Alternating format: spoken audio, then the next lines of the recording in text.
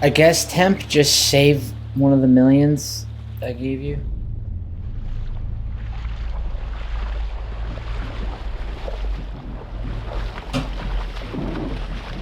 Well, I messed up pretty bad there. Came around this corner here, punched that hole, which was fine, but then I kept going into this hole, and like I kind of got stuck in it, and then I ended up surfing it all the way down to about here, and then it just grabbed me. I'm tired. I'm tired. We're gonna play a spooky game later. Washed so if you guys soaked my camera. I think I lost my tripod. Cell phone absolutely soaked. Ego shattered. A little disappointed in myself. I should have been less lackadaisical. It's too bad too because I was actually filming on my big camera. That camera's dead. I know that. That camera's probably you might have the most check-ins, but do you have 30 seconds. the most watch time? So that camera's toast. Watch time is a big one compared to check-ins. Camera earlier this trip, so both my big cameras I could kind of care less if you had 52 check-ins for like the old SD card, 5 minutes watch time, you know? Filming on into my other broken camera. Looked through honestly, the IPs. That file's corrupt, so I didn't get footage of my dunk, which is a shame because it was kind of fun. Anyways, I'm all right. A little shattered, but ego shattered, but we're gonna move on. We'll be all right.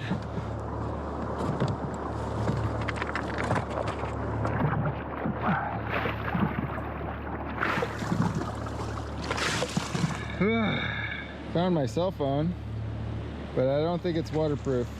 I was surfing for a solid 15 seconds. Like I was fighting it, and I just couldn't fight it no longer, and it just flipped me. Done got me good, and took my croc. Temp's giving out the points for me to make it easier because I'm kind of tired right now. Oh, it's exclamation give points. It's exclamation give points. I just spelled really exclamation give points like this. Wasn't perfectly. And then at the person. It's a little bit. Thanks for your help. I appreciate it. Down here. I am tired. I am tired. I am tired.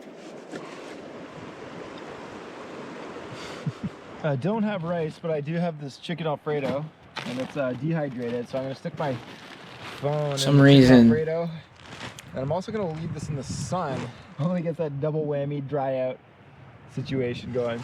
Honestly, of that whole situation, the thing I'm most upset about is the fact that the video file is corrupt in which I was filming on.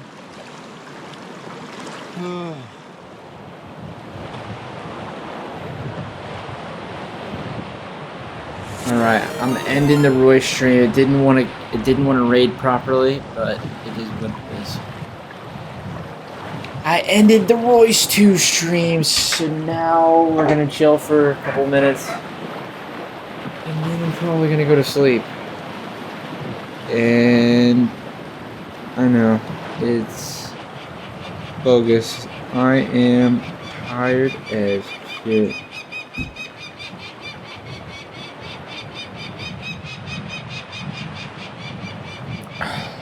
What an EP guy. Yo, are you down to stick around with us, brother? This river is continuous current. There hasn't been a single section, not a meter stretch, where the water hasn't been moving at full speed.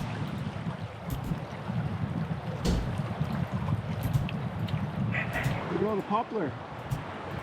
Well, at least it looks like poplar. It might be something else, like ash. Is that the same? I don't know, but cool to see.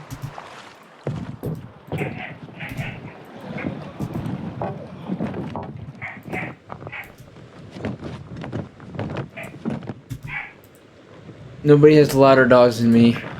I have nothing to do about it. They're crazy. They have minds of their own.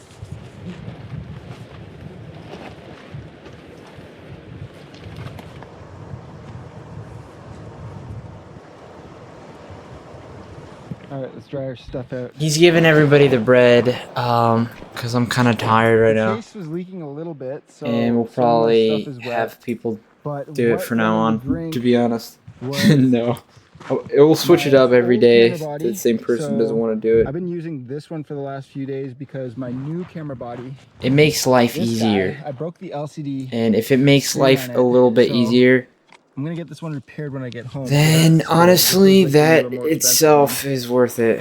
I destroyed the older one. I don't think that one's gonna work. But fortunately, the SD cards, they're saved, minus the actual clip of me dumping, which would have been pretty cool to watch. The camera lens that was on the old camera, just Personal fun fact. not great.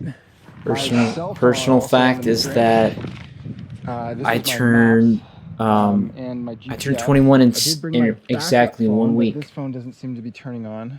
I might be able to mend this. But other than that, I lost a crock and my tripod. Oh yeah, and my my self-esteem shattered. No, I'm happy to come out on the other end of that. It could have been a lot worse. Mind you, it was a lot of fun. It was a lot of fun, but I did destroy a camera and my phone. So that's a bummer. I don't know, honestly. Crock. So I don't know. I'm not a I'm not a That's probably drinker. the biggest bummer. If you're thinking, if you're thinking I am, I'm gonna set a good example. Ah, got that one. My dogs have bad You problems. got me quick. They got anger problems or bastard. something. You bastard.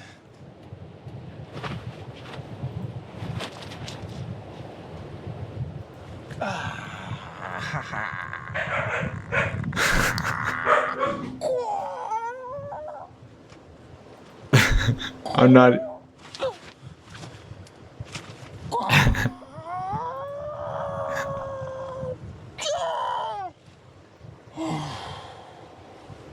So we put in here at Dual Lakes. We've been doing all this the last few days, and that class 3 right there is what we ran yesterday.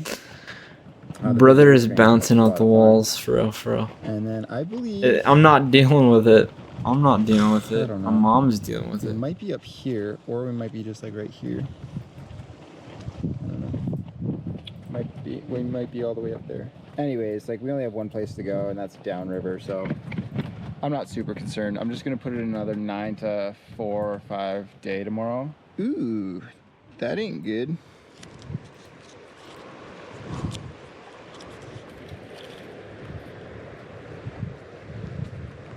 Okay, so the guidebook says, although the white water is behind you, the numerous braided sections often have new channels. Hello, everybody. A fast-paced and sometimes unnerving challenge. Sweepers, log jams, and blind corners on narrow, newly cut channels can intimidate the best of paddlers.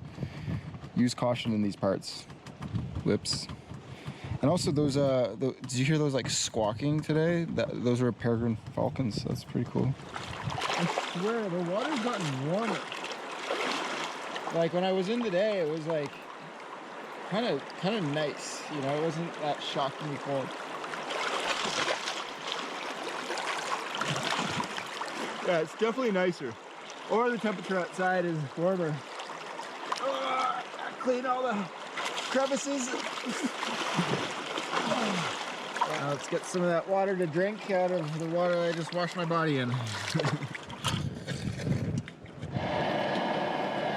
Anybody that's from the raid, maybe you could restart your stream if you are from the raid.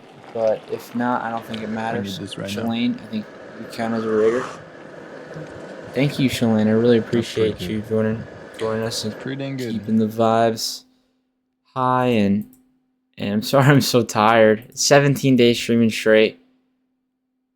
I know it's not a whole lot to some, but them to testify about what they knew. Some people are thinking that I'm just enjoying myself the whole time. My back be hurting a solid percentage of the time.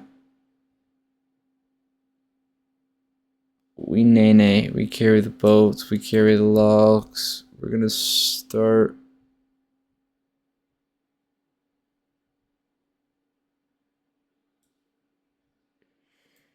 We're going to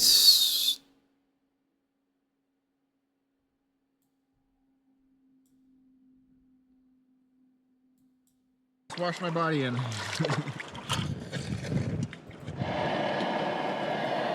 Will be my last hot chocolate of the trip.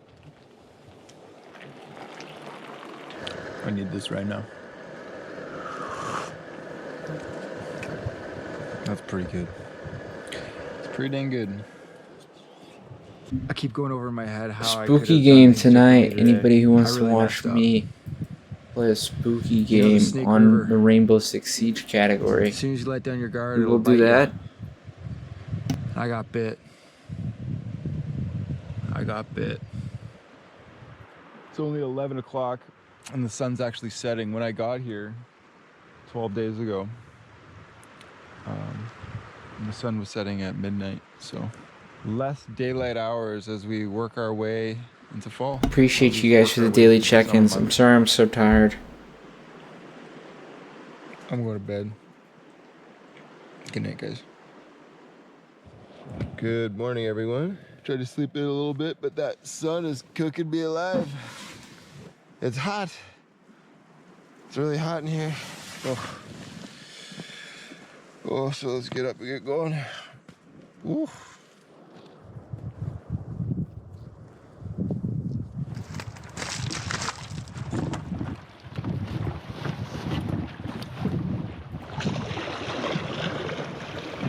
Hi. 45. This is the latest I've been on the water. I hope you're down to stick around for a little bit. I think I'm gonna go to sleep and take like a 3-hour nap and wake up feeling started rejuvenated.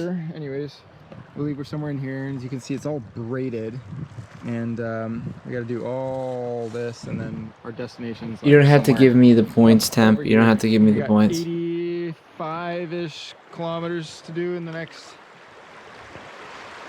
2 days. Thank you. You don't even have to do that, man. You're going above and beyond.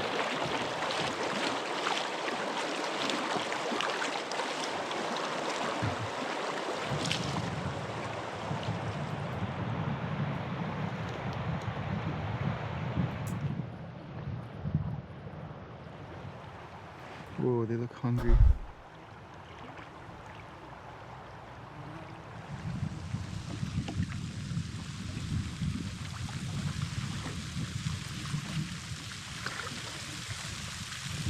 So I pulled over to camp here, and it looks really nice. And the main thing I like is it's not rocky, so I can walk around with bare feet because I lost my Crocs and I don't really feel like wearing my wet hikers. But the issue, it's supposed to rain tomorrow, and maybe even through the night. So Hey, Redbeard. You want to redo my message if you want? So it'll just be mud tomorrow if I stay here. So Lino, I put you up to that. best I keep going. If it's easier for Temp, on the rocks. I'd be more than happy. And then tomorrow we'll have somebody else who wants to do it. Better when it rains. We'll switch it up every day. But only the people who want to. Nobody ever has to. Not enough big rocks around here. Low taper fade. Got the sun shelter up. Now it's time to go for a little swishy splash. Because I checked my inReach and it says the weather is 31 degrees. Still a raider right from now, Royce which is 2, nuts. by the way. That's hot. It's really hot.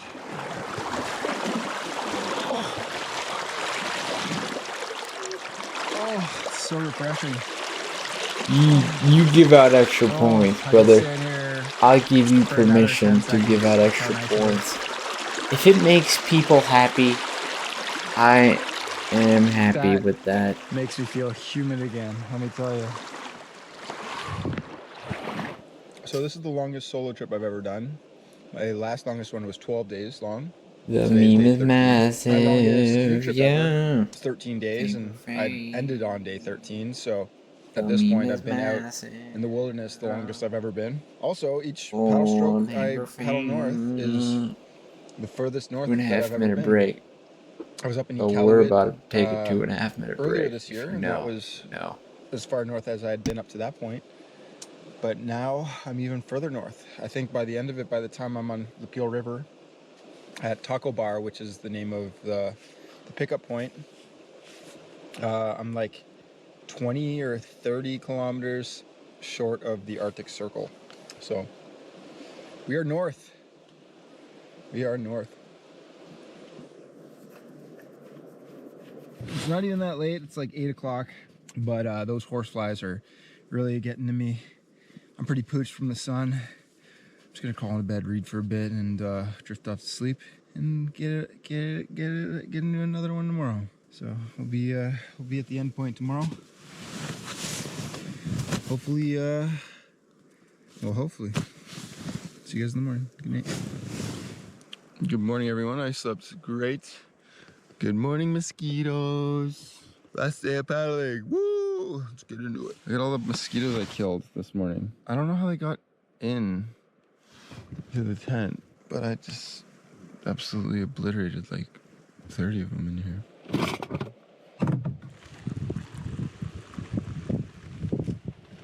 Rain's coming down. I don't feel like leaving yet. Just gonna hang out and finish my coffee, enjoy myself for a bit. Because it's either I wait here or I wait there. This plane's not coming until tomorrow. I'm gonna start getting dressed just in case stuff starts happening. So rain's not really letting up. I don't really have much choice but to keep moving forward. I gotta make kilometers today. So we're getting back on the water.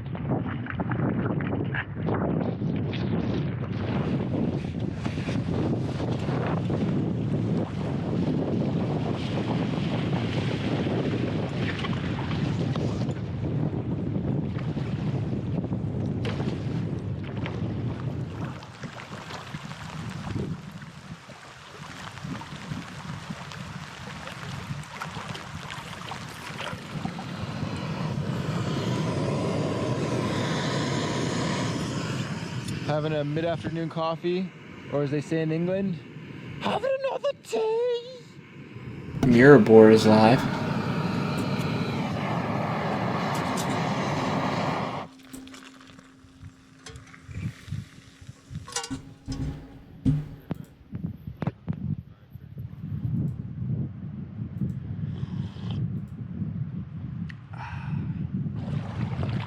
Paddling's tough today. It's long, windy, headwinds.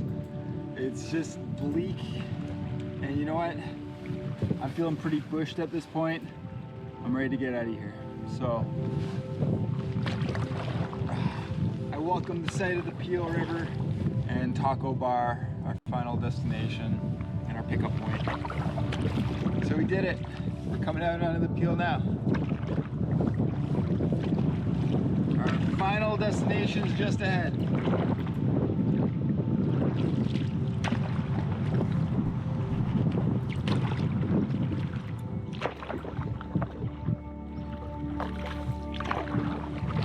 Snake River behind us, we're on the Peel. This river's massive and it's got some good flow to it.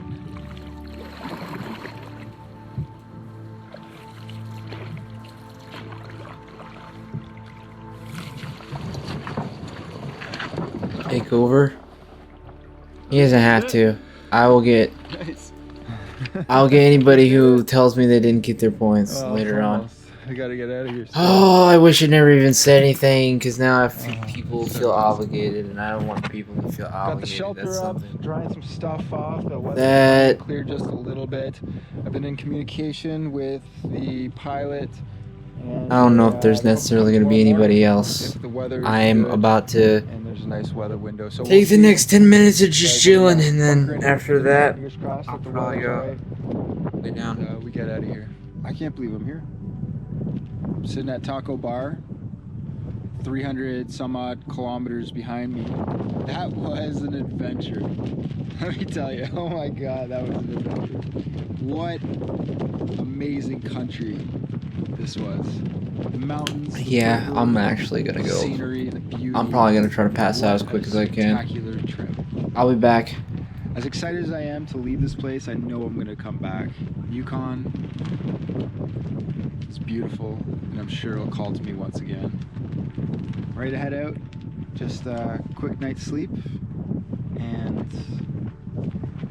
float plane pick up in the morning.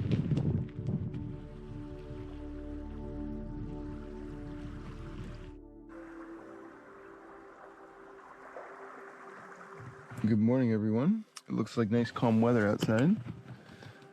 So I suspect we have a plane inbound in the next little bit. Time to get ready.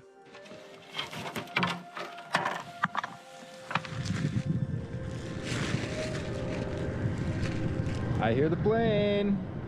Woo!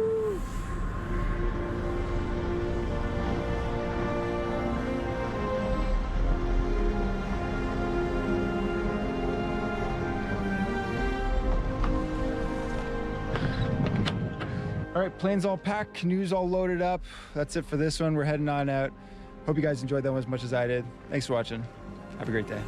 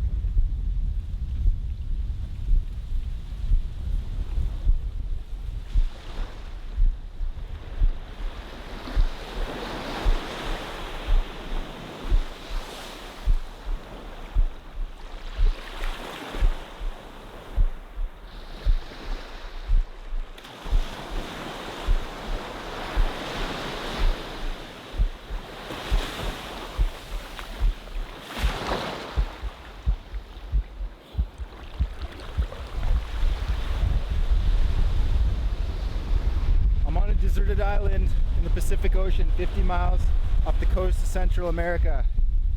I have no food, I have no water, I have no shelter, and only limited tools in my bag. Lots of camera equipment. Rescue comes in 5 days. Lots of work to do. Found a nice place to set up camp and call home. But it's a real hot day, so I should probably find something to drink.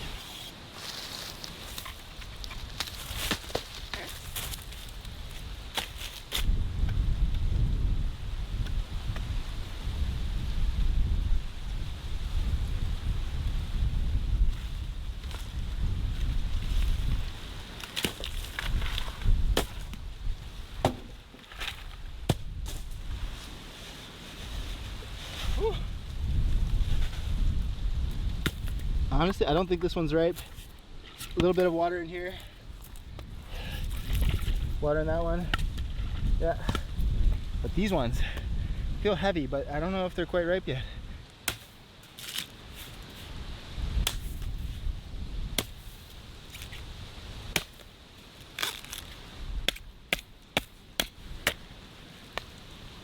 Oh, yeah, it smells good. Oh, yes, that is delicious. Check it out. I don't know if you can see in there, but you can definitely hear it. And this is what's gonna keep me hydrated for the next 5 days. Just purely coconut water.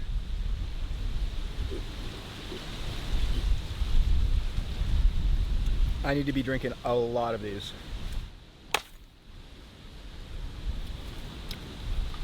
Woo! Before I get into any more coconuts or do anything else, I'm going to show you what I got in my bag. This is everything I brought. Right here we got our clothing, sunglasses, hat, buff, extra shirt, and Crocs. First aid in here. This is all camera equipment. Got a bunch of odds and ends in this box. Battery chargers, extra batteries, things to help with the camera. These are batteries to charge the batteries, drone, extra lens, GoPro, and then my inReach. For tools, I have a knife, I have a parang, I have a little bit of paracord, I have a headlamp, some medical rubber tubing, and a 3-point spearhead, bit of 10-pound line, some hooks, and some weights. And my one luxury item is some instant coffee. No fire starter, no water, no shelter. Oh, I guess I also have this bed sheet that will maybe keep me a little warm, maybe keep the bugs off in the night, maybe do nothing, we'll see. But that's it, not a ton of stuff, not nothing, but it'll definitely be a challenge to be out here for the next few days. I didn't bring a lot of paracord, but it'll definitely help. You can make primitive cordage out of some of the trees around here. I might show that later, I might do something with that later, but for now, we're just gonna use this paracord. Also, there's lots of rope and fishing gear that washes up on shore around here, so that's also an option. I've seen ton up the beach already.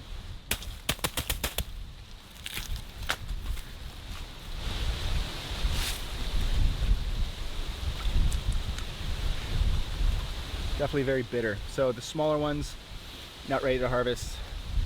They get better as they get older. Lots of coconuts on the ground here, but none of these contain any water. So not as much water here as I'd like, but there's still lots of coconuts up in trees. We'll do our best to stay hydrated. There's lots of coconuts up here, but I don't know if you can see amongst all this mess, that's a termite nest. So I don't know if I want to climb that. There's this bamboo pole here, maybe this can...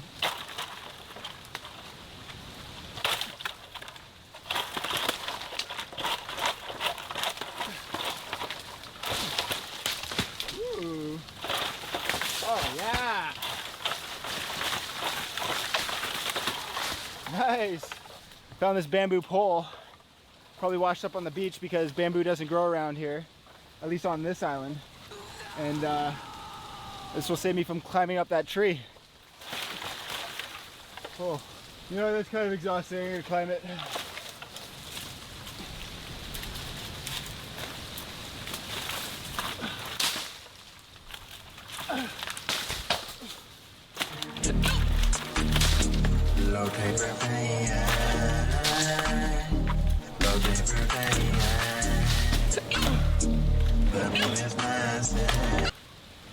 Oh, I can't.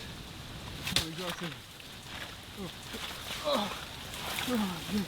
Doesn't look that high, but that's like 10 feet up. And swinging that machete while hanging on for dear life is tough work.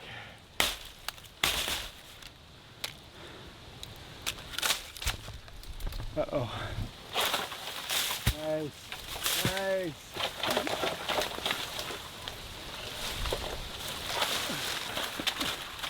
Woo. Nice. I want to drink like 10 coconuts a day, at least. I think I hear it's like 6 will get by, because 6 is about possibly 1.5 liters. But it's really hot out here. I need to be drinking way more than that.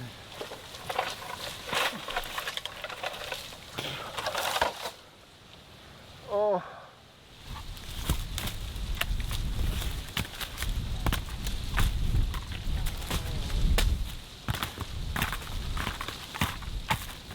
Woo.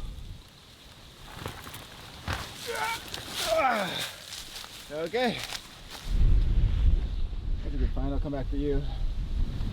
Fortunately, a lot of litter gets pushed up here from the ocean during high tide and kind of sticks along the higher parts of the beach. It's an unfortunate part about living in today's modern day plastics. That should get me through for a little bit at least, but oh my god, was that ever effort to get these down, and it's going to be effort to open them up. Ugh. I feel like this is the name of the game, coconut collection, but I'm going to jump in the water because I got to cool down, and then I got to start on a hydrating. 24 coconuts!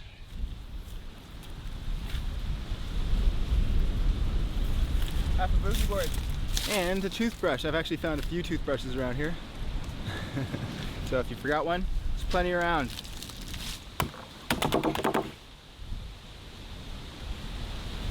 There's really not that much water in these things.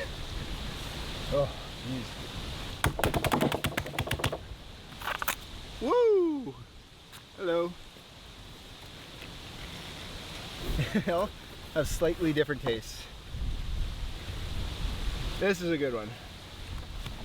So apparently each coconut contains between 800 and 1,000 calories, which is absolutely insane. And I quite like coconut. I feel like I can eat a lot of it. That being said, if I sustain myself on coconut for the next few days, I'm gonna be absolutely so sick of it.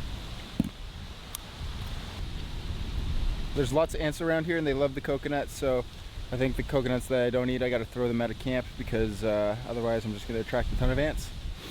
So it's currently the dry season in this area of the world. It's unlikely that it's gonna rain, knock on wood. Although that might be nice for collecting some water. Yeah, actually, you know what? Bring on the rain. But for tonight, I'm not gonna build a shelter. I don't have a ton of time, but I do wanna make sure that I get a good night's rest.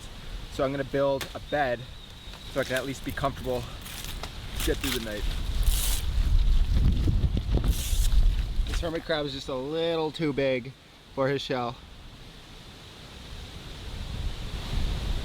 Bye bye. All right, so I found a better spot to camp, just a few feet away. I'm gonna pack up all my stuff and move it all there. Found this tangle of rope down on the beach. I have use for it tomorrow.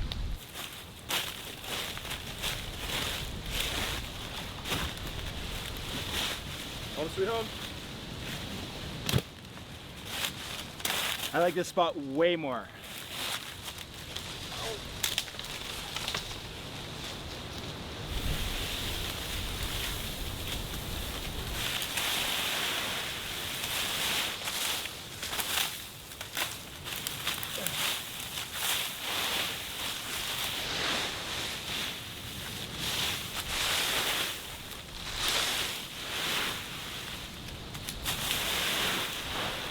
All right, so this is my new home. It's the start of my bed over there. There's my kitchen so far. And then we got my ant colony in the middle. I don't really want to move that log because there is a lot of ants under it.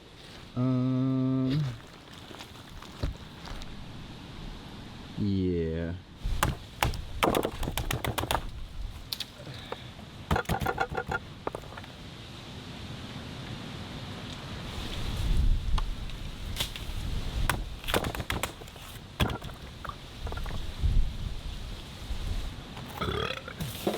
That's so much effort. It feels so wasteful. But I don't need to eat much of those coconuts. And if I keep them around here, the ants will get into them and just kind of cause a whole scene. So, gotta get that water. Gotta get that.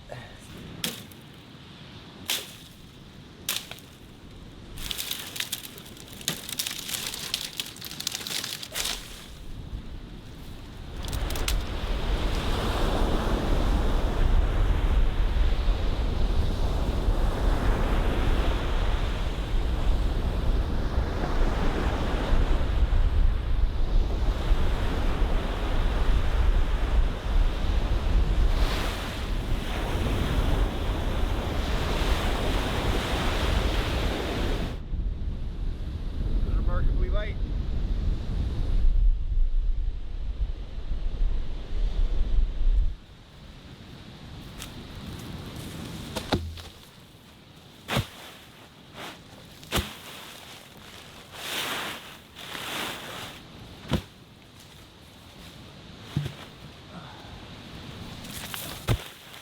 Luxury.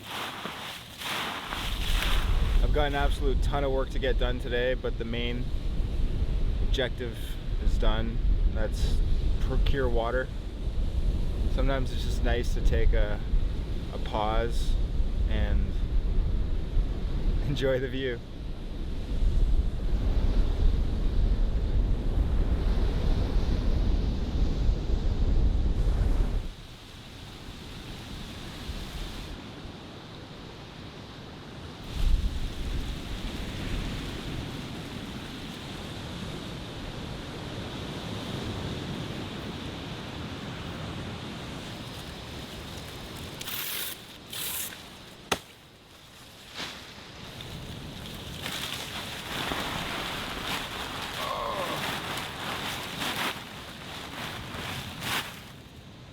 Okay.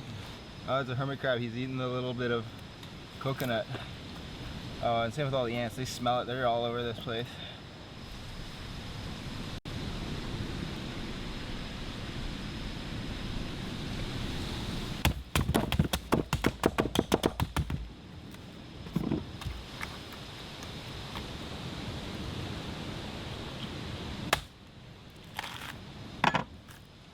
I'm really concerned with how many coconuts are around that are easily harvestable. In fact, I think I got the only tree that was like relatively easy. I gotta look a little more tomorrow. 15 coconuts. Might seem like a lot, but I think I've already drinking about that much just today alone. And today wasn't even a full day. And I'm still thirsty. So I think I'm gonna need at least 20 coconuts a day at this rate. We'll see, I'll count them tomorrow, I'll keep track, and yeah, we'll go from, yeah, a little concerned about the water situation, that's for sure. I'm gonna finish off this bed a little bit and then lay down. I'm exhausted.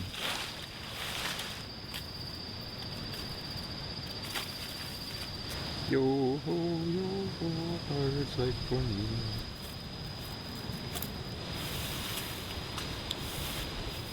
Nice. That beauty. I know what I can use that for tomorrow.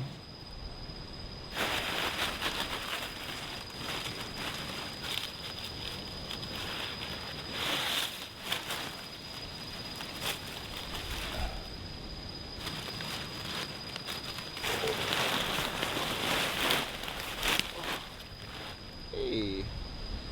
Oh yeah. Check it out. This is one of those coconuts that's just starting to grow.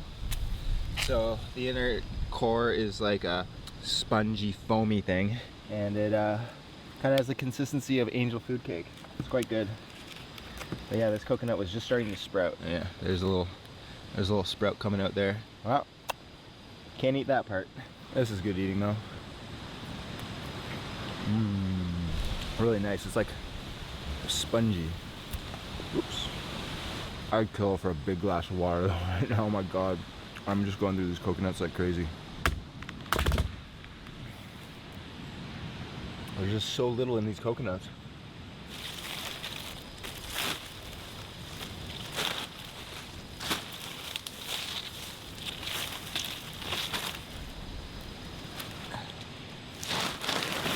Okay. That'll do.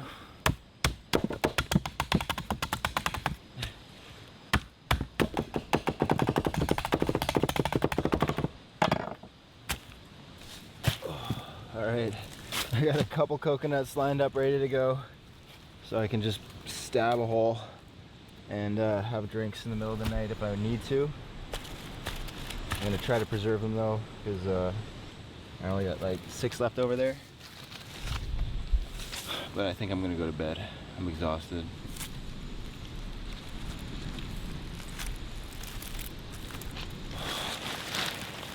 That's it for me.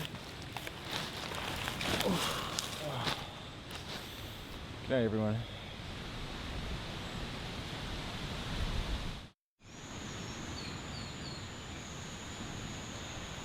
Good morning, everyone. Probably around 6 a.m. I slept okay. At least I got some sleep. The ants are getting to my coconut.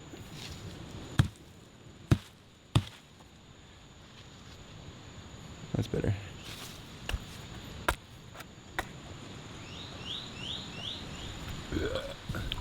It's good. Last night I just stuffed one of my dry bags full of dead leaves and used this as my pillow because it kind of got a little cold, so I used the bed sheet as my blanket. But yeah, the bed was alright. It wasn't perfect, but definitely got a couple hours of sleep. So the leaves really compressed. So what I'll do tonight is I'll push the leaves more to the center, push the logs in, and then hopefully that'll puff it back up. This is instant coffee. This might not be the right thing to drink in the morning because coffee dehydrates, but this also might be good to give me that kick that I need to get up one of those trees to get more coconuts. So we're gonna try it today. Whoa, it's wild.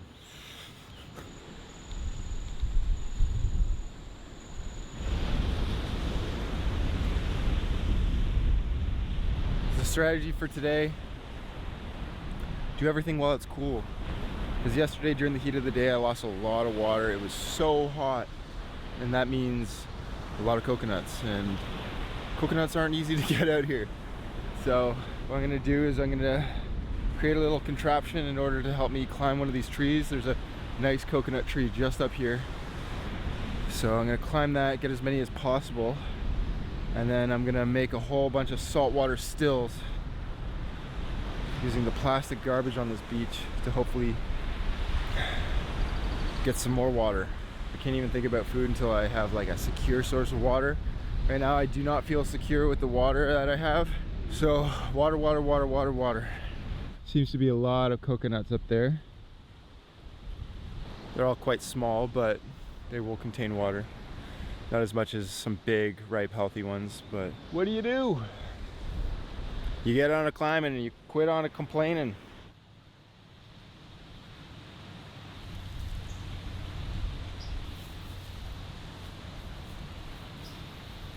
That tree's got the mother lode.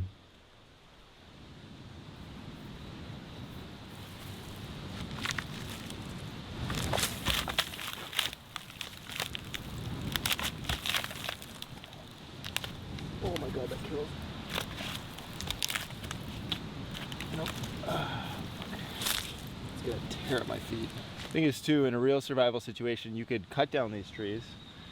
Though if you were out here for a while, you would just be destroying the only source of water that you have. So these things reproduce coconuts on a consistent basis, so it's better to learn how to harvest them than to destroy them. And besides, they're beautiful too.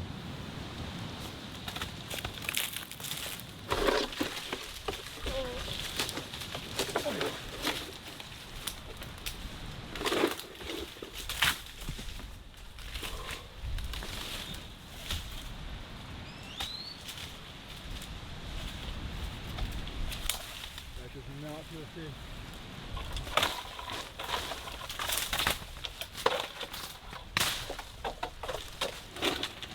My goal today is to get 30 coconuts. So far I've gotten 10, which is pretty good. My strategy for climbing these trees has, I don't think that's happening at all. It's really hard.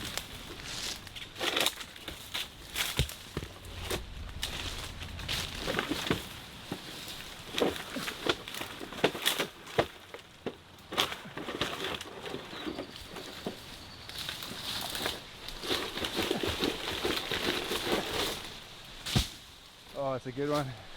These are the type of coconuts I'm looking for, these big chunky boys. And I haven't seen many of them, but here's one.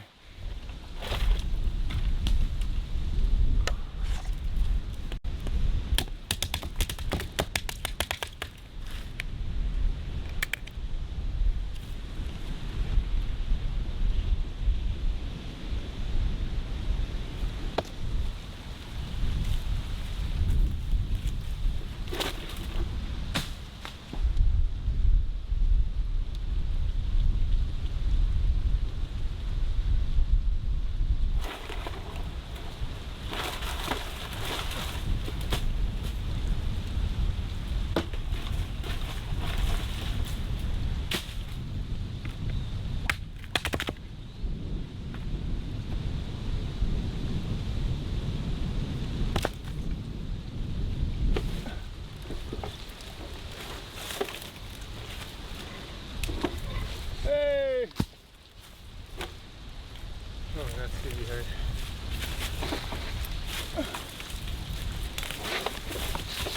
Oh my god. Too much effort.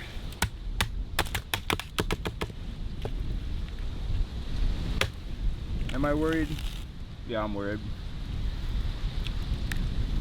3 more full days without water. The food thing, not too concerned.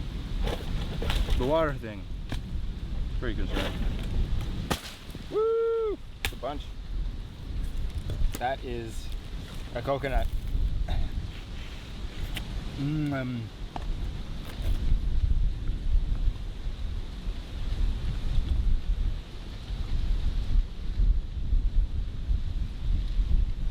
Oh my God, there was so much in this one. Wow. Oh my God. I would say that was about that much, like from here to here. That was wild. Woo! All right, that jacks me up. Yes.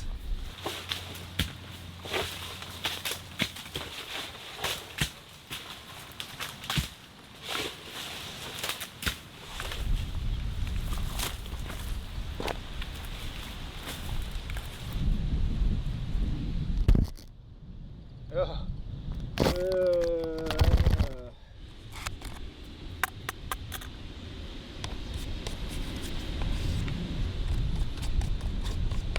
This might look like a lot of coconuts and therefore a lot of water, but in all honesty, a lot of these don't have very much water in them. Yesterday I drank about 16 to 18 coconuts, which is 3 times as much as I expected to have to drink on any given day, and yesterday was only a half day. So I'm gonna collect a few more coconuts for the day, then move on to the next chore. I just wanna feel real secure and know that I at least have probably a day and a half, maybe even 2 days worth of coconut water to sustain myself before I have to go back out and get some more.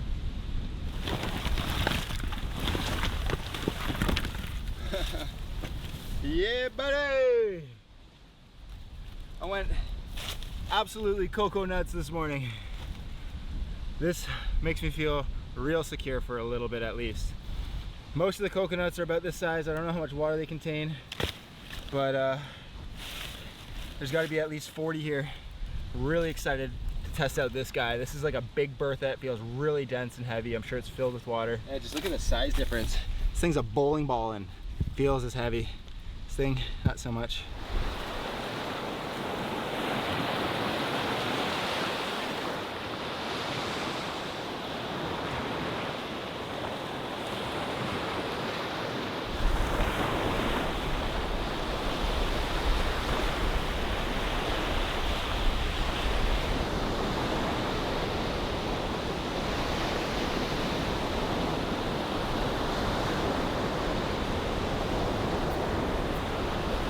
Could come in handy.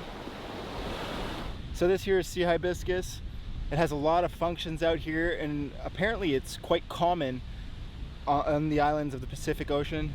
So it's unlikely that you won't find it, which is very convenient because of all its uses. For one, it makes excellent cordage when you rip off the bark.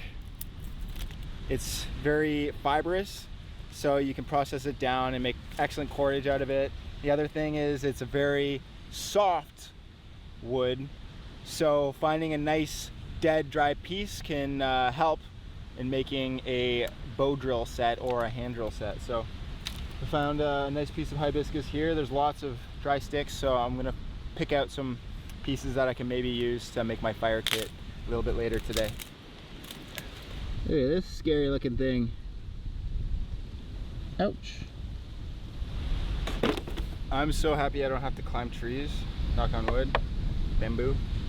That was nerve-wracking.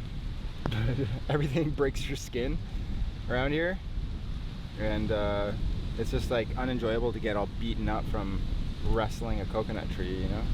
So fortunately there's a lot of bamboo that washes up on the shores around here that you could just use to poke them up out of the tree. I'm just fashioning 2 of these bamboo sticks together to make it slightly longer so I can get some of the remaining big guys out of this tree just behind me.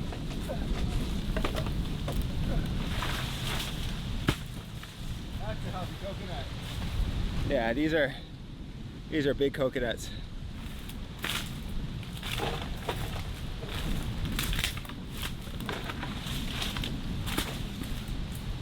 All right, that's it for me for now. I am absolutely pooched. I'm gonna go chill out. Wow, that was a full mouthful in this one. Oh. You guys are wondering about all the extra coconut. The inhabitants of this island absolutely love the coconut, and they can't get to the insides of it. So all the coconuts that I'm not eating and only drinking from, the hermit crabs, the ants, they eat the coconut. So nothing goes to waste around here. These will all be eaten by something. I have 58 coconuts. I had about 6 left from last night. Drank the 4 beside my bed this morning. Probably had about 5 or 6 out there. So yeah, I harvested roughly around 60 coconuts today, somewhere around there. My goal was to get 30 coconuts for the day. And I felt like that would make me feel very, very secure for the next, but I got double that. And I didn't even have to climb a tree. Thank goodness. That was a relief. I think I'm gonna jump in the water and lay down for a bit because I'm pretty pooped. Didn't get a great night's sleep last night. And the heat of the day is coming in. Home sweet home. It's hard to want to do a whole lot right now because it's just so hot. But gotta do something. So the plan is I'm gonna eat a little bit of coconut, maybe have another Coca coffee, and then make a saltwater still using these bottles, these plastic bottles I found on the beach, and then get a bow drill set together.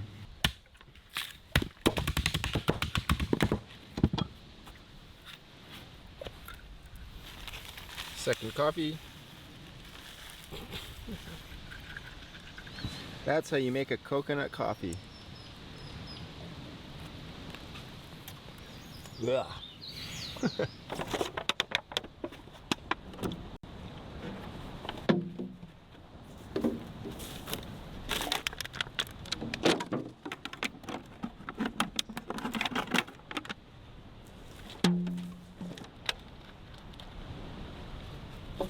Found this one. This might actually be water. I don't know if this is good to drink or what. That's actual water. That's actual water. I'm keeping that. I don't know how good that is for you, but that's actual water. I'm keeping that one. That's awesome. Yum. All right, I got 8 of these small cups. I'm gonna go wash them out, fill them with seawater.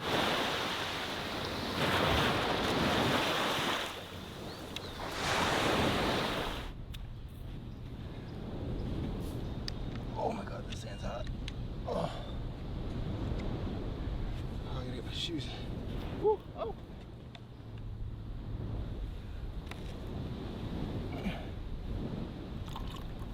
Now I just fold the sides in on the plastic here.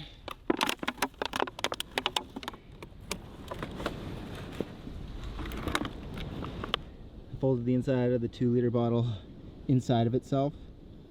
Inside that bottle is a cup of water, salt water. The sun will beat down on this, evaporate that salt water, and then pure water will condense on the outside and hopefully drip down into the little catch basin that I made around the sides there. It's at least the theory. Got 4 going so far. I have to find some more Coke bottles because the other ones weren't working, so I'll do that now.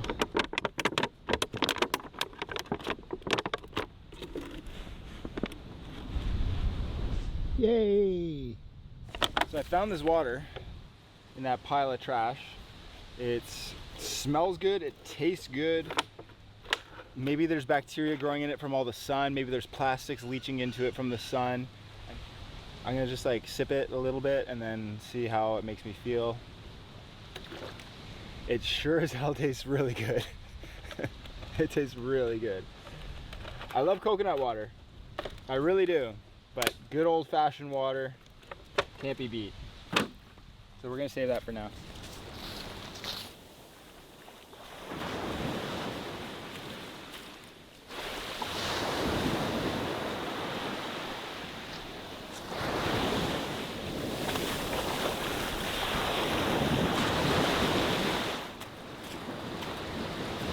No shortage of snails.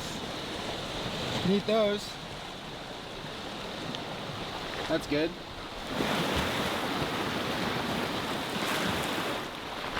Ooh, slippery. Be careful. This here is what I'm looking for, limpets. Ooh, suction himself to the rock. That is one big limpet.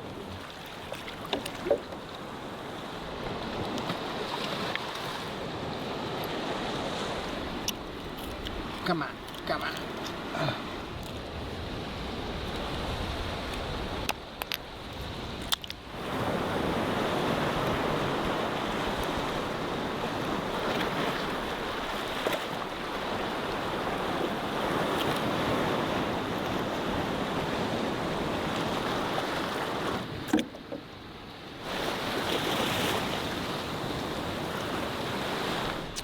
All right, tide's coming in. Time to head back.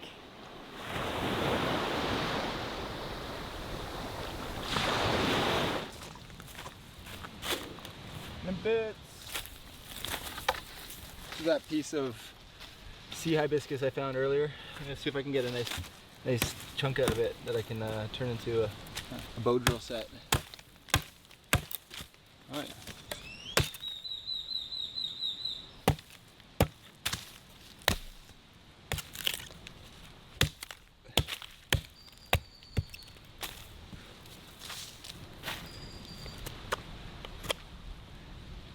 This knife was razor sharp a few minutes ago. I kind of dinged it up trying to get at those limpets.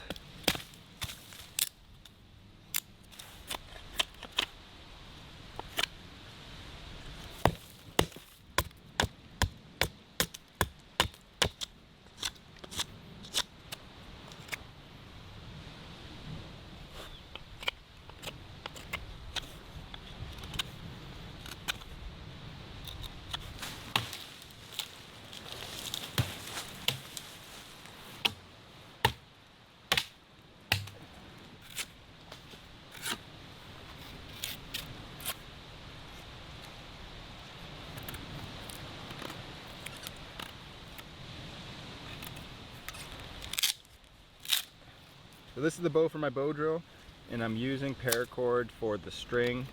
There's lots of rope all over the beach that's washed up from probably fishing operations. So you could use that. The other alternative would be to use natural fibers. The hibiscus bark is very fibrous, and you can actually use this, though it's not as resilient as 550 strength paracord. So.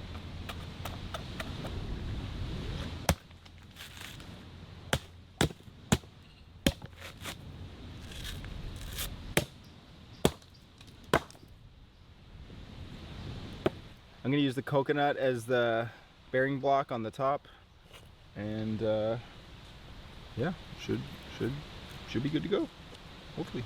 Coconut from the ground that's been open for a while, and the fibers in it are absolutely great for fire starter. Coconut burlap, this will also be excellent for starting this fire.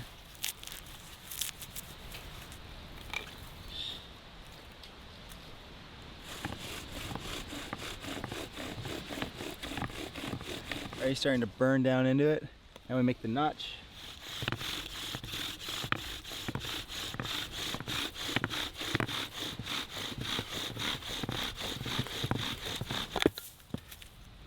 Why you keep popping up, buddy?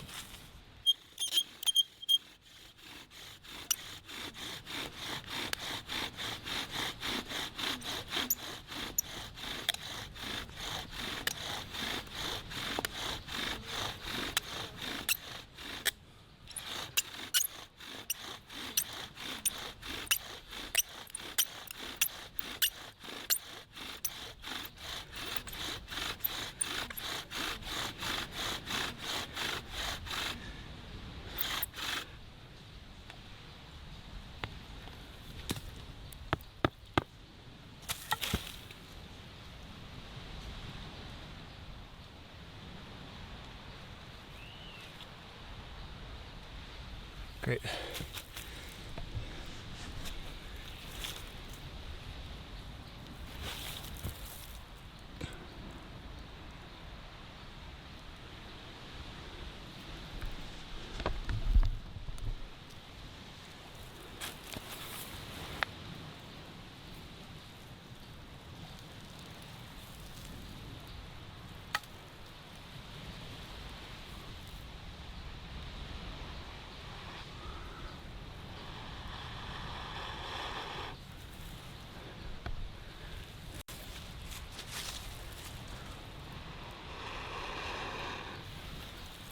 Excellent.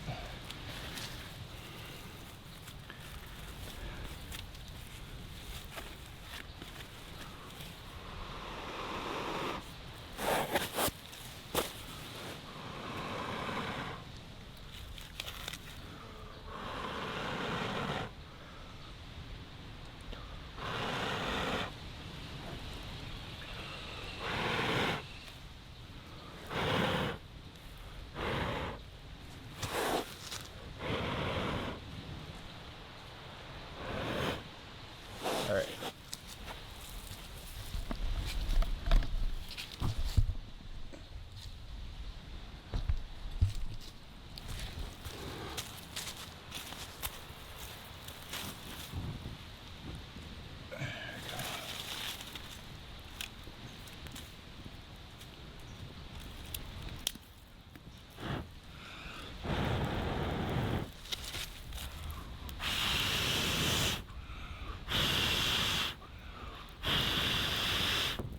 Woo!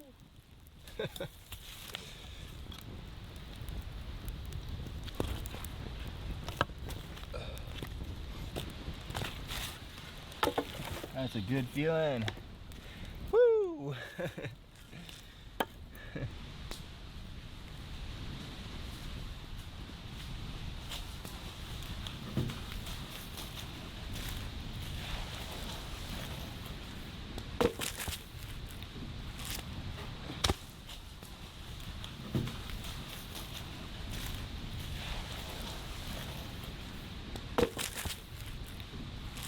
As a reward for getting the fire going, I'm gonna open bowling ball coconut.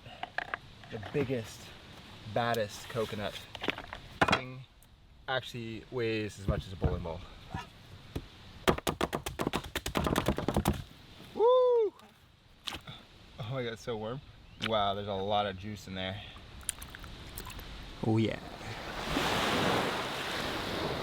Mmm.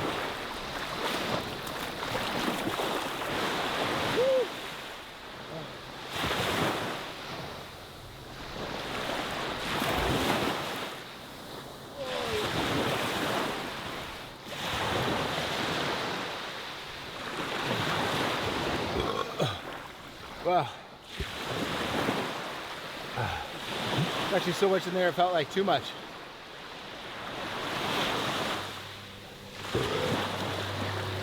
That was a healthy coconut.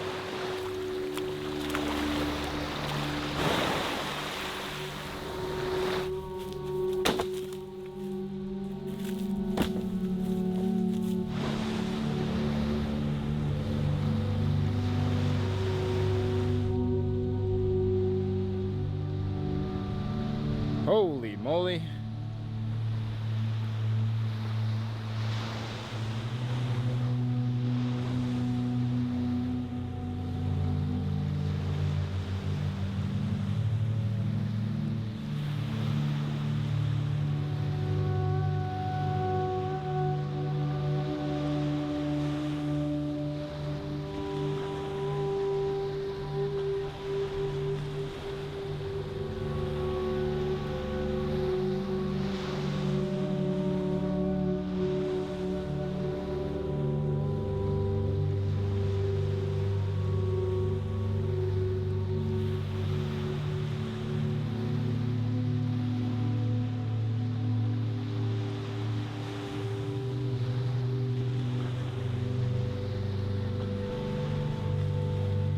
Let's see how much evaporation has taken place.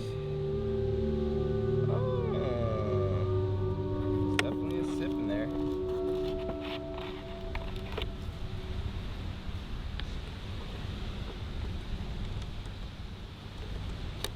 Unless that's just seawater because I didn't clean this out or didn't shake this out enough.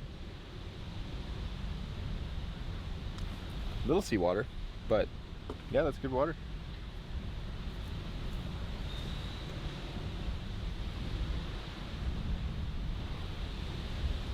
As little water as I'm getting from these, it is nice to have actual water and not coconut water. Ugh. That was gross. Ugh. salt water. Honestly, if you do like 200 of these, you'll probably have enough water to get you through the day. All right, well that kind of worked, but I'd say I got like that much of a water bottle full. So nice though. Anyways, I'm gonna leave this out here probably for 2 days now, see how much water I can collect. All right, this is the part of the video where we graciously thank today's video sponsor, because without them, this video would not be possible. So thank you guys for watching, and thank you Headspace for sponsoring this video. Headspace is a meditation app that I've been using for about 8 months. I rediscovered meditation just before that because I was having these negative, reoccurring, draining thoughts. Ruminating thoughts, negative, invasive, ruminating thoughts. I would just get stuck in these thought patterns, and they would just loop. And it was clear to me that I just didn't have any control over the way my brain worked. And so I turned to meditation as a way of training my brain. But it wasn't until I found Headspace that my learning deepened and it accelerated, because I had a program and a teacher on the Headspace app. And while I'm not having the same negative thoughts that I was about a year ago, largely thanks to meditation, I'm still having, at the end of the day, kind of desires to wind down and decompress. And that's why I turned to meditation. I've really been enjoying the creativity bundle. It reminds me of this meditation that my mom did with me when I was younger that I found to be quite profound and very powerful.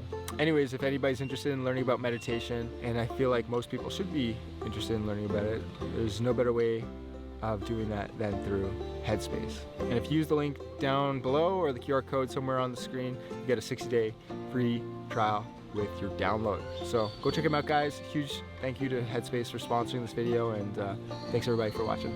You can spend the whole day, your week, trying to solve a particular problem, and then all of a sudden you stop thinking about it, and there's the answer. Just closing the eyes as you just sink back into the space around you, just starting to become more aware of the different physical senses.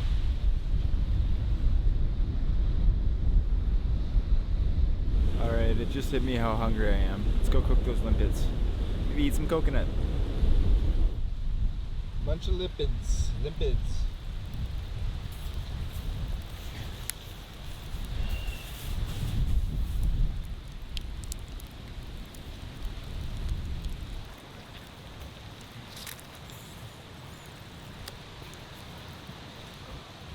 All right, here we go. Here's the inside of the limpet. It's the little back part you don't want to eat. It's kind of like the gross sack of garbage and poop. So you cut that off. Chunky piece of meat. Quite chewy. I quite like that. Oh, a little, definitely shellfish. I think the sand fleas are out today. Okay. I could eat these. These are pretty good.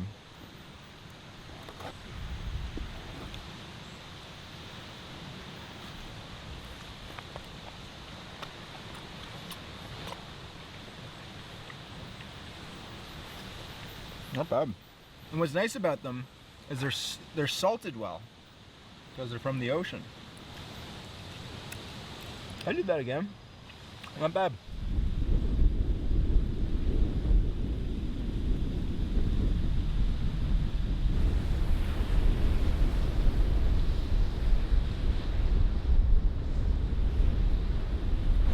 No point in being hungry. The tide is low and there's limpets galore out on those rocks. So let's go get a few more. What's that thing? Yeah, that thing looks wild.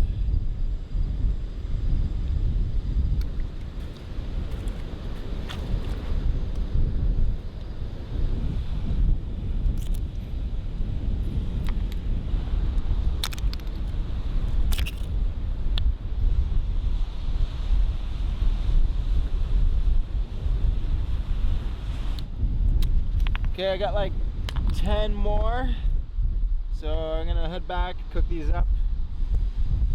Round 2.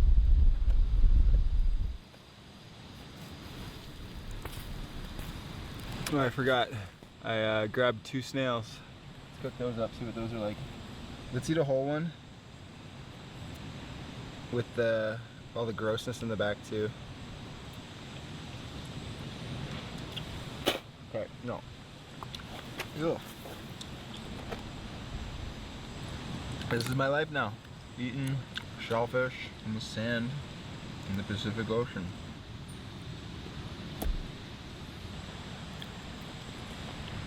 Comes with a little shot glass too. Snail is boiling.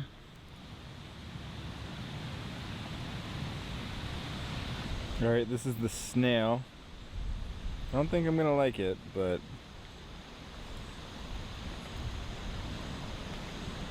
huh. Whoa. Oh. Oh, I love it. This is so good.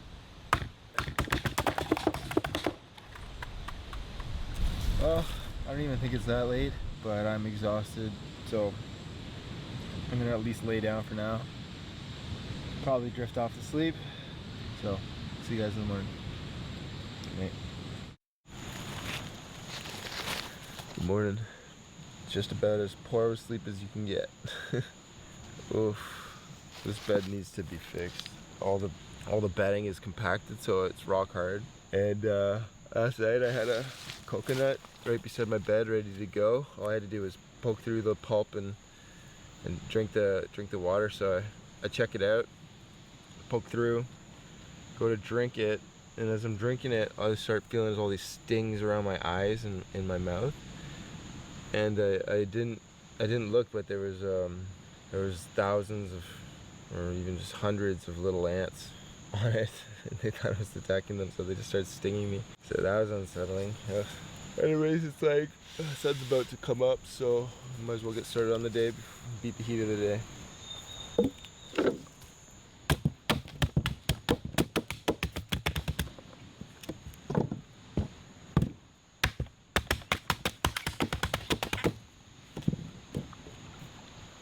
Not much in that one.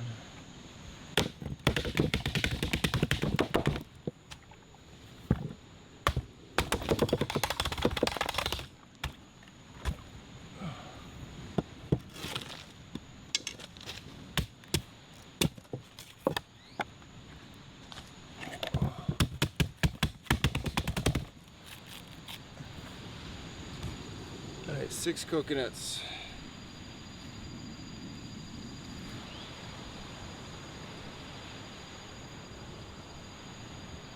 The ant fleas are just absolutely annihilating me today.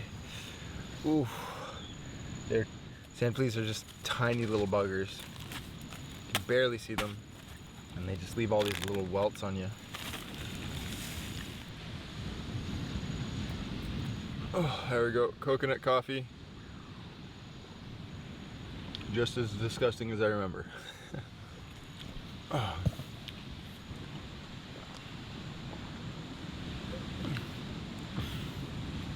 It's hard to drink these without spilling on yourself sometimes. 35 coconuts left from the 58 I got yesterday. I drank a lot of coconuts yesterday. I'll definitely need to pick some more up tomorrow. Pick some up, I mean, smack them out of trees.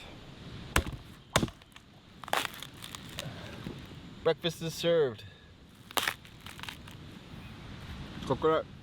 We're gonna go fishing this morning till we can't. By that I mean it gets too hot. If you've watched this channel before, you would have seen me do this. I'm just making a bottle line. Usually I use a stump, but there's abundance of plastic balls out here, and this will allow the reel to just, all the line just shoot off the reel real nice. So get all the sand flea bites. It's just 10-pound test line.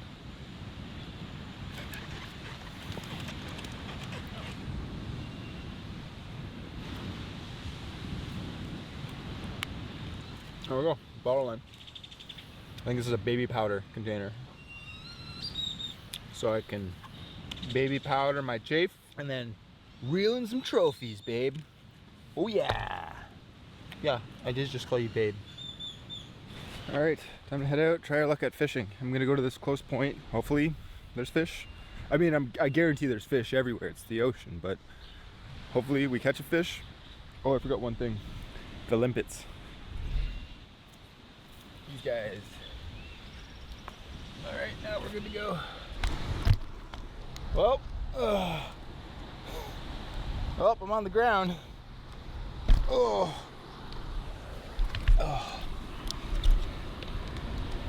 The rock is slippery. It was a graceful fall, though I did break my hand reel. Still should be fine. This rock is slippery.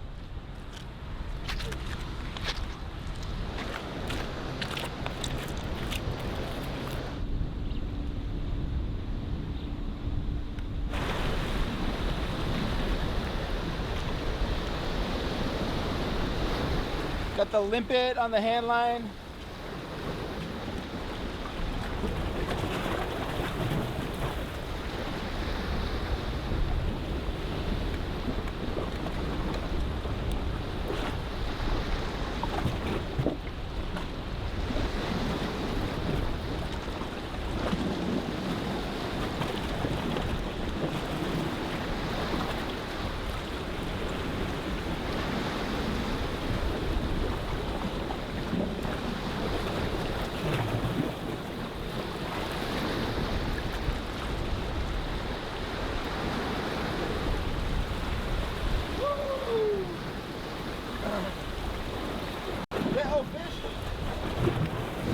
First try.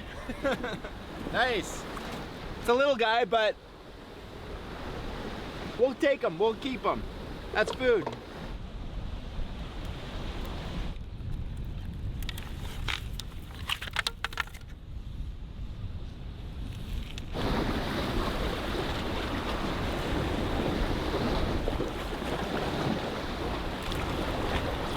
Took my bait.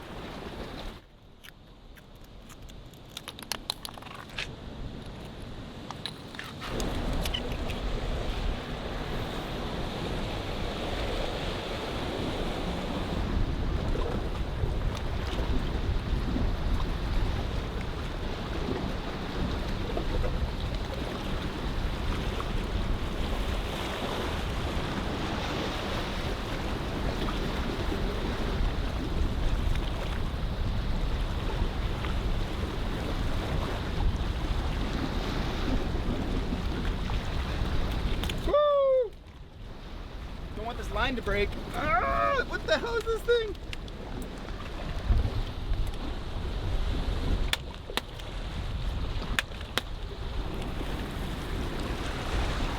Oh, you know what? This might be a triggerfish because it's got the little trigger right here. Wow, weird. Human-like mouth. He's got like teeth too. Cool, that's a good amount of food. Are we good with this, or do we want to try to get one more? Everything I catch, I'm gonna eat. I think we go for one more. Another triggerfish. Oh!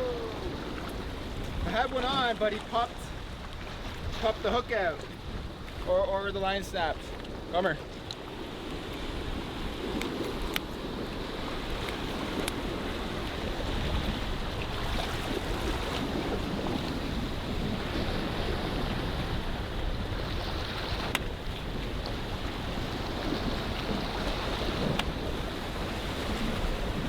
Hello!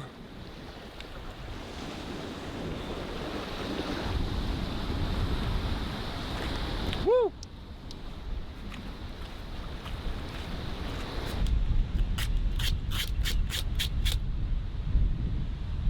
We have to fillet it. So with these two little small fish, I think they're grouper of some sort, I was able to get all the scales off them, gutted them out. But this triggerfish, can't get the scales off it.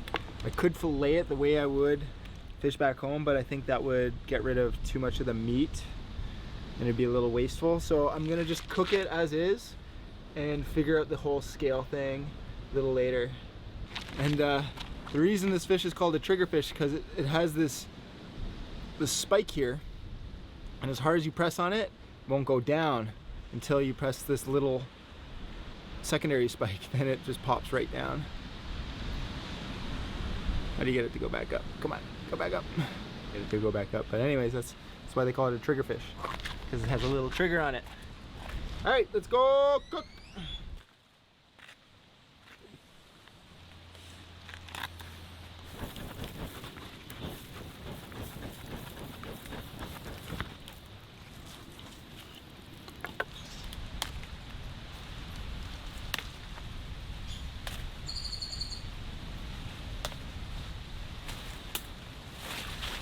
This is an almond tree. We're gonna use the leaves to cook the fish in.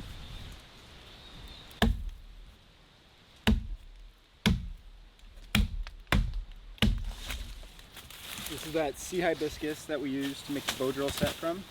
We did the bow drill set when it was dry. This is wet and green, so little different characteristics. But the bark of the hibiscus makes amazing cordage.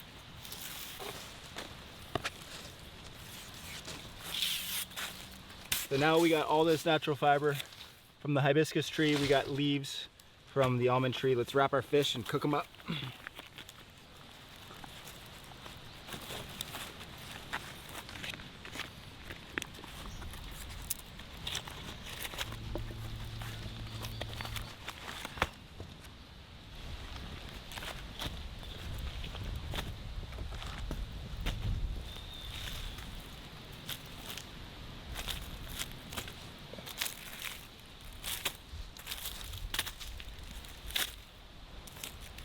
Ooh, that's cooked well.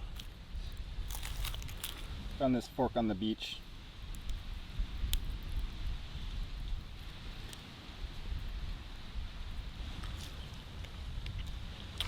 Nice. That's good.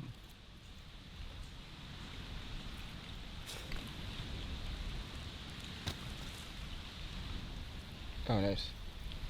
Yeah, oh, good. Scales come right off. Awesome.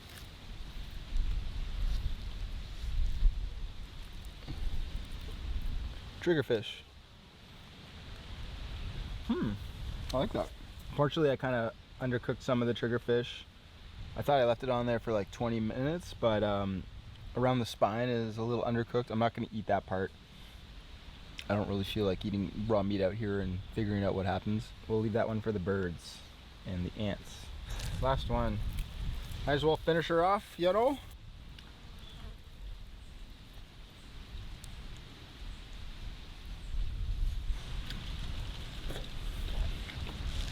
Woo!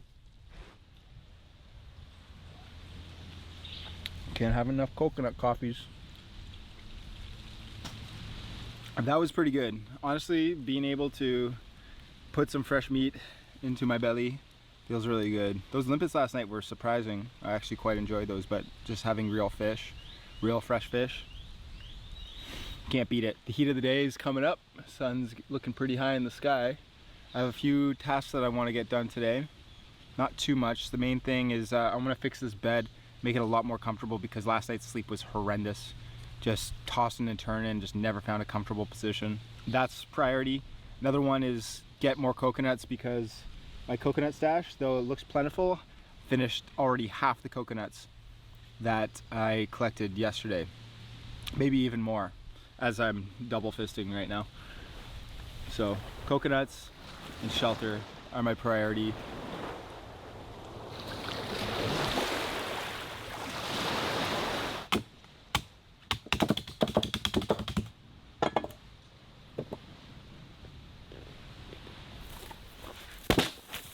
Oh, sorry, ants.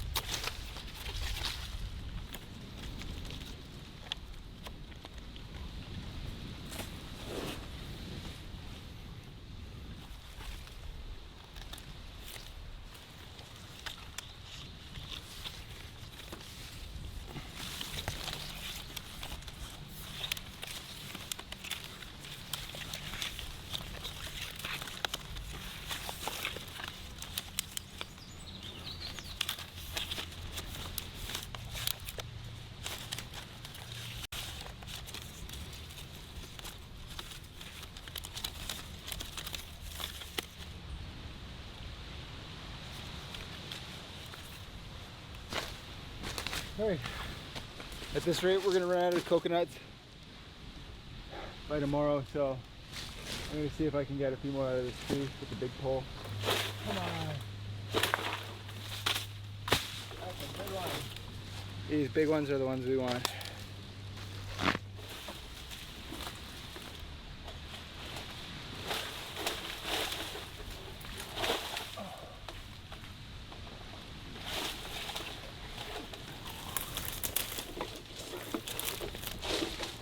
Oh, what the hell are you? Oh, wasp. Damn. Ouch.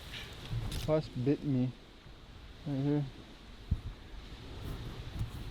I don't know if you can see it. But I killed him. So all is fair in the world.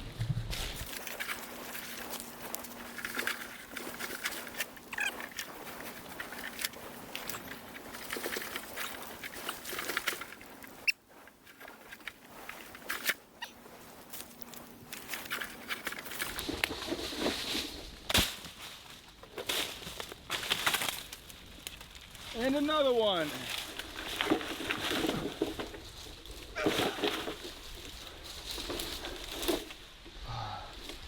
Oh, I gave that one a good run. This is really tough. Hey! Annoying.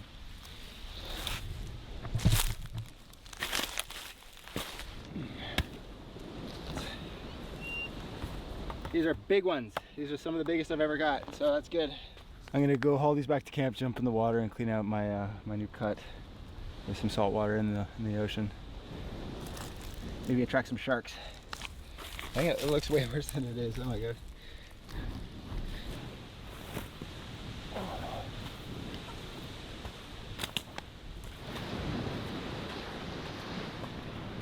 Look at the coconuts that I just got compared to some of the ones from yesterday. Like, look at that. I mean, that's a big example, but it's a big difference there. But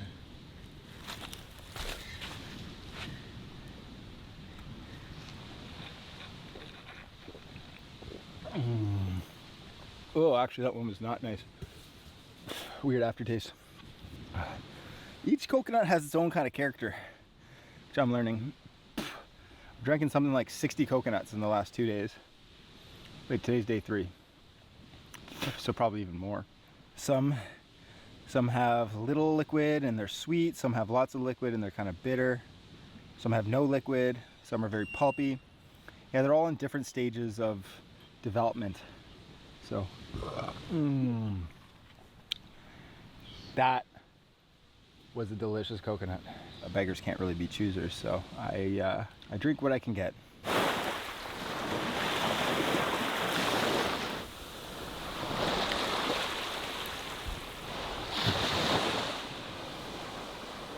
Sardine.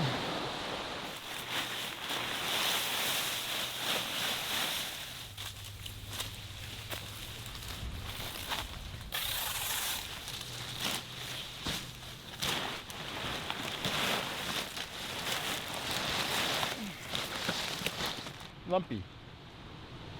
Very lumpy.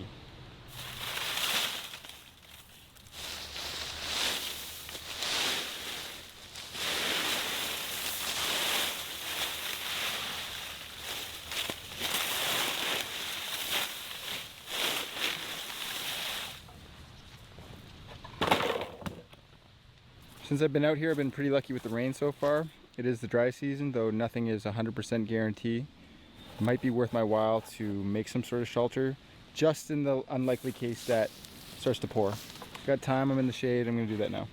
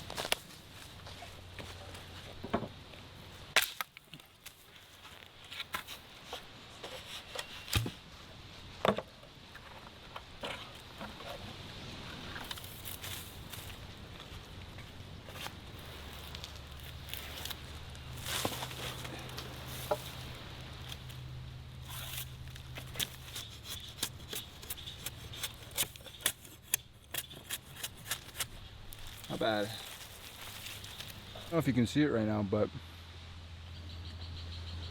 there's hundreds of sand fleas flying around my head right now. They are biting me everywhere.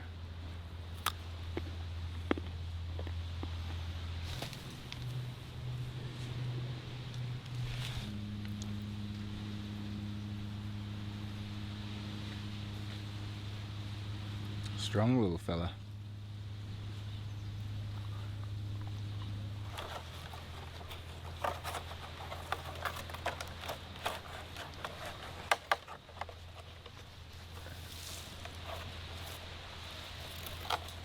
Oh yeah, she'll hold up to gale force winds.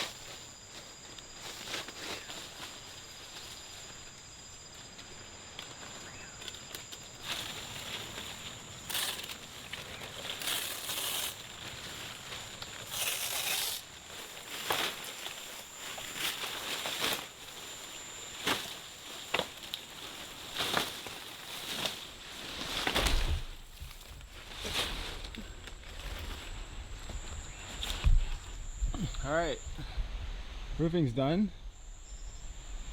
It's not perfect. There are definitely holes. You can see up over here some holes in the top, but it's pretty cool. Bring on the rain. Even when I'm resting and taking a nap, it still feels like I'm doing something. Probably because it's very draining mentally. I know that after this is all said and done, and I have like a nice hot shower, no, nice cold shower, and some real grub, I'm gonna look back and think how cool this experience was.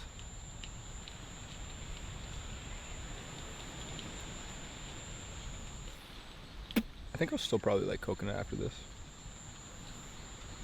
even though I've already drank 60 coconuts.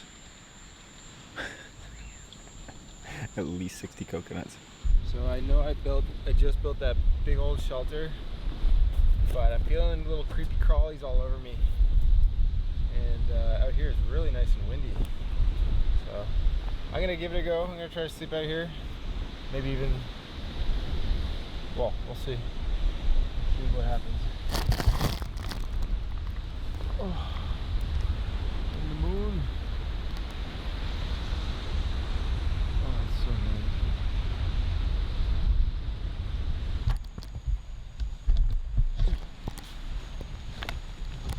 Oh, that's a, whoa.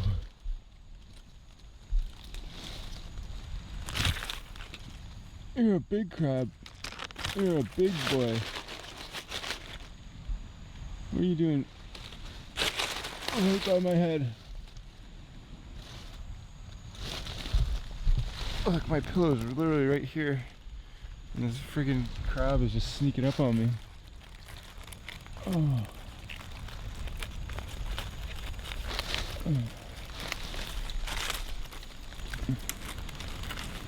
Be gone with you. Laying here and all I hear is just like skipping right here.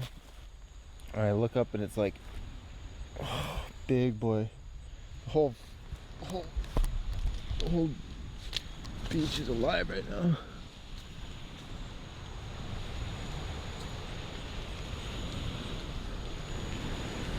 It's a full moon.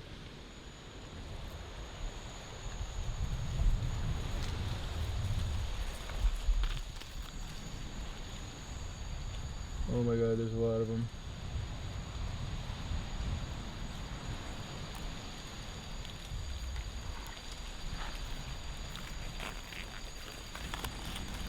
Get out of my bed.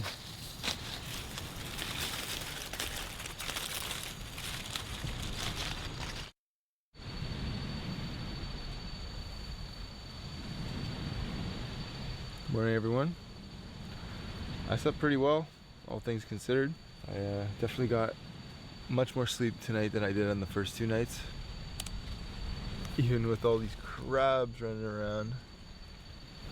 Probably would be more helpful to build some walls instead of a roof. But I didn't really know. Anyways, we're gonna get up a little early, have some cocoa coffee, and go fishing. Sound good? All right then.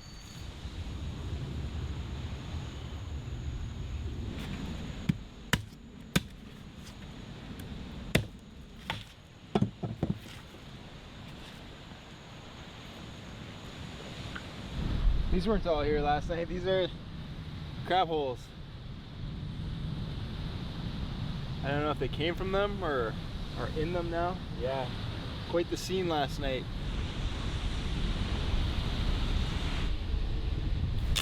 So I'm sure some of you guys are wondering how I learned some of these skills and was able to adapt to being here on an island when I'm from Canada, and I've only ever done videos in Canada or North America. Well, I signed up for a course called Desert Island Survival because I learned that a survivalist that I've been following on YouTube for a while, Tom McElroy, i.e. Wild Survival, that's his, that's what he goes by, Tom McElroy Wild Survival. He was teaching this desert island course, and I figured why not come out here and enhance my skills, and that's how I find myself doing this 5-day, no food, no water, no shelter outing. Learned a lot from Tom. So grateful to be out here on this excursion. Taught me a lot, though. This coconut coffee, I picked this up on my own. Thank you very much. This is a Xander Budnick special right here, which I'm sure some of you guys kind of guessed. Oh yeah, that's a pro move right there. Oh yeah, I forgot to mention last night when I just woke up in the middle of the night and I felt like I had to puke. I had like quite a bit of like stomach ache, and I felt nauseous and dizzy, but I didn't end up vomiting, which is good. But this morning I've just been having like well, diarrhea. I've been having a lot of diarrhea, which is not good. So hopefully I didn't eat anything bad. Hopefully it's just like too much coconut and my body's just processing it that way. But I'll just keep monitoring it. Problem with having diarrhea though is dehydration. So I came back to camp because I forgot my fish hooks. And while I'm hungry, I feel nauseous. So I keep on getting little waves of nausea. Not super significant ones, but small ones. And my worries is that I gave myself food poisoning from that triggerfish that was a little undercooked yesterday. So that wouldn't be good. I'm just gonna lay down for a little bit and see if this will go away.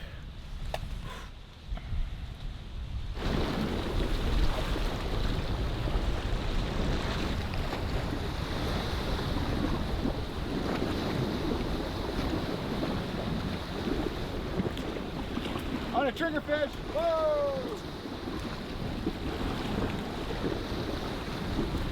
I want him to wear out a little bit. Whoop! Whoop whoop!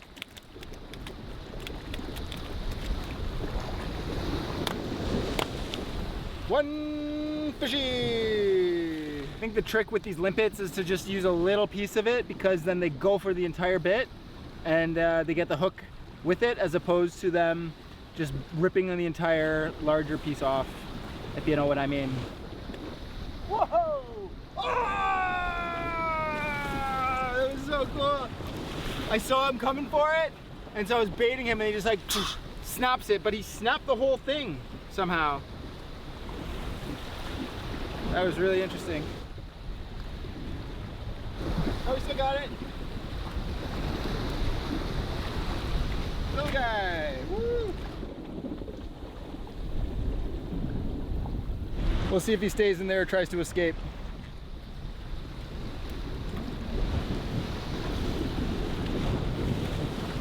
That's a giant slug.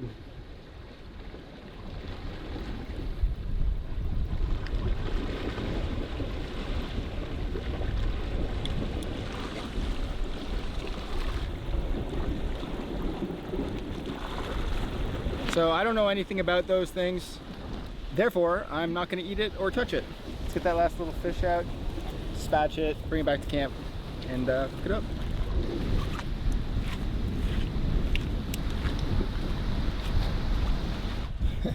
Once again on the ground. Oh, this stuff is slippery. The fall was graceful though, and we're okay.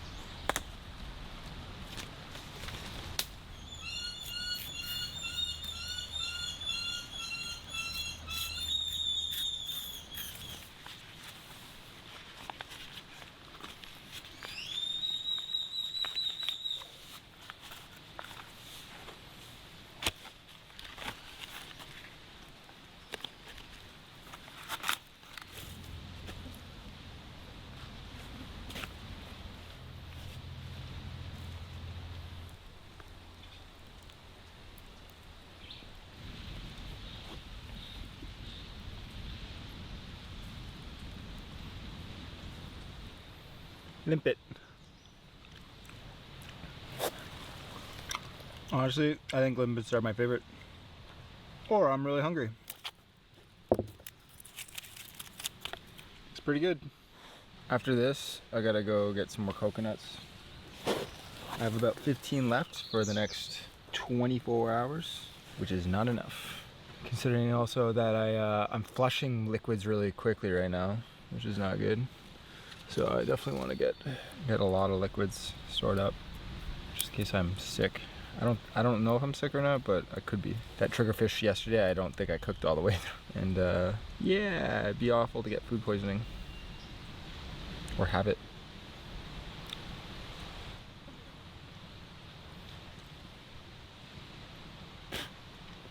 I've had this thing in here for a good little while now. Should be cooked.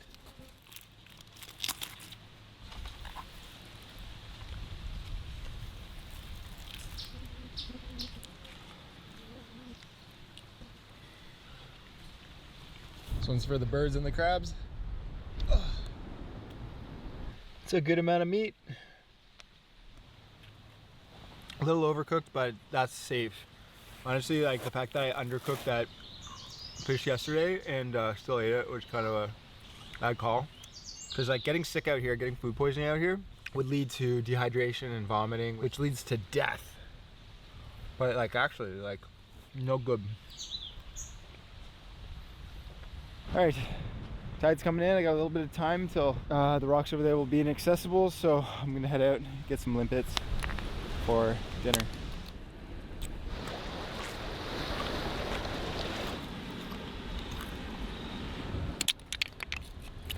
All right, I got about 16 limpets. That should be an okay amount for dinner.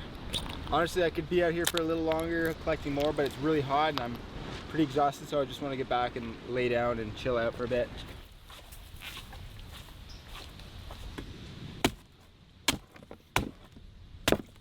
No! Damn, so much water.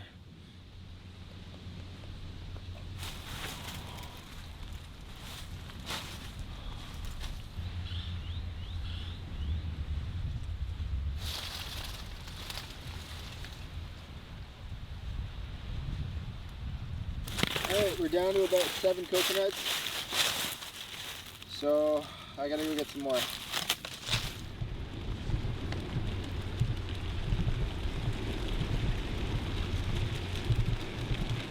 on.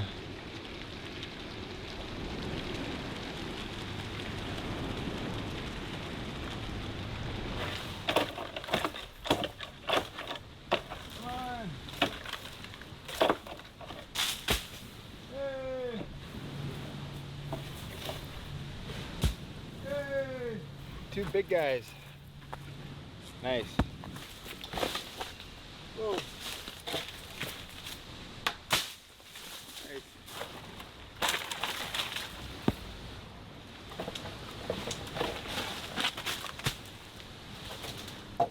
All right, 2 more good ones.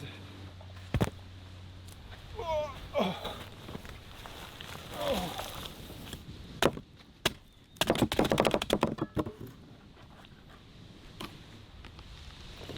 Mm.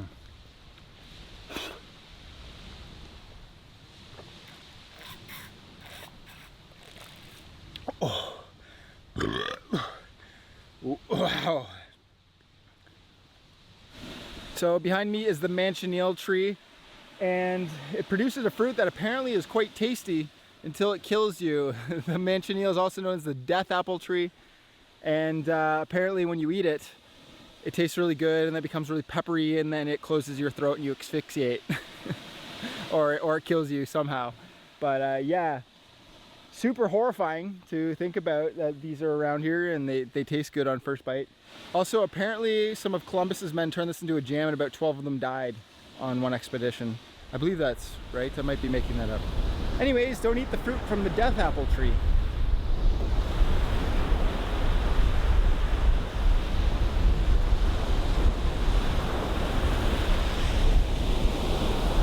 It's the middle of the day, the sun's beating down, it's hot as heck. We've had about 3 coconut coffees and a whole bunch of shellfish, and it's time to take a number 2. So let me show you guys a couple tips and tricks on how to take a number 2 here on a deserted island. Dig a hole about 6 to 10 inches deep, do the old power squat over it, and let her rip. I use hibiscus leaves to clean myself up, bury it all down, and some crabs will probably come along and eat all that yummy goodness at another date. So the other option is, once you're done with the hibiscus, you can head down to the ocean and clean yourself up using a bit of water. If you want to freshen up a little bit more, you can come down to the ocean, give yourself the old splasharoo, and you're good to go. The final thing, though, if you're bold enough, is you can just go right in the ocean. I usually swim out a few feet, pull down my pants, hang out on my back and kind of paddle, and I just let her out as I paddle backwards.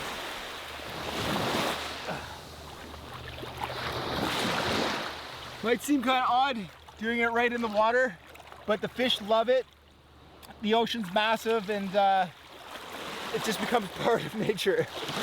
Mind you, I would never do this in a populated area. That's yeah, that's a little different. Anyways, those are my poop tips for the day. If you guys enjoyed those poop tips, leave a like, maybe subscribe for some more poop tips in the future. Ooh, there's quite a bit of water in there.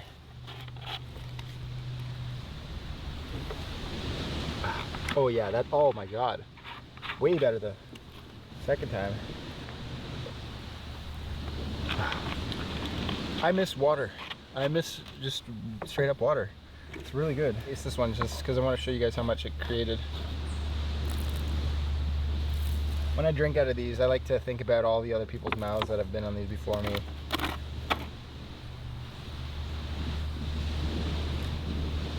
Oh yeah, some of these were excellent. Okay, well that works. Got about a mouthful. I was literally just laying there and I sit up and look who's under here. A friggin' crab. They're just like everywhere. Right underneath my bed. Come on, buddy.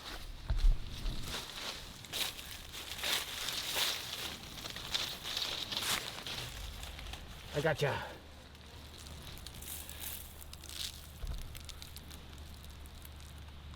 I just can't have them sleeping underneath me while I'm trying to take a nap. Alright, goodbye. No, we're not fighting anymore, dude.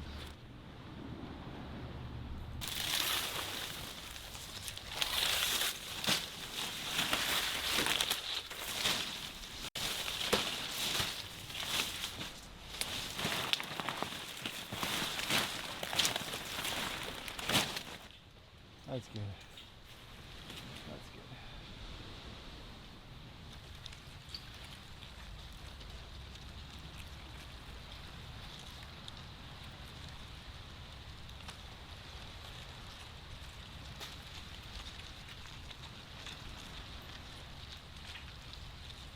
I'm going home tomorrow. Or at least leaving. And while I'm really looking forward to some real food, mainly like French fries and chocolate, at the same time or individually, I'm gonna miss this place. This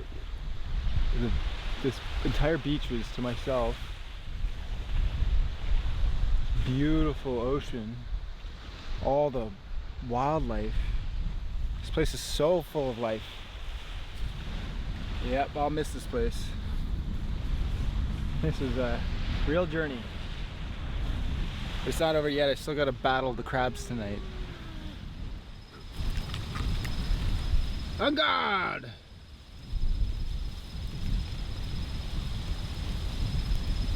So cool.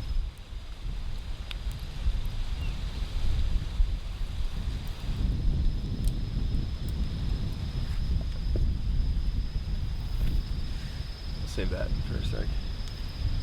When it's done.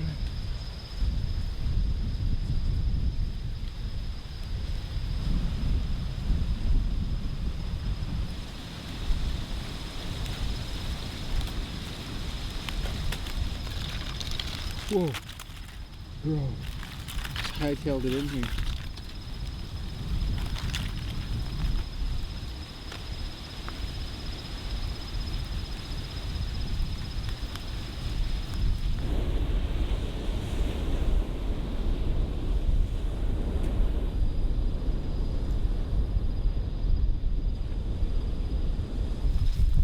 Feed my pretties. Feed. Oh no.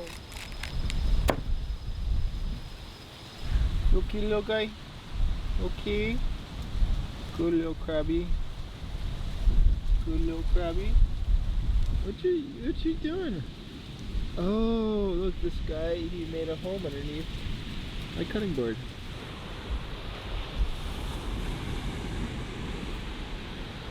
The whole beach is covered in the crabs.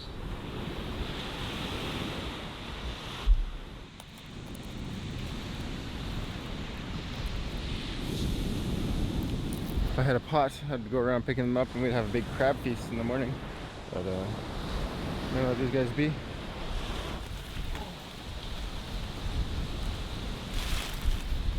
Okay, buddy.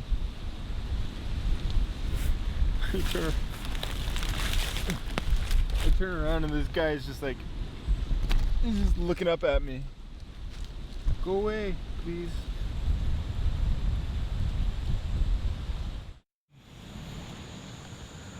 All right. Oh, good morning. Sun's coming up, so I'm gonna get up too. Every time I get up, they scamper away, but they're burrowing around the edges of the bed here.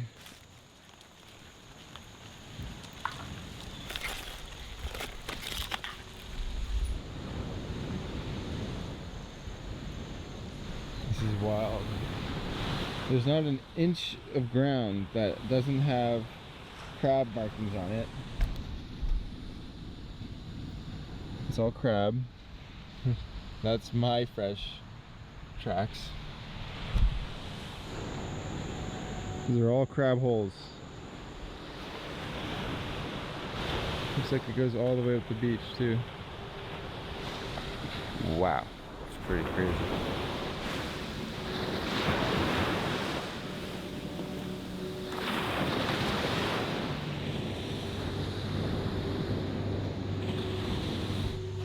Last 3 coconuts. First and maybe only coconut coffee of the day. Ah, delicious. I'm gonna miss this place. I'm excited to leave. I'm very excited to leave, but I will miss it. That was a pretty amazing experience. 5 days, no food, no water, no shelter. And while it didn't rain, it probably would have been nice. Would have been a really easy way of collecting water. Getting those coconuts out of those trees was a pain in the butt, and I'll admit, I think it was the morning of day 2 where I thought that maybe this wasn't possible. I started climbing those trees, or at least attempted to, and I wasn't getting myself up any of those coconut trees. So finding that big stick really helped procure water from coconuts. And once I got a big stash of them, I felt a lot more comfortable being out here. And boy, was it ever a lot of work to crack open coconuts to drink. Sometimes just a little sip of water. That was tedious work. I know I'm gonna go back home and just appreciate the fact that I can just drink water right from my tap using a glass, as opposed to taking out a machete every time I need a drink. Lots of food was in abundance. I don't feel too hungry. Rescue boat's gonna be here in about an hour. Pretty excited to be picked up, and but in all honesty, I really like it out here. Like, this place just has such beauty and so much life. It's remarkable. Definitely excited to have a shower, clean the gunk from under my fingernails, all the crap out of my hair, and get rid of all the scratches and itches and cuts and nicks and sand flea bites on my legs. Yeah, amazing trip. I'm really grateful for this one.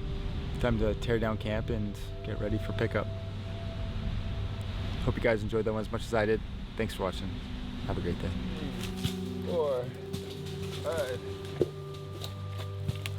94 coconuts that were here. That doesn't even include all the ones that I ate out when I was harvesting them. So that's well over 100 coconuts. Wow.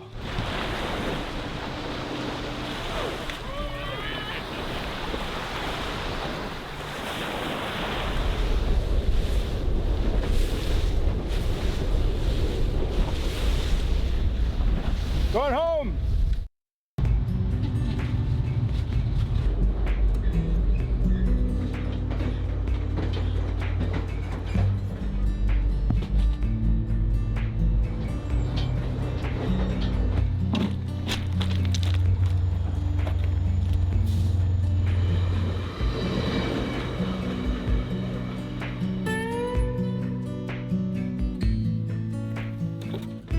This is about as remote as I've ever been on the longest solo trip I've ever done.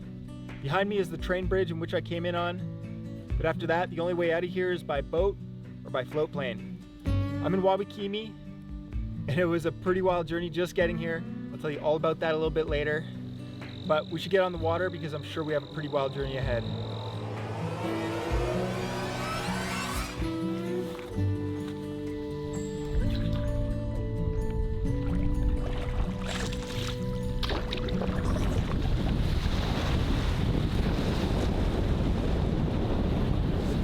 Small walleye. In all honesty, I can't be bothered to cook it tonight because on Friday I gotta get some sleep, so we're gonna let that one go.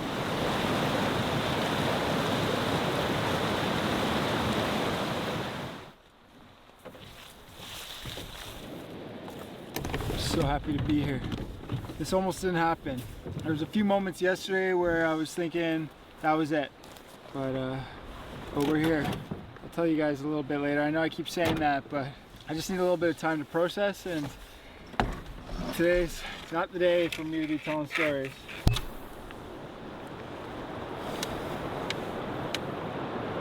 Pretty fish, eh?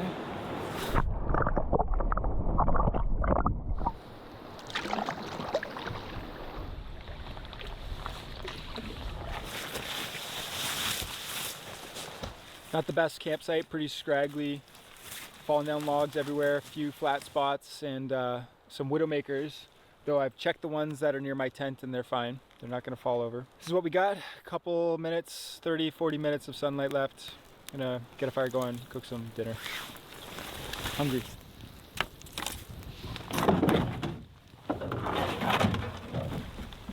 This has been a fiasco. I grabbed this bush camp and then I used my tarp as a ground sheet underneath my tent in order to protect it from the brush, and then it started raining, so I used my canoe as the tarp to protect all my stuff. Absolute gong show at the moment. I'm fried, can't think straight. Just gonna get some food into me and go to bed.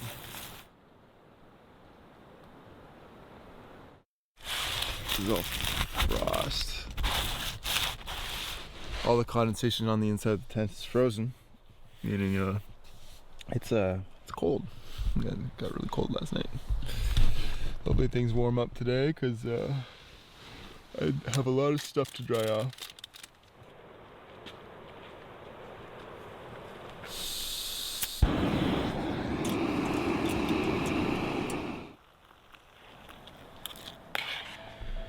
Before we get going on the day, I just kind of wanted to, let everybody know where I'm at. I think a lot of people pointed out in the comments that they thought that I was a little off last couple months, and that was very true. I wasn't quite myself. I was not my best. I was having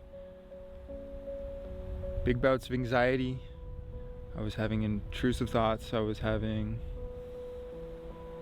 Wasn't a bad place, but it was not my best place. And I've been there before, years and years ago, when and I think that's when I started drinking heavily. And for those who don't know my story, I'm sober from drugs and alcohol for the last close to 3 years now, because I had been a very heavy drinker and a poly user. Upon reflection, I think what led me to that in the first place was my negative thinking and my toxic mental state. I was having ruminating thoughts, negative, invasive ruminating thoughts. And in the last few months, I was experiencing those again. I would just get stuck in these thought patterns, and they would just loop, leading to intense anxiety and just depletion, absolute depletion. I was so depleted, and I know some people noticed, and I talked with a lot of people about it, and I'm happy to say that I've been doing a lot better, and I contribute that to, well, a bunch of things, talking with friends and family, journaling, but more than that, therapy and daily meditation. Just gonna throw on a guided meditation and get right into it. Eyes open. And when you're ready, some deep breaths in through the nose and out through the mouth. I'll give that campsite a 2 out of 10. It was really bad.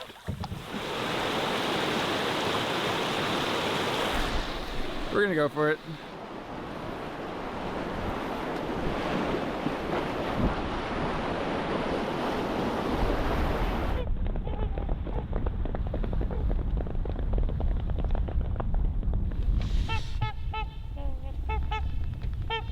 So funny. Literally the same noise I make when I make love. Nature's so mysterious.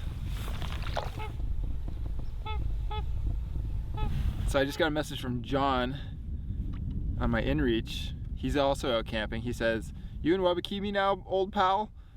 I'm in the northwest corner of Davies Lake. Sure, it's a chilly morning, don't you know?" God, I hate that guy.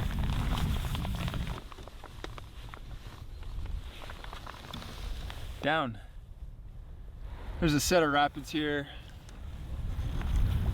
It looks runnable, but the map says do not run. I don't see anything unrunnable about this. Pretty simple.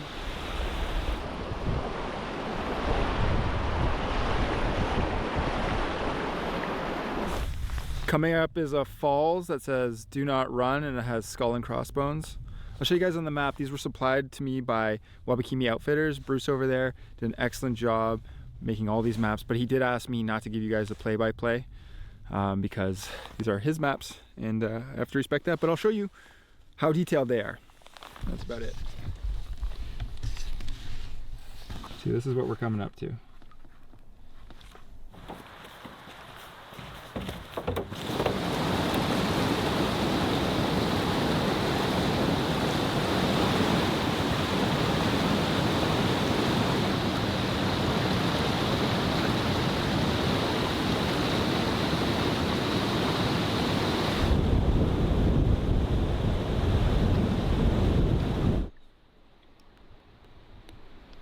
Haircut reveal. No. Max and I took turns snipping at it, and then I just buzzed the sides. It looks terrible, but whatever. What do you do, right? I guess you go to a barber. Tell him to chop off your mullet.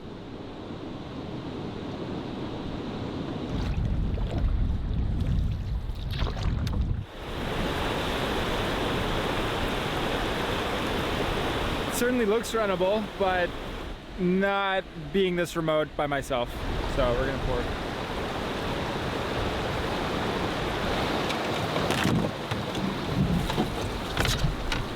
Okay, there we go.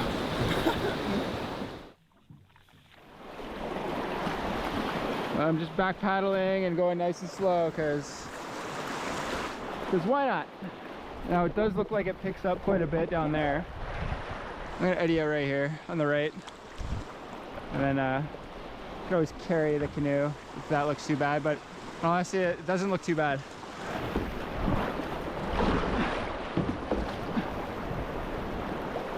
Yeah, it's just big waves.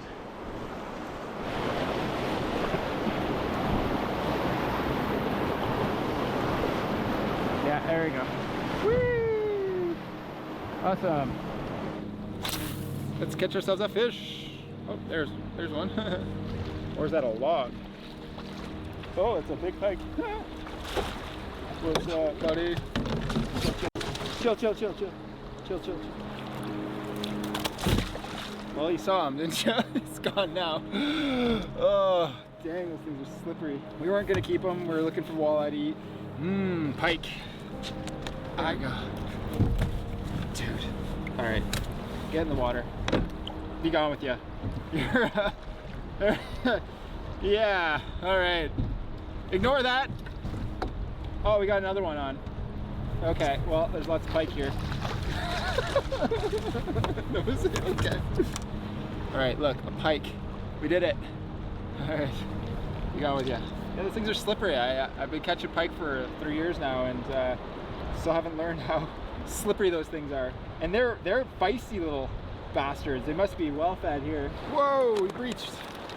I hooked into another pike right at the boat. Ooh, this one's good too.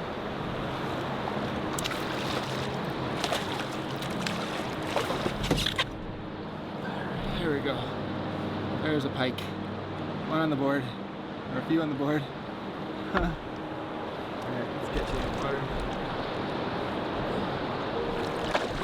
Whoa, off like a torpedo. All right, we got one. We got a good sized walleye. We're gonna keep this one. Beautiful. Dinner. I'm in paradise. Woo! It's so beautiful out here. And the fishing's awesome.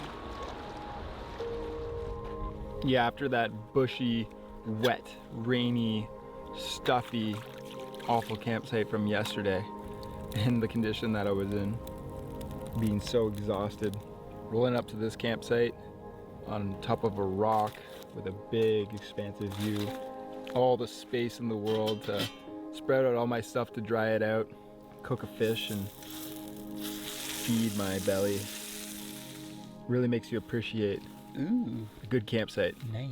Yeah, yesterday's was poor.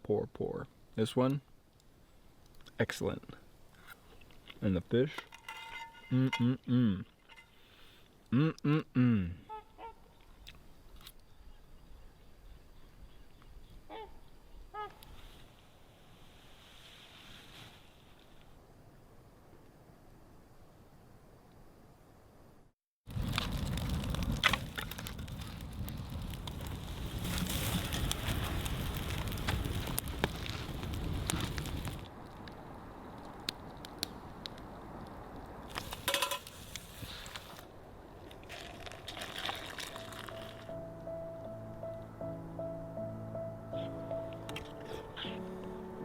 One thing I learned is that meditation, or when I used to think about meditation, I used to think it was clearing your mind of thoughts, not thinking, you know, just being in a state of nothingness. But it's not necessarily what it is. It's just the recognition of thoughts. It's the awareness. That's what it is. It's awareness. So as a thought comes in, you recognize that you're thinking and allowing that thought to pass, and then putting your awareness on something else, say the breath. I think it's just called mindfulness, really. And so meditation has been so beneficial for me because it's just strengthening that muscle of the mind, and just being aware that these thoughts that I'm feeling and experiencing, they're temporary and I don't need to latch onto them. Anyways, we're gonna do another guided meditation this morning. When you're ready, And what a place to do it. starting with some deep breath.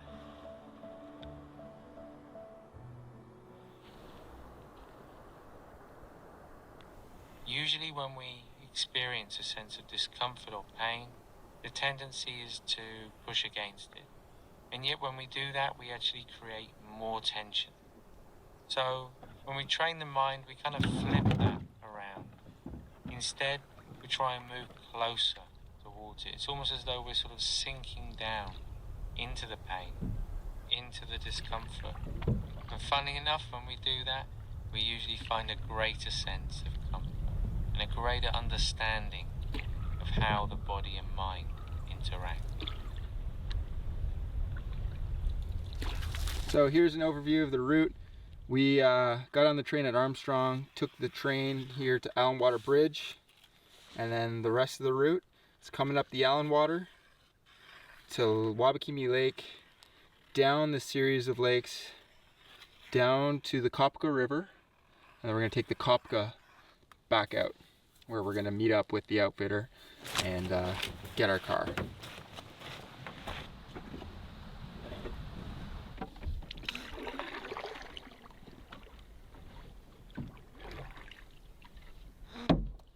I've seen this behavior before in ducks. If you get close to a mama and its chicks, the mama will often act hurt and kind of go off and try to distract you from going after the little chicklets or the little babies. So I'm guessing these two otters are parents and their young is around, and the one is just kind of, hey, look at me, come after me, and is making these noises and trying to lure me away from their young. And little does it know that I'm actually just trying to make my way up this lake here. So I'm gonna go around this otter, let him go back to his young, because they did their job. I'm not gonna eat his babies today. Maybe another day I'll eat them. 7 portages between me and what's marked on the map as a really, really good campsite. 7 portages, including 2 hefty ones, the longest being about a mile. It's 12:30, we have to about 7 before we really need to call it quits. That's my goal for the day.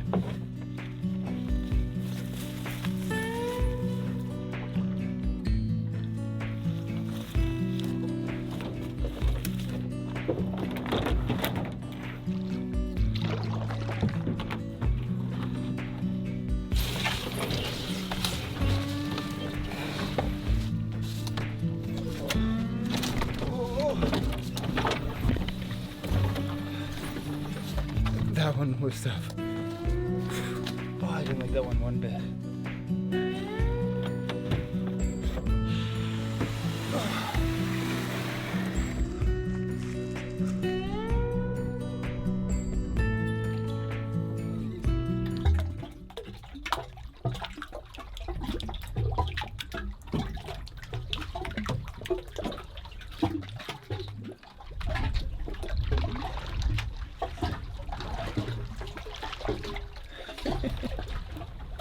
I can't tell you how good it feels to be here.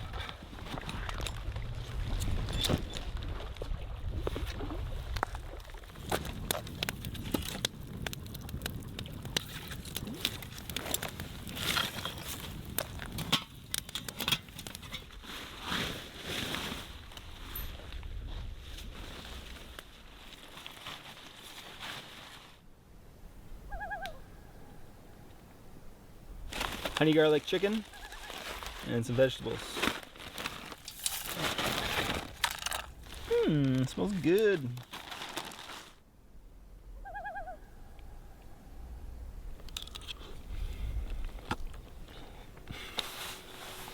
I'm getting it everywhere, but it's good.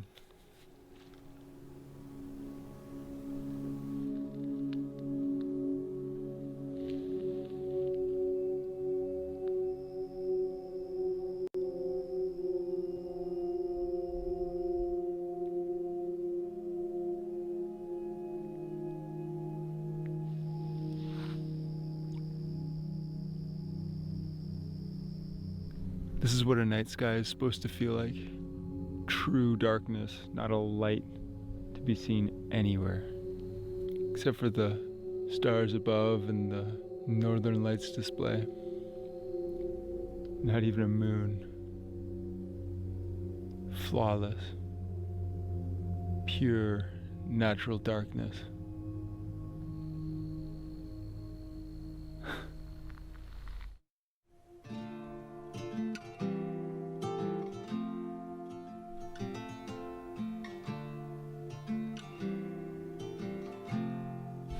Good morning, everyone.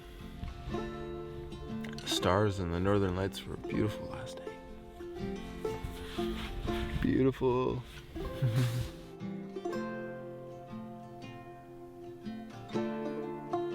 So as I've been learning to meditate, I started off by just searching around YouTube, finding guided meditations, and while I found a few that were okay, they were pretty good and I learned a bit, it wasn't until I found the Headspace app that my understanding and my learning accelerated. And while I'm still a noob, and that's okay, like I accept that meditation is not a destination, it's a practice. While that's the case, I found that my understanding has deepened by having an instructor, and my instructor is Andy on the Headspace app. And I found that by being consistent, which it's harder to be consistent when you don't have a routine. In fact, it's impossible. The Headspace app helps you form that routine. I think if anybody's serious about meditation, and I think most people should be, I'm very happy to say that Headspace has sponsored this video and they're offering everybody that's watching a 60-day free trial with the link down in the description. So if you're like me and you have stress and anxiety, or maybe you just want to hone your thinking a little better and be more in touch with your thoughts, there's no better way to do that than through meditation. And in my personal opinion, there's no easier way to learn about meditation and start a daily practice than by using Headspace. And when you're ready, you're starting to count the breath as they pass. 60-day free trial, guys. I'm telling you. We should get going on the day, though. Also, I have some bad news, but I also have some great news. So, let's go.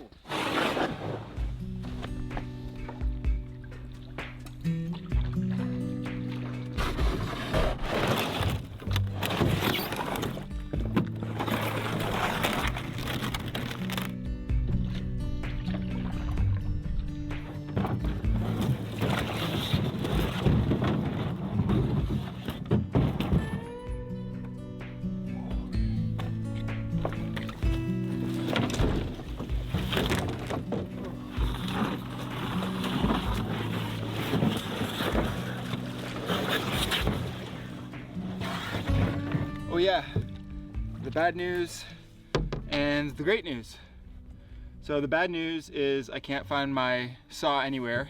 I woke up this morning and I was looking for it to saw some wood, process some wood for the fire, and I realized I haven't used it since the first day. Hopefully it turns up somewhere, but chances are it's gone. But the great news is I'm alive and very well.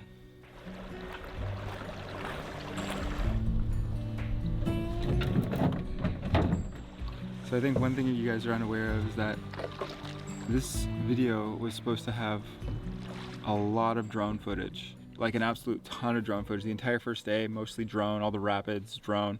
I ran about, I don't know, 8 to 10 sets of rapids, and I filmed it all with the drone, and then beautiful shots here and there over the last few days. Lots of drone footage was supposed to be scattered throughout this video, but unfortunately, about 10 minutes ago, my drone malfunctioned. One of the props wasn't spinning, but all the rest were, and the drone just right into the lake. I was unable to retrieve it, so it's gone. It's gone.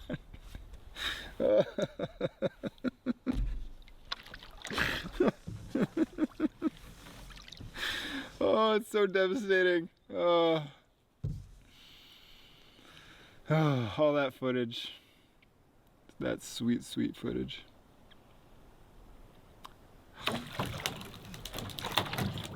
Just part of the game we play, right?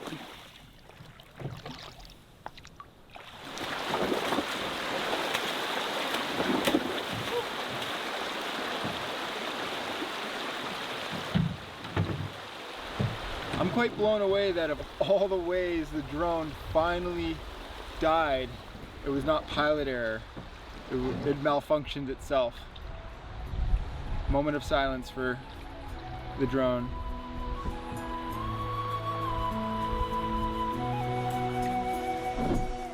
Every night in my dreams, I see you, I feel you.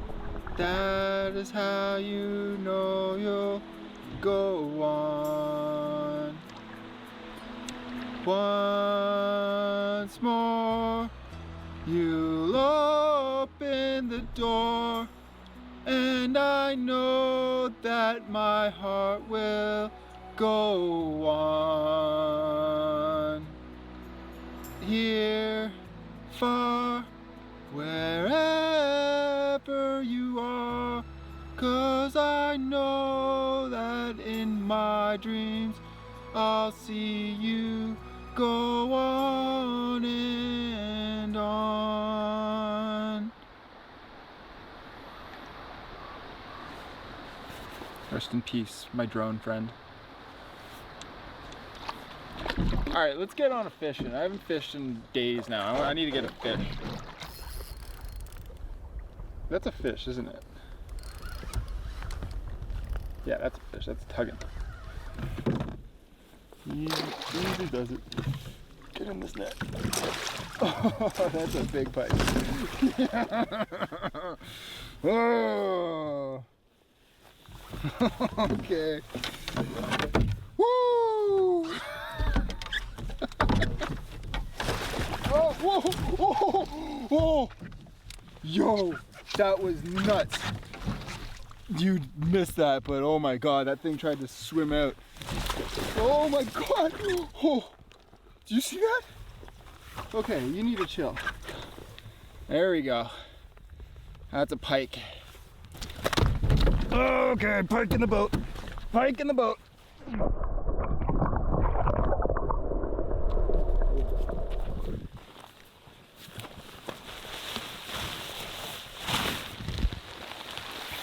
Well, it's only like 5 o'clock. It's a little early for me to be calling camp. Well, you know, it's an appropriate time. Yesterday I called camp at 7, that's all I'm saying. But yesterday was a push day. Anyways, rain's coming down, so I might as well just set up camp here. Maybe get a little bit cozied in, because didn't seem to be letting up. And this is as good a place as any. So, out of the wet socks into the dry Crocs. Oh, and by the way, neoprene socks are awesome.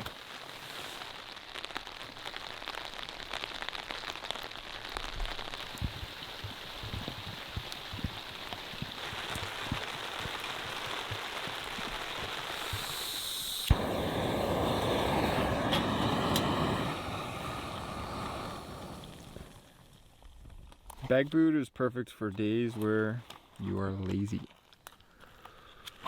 Ooh, hot. Every time I eat ginger, I never know if I like it or not. Like, do I love it? Do I just like it? Do I not like it? Hard to tell. I guess I like it.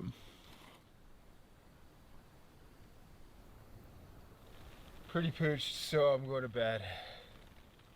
But I love you. So I'll see you in the morning.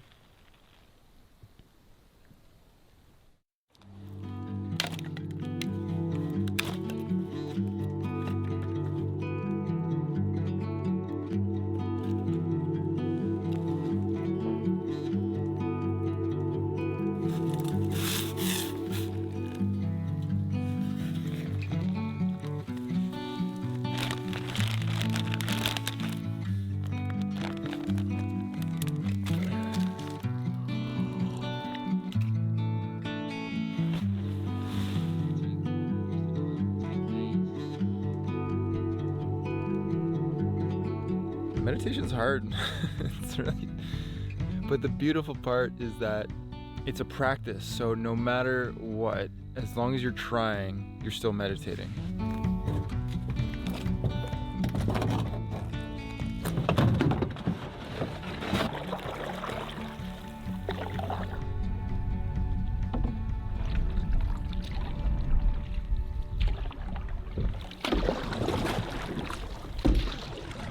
I'm feeling the coffee.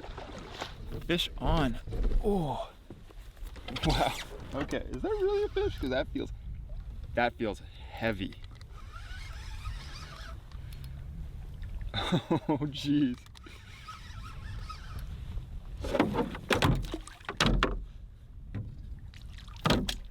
What? What in the Lord? It's got to be a pike. Off that point. That can't be a real animal.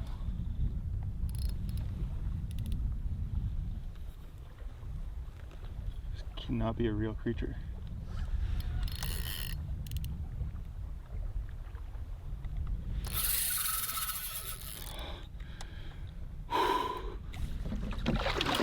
What in God's name is that thing? No! Oh, it was so big. It was so big. Like, it was the biggest fish I've ever seen. Wow, that was exciting.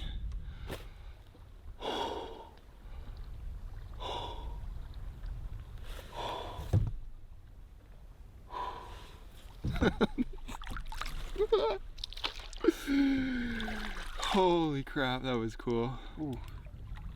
This feels pretty heavy too. I don't think anything will be as big as that last one, but a boy can dream. Oh. Still a good sized pike. Relax. Pretty chunky. Hello. All right.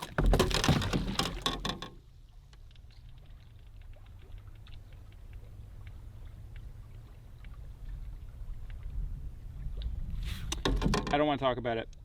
I don't want to talk about it. Pike! Pike!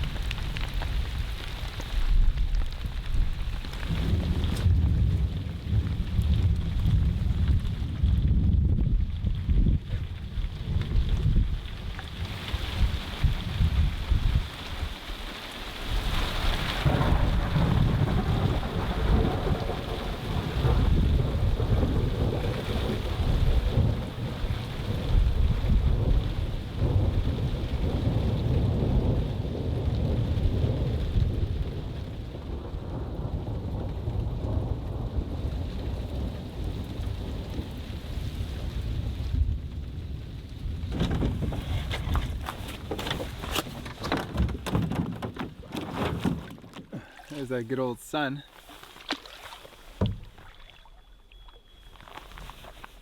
Good to see you, bud. I missed you. He's always there, even behind the grayest of clouds. The sun and the beautiful blue sky is always there.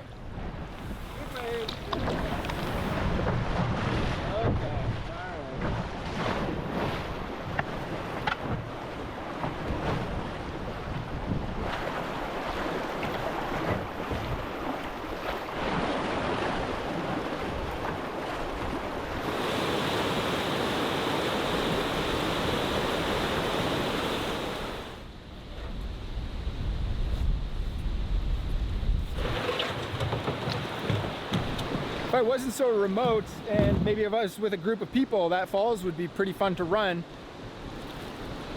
But that's not happening on this trip. The sneak route, that's totally feasible, but the consequences of messing up and coming over the falls could be catastrophic. So that's not happening.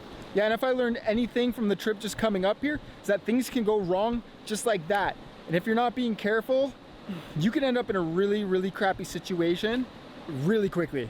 Really quickly. Yeah, that's a story I still got to tell you guys all about, but it's gonna have to wait for now. Let's finish off this portage and get on to fishing again. Bye.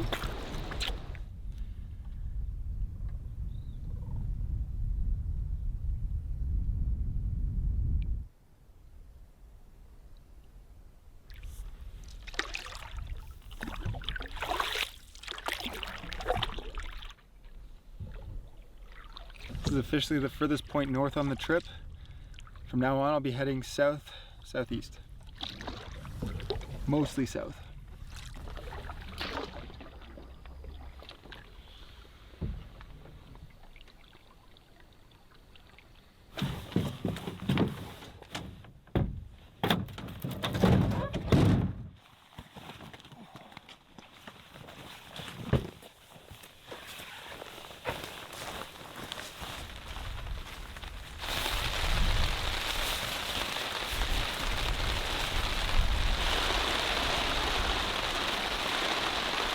I don't know where this rain came from, but it's heavy.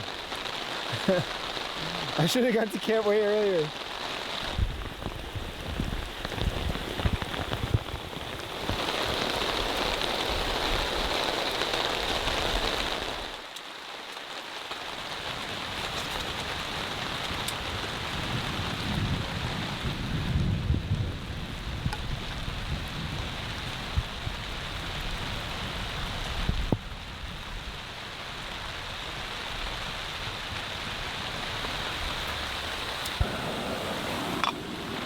So we're doing a simple meal again tonight. We don't have time, we don't have firewood.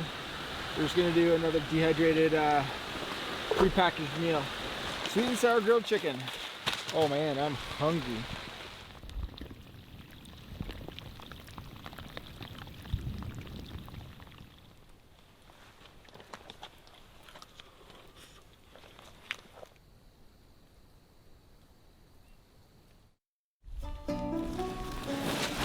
Good morning, everyone.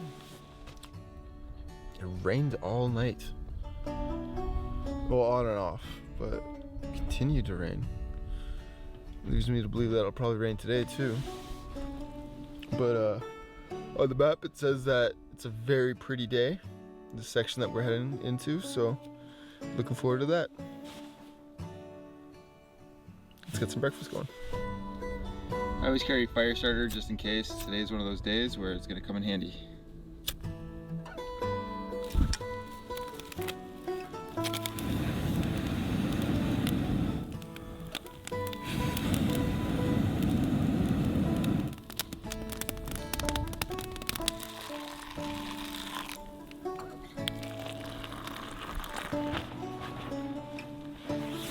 I didn't really show it, but that fire took me a lot longer to get going than I expected. Pre-making wraps again for lunch. Just allowing the breath to return to its natural rhythm.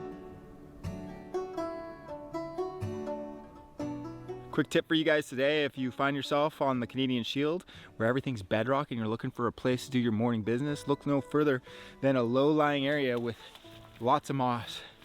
It's perfect because in these low-lying areas, this is where all the debris and dirt and stuff settles, because it sheds off the higher rocky areas where it's impossible to dig a hole.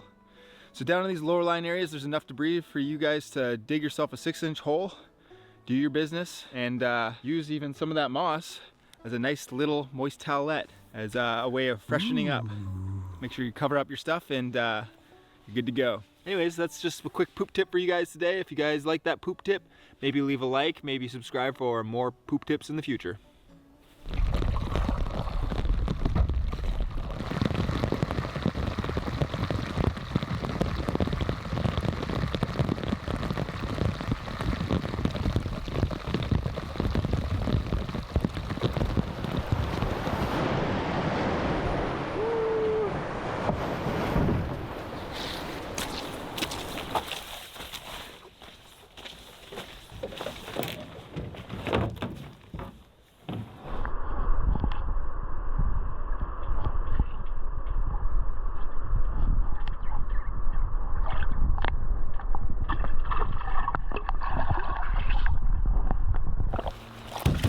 There you go. Be gone.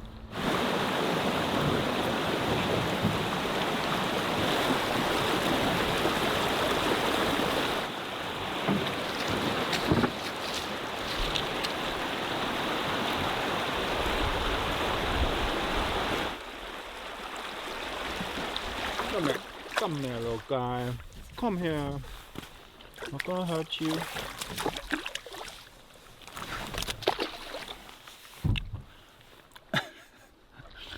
Yeah. The northern pike, they got more heart in them. Unlike them southern pike.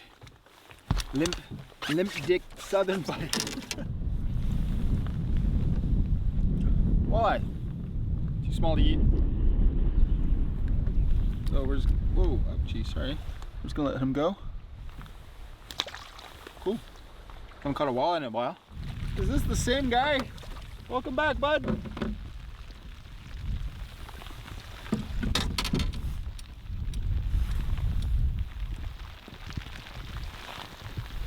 Mwah. Good to see ya.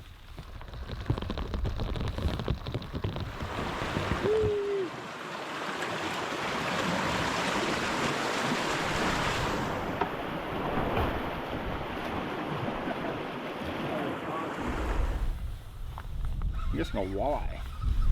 That's the way he was. Should we eat it? That's a good size walleye for me. All right, let's do this portage around this falls and carry on.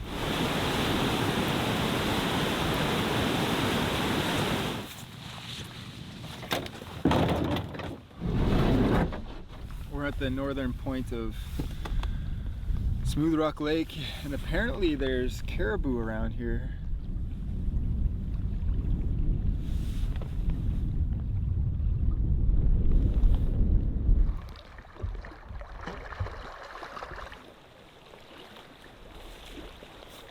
Accidentally dropped a rock on one of the tent poles here, so that's broken. Can you see that? Yeah, not good. So I'm gonna use one of the tent poles, tent stakes, and some duct tape, and that should be pretty good. There we go, good as new.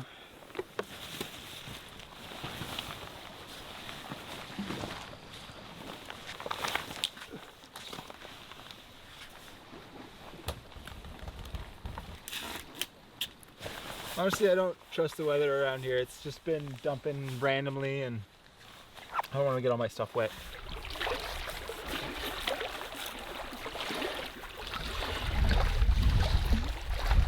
Thank you!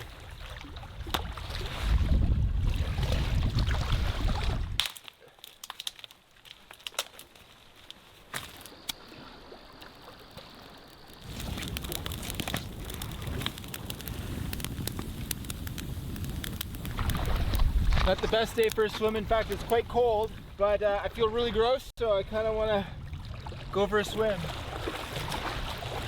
Woo. Woo.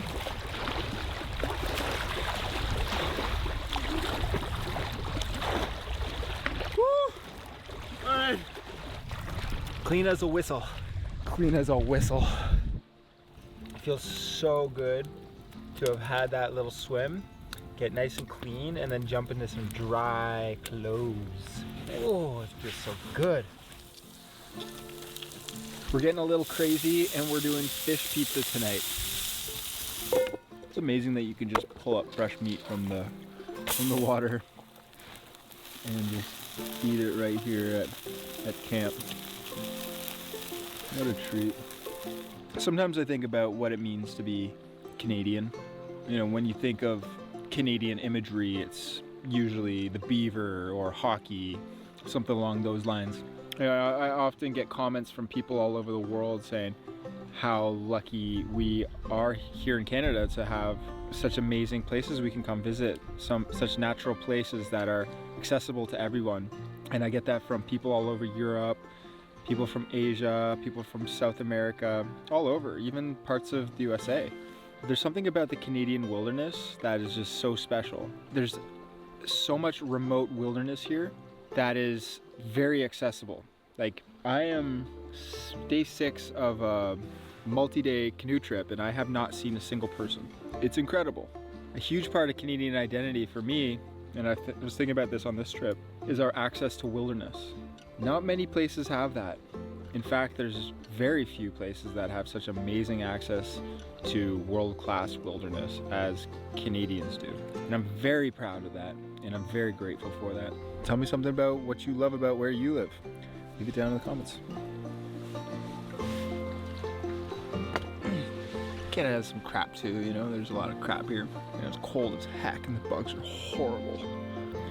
Backcountry gourmet. Ooh la la.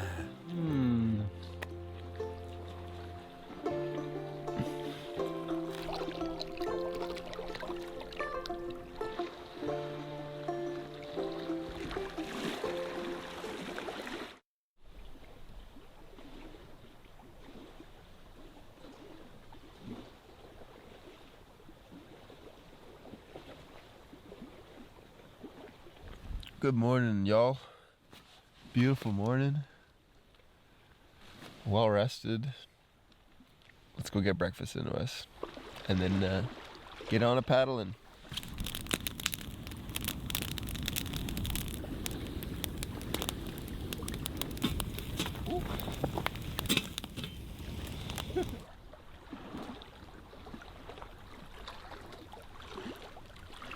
Good morning, son! Good to see ya! I wonder how you got on yesterday.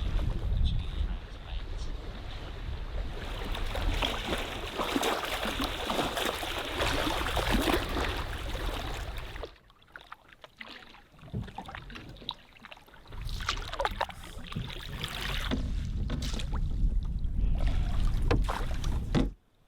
Small one.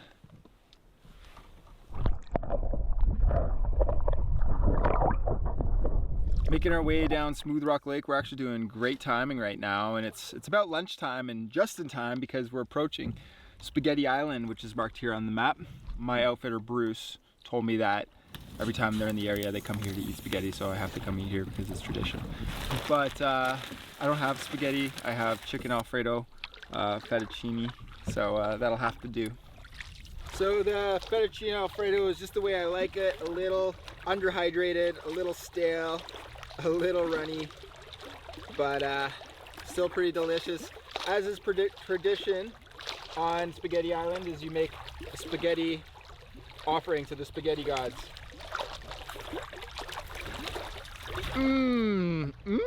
Spaghetti. Wait, what's this? It's fettuccine Alfredo. It's actually pretty good. Damn right it's good. Sacrifice your life to me. No, I'm not gonna do that. Like, just take it. Okay, that's fine. Thank you. Later. The Smooth Rock Lake is done. That took 7 hours from our campsite this morning. Nice easy paddle, but long and tedious. Anyways, we are at a kilometer-long portage It looks like from now till we get to the Kopka River watershed that we're gonna be heading upriver. Different change of pace, but I'm sure the fishing will be good. So I'm looking forward to that. This has to be the best maintained portage trail of the whole trip so far. It's immaculate.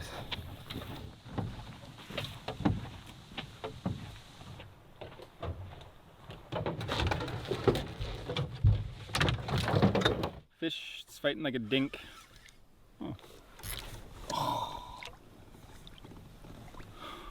It's actually not a bad sized fish. How do they get that out like that? Probably just as they're pulling away, I just gotta. You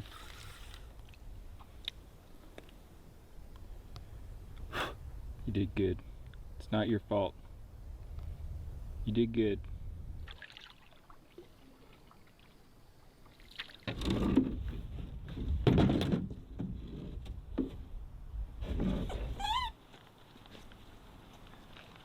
Home sweet home.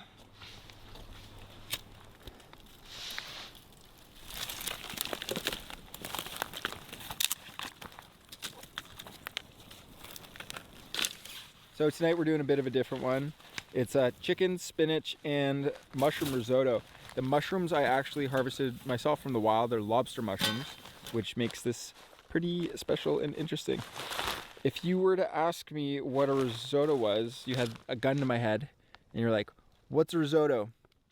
I'd probably turn that gun back on you and shoot you in the foot and tell you to stop asking stupid questions, because I actually have no idea what a risotto is. So guess we'll never know. I got a little bit of hot chocolate, because why not? It's a hot chocolate kind of night.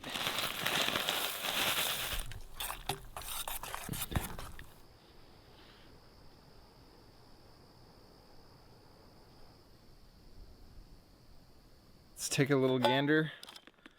Ooh, smells mushroomy. Do we like it?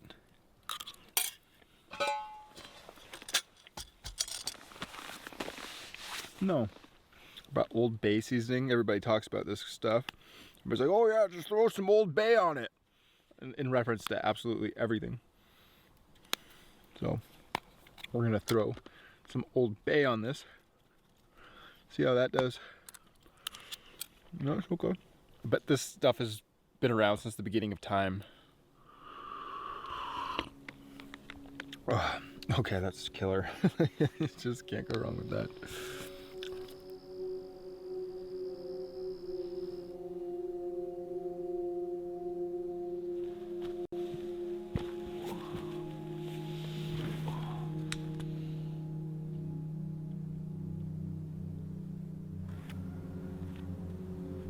That's amazing. I didn't think they'd be this good today. I just woke up to use the washroom and look at this.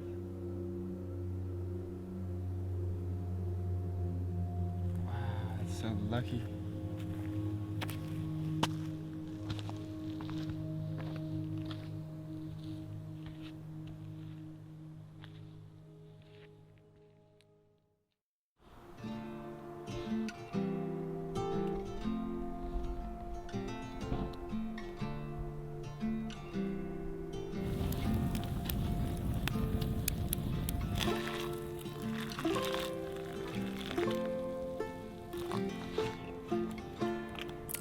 Good morning, everyone. I'm fried today. I'm gonna go real slow.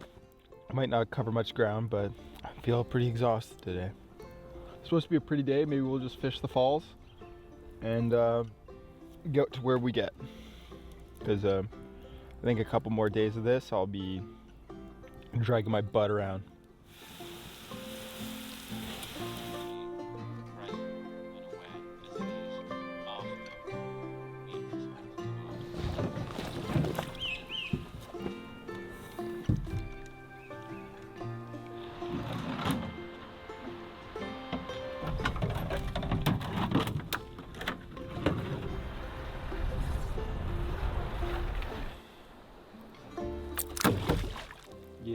not gonna use my hands on those because that's how you get a hook through the hand, you know?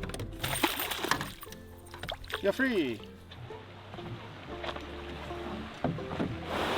So we just triple carried around 3 separate little falls.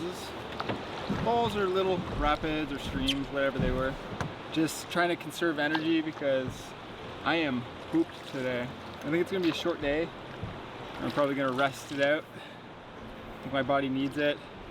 Today and tomorrow there's headwinds in the direction that I'm heading, southeast, so I could use all the help I can get. We'll keep that, we'll eat that.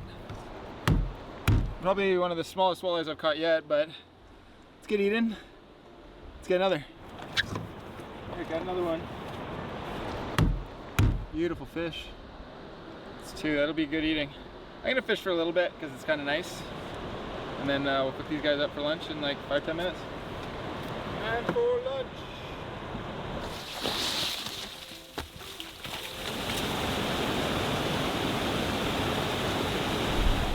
This is a campsite here, and it has this fillet board.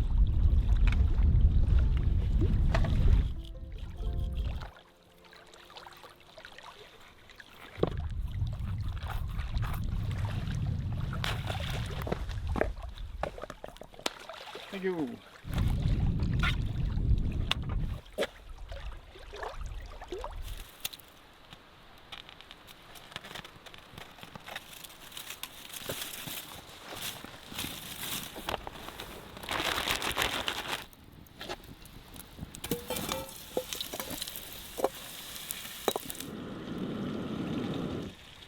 Kind of interesting because just 2 years ago, around this time, actually probably very similar week to this, 2 years ago, John and I were on a trip at a place not too far from here, St. Raphael's signature site. That was our first trip together. And I think on that trip it was the first time I caught and ate walleye, which is pretty cool. Now I'm pulling them up from the lake and cooking them myself. I'm a man grown now. That trip was pretty cool. Got to know John, and we saw a bunch of wildlife, including moose, bear, and woodland caribou. This trip is very similar vibes. I kind of enjoy this trip a little bit more just because John's not here, you know? But I'm only joking. John's a good buddy of mine. And he's always great company. This is phenomenal, by the way.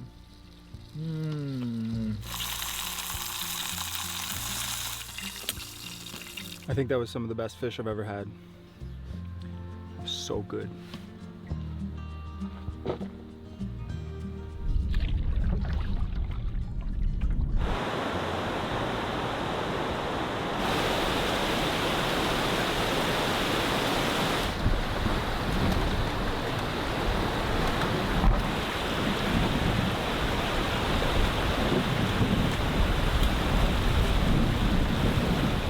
Very far today. In fact, I think we only made it about quarter the distance that we did yesterday, but I needed it. I was pretty beat, so I triple carried all my stuff, and I'll show you what that means in a sec. Usually I double carry, but I just took it really slow and enjoyed myself and had a nice pace to the day. In fact, I'd say today was probably one of the most enjoyable days of the trip so far. All right, here's a crude example of what it means to single, double, and triple carry all your gear. So I'm the lighter. I'm the lighter here. This is my canoe, the kind bar. These are my 2 bags. So I arrive in my canoe to the beginning of the portage. Here's the end. Then I would usually carry my canoe to the end, walk back, get my bags, and come all the way to the end. And then I would continue on my way. Sometimes if the portage was really long, I would do 1 load halfway, come back, get the next load, and leapfrog it, come back, leapfrog it all the way to the end. And that's just to save energy and break up the trip. Today, because I was feeling extra tired, I would portage 3 times. So that means I had to come back twice all the way. So it was 5 trips total. And that saved me a lot of energy today. It was very low energy. It was quite nice. But it makes me think, what would it be like to single carry all my stuff on one of these portages? It means I don't have to go back, which is an obvious benefit, but I have a ton of stuff with me, like an absolute ton. It's all pretty heavy. So it'd be kind of I'm really interested to see what would happen if I tried to single carry everything. So I'm gonna try that on a portage later in this trip. Yeah, stay tuned for that.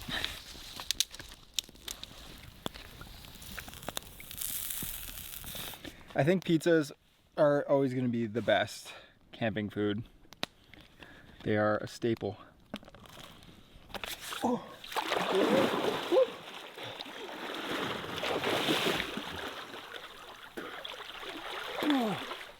Yeah, I already said it, but I think today was my favorite. It was just so mellow.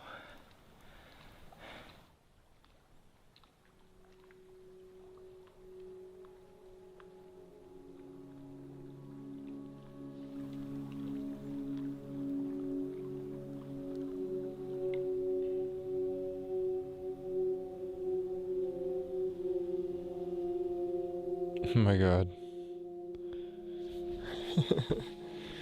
You can see them above us. It's insane. Whoa. Oh my god, they're about as good as I've ever seen them. Oh yeah. On a clear, moonless night.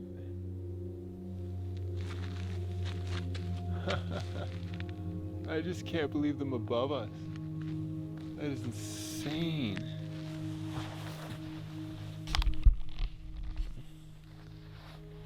Look at that. It's like a Rorschach.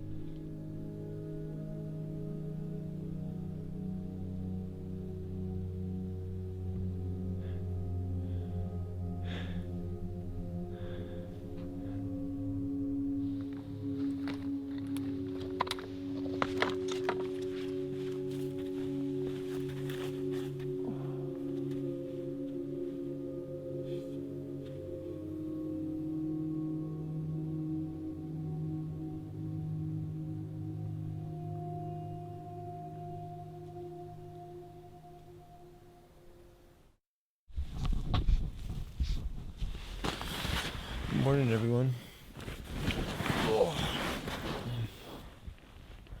I slept fine. Wasn't the best sleep I've ever had, but wasn't the worst. With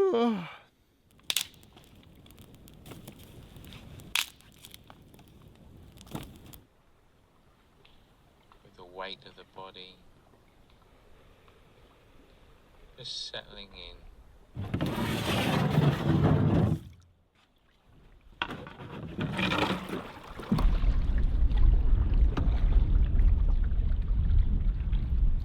So we're coming back up to the railway tracks again. This is the railway tracks. We started here at the Allen Water River and the Allen Water Bridge. Came all the way up to Lake Wabakimi, and now we're back at the railway tracks. Then we're gonna continue past them onto the Kopka River. So apparently there's a portage around here, and it could be treacherous, and there might be a tunnel, so we're gonna figure that one out.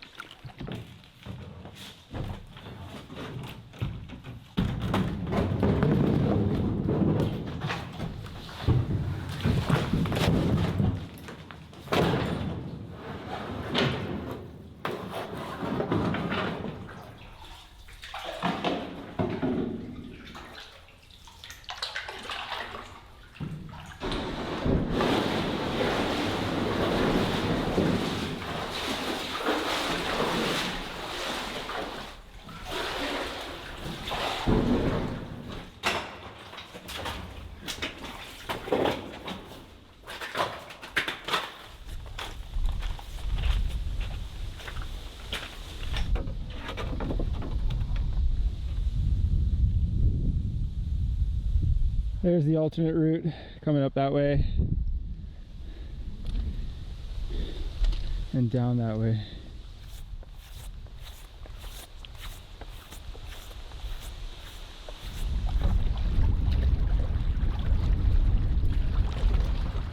These headwinds are tedious. This is one of the only bits of cover that I found over the last 2 kilometers. I have big stretch of open water so I can hide behind an island. Not fun going, but we're making progress, slow and steady, and should be at camp before we know it. This seagull's just been hanging out. He was flying around my head a minute ago, and then he came and landed.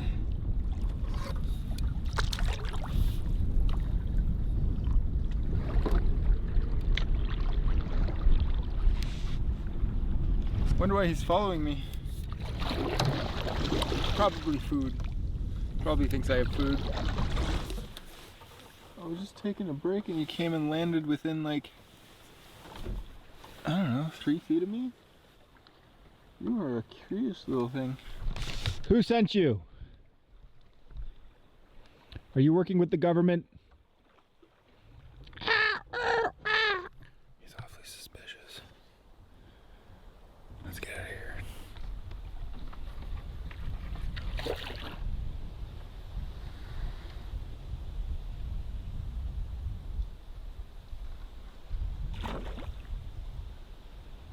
Hello again.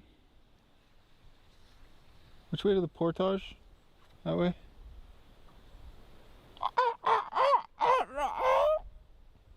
Okay.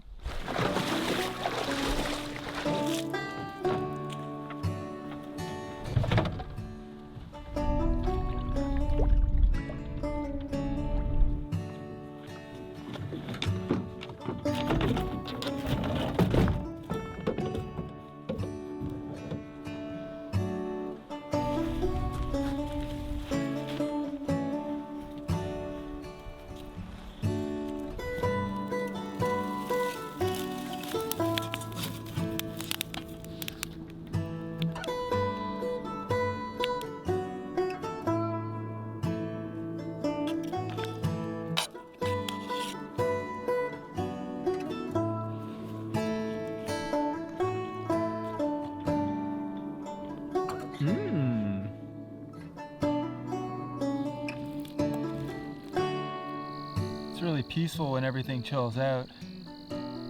Today was tough with those headwinds, and we have more of that tomorrow. Fortunately though, we have the prettiest spot on the trip coming up, so stay tuned for that. Oh yeah, I still have to tell you the story of why this trip almost didn't even happen. Yeah, so more to come.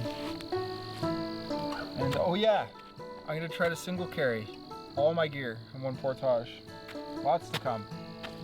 Hey, I mean, if you made it this far in the video, might as well just keep watching to the end. Anyways, see you guys in the morning. I'm heading to sleep.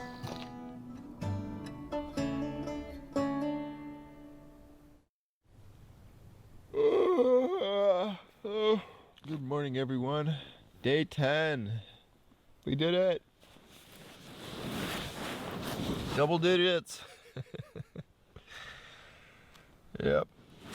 We did it. It's getting darker out each morning. I mean, being out here for 10 days, you can tell that the sun's just rising just a little bit later every day. Winter's coming. Oh. Today might be the first day of fall as well. Huh.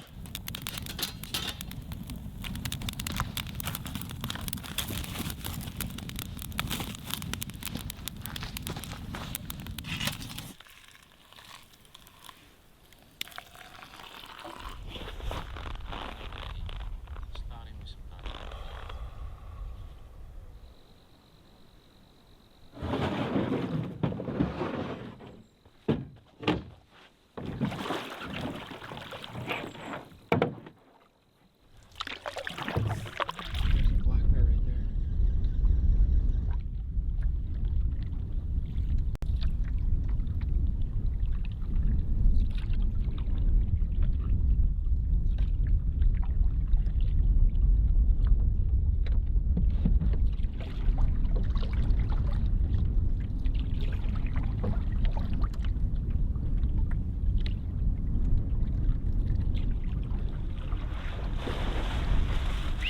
Hey, hey bear. I'm like, that's a big beaver. Swimming in the water. No, it was a bear. It was a black bear. All right, spider warning. This thing is huge. It's about as big as they get in Canada, or at least Ontario. Yeah, that's a warning if you're afraid of spiders.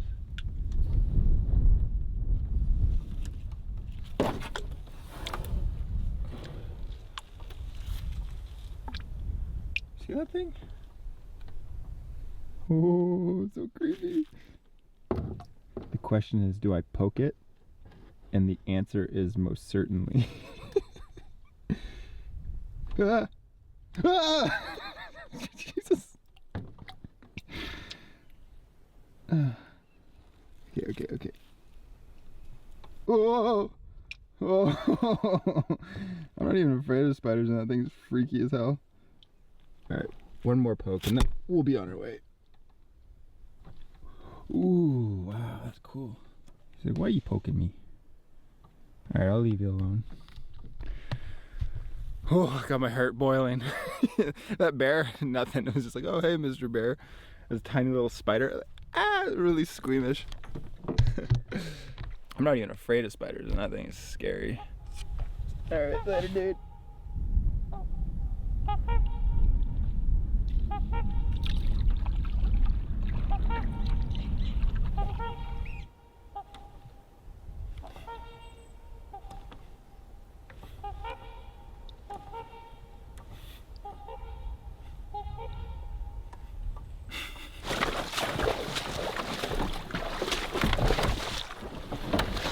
It's a nice relaxing morning, so I figured we'd switch gears at this point and do something a little bit more chaotic. This is a nice short portage, so if I'm gonna try to single carry all my gear over one portage, might as well be this one. Alright, all this stuff is lashed into the canoe. That's how I usually keep it. And then of course I got these bags, my camera box. First.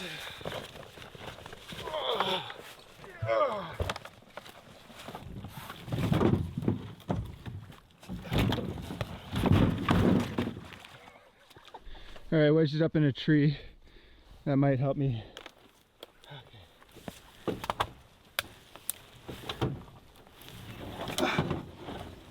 This is how I die. I don't even know how it's on there, but it's on there. Let's go! Woo!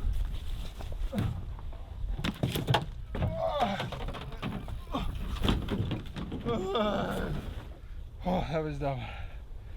But it was glorious. Worth every second.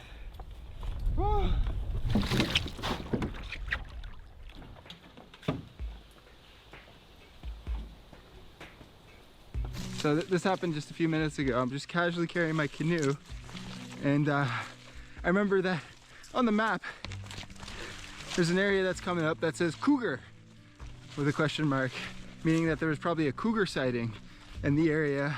And I know that Northern Ontario does have cougars because they've been spotted on trail cams. There's not sure how many there are, but there are cougars in Northern Ontario, which is pretty wild. So I'm casually carrying my canoe and I look down, and on this rock there's predator scat, fresh predator scat. So I don't know exactly what the which predator it was, but there's fur in it. It's quite a large pile of dung, and so immediately I got the heebie-jeebies, like I was being watched. And that's when I decided I would put down my canoe, get my bear spray on, not freaked out, but just, you know, aware that there's potentially big cats in our midst. And oh yeah, here's that scat right here. Big fresh pile. I just poked it with a stick a little earlier, and it's nice and soft. So I don't know exactly what animal that is, but it's not a small animal, so could very well be a cougar. I like to think the cougar saw me single carrying on that last portage and was like, yeah, I ain't messing with that, dude. I mean, I didn't see any cougars, but maybe a cougar saw me. Map, we're up here, but it's only a few kilometers away. Cougar.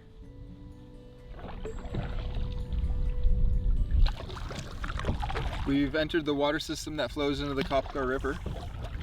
One more portage, we'll be on the river itself.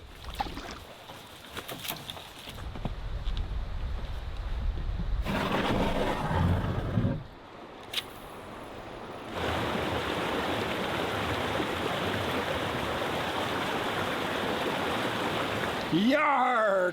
Trail booty! I spot something. A life jacket? Huh.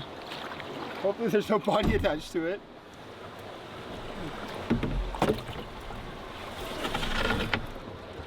Oh my god, it's full of water.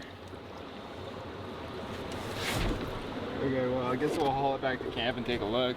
You see this? It's a backpack.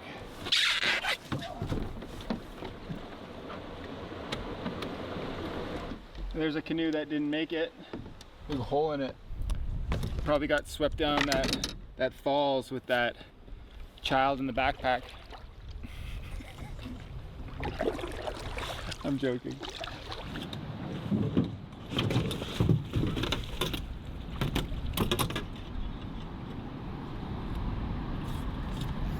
Yes.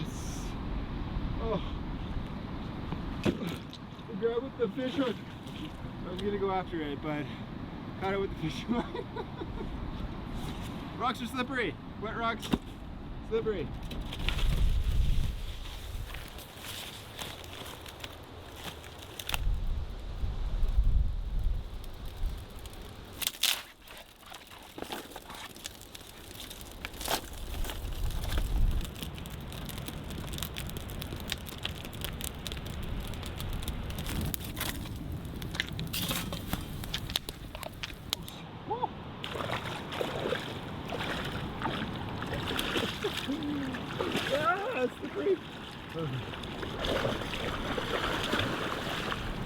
Whole dang backpack.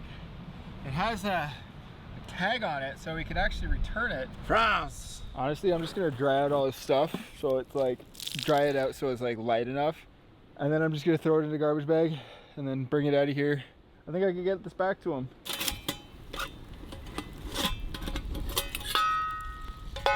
We eating food from a bag, 'cause we're living in the future. That encounter with that bear today was so interesting.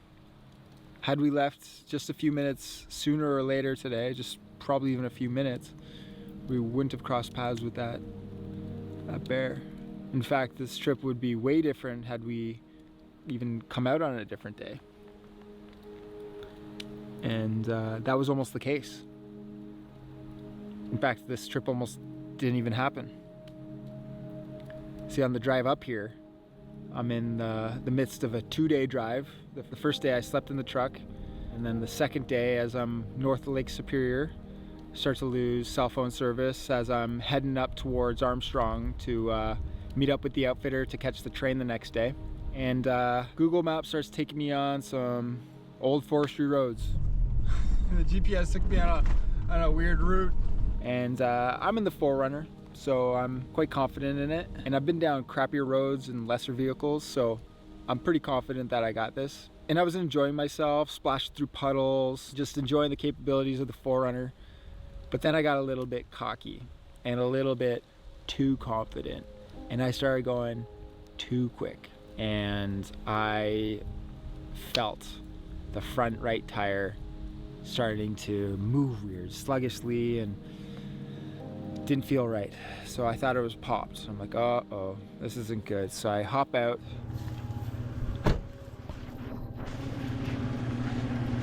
Oh no. And it wasn't just popped. The entire tire was crooked and bent inwards onto the frame of the truck, rendering the car immobilized. The truck was stuck there. I'm 60 kilometers up this forestry road and about an hour away from my destination without cell phone service in the middle of nowhere. It was not a good place to be in. Fortunately, I had my inReach on me. So I used the inReach to contact the outfitter, let him know what was going on. And then I contacted my brother Max, and he was able to use my CAA and get a tow truck. And I just hung out. I hung out for the better part of 12 hours. Took a little snooze in the truck, and then Michael came, the tow truck driver. Great guy, super helpful. He wakes me up, and you know, we're on this really narrow road. We had to get the truck on his bed. So he had to turn the truck around, and this is like a really narrow forestry road with no turnarounds. But fortunately, there's a little bit of space where he could turn around. And as he was turning around, this is 2 a.m., he's it's pitch black. His back tires go just over this ditch. And then they start spinning as he's trying to pull forward. And so his truck was stuck now.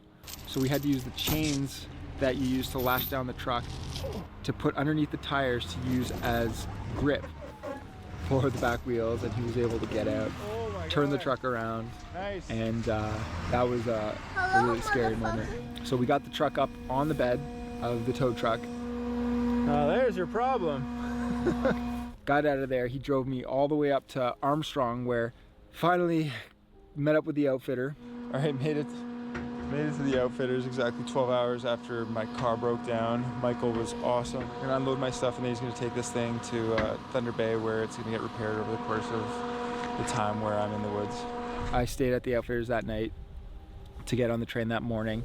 Michael took my truck all the way back down to Thunder Bay, where it still is in the shop. Yeah, I got on the train the next morning after like 2 hours of sleep, and that's why the first morning I was absolutely so strung out and so beat up, because yeah, that the day before I was dealing with all the goofiness. I could have been on a train 3 days later, but no, it would have been a different trip, and it was potentially a trip I made. Scenario too. Just happy to be here.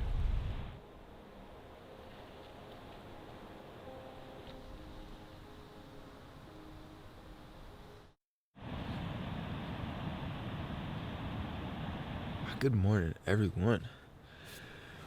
I slept well. Oh.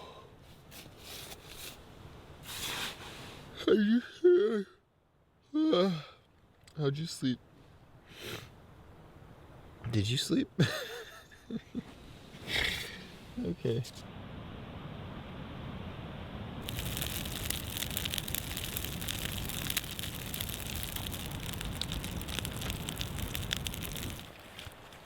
Oh, this is so gross. This is all that stuff. It still weighs a ton, but less heavy than it was before.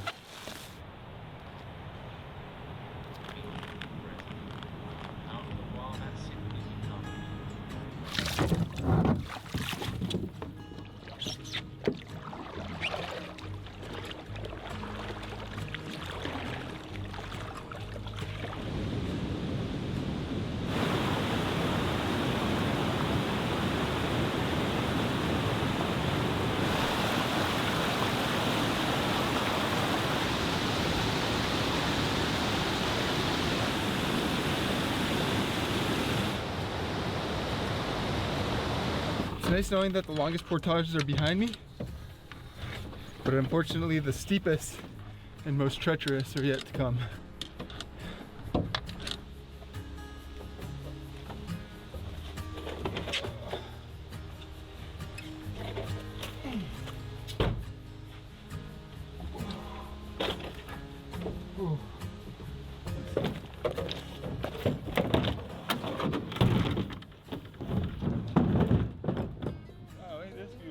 Hello! Ah! Hello, hello, hello! Ah!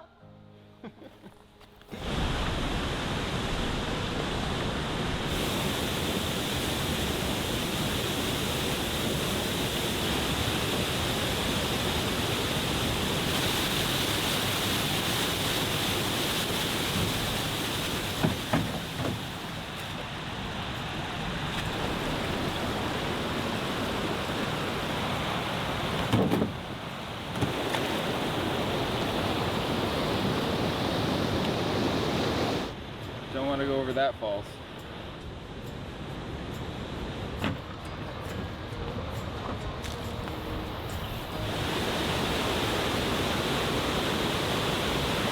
I'm sure somebody would love to run this in their kayak. It's like a big slide. Whee!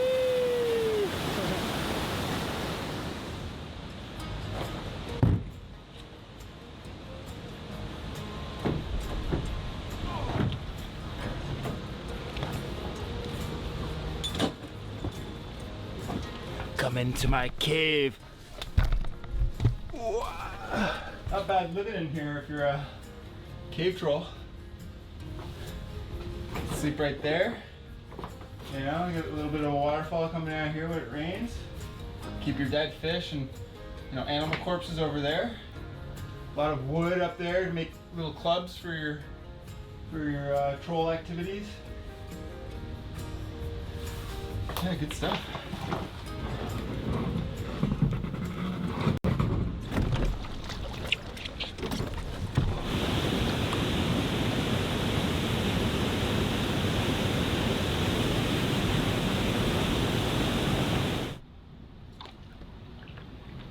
It's like a canyon right here. It's so interesting. What a beautiful area. So rugged. Can't say I've ever been in anything like this in my canoe.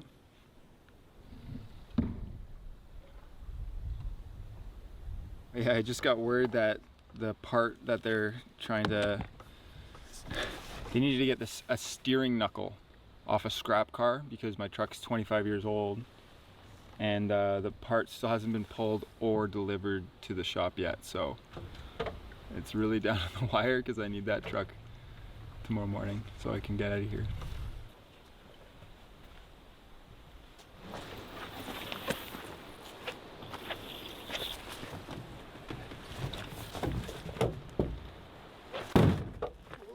Decided to triple carry because I fell twice with the canoe.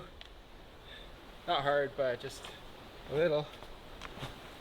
These rocks are slippery and it's hazardous. Yeah, I mean, those were some solid portages. I think we're done with the tough ones for the trip. One or two more left for the day, but they're not nearly as bad. Means we're on our way. Let's check out what all this steep gradient is about.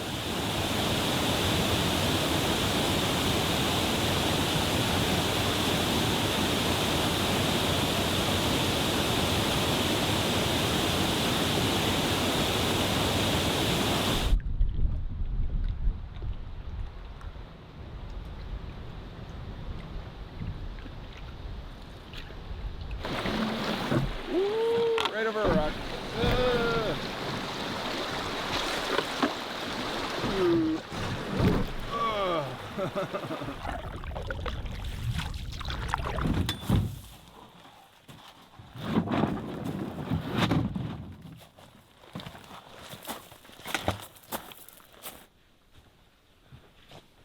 Home sweet home.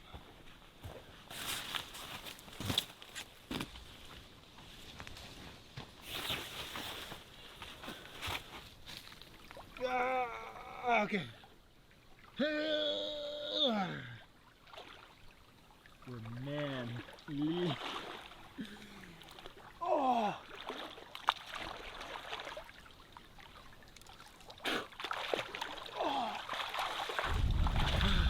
Here's my bath for the day. Truck is ready. Woo! Truck is ready. And they're gonna tow it back up here. So we're getting out of here tomorrow.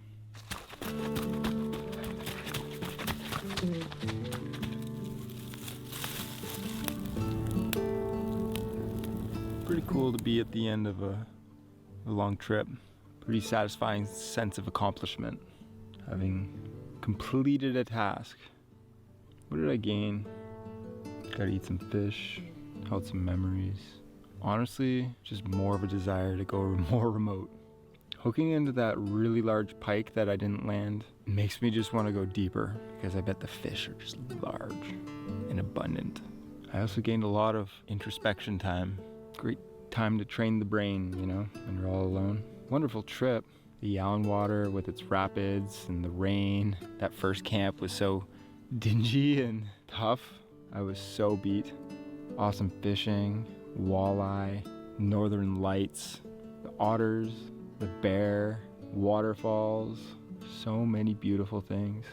Alone time is nice. I think next time though, I'm ready to go out with some friends and family, maybe share some memories together, you know. That's next time. We still gotta finish off this trip. This trip is far from done. Still need to finish it and get my truck back. So hopefully that works out. Anyways, I am absolutely pooped, so I'm heading to bed and see you guys in the morning.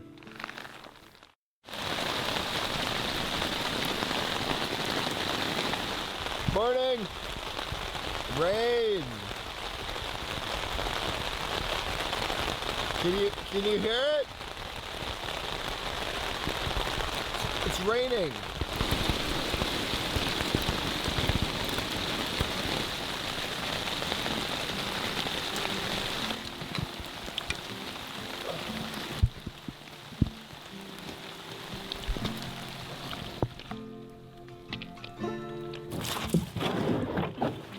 So I couldn't get the truck towed up here, unfortunately, but the outfitter agreed to give me a lift down to Thunder Bay, and we'll be on our merry way. It's funny that of all the challenging things that you can encounter on one of these trips, sometimes the most challenging parts of it aren't even the trip itself. They're the organization of the trip, they're the getting to the trip, they're the car difficulties. You know, I could single carry all my gear and my canoe over miles of portaging any day. But when it comes to outside life, outside these trips, it's where the real challenge is. Out here, things are pretty simple. And I like that.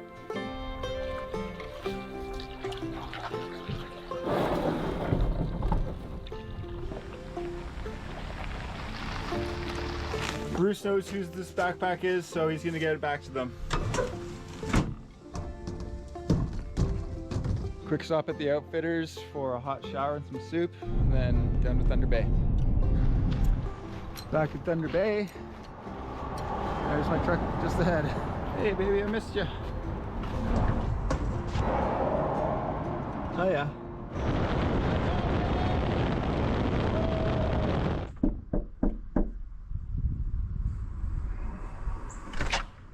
Hey man, I just did this like long trip, and it's been like a really long day with driving, and I got another 12 hours to get back to Toronto, and I was just wondering if maybe I could possibly like crash on your couch or something. Just like maybe sleep on the couch or on the ground. Never. No. Never.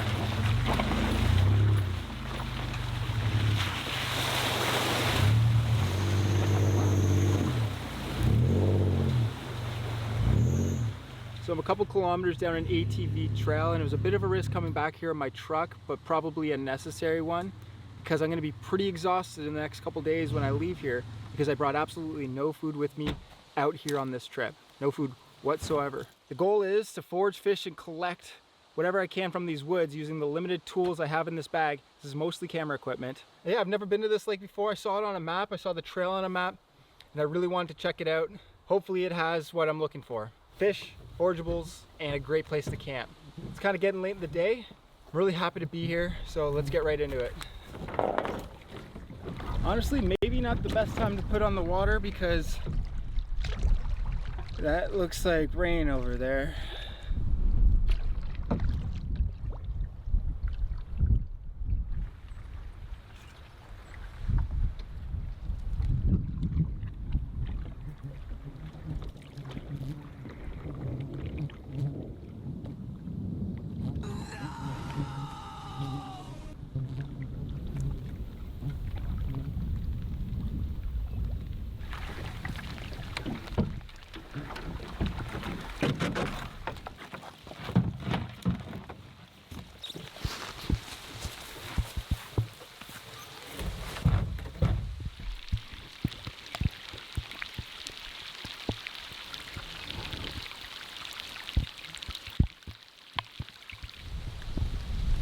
perch over there.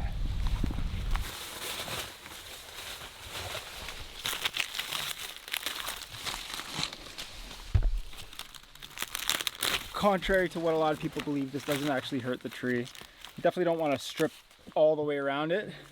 Just breaking off the loose pieces is totally fine. Rain just started coming down. It's not too hard. And I could keep on the lake if I wanted to, but I figure might as well just get off for a little bit and make sure I don't get completely soaked, because it wouldn't be the best way to start a trip. Check it out, there's some blueberries here.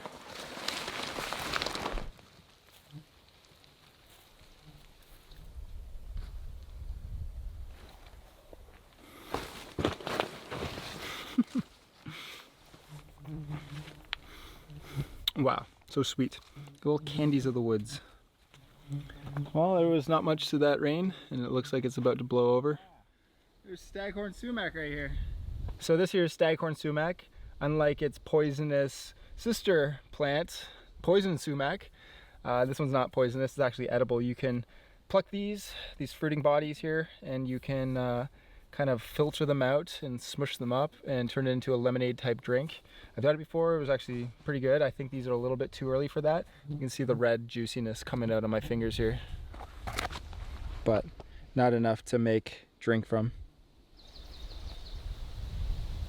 So that's another good find. There's cattails in this marshy area. We can come back and use those for something later.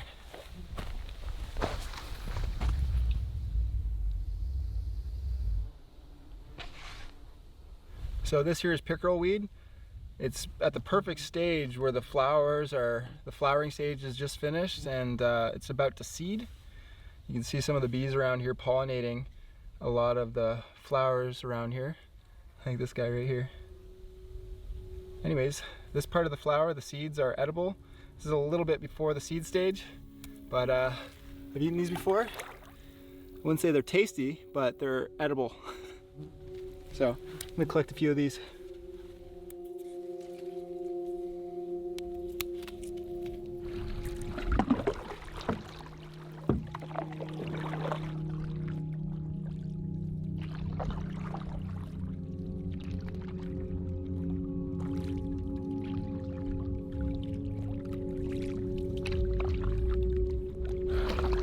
Alright, I really need to find camp and make a shelter, because I gotta get a fire going, because I don't have any way of filtering water, and I don't have a ton of time left in the day. I think it's time to make camp.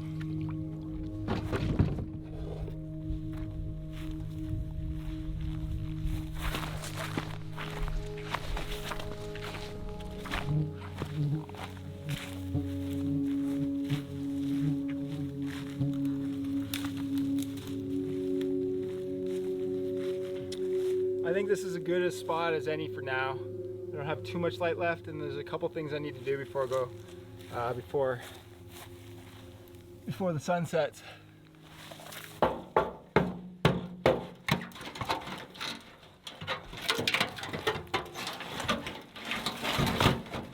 rusty drum. Oh, can.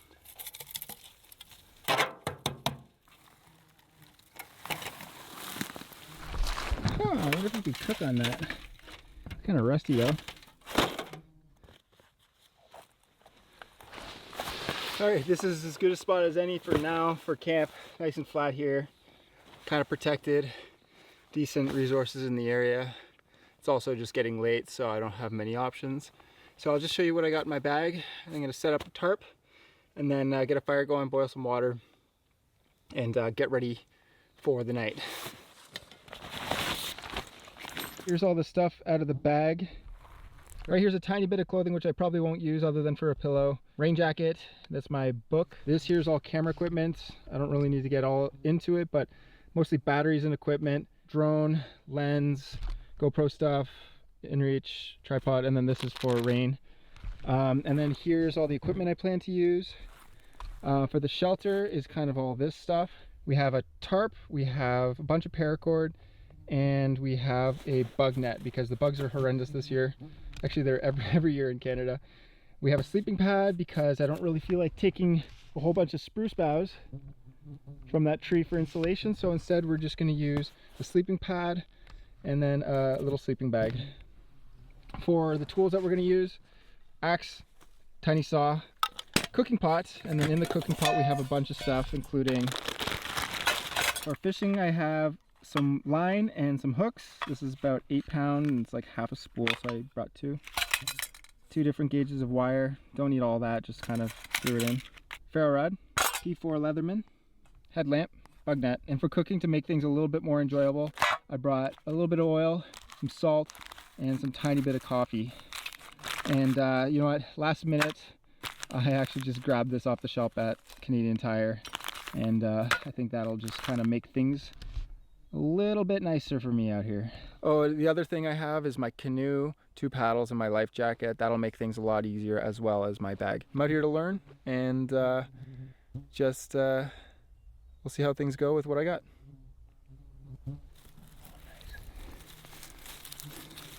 Lots of blueberries around here.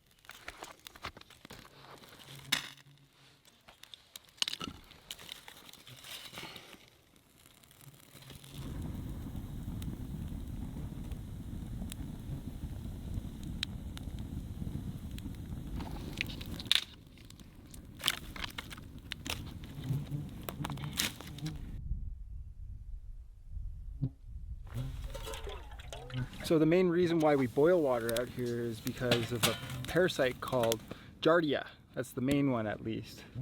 Giardia is also known as beaver fever. It comes from the stool of animals getting mixed in with the water. And while you can drink lake water sometimes and not get Giardia, it's better that you boil it because it'll kill the parasite. Some people say boil it for 5 minutes, others say get just flash boil, or some say, like, you know, get it close to a boil. I usually just let it get to a boil, and that's good enough for me. There's other ways to deal with it.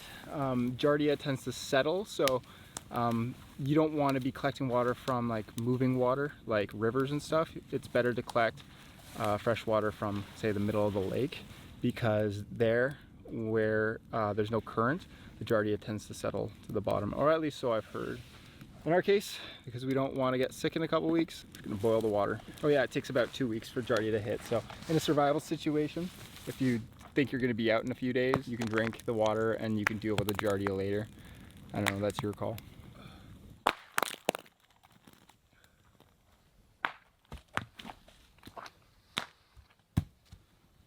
mean, I hope I don't have to use this, but the mosquitoes have been quite bad. So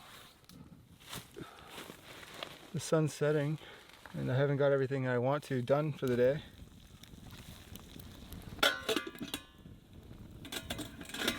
I'm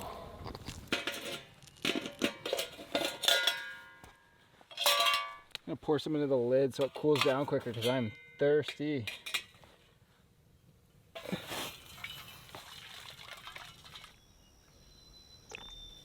That's so warm, but that's so good.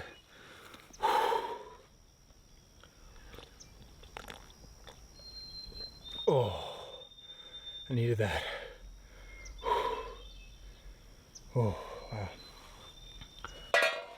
Dehydrated. Honestly, I think I'm gonna jump in the water really quickly just because I feel disgusting, and I know I'll sleep better if I'm just like not feeling disgusting. Hello, neighbor.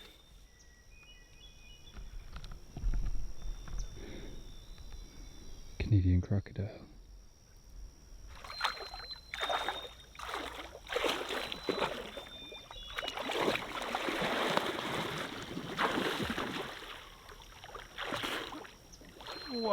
nice.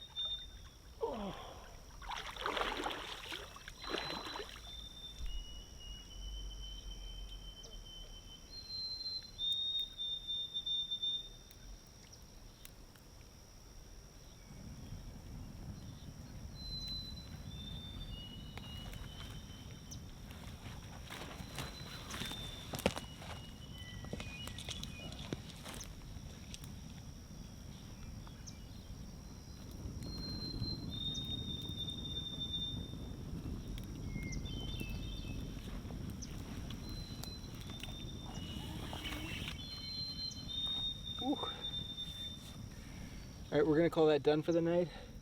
I'm gonna crawl into bed because the bugs are coming out, aka the mosquitoes, and they're actually quite horrendous right now.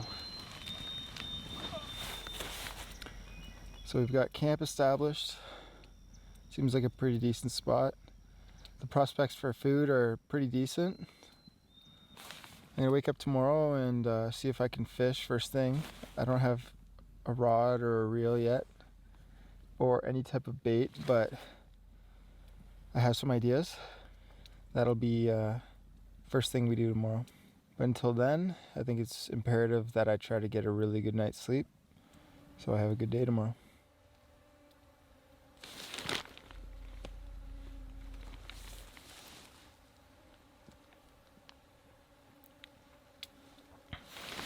Yeah, I just don't understand how anybody would get through a night without a bug net when the mosquitoes are this bad. It just doesn't make sense to me. You would just suffer so greatly. You just like hold on to a tree and pray.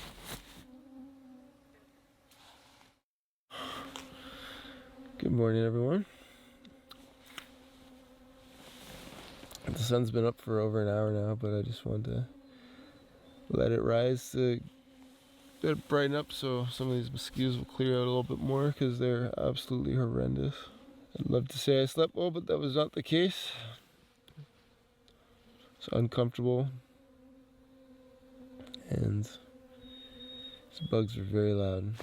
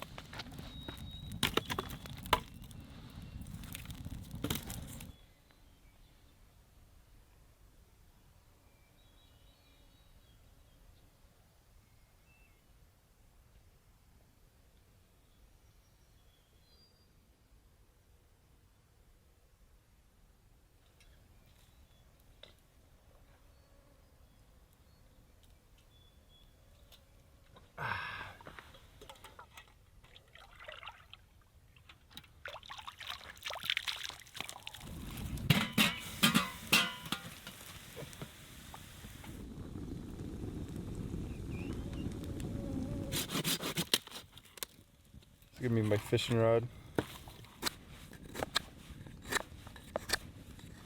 This is about the extent of my carving abilities. Stump. Alright, this will work. Get some line on it. Octopus hooks. These things have just like a little bit better of a chance of holding a fish in, just because of the shape of them.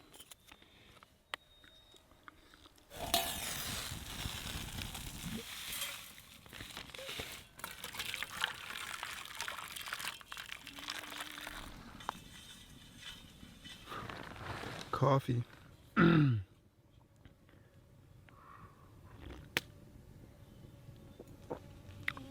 look at that.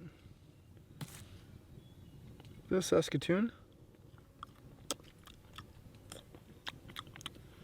It isn't ripe yet, but ooh, quite bitter. But the coffee's good. Oh boy, that's good.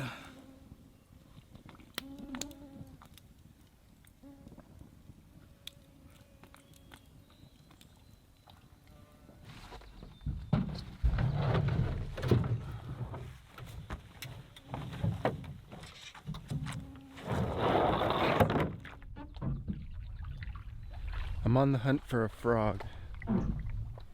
Frogs make great bait. I've been catching frogs since I was a kid, and the trick is to spook them into revealing their position, and then you'll know exactly where they are, and then you can just grab them from behind.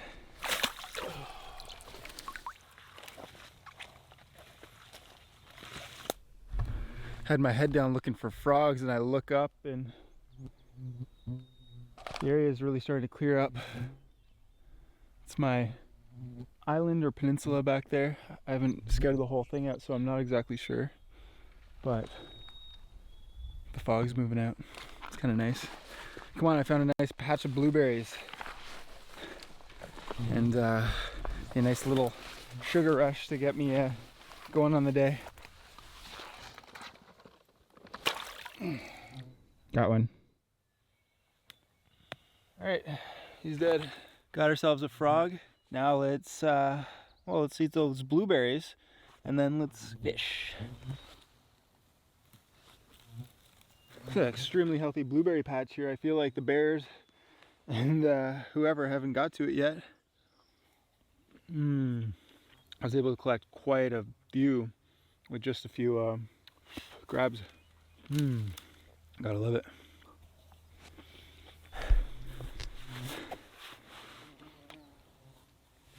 All right, awesome.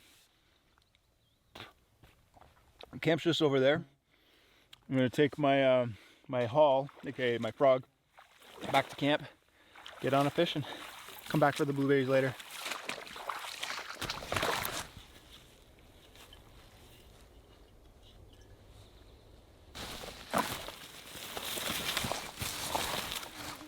Those are perfect. Look at those.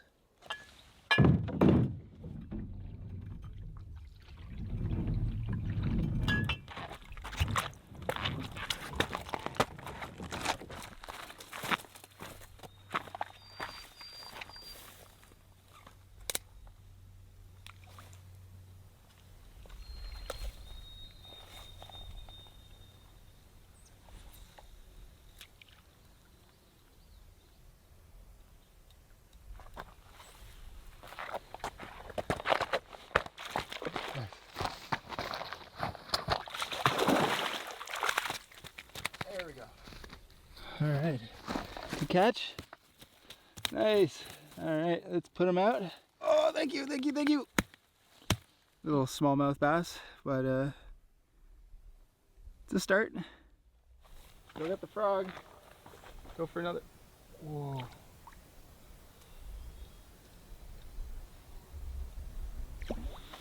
Oh, I hope you guys saw that water snake right there.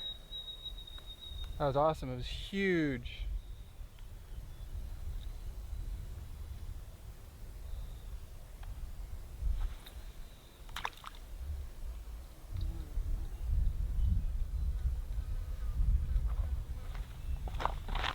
No. Oh, got it again. Okay, this guy's bigger. This guy's much bigger. Much bigger. Much bigger. Come here, come here. Okay, that's a big fish. That's a big one.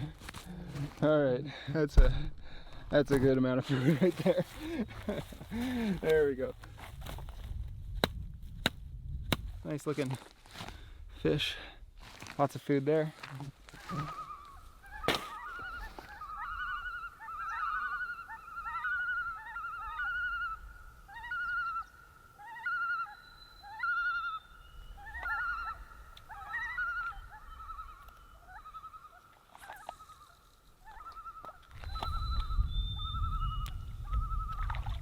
Oh, right away. Right away.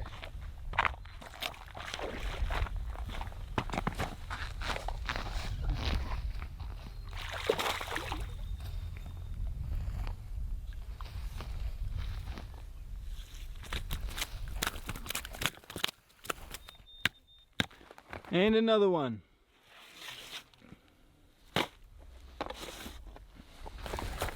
Found another very usable bucket. A couple of shotgun holes though. Honestly, The bite's too good right now to not keep fishing. There's a limit of 5 per day with my license.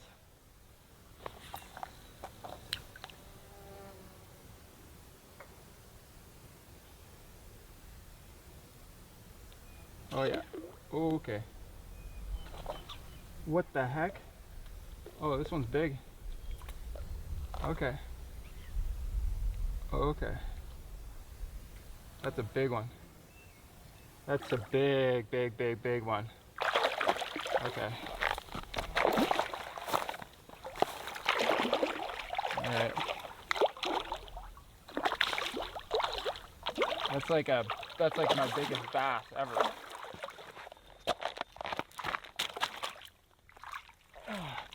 That's like a big bass. That's like a big bass. What? Okay. Okay. All right, well, that's a lot of food right there. All right, you might be thinking that's a lot of food to be taking. And that's right, it is, but I'm gonna be out here for a few days.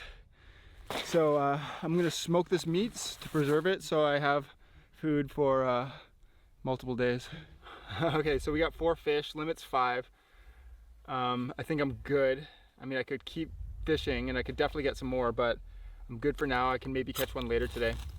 I'm going to boil some more water and then I'm gonna use the pot to make stew with the carcasses, and then I'm gonna use the fillets and I'm going to then smoke them to preserve them so I can have them for later.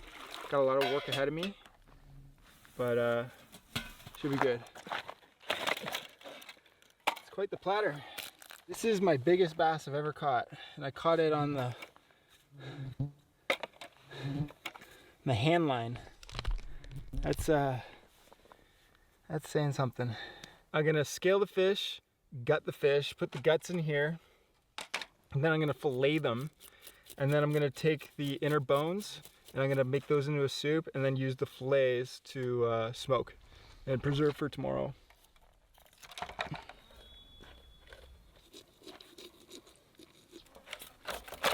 I'm gonna slice these thinner first, but all these fillets are gonna be smoked. These carcasses are gonna go in a soup. Well, you can put the fish heads in a soup and you get a lot of nutrients from them, as well as there's still quite a bit of meat on here, or at least a little bit. And you can eat the brains, suck the eyeballs out. I decided because I have enough fish, I'm going to discard the heads because it'll just make the fish headless soup more palatable, which means I can just eat it easier.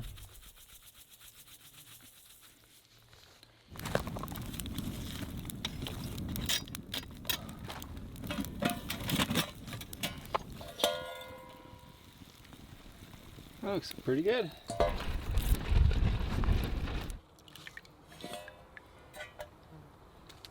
Woo, fish carcass.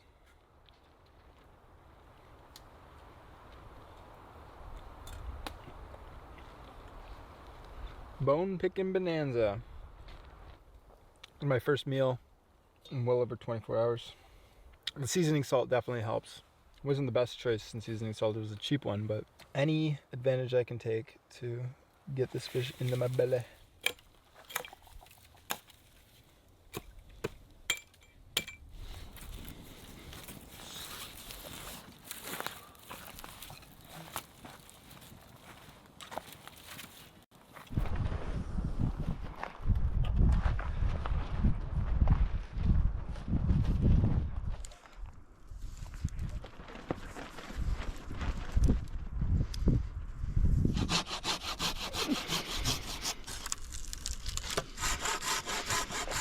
So I'm going for a bit of a walk to find some sort of hardwood, hopefully a punky hardwood, in order to smoke the fish with. Because currently there's mostly jack pine on this island, and jack pine is very resinous. And you don't want resinous wood because that cooks into the meat or smokes into the meat, and it gives a really acrid, disgusting taste. So Hopefully there's something on this little island peninsula that we can use. Otherwise we're gonna have to take the boat out.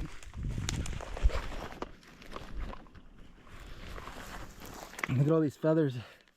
It looks like some sort of bird was unalived here. Some more in there. Look at that. Almost like a den in here. This is a great spot for porcupine. Actually, look over here, there's some bolettis. Those are edible. Whew. Those are edible bolettis. I'm gonna leave them because looks like some other animal has been eating at them. And usually those animals are slugs, and slugs often eat other poisonous mushrooms. And last time I ate a boletti that a slug had been eating at, I got liquid poo.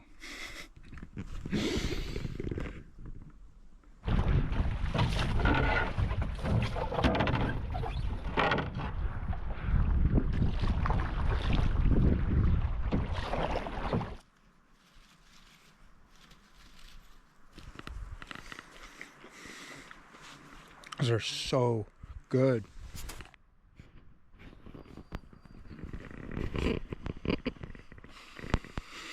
There's some birch bark, at least. It's a dead birch tree.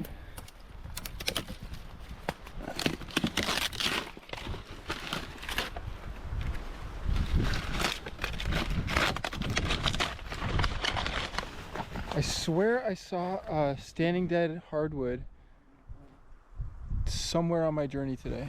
So I'm trying to locate it because it turns out this entire forest is mostly pine. Raspberries are up too. Raspberry. Not as many as the blueberries, but boy are those ever good. Here's a nice piece, standing dead hardwood. I'm gonna take that. And then I think there's a small little piece right there. Definitely not enough, but it's a good start.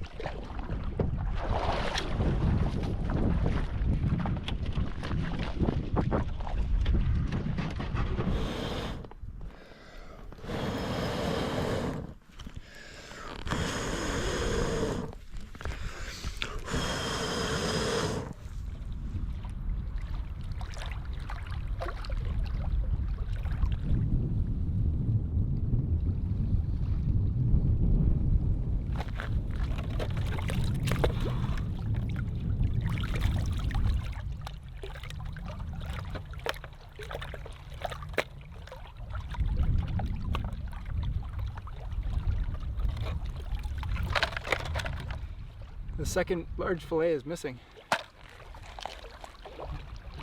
It seemed pretty secure in there, so I don't know where it would have got to. So odd.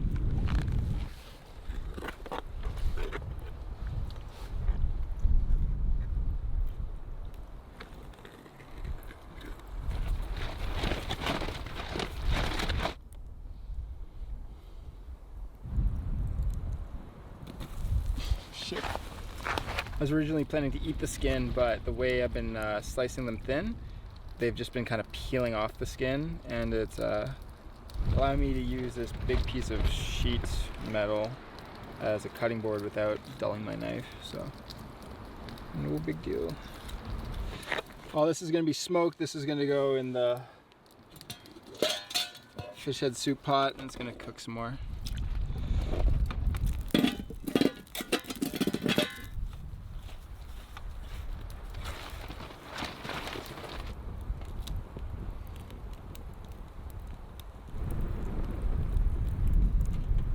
Honestly, this could be the end of the trip because I gotta use the tarp to smoke the fish, but it's quite windy.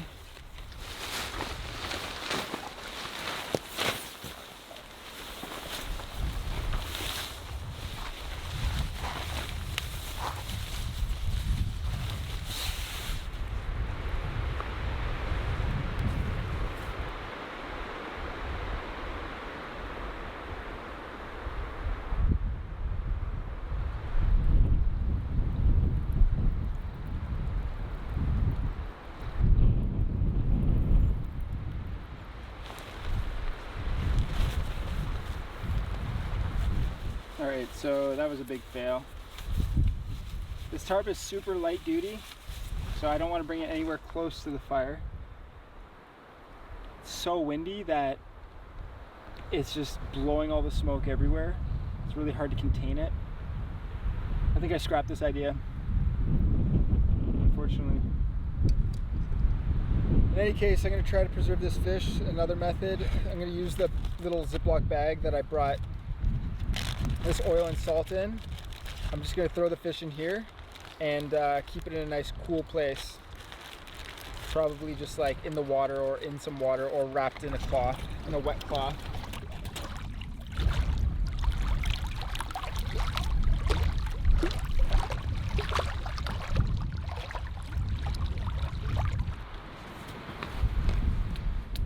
Yeah, feeling pretty beat, so I'm just gonna hang out the rest of the day, get an early night's sleep, and then get after things tomorrow. Really proud and happy that I caught those fish. Obviously a bit upset that the smoker didn't work out, but I have faith that the fish is gonna be fine to eat tomorrow. It all will be good. But what I really want to do tomorrow is just blueberry hunt. Just collect a whole ton of blueberries. I've been snacking on those today and they're so delicious. I just want to gorge on them tomorrow. Between that and the fish, should have no trouble getting me carried over onto day 4.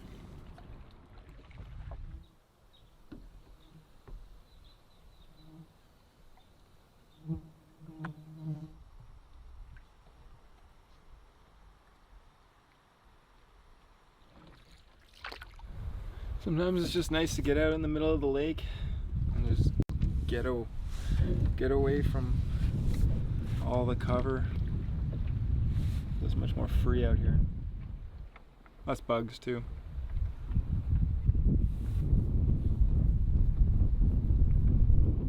Should get back though because 2 hours till sunset and there's a few things I need to do around camp.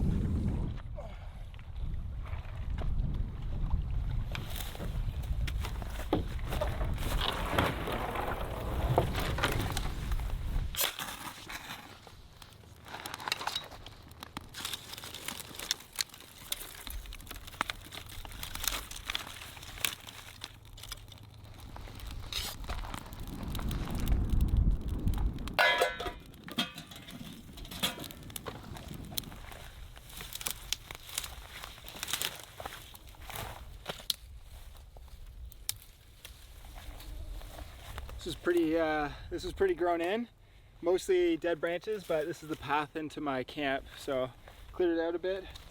Now there's a lot more room.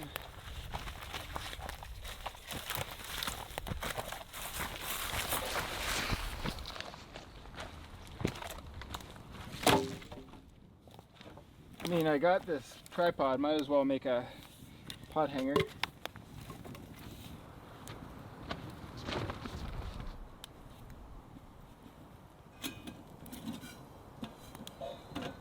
Ooh la la, look at us.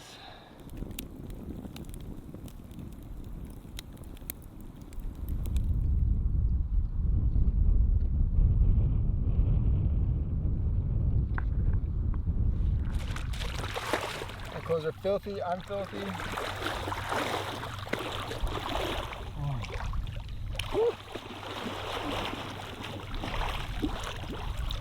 Oh, that's so nice. We're gonna jump into our spare set of clothes. Well, it's not like a full set, it's just long johns and a shirt. And then we're gonna get ready to, oh, and then we're gonna drink some tea. So here on land it's quite warm. Down in the water is quite refreshing, but now that I'm out of the water with wet clothing, quite cool. So I actually have an idea how to preserve the fish a little bit better tonight. Smells fine. So I had a bit of an aha moment when I just got out of the water and I was really cold after swimming.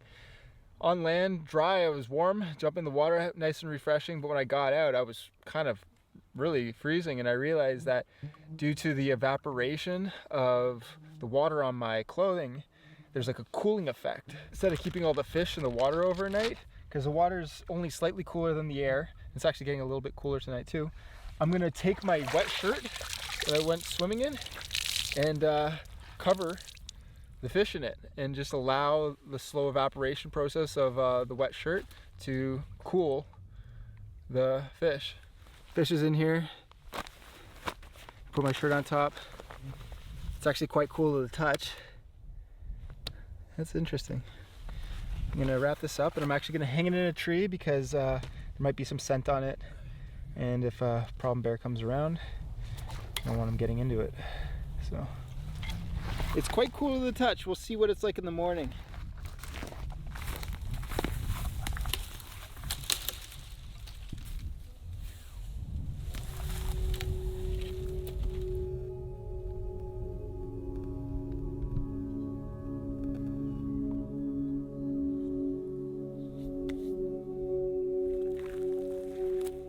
Beautiful.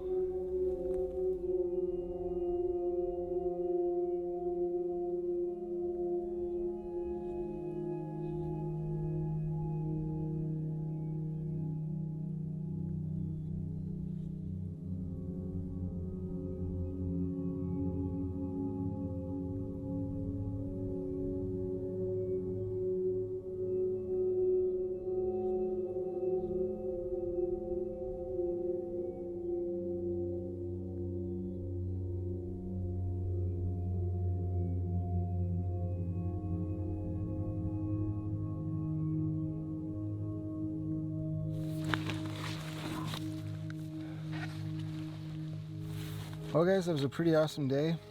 A little stressful at times trying to get that smoker up, but holy cow, we caught 4 massive bass this morning. That's incredible.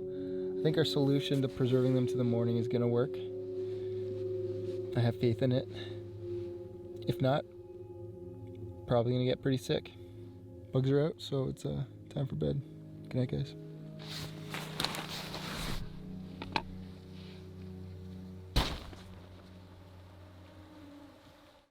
Good morning, everyone. I slept pretty well. It seems to be a pretty peaceful morning today.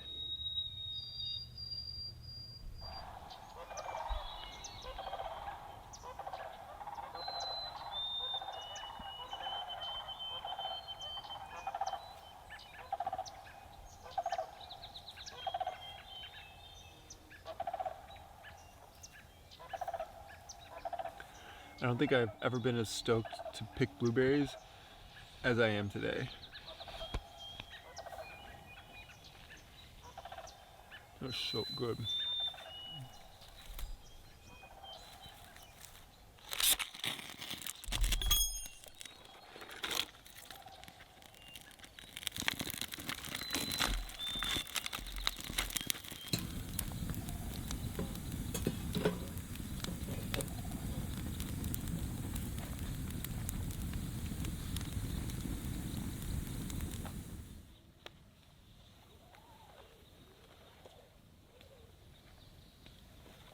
Still quite cool to the touch, but is it? Yeah, it's quite cool. All right, time to do the old smell test. The 100% foolproof way to tell if something has gone bad or not.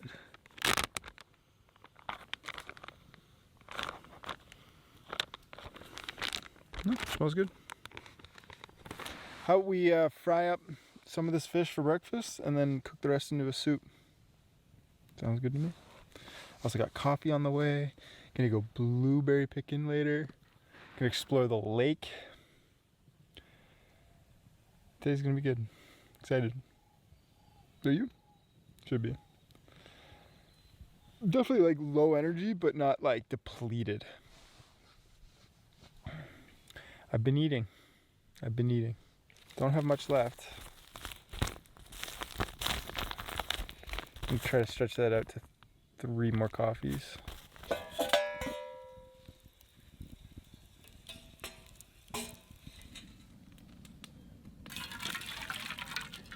I think I shot half of it out. Damn.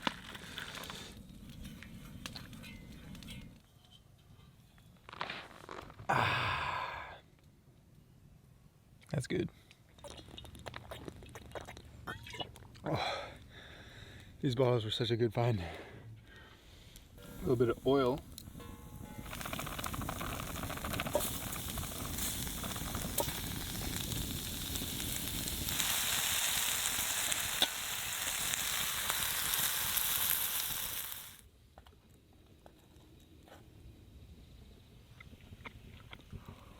That's good. The seasoning definitely makes things a lot more palatable.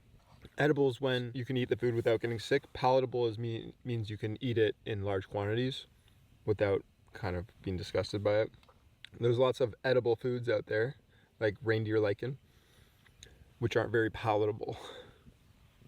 Still got a lot of meat left. It seemed to have cooked nicely and preserved well overnight. I'm gonna grill up a couple more strips, make the rest into soup, and be on my merry way today.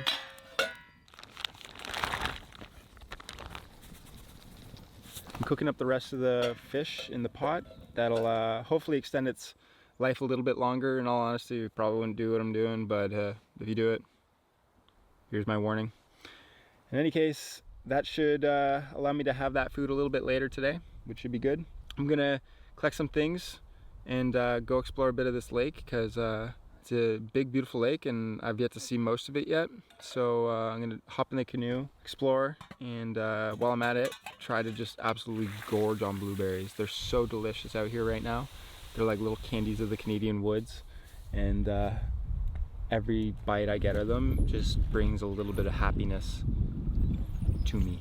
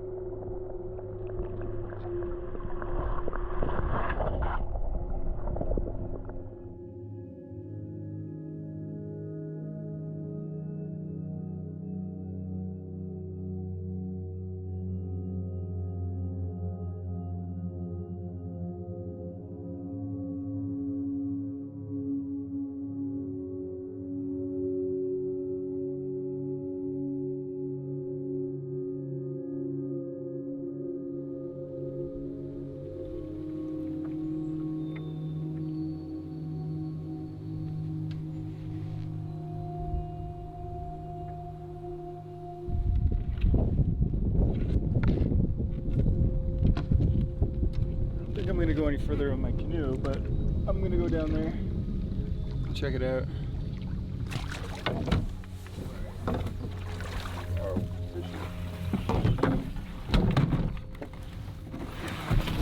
That is a juicy looking raspberry.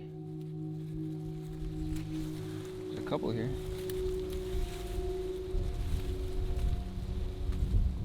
I think they're just coming into season. Have to get a sweet taste. Look. No.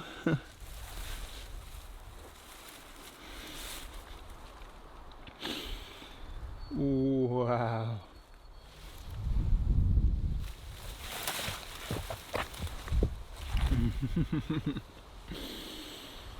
Wow.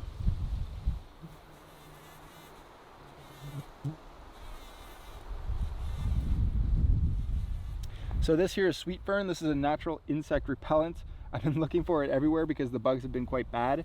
I don't have any in my neck of the woods, so I'm gonna take some of this back with me and toss it in the fire maybe occasionally, and hopefully that'll ward off some of the bugs. We'll see though, right? I've never used it this way. It smells so good. Be gone, bugs. The blueberries here are outrageous. Those things are huge. Mmm.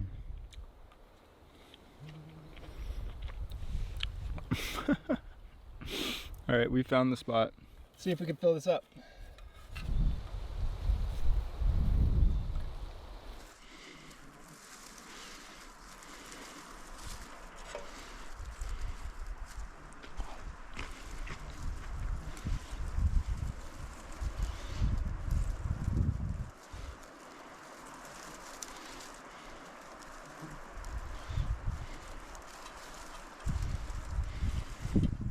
Kind of lost track of time, but check it out.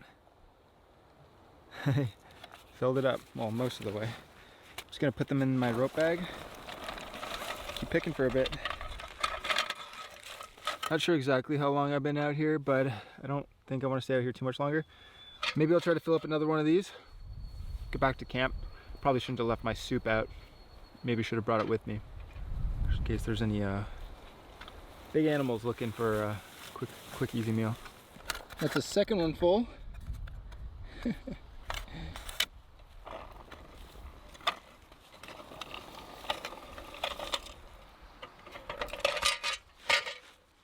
at that. Those are all blueberries. Don't step on it. Pretty good haul. This is full of blueberries. It's quite heavy, and this is close to half full. Anyways, I'm gonna head back to camp and check up on my food and eat some lunch.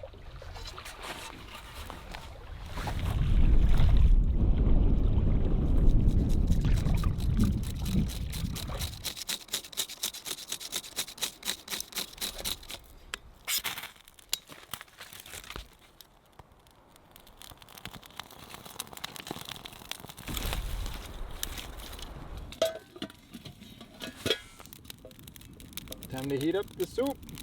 That was such a successful haul today.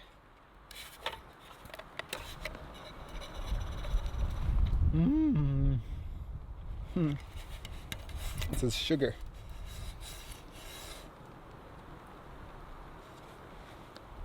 Sounds like rain. Much more enjoyable eating the pieces without bones in them. That's for sure. I feel rich with food right now, but poor with energy. I'm quite tired. Probably gonna take a nap after this, and then I think I'm gonna go fishing again a bit later tonight. Yeah, good day.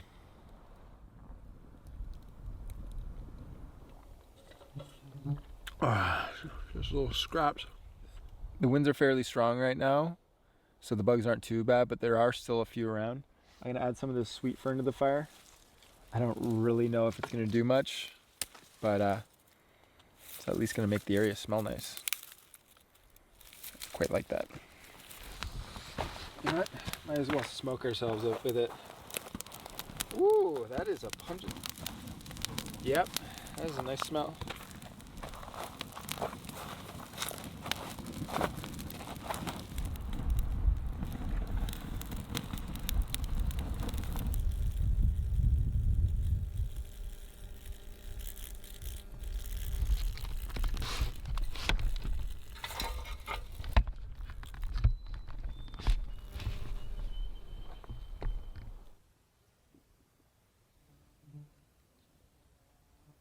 I took a nap, probably a little longer than I was hoping to.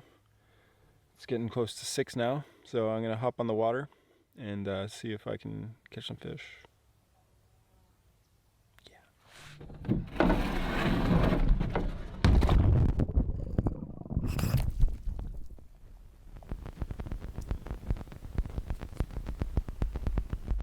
Yeah, so I just put the camera in the water, and you can see that there's water behind the lens.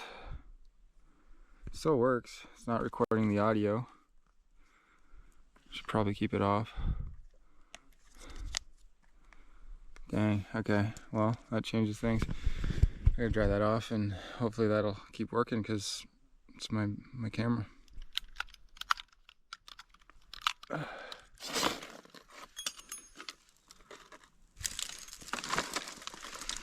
Camera seems fine. I got the backup lens on it. The standard lens does not look good. Maybe that'll dry out. Doubtful. It could be done. Mike making weird noises, trying to dry it out. Fingers crossed it works. Check the mic. 1, 2, 1, 2. Check it. Microphone. I think it's working. Maybe. All right, ladies and gentlemen, we have figured out the camera situation. I got the mic working again. I dried it out over the top of the fire and it seems to be working great. I got my backup lens on. It's just a fixed lens because I had to put it on because this one, yeah, it has water all behind it. Who knows? Maybe this thing will work again. Maybe it works right now. I'm gonna leave it for now. But I put this thing through some crazy rainstorms, so I have high hopes that it'll be fine. Anyways, let's continue. Not a lot of time left in the day after taking that nap in the afternoon and then the whole camera debacle. I kinda only have a few hours of light left. Not even an hour and a bit. I have hopes that it'll be fairly easy to catch a fish tomorrow. So I'm just gonna get things ready around here. It seems like it might rain tonight, so I'm gonna get set up for that and get some water, drinking water ready for tonight and tomorrow.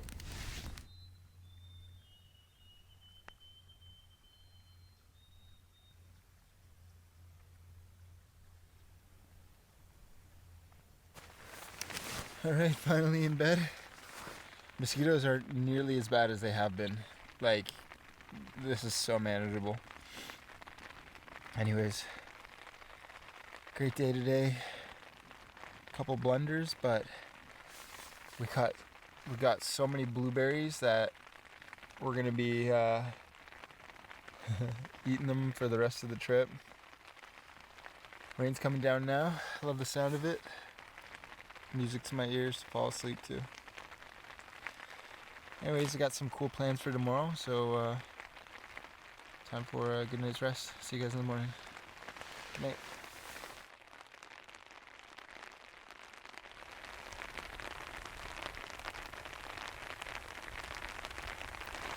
I was wondering where my friends have been all day. They're finally here. Good night, guys. Good morning, everyone. Whew.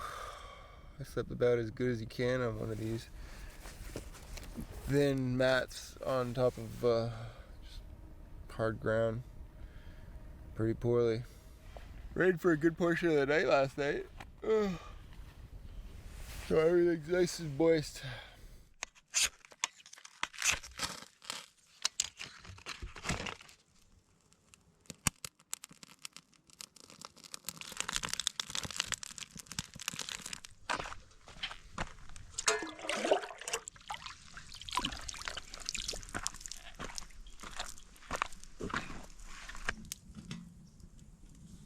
That's all the coffee ration I have left.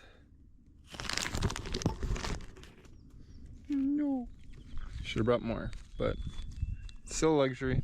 Happy I have it. So I'm just gonna have one coffee today and then tomorrow I'll be out.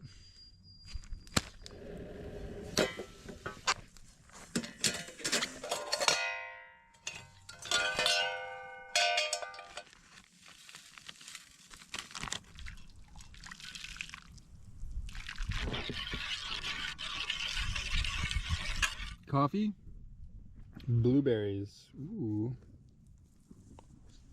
Oh, it's so good. Oh. Let's fry up some of that pickerel weed that we picked the other day. It's a little dried out. Who knows if this is still tasty? Might as well try it. I'm gonna use a little bit of oil and just salt.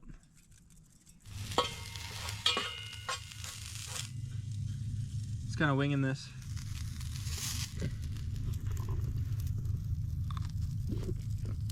Not bad. That was really not bad. Almost like a crunchier asparagus.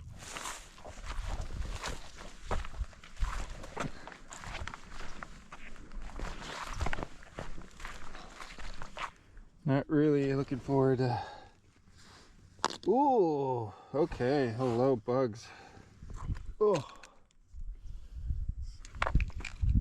piece of fish.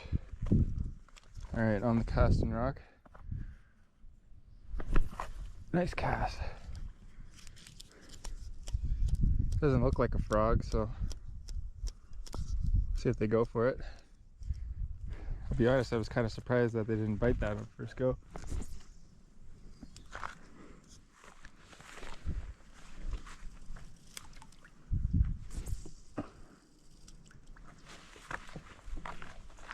This is a pretty spot here.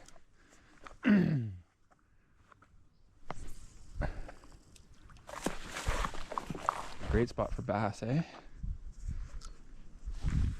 So I've been fishing for just over an hour now, all around my peninsula, or island, whatever you call this place. Not getting any bites. Maybe it's the sun. I don't know, the overcast just came out. Maybe I waited a little bit too late. But yeah, not biting. I got another plan for some food today. Let's do that now.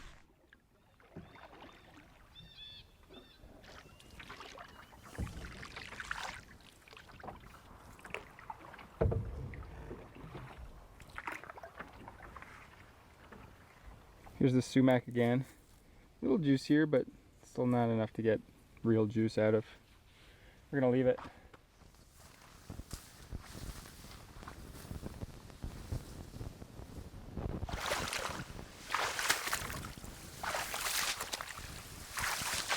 The whole ground around here is not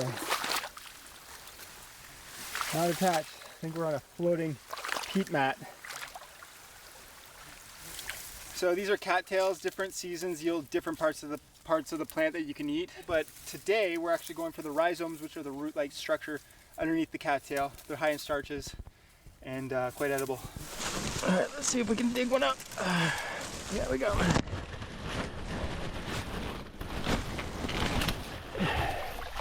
There's a good one. Yeah, so these here are the rhizomes. They are what connects the plants from one to another. They're kind of orange on the outside, and then they're like a white starchiness on the inside. Got a bunch more, and get on to eating. So when it comes to aquatic plants, you got to be careful in which the areas where you forage, because aquatic plants, especially things like cattails and pickerelweed, they're good at filtering toxins from the water.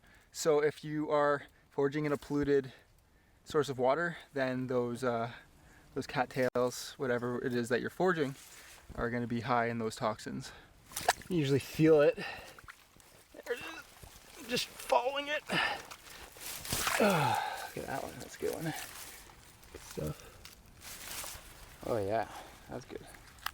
Cattails are useful in a lot of other ways. The leaves make for great material to weave baskets from. We're not going to be doing that on this trip. Just thought I would let you know. Let's get a few more. Let's get out of this stinky place. Yeah, that's a good one.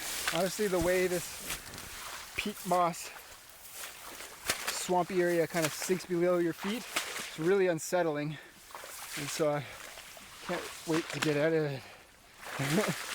Ooh, just don't know how deep it goes. That's messy work. All right, let's jump in the water and go on to the next thing.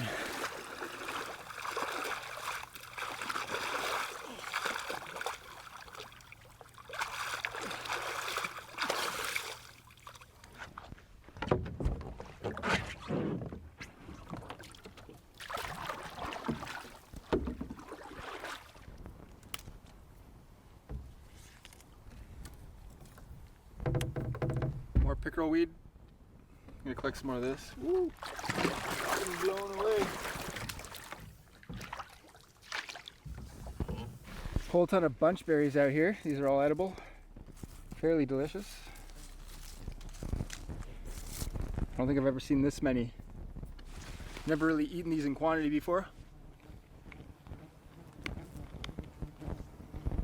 They're okay, but they got nothing on those blueberries or raspberries, that's for sure. There's a moose.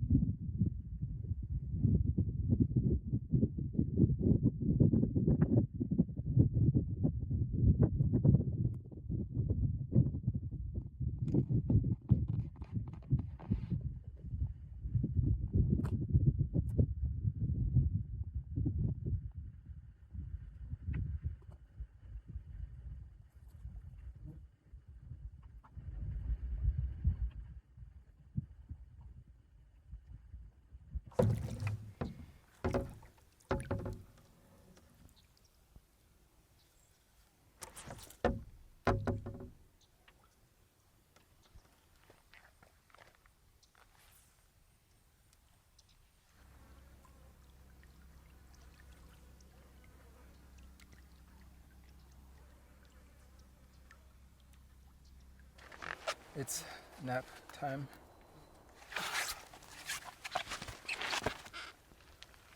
Oh. Once again, way overslept. It's like 4 o'clock. Should probably get her fishing again because I'm gonna want to flay that up, cook some dinner, and get her to bed before the bugs. So many blueberries. About 4 and some hours until sunset. So, woo, time to move.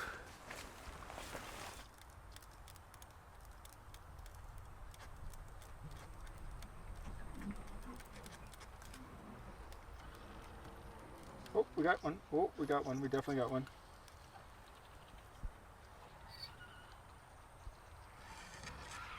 Huh. Okay.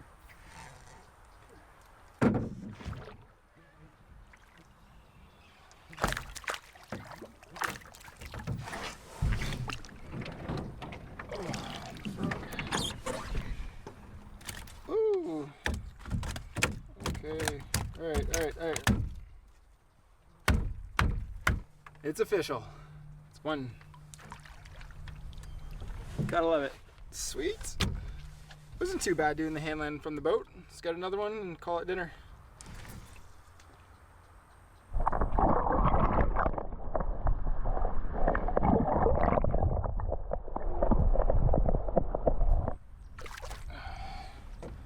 There we go. I think that's good. That's good eating.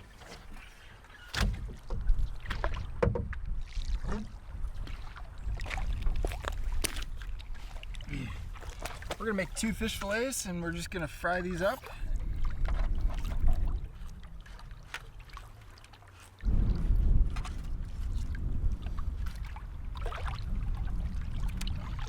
In a survival situation, generally I'd eat this. You can pluck a lot of the meat off the bones, but it's definitely less desirable than just the cuts of meat that I cut out, the fillets. Some other animal, like a turtle, will probably eat this, and by probably I mean they will absolutely will. So I'm gonna discard these and just enjoy the fillets. Thank you. Thank you so much. Let's cook. Cattail rhizomes. Check it out. It's like coconut white on the inside. Well, you can eat all of this. I'm just gonna take the centers. That'll just get rid of all the dirt off it, and like there will still be starches in the outer shell. I'm just gonna make this meal extra palatable for myself by taking just the inner cores. Oil, salt,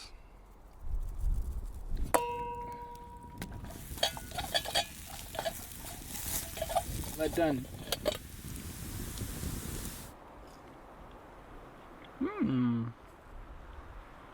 Yeah, okay. What does that taste like? It tastes like cattail rhizomes. That's what it is. So familiar. Salt and oil makes everything so much easier to eat. This is the first course of a 4-course bush meal tonight. Second course at Xander's Backcountry Kitchen is some pickerel weed with some oil and salt.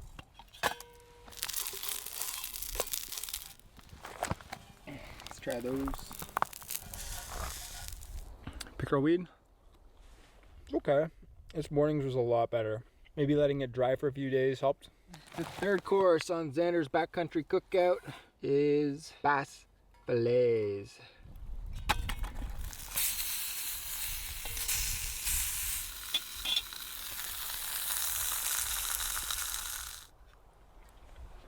You know, that's real food. Yeah, the pickerel weed and the cattail roots, cattail rhizomes, that is just food to get by with. This is like food to thrive with. Yeah, that's really good.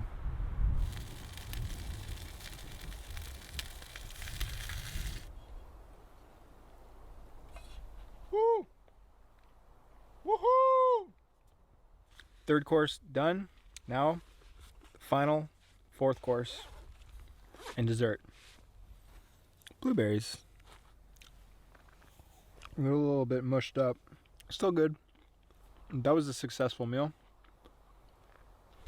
I'll save those for the morning.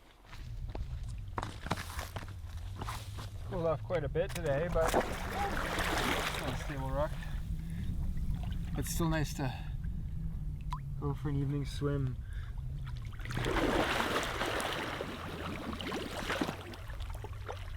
Yeah, that's good.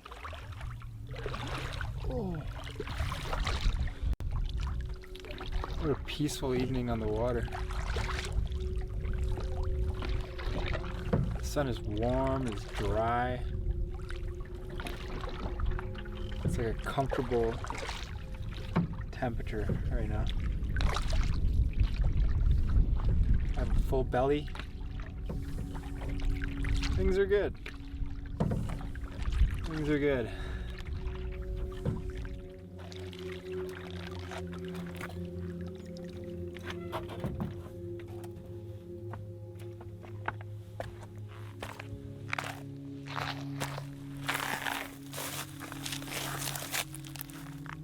Nice spot to camp too.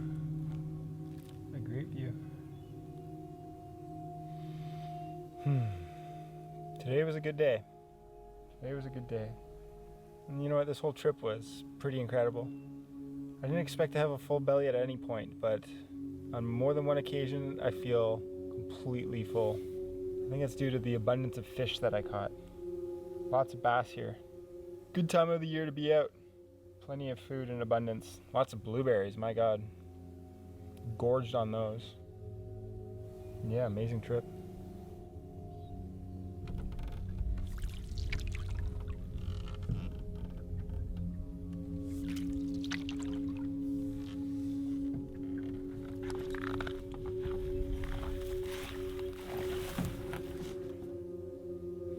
Salvation.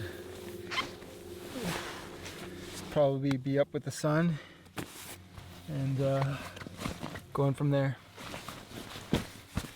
Anyways, good night, guys.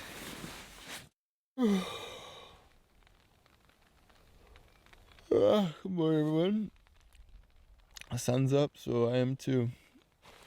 Time to get packed up because heading on out today. This lake really provided for me. I'm so grateful. The pickerelweed and the cattails, not to mention all the blueberries and all the bass fish that I was able to hook into and eat. I was worried that I would be with an empty stomach for a majority of this trip, eating lichen again. But no, the bass was plentiful. My belly was full often, and I had a diversity of food I was able to forage and eat, and I'm just so thankful. This place really provided for me, and I couldn't think of a way this could have gone better. I think with the abundance of food here, I could have gone another couple days, but I'm out of coffee, and that's a big problem. And camera batteries, actually, I'm out of those too. So we'll have to go, but we'll be back. Really grateful for this opportunity. It was an incredible one. I'll remember this one for a while. Hope you guys enjoyed that one as much as I did. Thanks for watching. Have a great day.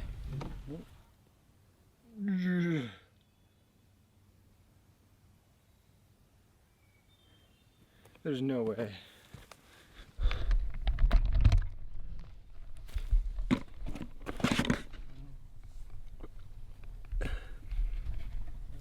It's almost 8 pounds. January is typically the coldest month of the year, and the forecast says that the next 2 nights are gonna be the coldest of the month, meaning that there's a strong chance that tonight and tomorrow night are gonna be the coldest nights of the year. I'm in a new area. I've never explored this place before. The snow just started coming down, which was unexpected. I got some awesome food on the menu and a new piece of kit that I'm gonna be testing out that will hopefully get me through the night in comfort.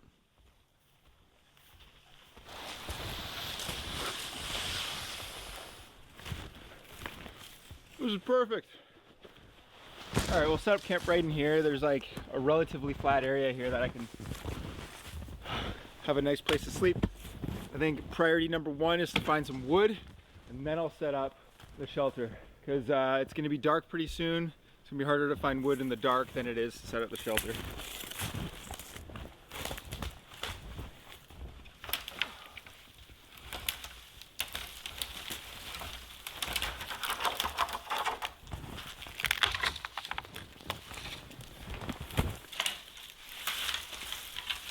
lots of smaller sticks, but I'm looking for the big daddy stick, you know?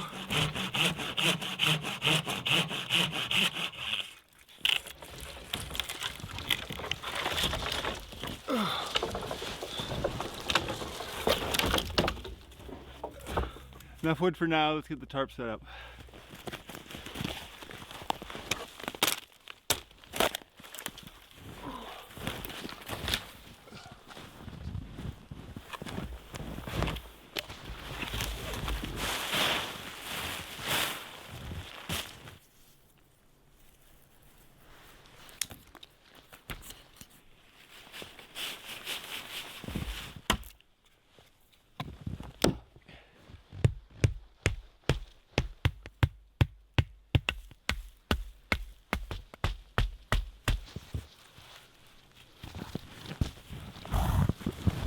All right, this will do for now. Still gotta level out this ground, but let's get a fire started.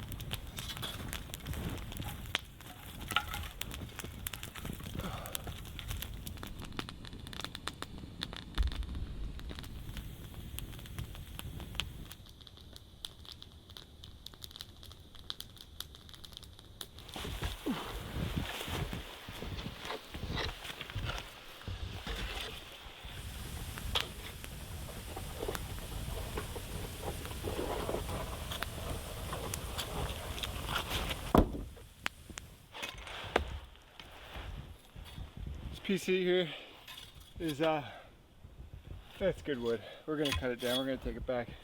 It's a very dead tree. The bottom half is gonna be excellent firewood. Who knows what the top's like, but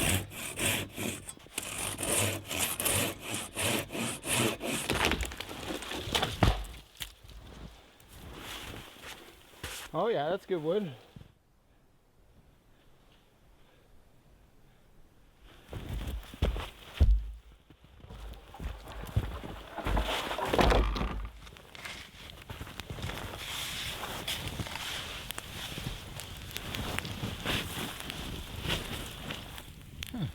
Great.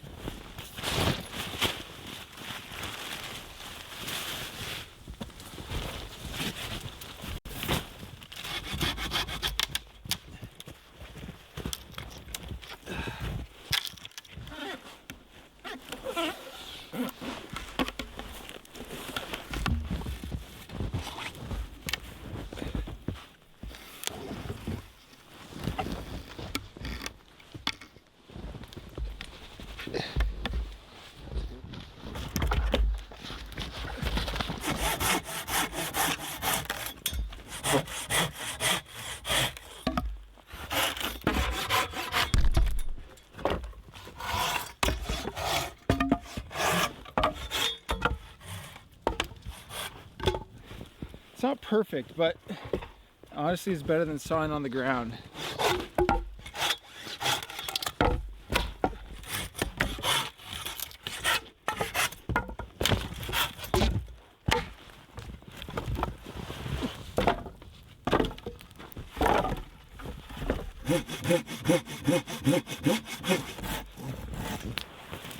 Ooh, I'm a bit tired. All that work.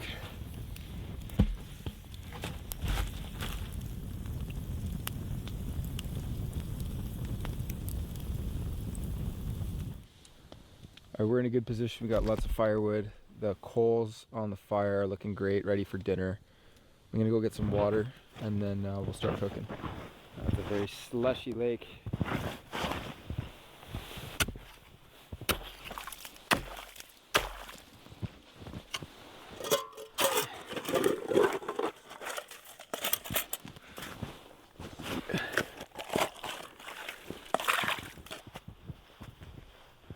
All right, it's time for dinner, and tonight we're doing a little bit of a twist on a classic. Everybody knows that I love to eat pizzas on this channel, but tonight we're gonna do charcuterie pizzas.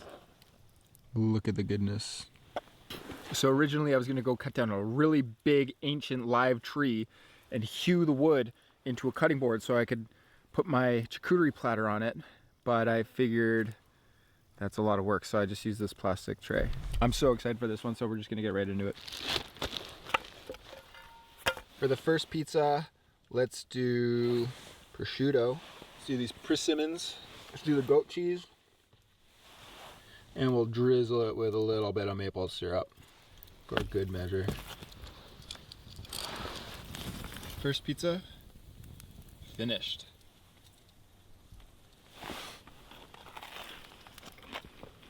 That is really good. Persimmons is a fruit, almost like a pear. Maybe not, but it's sweet. Yeah, the goat cheese and the prosciutto with the maple syrup are excellent. The persimmons is good on there, but maybe a different fruit would be better. Probably pear. 7 out of 10. Charcuterie pizza number 2. So for this one, we're doing real savory. We're going salami, cheddar cheese. Do a lot of blue cheese. Sun-dried tomato. These maybe should have gone underneath the blue cheese. Artichoke. Looks good.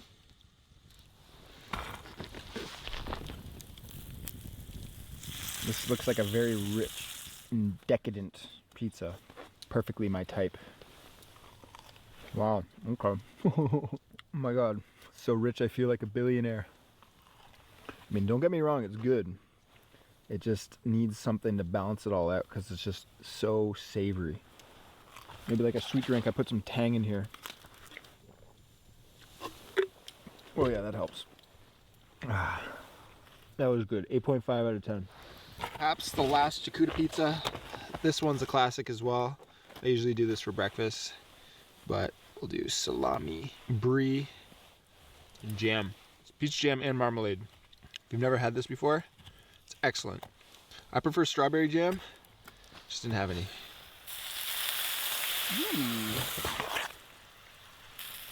I'm excited for this one.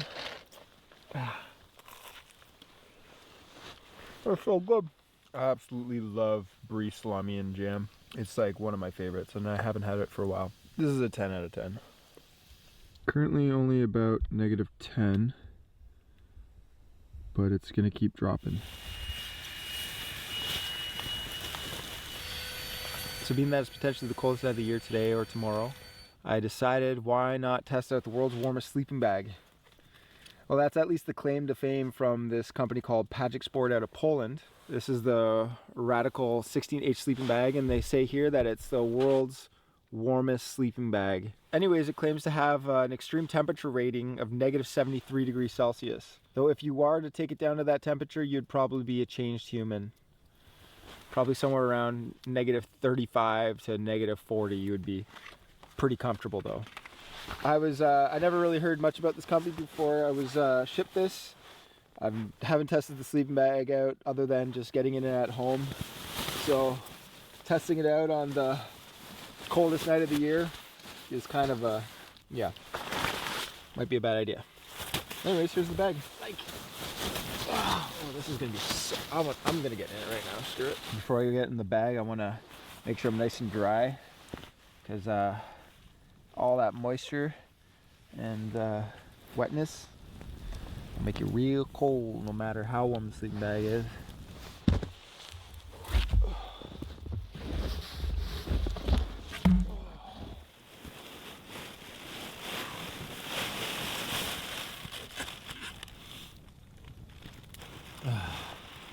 This should be a-okay. Lots to do tomorrow.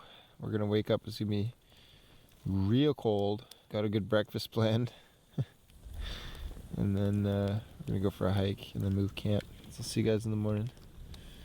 Good night.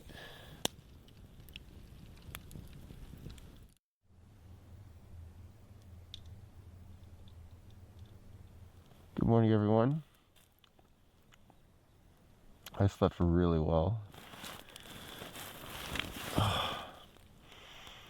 It's cold. It's definitely cold out. But not in this sleeping bag. This sleeping bag's real warm. I am toasty, toasty, toasty. Right around negative 20 degrees. I'm gonna sleep some more. It's so cozy in here. It's so cozy. Alright, it's like 10 a.m. We have sufficiently slept in. We, meaning myself. Oh, it is cold out there. It's cold. Let's get this fire going and warm ourselves up.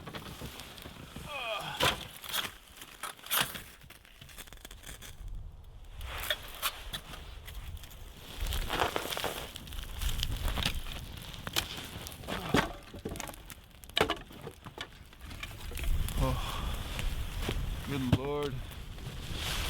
Bless me.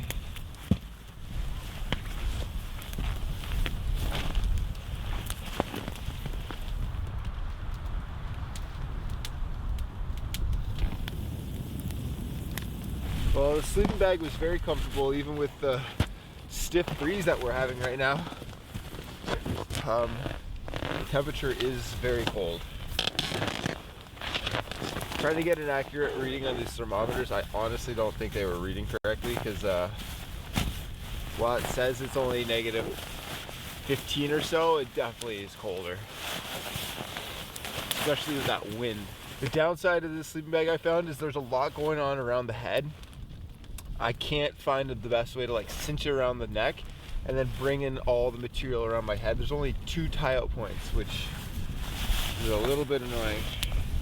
Other than that though, like, I mean, I did sleep very warm. And I slept like a baby angel. This one says we're in negative 20 range.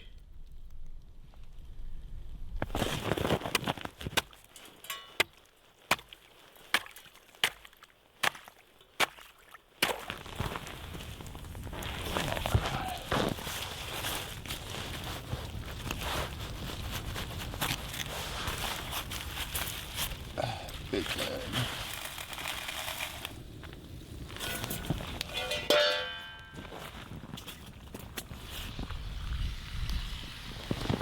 So I'm not exactly sure how cold it got last night, but we can do a quick calculation in our head to figure out exactly how cold it got.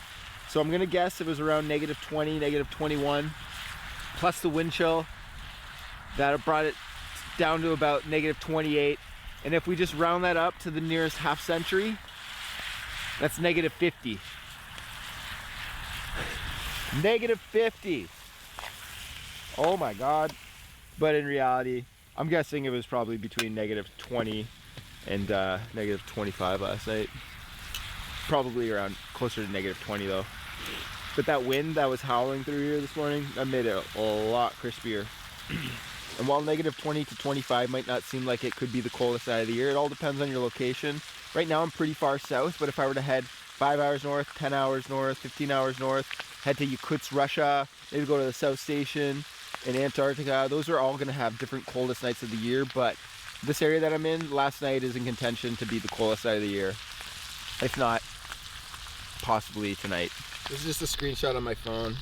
Last night's temperature, tonight's temperature, and then this is the rest of the week, which is basically the remainder of the month. Yakutsk, Russia! Yeah, yeah! Fire in the hole! Wow. There's a lot of energy in that, my goodness. Et voila. Frozen eggs.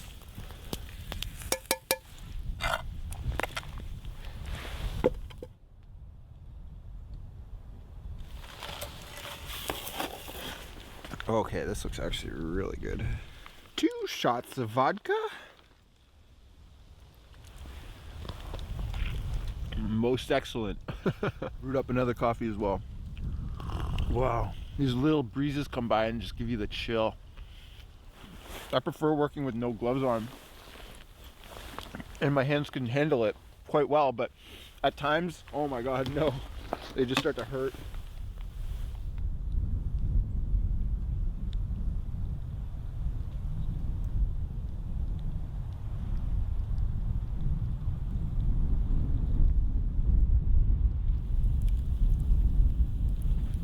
So I briefly thought about going to climb that hill over there, and almost did, but I realized I had a drone, so I threw that up instead. The plan now is to change camps and do it all over again. There's a lake a few kilometers away that looks pretty cool, so I'm gonna pack up and hike over there. We have about 4 hours of light left for the day.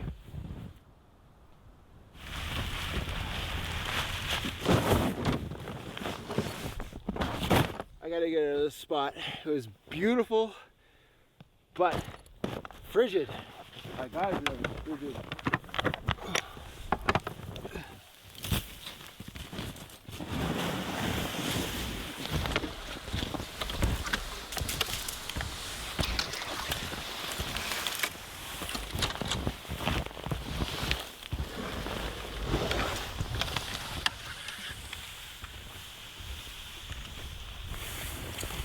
Alright, well, this is the lake.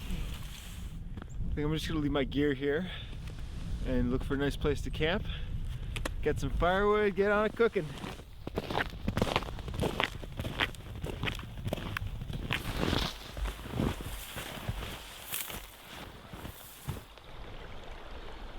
Nice little beaver dam.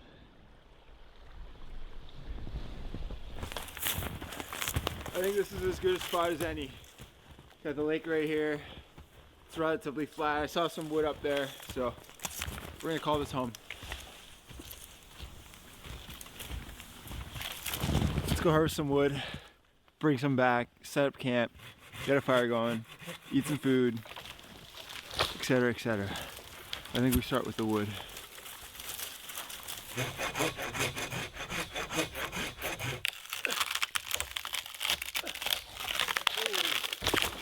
Jesus.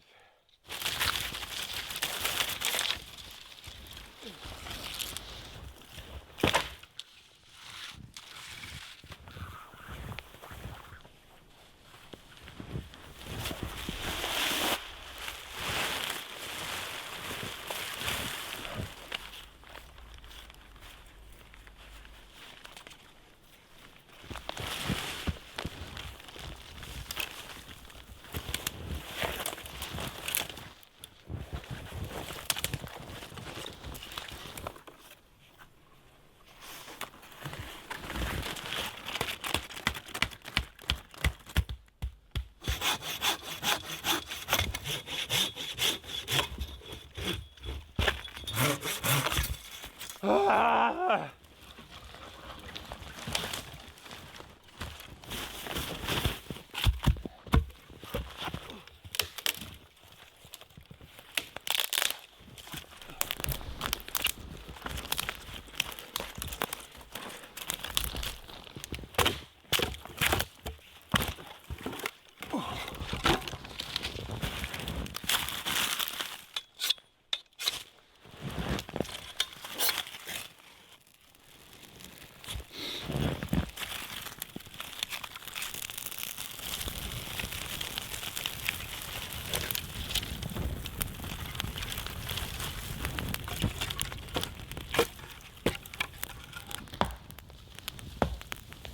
Oh, whoopsie daisy.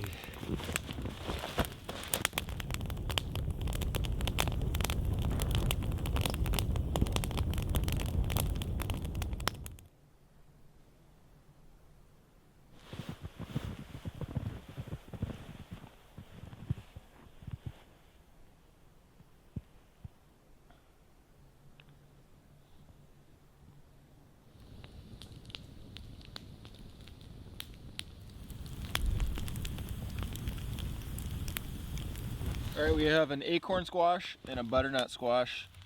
We're gonna cook these in tin foil in the fire. and then dress them up for dinner. Yum!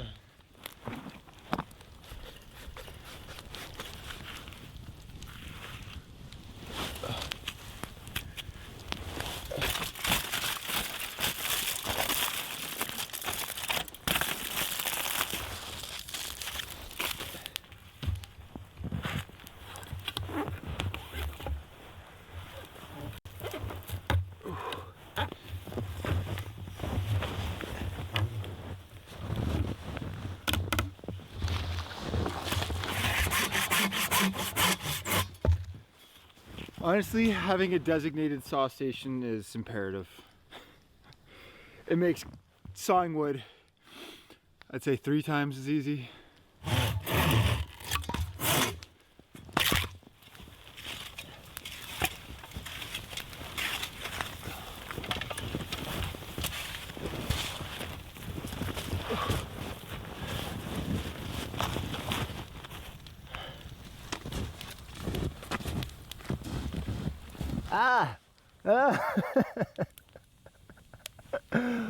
I went to put this in my mouth and it got stuck to my tongue. Oh. Oh, there you go. This thing actually works pretty well. It's done. This is absolutely frozen goat cheese. That's hilarious. Throwing the bacon in first, but this is the bacon that I cooked for breakfast.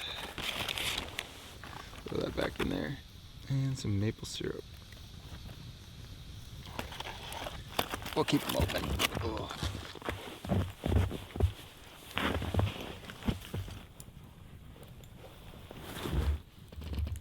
Oh yeah, look at the steam come off those.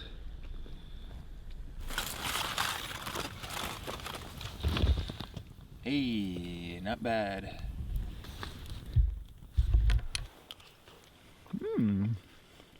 Oh my god, it's really cold. I would say that was a success. Carrying these 2 heavy squash around for the last few days was kind of a silly move, but you know, the payoff, worth it. Honestly, this butternut squash is just not cooking. I've never cooked this before, so I don't really know what I'm doing. Let's get that in there.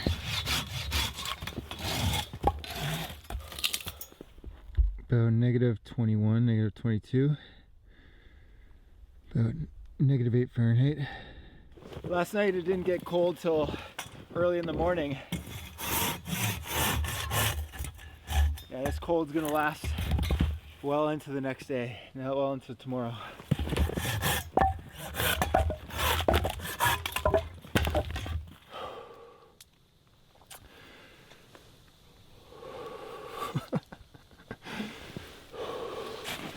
Yeah, it's cold.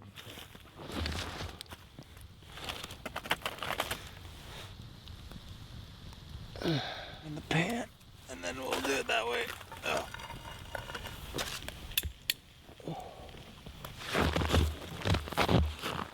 Oh, these are so warm. Oh, it's so nice. Oh, thank God. We'll call that done. Take 2. Oh yeah. I'd say the acorn squash was better. So I'm in a little bit of a predicament. When I was parking my car for this trip, I parked behind this snowmobile trailer, but as I was doing it, I didn't see the ditch. It was kind of invisible because of the snow, and 2 of my wheels went into the ditch, and I couldn't pull out in time, and I ended up nestling kind of behind the snowmobile trailer with nowhere to go. I was stuck because I was on a downhill. I think I'll be able to get my truck out if that trailer wasn't there, but the issue is that tomorrow is Saturday, and people are probably going to be using the snowmobile trails in the area, so chances are somebody else might park there. So I think that the best opportunity for me to be able to get my truck out would be if nobody was parked there, meaning that I probably should get out first thing in the morning. so I have the best opportunity to try to recover my truck before anybody else blocks my escape. So that's kind of the plan.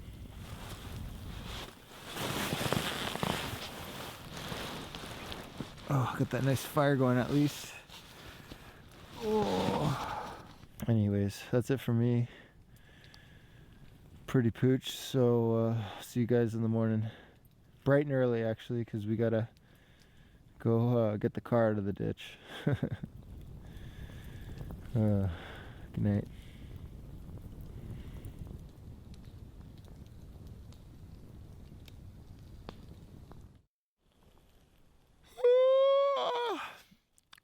Good morning, everyone. It's like just after 7.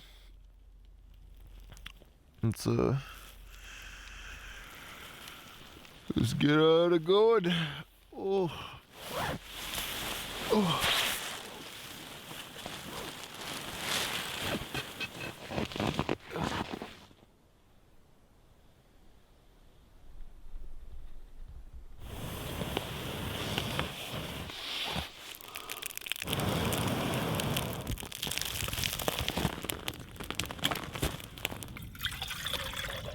Pretty fun to be out here during some of the coldest nights of the year.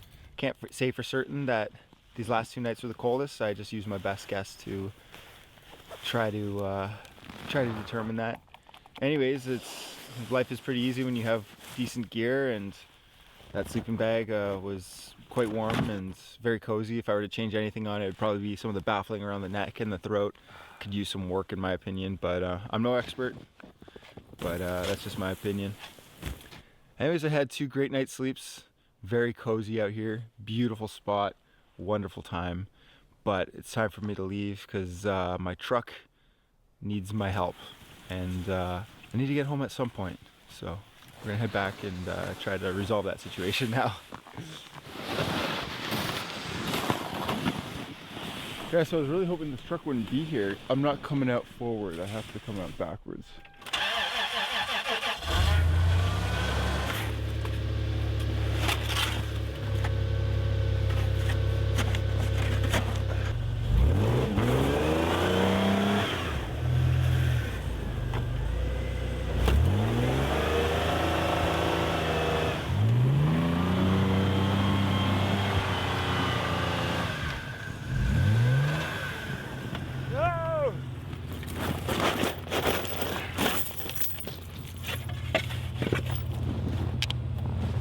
I got some help.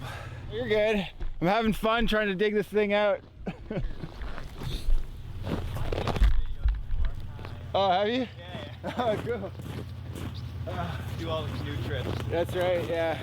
Mostly now just get my car stuck. Yeah, I saw the one where you broke your control arm. Yeah, there. Jake. Thanks for It's rocking.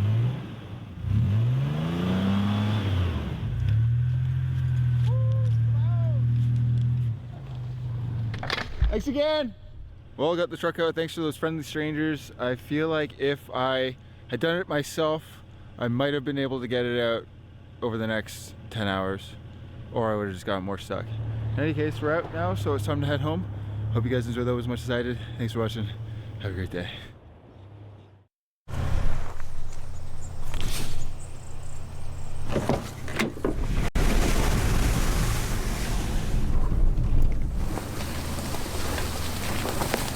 Tricky. Oh, dang. I think this is as far as I go. Currently a 5-hour drive north of Toronto, about 6 kilometers up this forestry road. I'm pretty much in the middle of nowhere at this point.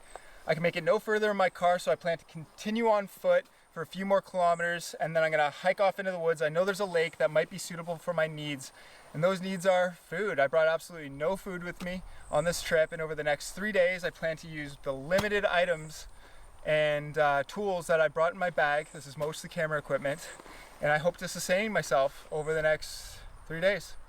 Anyways, let's just get right into it because it's kind of late in the day and I'm already getting hungry. Raspberry. Yummy. 1 calorie. That could be handy too. I know what I can do with this. I'll show you guys later.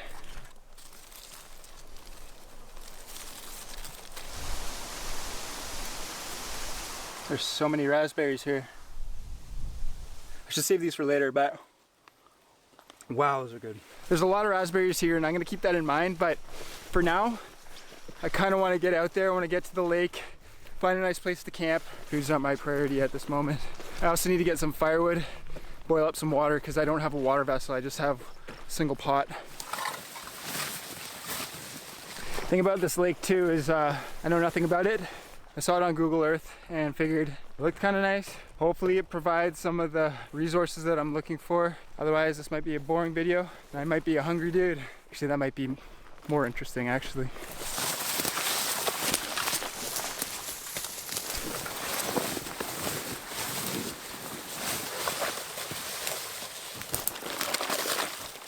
Pretty good fire starter.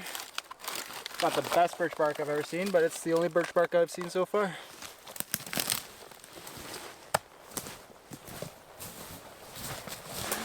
So this right here is reindeer moss, and this is edible. You boil it up once or twice, becomes a little bit spongy. Right now it's quite dry and brittle. I've never tried it myself. I think it's one of those types of foods that's like a tummy filler. I don't know how much nutrients in it. It's much better. Oh yeah, this stuff will ignite quick. Yes. Oh, this is perfect.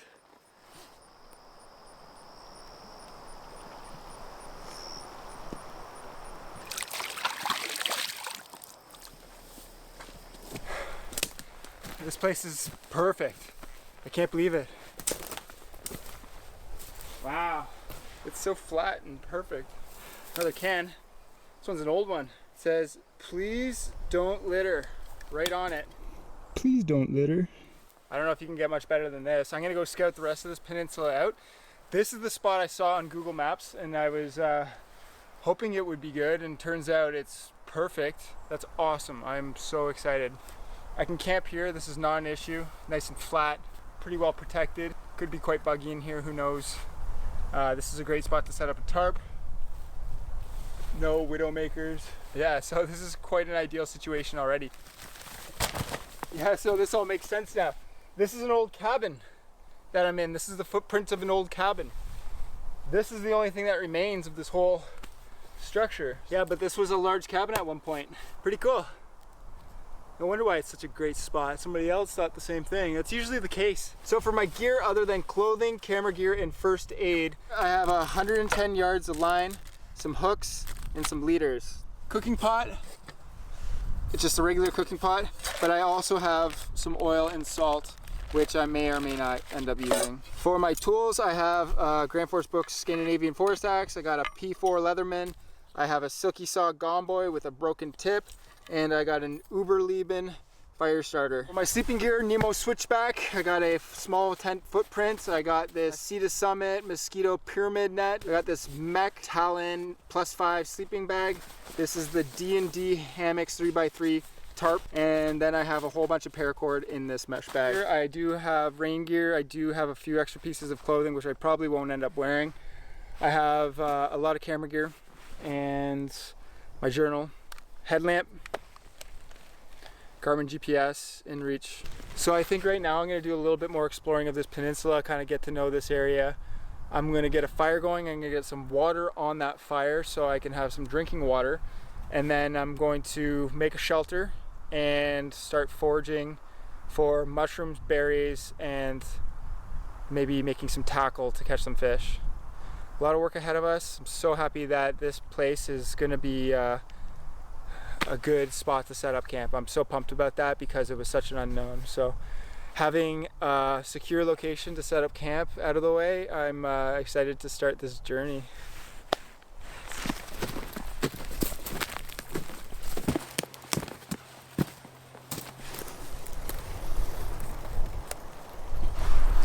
This is wintergreen. I've never tasted the berries before, but it's very clearly wintergreen. I've eaten the leaves, and you can tell with the leaves because they kind of make a heart shape. The veins, they make a heart shape that wrap around.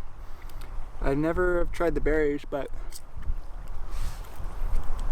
they taste good. They taste like wintergreen gum. I know the leaves taste the same. Quite like those berries.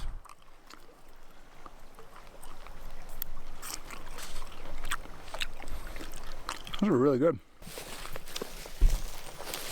There's lots of frogs around here, which is great, because if what I'm planning to do with that can doesn't work out, I could use those as bait. Sorry, Mr. Froggies, for even thinking that, but I'm gonna clean up around my camp, get all these branches out of the way that can like grab me and, you know, get me in the eye. All these branches are dead and they're gonna make great firewood. Clearing out the underbranches of trees is actually good for preventing forest fires.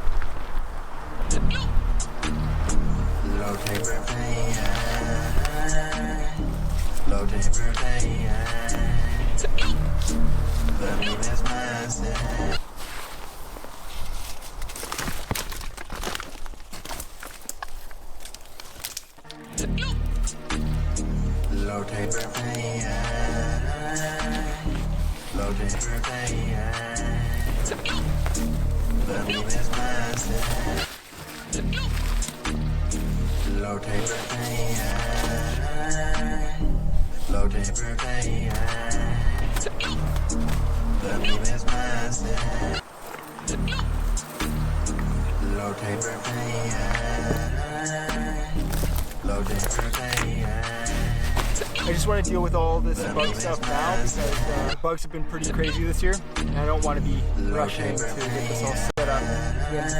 After this is all set up, whatever I want, aka get water, get food. Right here, fire pit right here, sunset over there, me right here.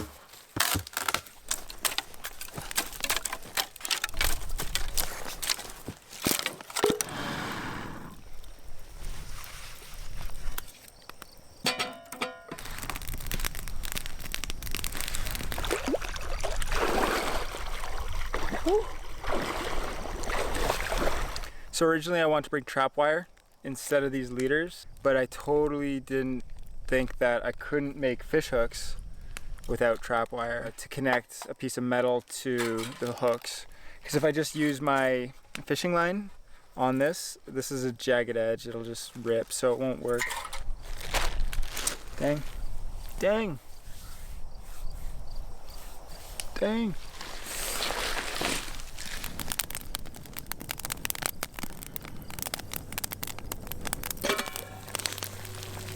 Oh yeah.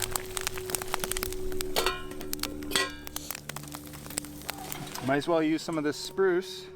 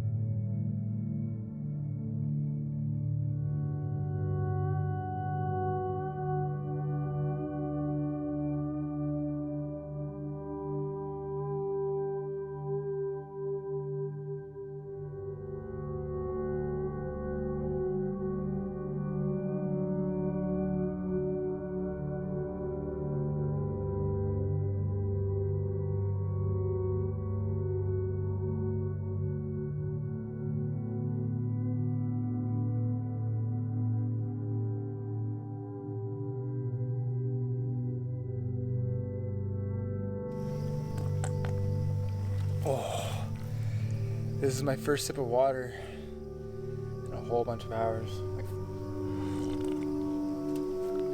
Oh. I'm a little disappointed that I didn't find snare wire. Those leaders won't work for making fish hooks. I need malleable wire so I can attach those cans that I found to the hooks. But hey, it wouldn't be a Xander Budnick video if I didn't forget something. So, just another day. I'm gonna have to go to plan B. I'm still gonna try to make fish hooks, but I think that catching a frog and using it as bait is gonna be my best bet of catching a fish. And I know that some people out there are gonna have a problem with that. It's okay. Putting the spruce in here just like spruces it up a whole bunch. Man, I love being outside.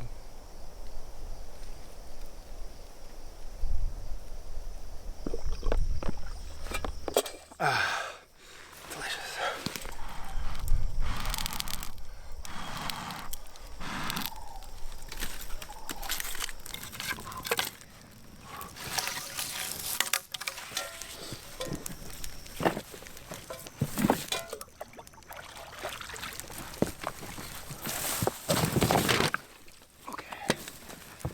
We're good.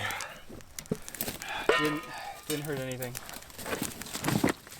Oh, I need to slow down.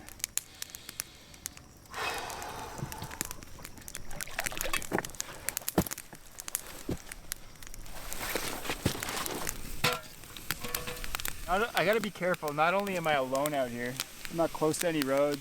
I don't have cell service. I have my Garmin in reach, so I could use that, but that's like, I don't wanna do that. I don't wanna hurt myself. I think I don't have too much sunlight left today, maybe about an hour and a half. I want to be able to catch fish in the morning, at least set myself up in a way that I have the greatest amount of success. Fortunately, I won't be able to make a lure out of the can as simply as I was hoping to because I don't have that trap wire. I'm still going to make my rod and get my hook and stuff ready for the morning, and I might have to use frogs as bait. The reason why I'm making this nice and smooth is so when I'm casting the line doesn't snag on anything. This is gonna be my fishing reel, my fishing stump.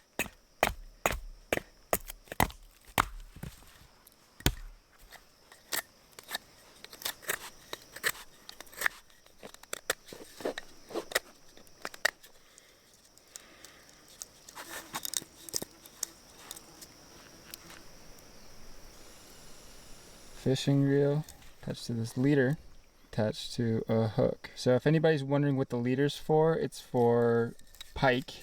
Pike have sharp teeth, and if, say, there are pike in this lake, which I don't know if there are, and a pike bites this, if the hook was just attached straight to the line, there's a chance that they would just bite right through it. High chance. So a leader is used to prevent that. Great, so we have this ready for tomorrow. I'm gonna go check on the water, see how that's doing. I know I feel a little bit bad of catching the frog, but I'm gonna give them a quick death and just let them be a part of the circle of life, you know? If anybody's curious, it is legal to use live frogs as bait. You're not allowed to like sell or buy frogs for live bait. You have to catch them yourself in the location in which you use them.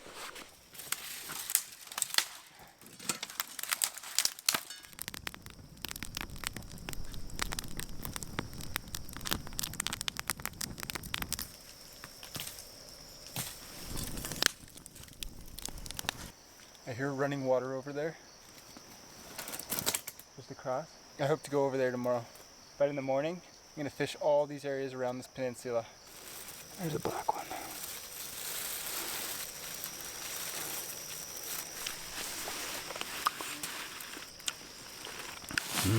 Really good. I think I see fish feeding from the surface. Problem with catching a fish right now is I'd have to cook it before I go to sleep. Judging from my last few camping trips, the bugs have been really bad this year. As soon as the sun drops and it starts to get dark, they get pretty vicious.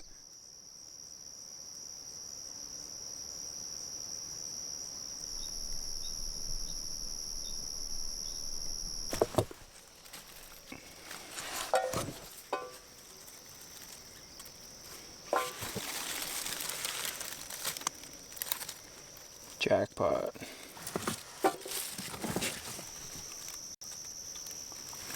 These are really good. I don't want to eat too many tonight because they're high in sugar. I don't want to be bouncing off the walls, you know?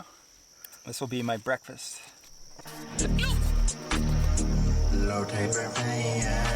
So I believe this stuff is called sweet fern, but if you rub it on your body, it makes a good insecticide for black flies and all types of flies, but it doesn't work for mosquitoes, unfortunately. In any case, it smells really, really nice.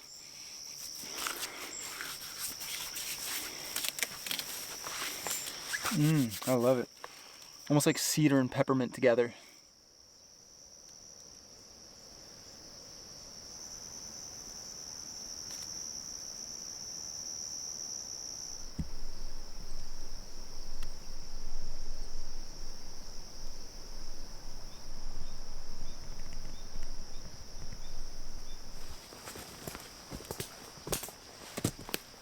Mosquitoes are out, but they're not terrible yet. So fingers crossed that they're not super bad this week. Oh yeah, here they are. Here they come.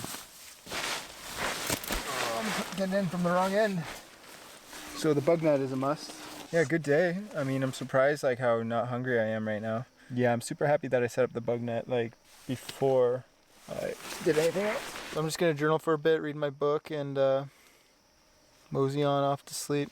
I'll see y'all in the morning then.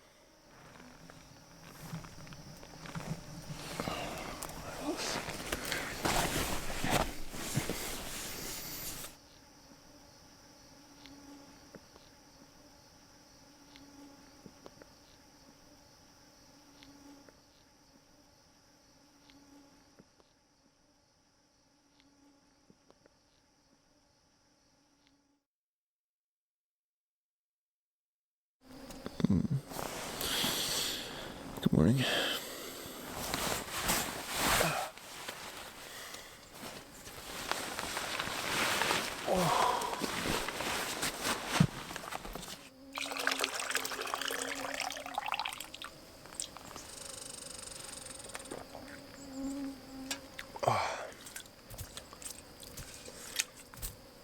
It's really good.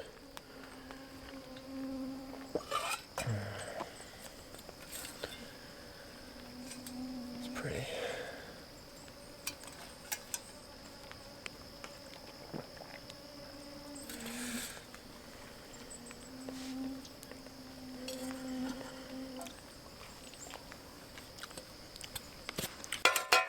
That's all she wrote. I didn't sleep too well last night. I feel like I was tossing and turning the whole night. It's currently 6:30, just after 6:30. Prime fishing time. So, time to catch a frog. Let's do this.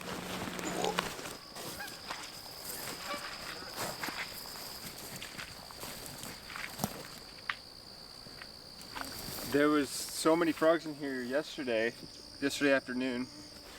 Maybe it's too cold for them? I don't know.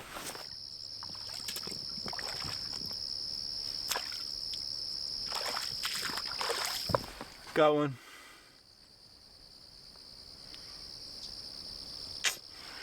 I dispatched the frog that I intend to use, so he is no longer suffering.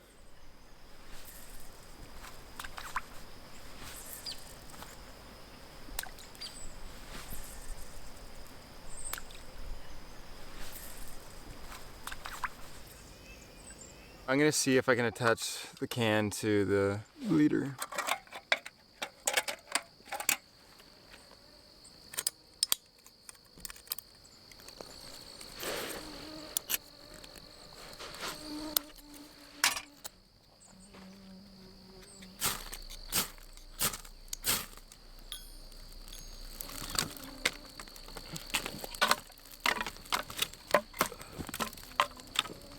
Much better.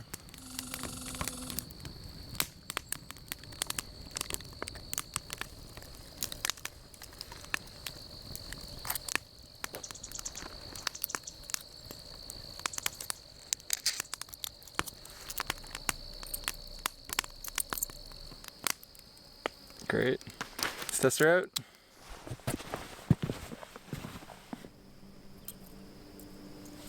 Oh my god. Got no weight to it.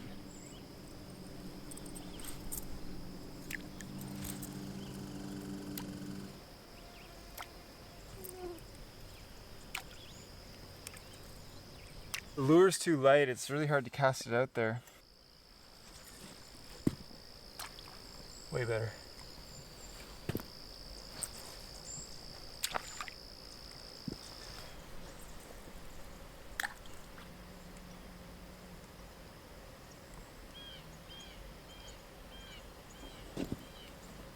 Oh yeah. Oh yeah. Here we go. Oh my god. Holy shit. Oh my god, that's a big bass. Okay. Holy shit. Holy crap. No, no, no. Yes! Woo!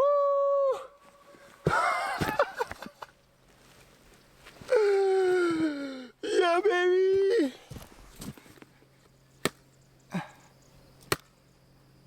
Woo! That's it! Dinner! Breakfast! That was with the frog. Hello! That's what I'm talking about. Well, we got breakfast. Let's go fry this thing up. All right. So I guess my plan is to clean the fish. I'm going to fillet it, and I'm gonna cook those fillets right now, eat those, and then use the rest of the fish. I'm gonna make fish head soup, and hopefully I can find some mushrooms and cattails to add to that for dinner tonight. That would be mwah.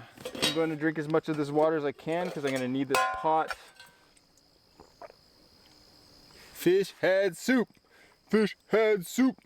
Let's do this.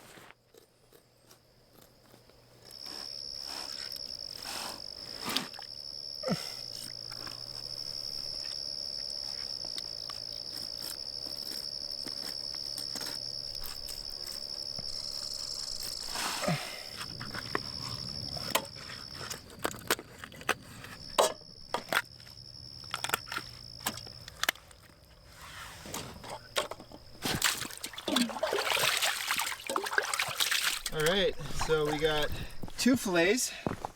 Kind of, I don't know what happened to this one. It's all right though. And a whole bunch of extra fish for fish head soup. All in a day's work. I find a great way to get rid of all that fishy smell is to get, dirt. Just like work it into your hands. Yeah, pretty much gone.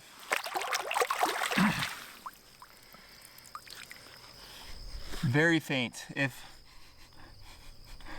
not just completely gone. And like they smell a little bit like dirt now, but much better than the fish.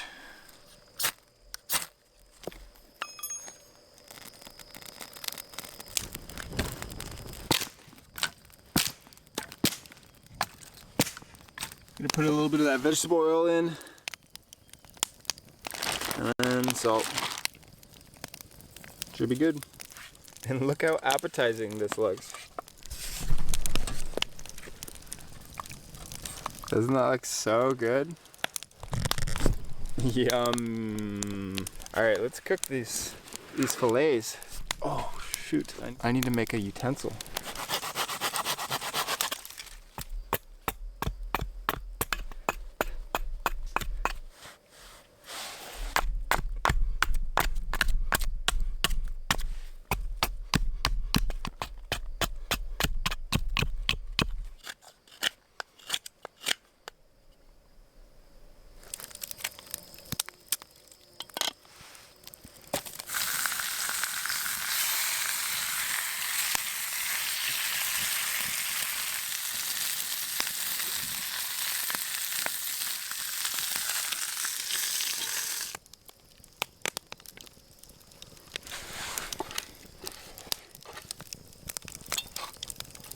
Ooh, sweet energy.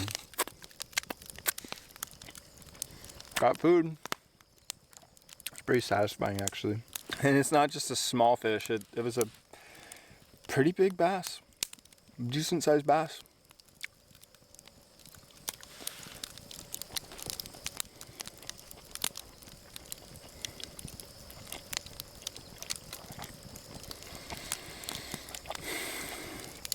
I'm so happy I got to catch that.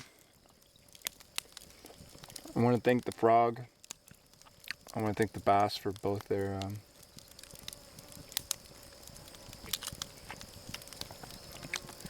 contributions to filling my belly. I want to thank myself for contributing to the circle of life. I want to thank my mom and dad for giving birth to me. I want to thank God for creating such a beautiful, beautiful universe.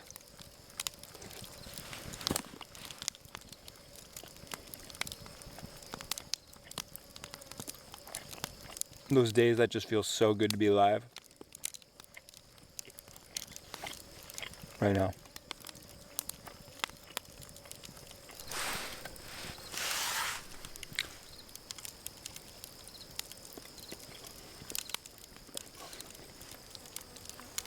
Last bite, first bone.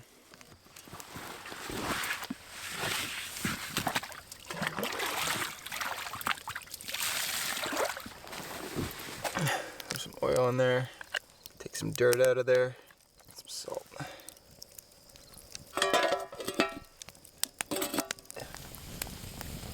So it's that time of the morning where your digestion is letting your body know that you need to take a crap. We're out here in the woods, no toilet paper, no thunderbox, so I'll give you guys a couple tips on how to take a poop in the woods without anything. So one of the better places to take a dump in the woods is around a whole bunch of moss, because you got your toilet paper right where your toilet is. So what you do is take some moss out, dig a hole, use a stick.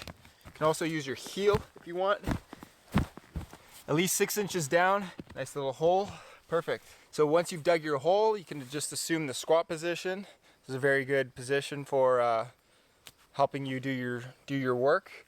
Grab some moss, clean things up. If the moss is wet, it's actually quite nice. It acts as a moist towelette. Just be careful of there being little hidden pine cones in your moss, because if you're wiping with that moss, it can get a little bit awkward. Anyways, once you're all done, bury the moss with the dirt, cover everything up, good to go. Hope you guys enjoyed those poop tips. If you did, leave a like, maybe subscribe for more poop tips in the future.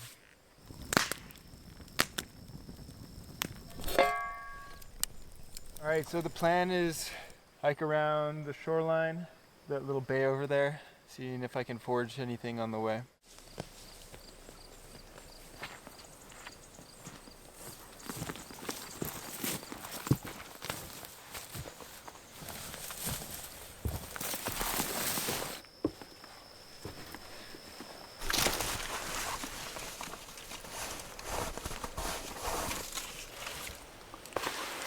They have little seeds in them, so I eat them, but some people spit them out.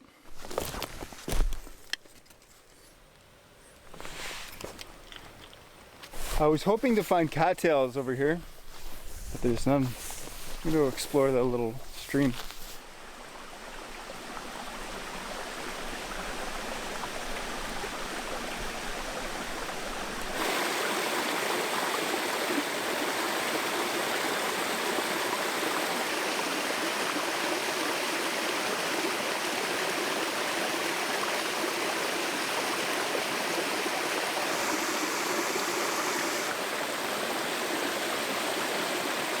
I'm gonna keep going.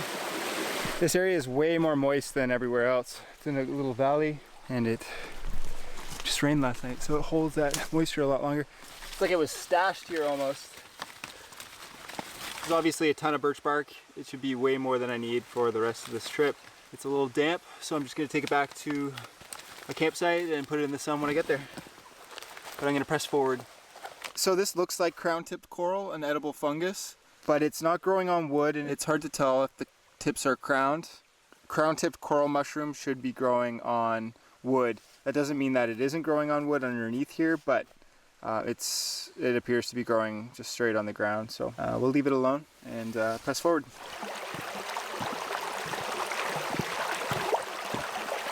I mean, if anything, this has been just a beautiful hike.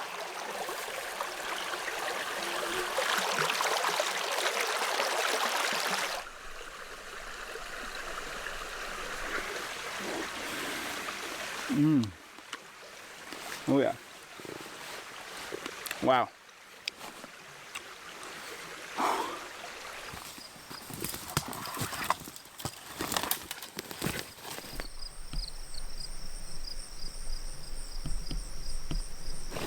I say if there's no cattails here, I'm not gonna find them on this trip. Still hoping I find some mushrooms I recognize though. All else fails, I got tons of berries and still some fish head soup. Jackpot.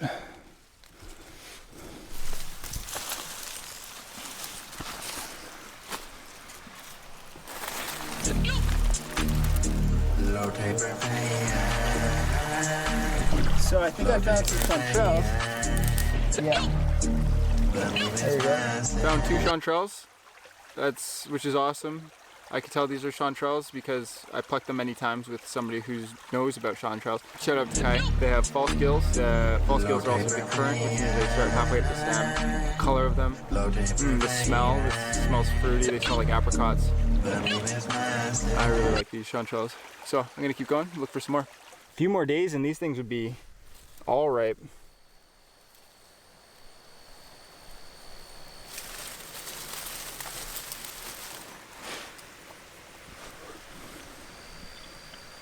This is what it's all about. I'm gonna head back to camp now.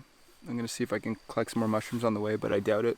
I think my best bet at collecting them was up that little stream. It just seemed like an area where mushrooms would grow, so.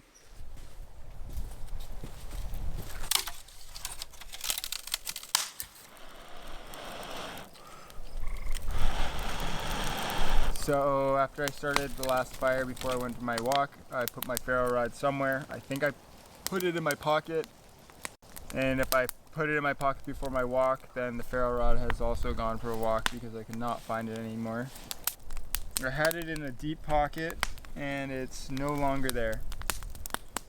So if that's the case, it's somewhere on my hike. Hopefully it's somewhere around here. In any case, I can't find it and I've been looking for the last 25 minutes. I know this happens all the time, but damn. This is how these things happen. Just like not thinking. Start the fire and then you're just like go, go, go with that, and then you just put the ferro rod down because you're just like focused on the fire, and then all of a sudden the ferro rod disappears. It happens all the time, and unfortunately it happened to me, but fortunately it happened to me. You know, because it's lesson learned.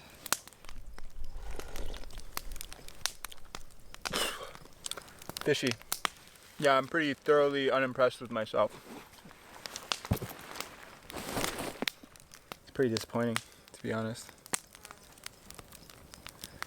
Chanterelles. You see so many people lose their ferro rods on the show alone or on YouTube, and you think to yourself, that'll never happen to me. And then it happens to you.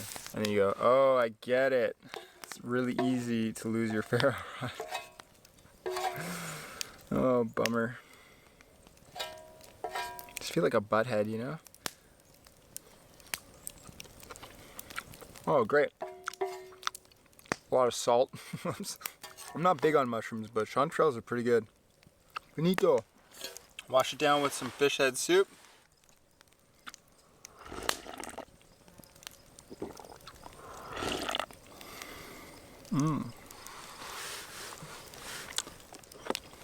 Here's the plan. I'm really thirsty right now, so I'm just gonna drink a lot of that fish head soup. I'm gonna put more water in it and just boil it up again.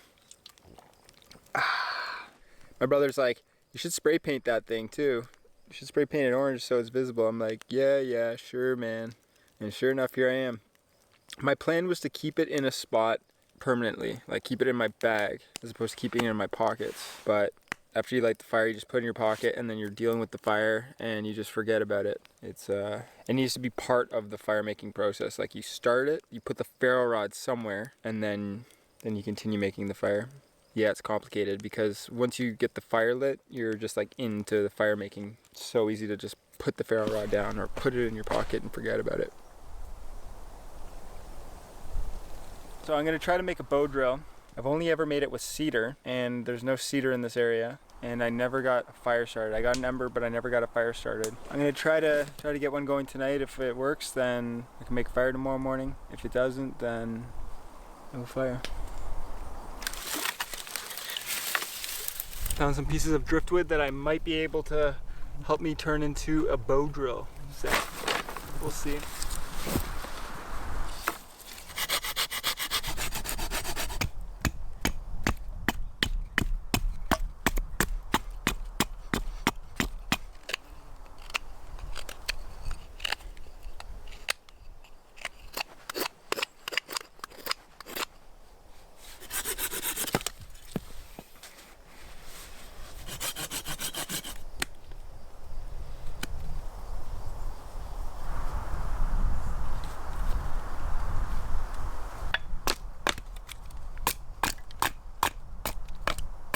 That should be all right. We'll see. I don't know if this is completely bone dry. I mean, it's beached wood, so we're gonna give it a go. I don't think this board will work. It's not perfectly dry. But hey, let's try it anyways.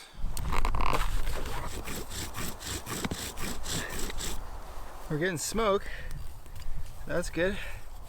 So now that we got the little bit of a little hole established, got the little V.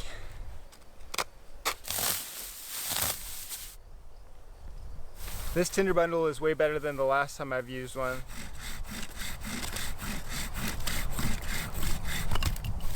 I think it's too punky.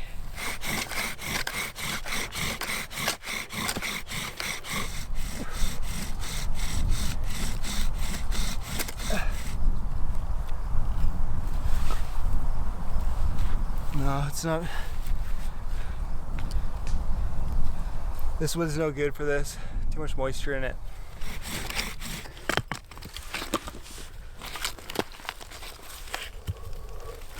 No, this is not gonna work. I didn't get it this time, but definitely getting closer.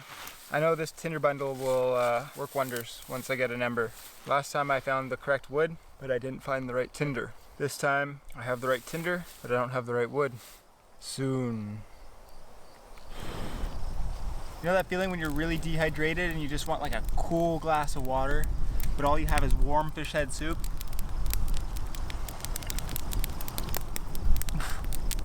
Gotta love it. Bon appetit.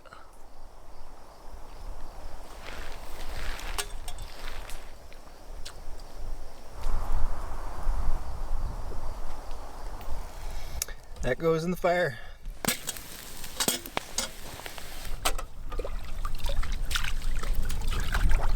All I drank today was fish head soup, so I'm looking forward to some good old-fashioned lake water. I really, really like this place. I'll be back. It was a good campsite. Caught a fish.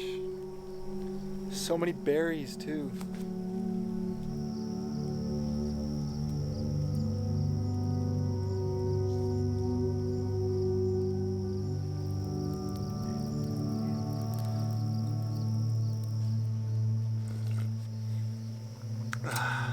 Nice to be back on the spruce tea.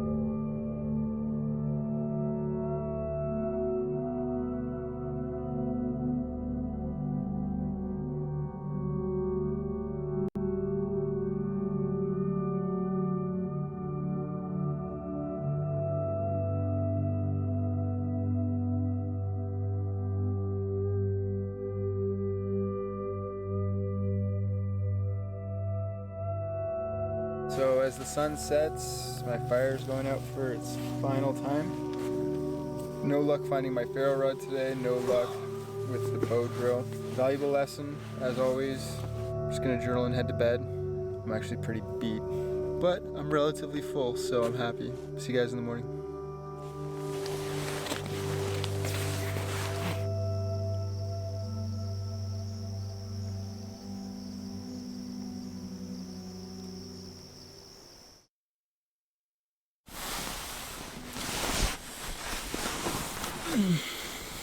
Good morning. So I'm up and at 'em and so are the bugs, but unfortunately the fire is not. That's kind of okay because there were some valuable lessons in that. And those are high visibility paracord on my ferro rod, a secure location for my ferro rod that's not on my body so I don't lose it on hikes. 3, get better at the bow drill, just in case. So it's kind of a good thing that that happened out here on this trip as opposed to on one that was more serious or potentially deadly. It's always good to learn those lessons that way as opposed to in a more serious situation. I just want to thank the land for what it's provided me, the fish, the fruit, the fungus. It's so amazing to be able to come out here and forage and fish for sustenance. What an amazing thing to be able to do. I'm super grateful for that and this experience. I know a lot of people are unable to get out there and have these types of experiences for themselves, so I'm super grateful that I'm able to. And I wish that other people are able to have these experiences as well. I want to give a huge shout out to Kylan and Dave Marone. Kylan and Dave own Lure of the North. 2 weeks ago, I did an outdoor survival course with Kylan where we spent 8 days foraging and fishing with basic tools and gear for sustenance. She is a season 7 contestant on the show Alone, and she was absolutely one of my favorites to watch in that season. Everything I did on this trip, I basically learned from Kylan, so a huge shout out to her. She had such a wealth of knowledge, and I'm so grateful to be able to have that experience with her and learn from such an amazing outdoors woman. So huge shout out to Kylan, Dave, her husband, and Lure of the North. Thank you guys so much for that experience, because without that, I wouldn't have had this one. So that's it for me. I'm gonna head on out now. Hope you guys enjoyed that one as much as I did. Thanks for watching. Have a great day.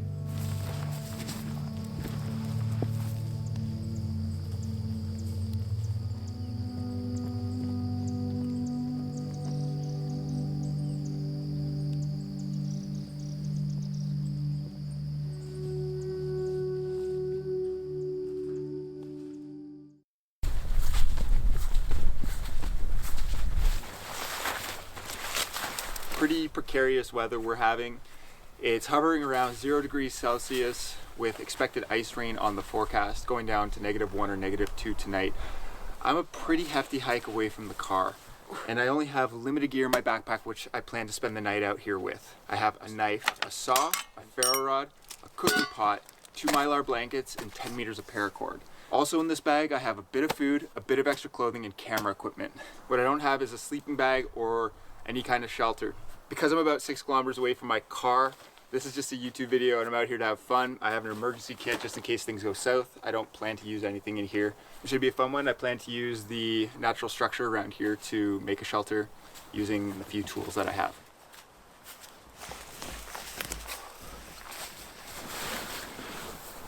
There's so many wicked little spots around here to make a shelter.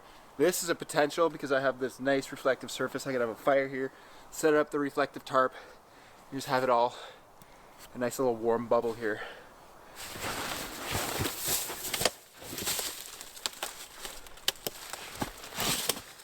Or down in here. This place is awesome. I have the fire right here. I have a little draft tube here to help ventilate the smoke. I gotta try it. This is pretty cool.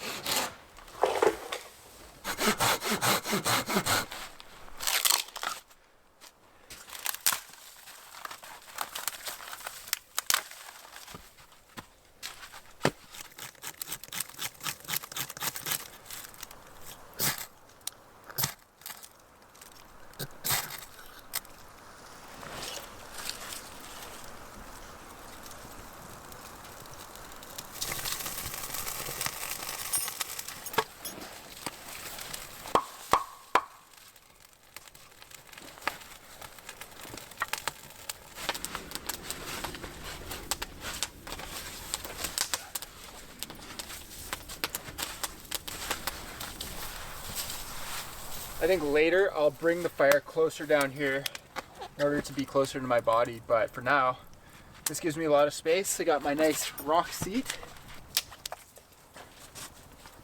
Goes to show that a good shelter is just a natural one. The cavemen had it right.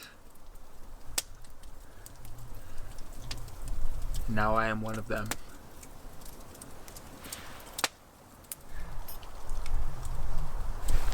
Since I already have the fire established, now would be the time for me to go around collecting spruce boughs for insulating me from the ground. But because I don't really feel like stealing from these trees, they probably need the spruce. They probably need these boughs more than I do. I'm just going to use that foam pad for insulating me from the ground tonight. There's lots of softwood in the area, but I'm really looking forward a big piece of standing dead hardwood because it'll just allow me to not have to stoke the fire as much tonight. But this is a start. Whoa. This area is absolutely just such a gem to find. These rocks behind me are called erratics, and they're basically just rocks that were deposited here from the last ice age by glaciers. So they're completely out of place and quite massive, to be honest. I haven't seen them ever this large in this area, so what a treat and what a find. What a find indeed.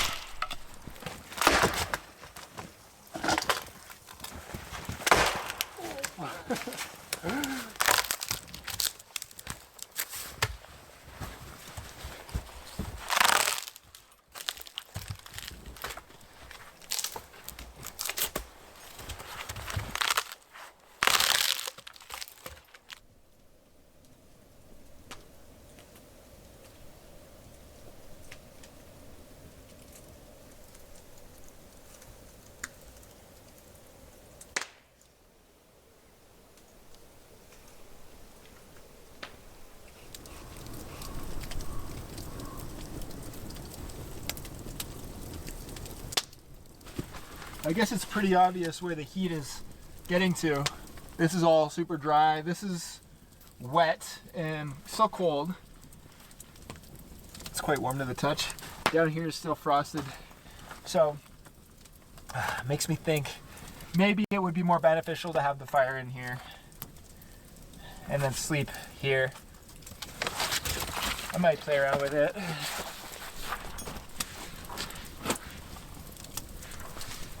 It'll make it easier to get out. I don't know if I necessarily want to burn this rock. It's quite beautiful. Over here, it's a little bit out of the way and less invasive. If I burn a fire here, it'll scorch the inside of this rock, and I don't know if I necessarily want to do that. Woo! Woo! Hot! I'm hungry. So for dinner, chicken thighs, baked potato, some salt, some pepper,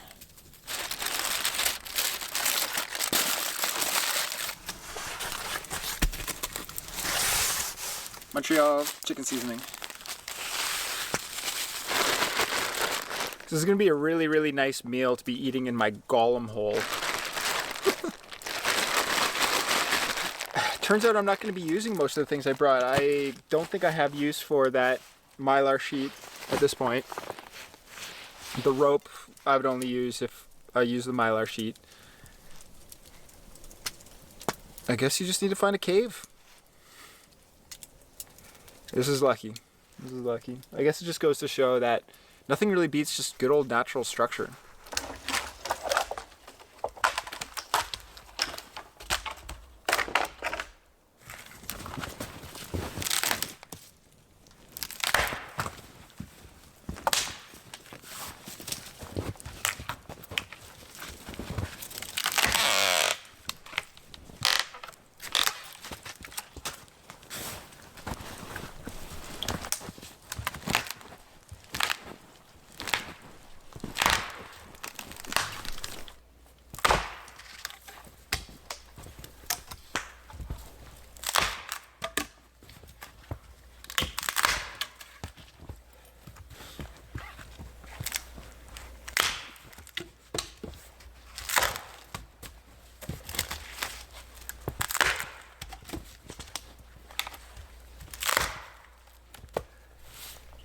burn.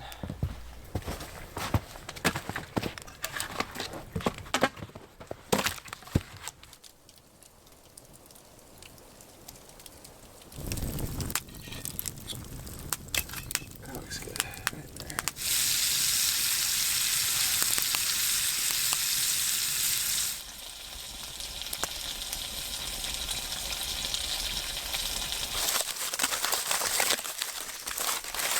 I'm so excited for this. Holy. Yeah, that's good. That's good to go. I would normally use cheddar here, but I had mozzarella at home. It's just like, screw it.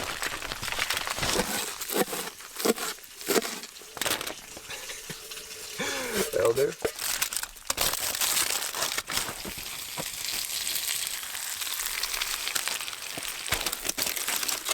Oh, that's beautiful as well. All right, time to eat. Artichoke and Asiago dip. This will fuel me through the night.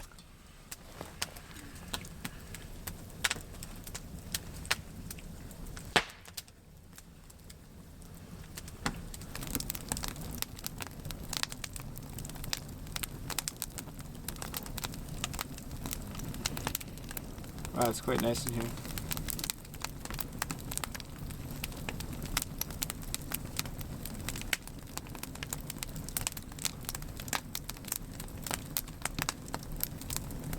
So I have an okay supply of wood right now. I think it might be enough to get through the night. I don't quite know. It's hard to tell. Usually you need more than you think. But I don't really want to harvest too many trees in the area. However, I did find some trees that I could go harvest if I need to. I'm gonna leave them for now and see where I'm at before I go to bed.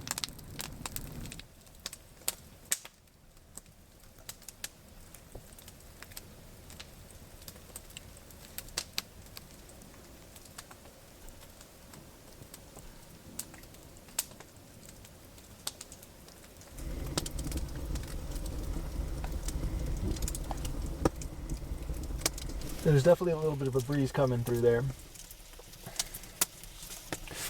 It is helping draft the smoke out, but it is cold. That's all it is that gap there. There we go. There we go.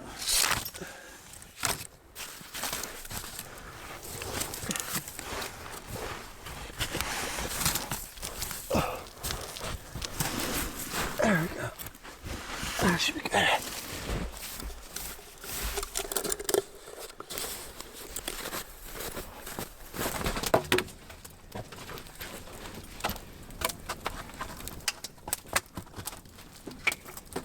Probably a bit high, but it'll melt.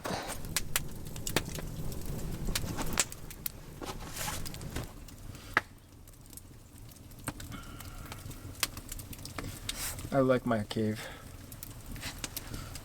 I really like it.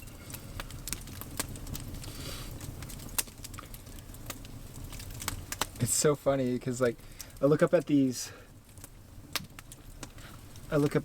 rock face and you just want to imprint it with your mark. It's very, very tempting. Of course I won't graffiti it, but I can see why. You know.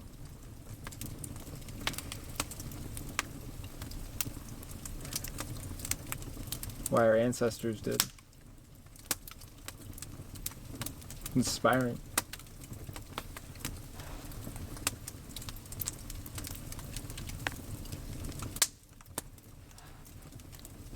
So it's around 10:30. I'm probably gonna crawl into my hole and lay by the fire, maybe drift off to sleep.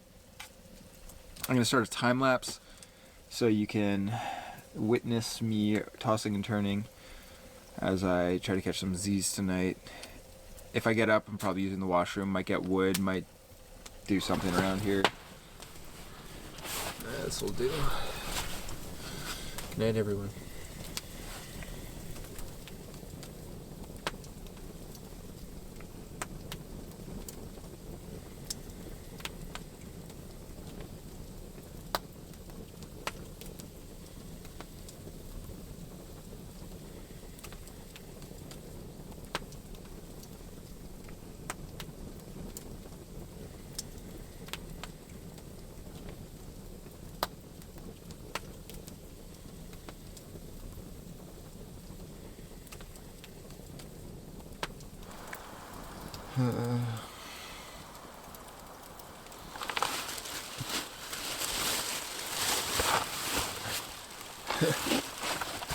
That was absolutely miserable.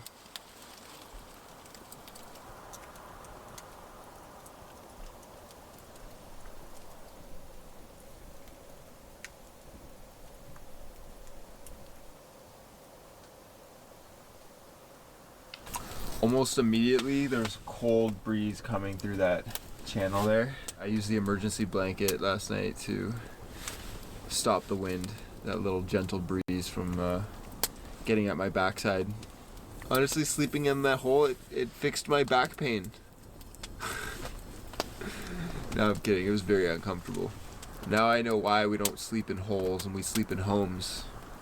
Makes sense now. I just had to experience it, you know?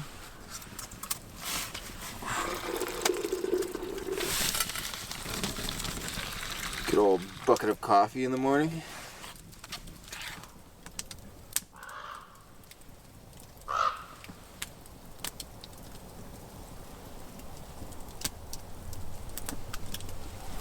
It's kind of interesting how a place like this can become your home. This hole underneath this rock in the dirt is my home. I like this hole, but I'm not gonna miss it.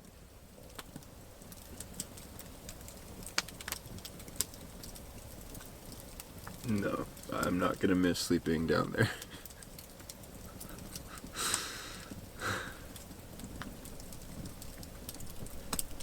Yeah, time to go.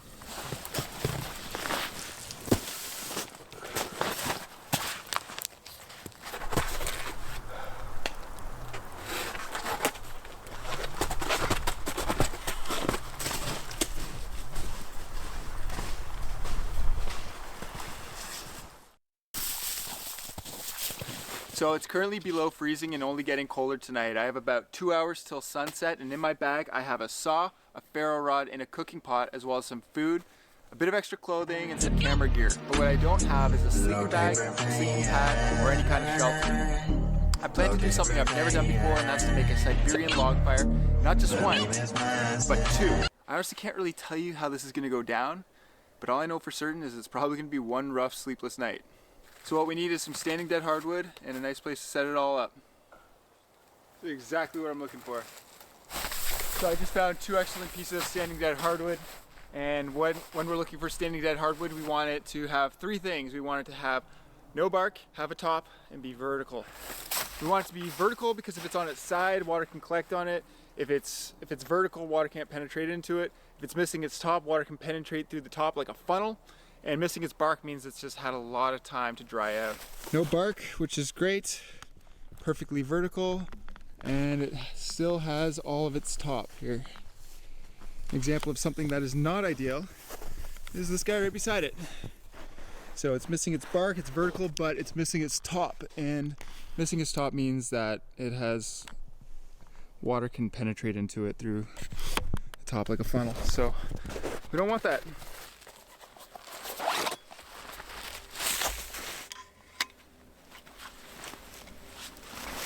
Yeah.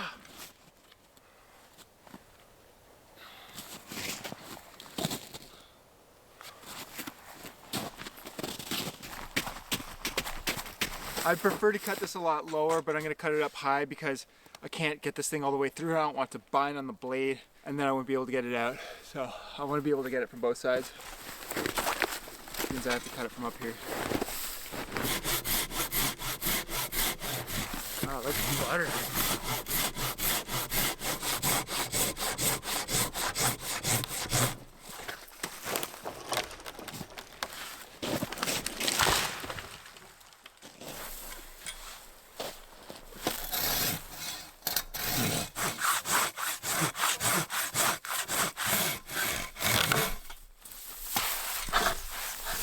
That's some beautiful, dead, dry hardwood.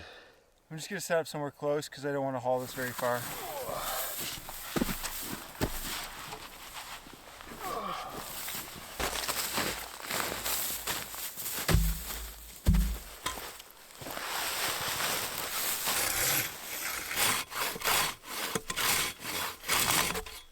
For a survival situation, this area is not ideal because it's completely exposed, but because I'm planning to set up 2 Siberian log fires, I need a lot of space. This place will work for that. It won't work for protecting me from the wind or from the elements, but it'll give me ample space to set up those 2 fires.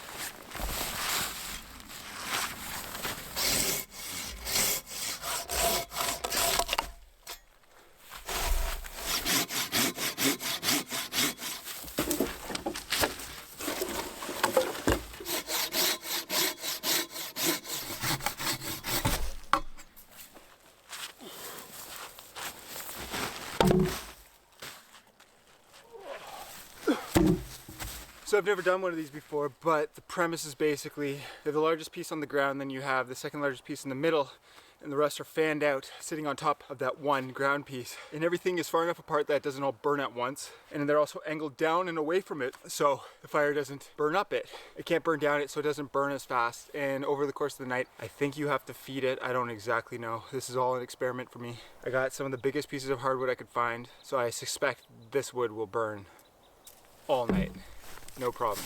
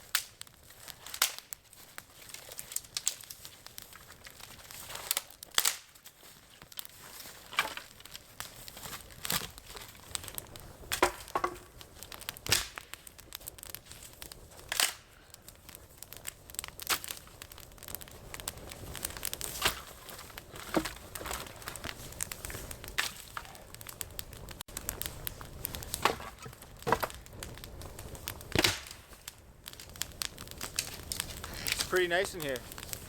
It might be too hot, it's kind of hard to tell. But at its current state, the fire's burning really warm.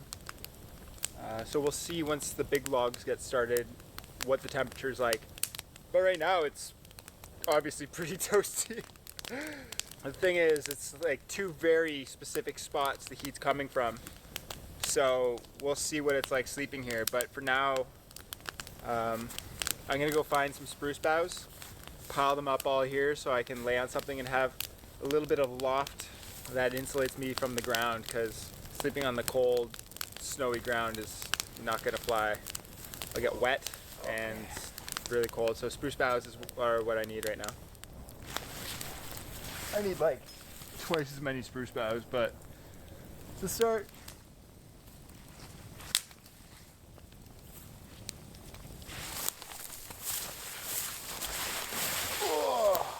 go. Got some cheese here. Yeah, this isn't bad. This is not bad at all. So it's currently 5:30. I got this thing going about an hour ago. Sunrise is around 7 a.m. So the goal is to have these fires going for 14 hours, 15 hours. Let's see if that works. It's really warm in here. It's quite nice. It's like a little pocket of warmth. The cool thing about the Siberian log fire is all the heat is contained on this side. This bottom piece of wood acts as a barrier for the heat and a reflector.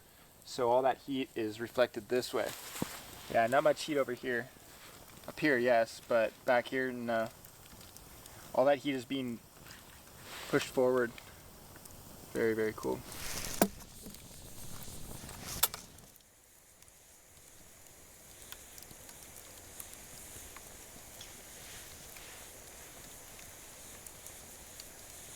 Some spruce for tea.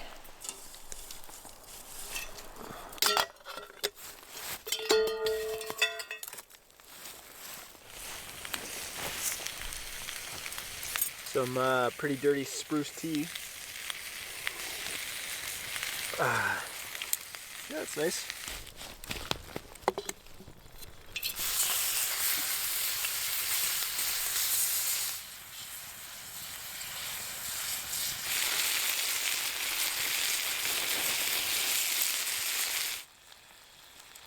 Really good.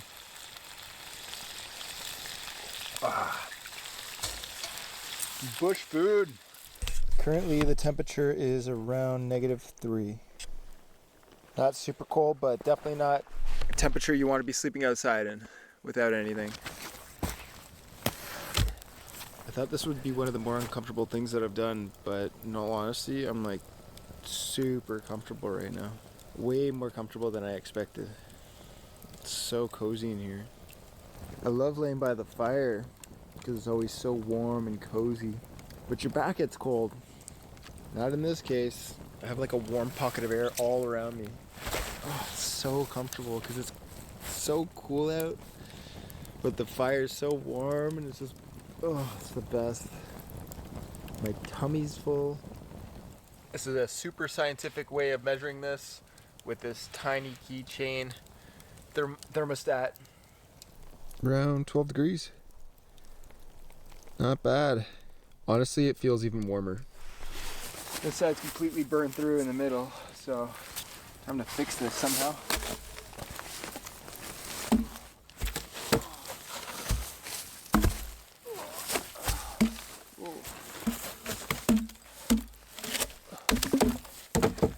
Might as well do this while I'm at it.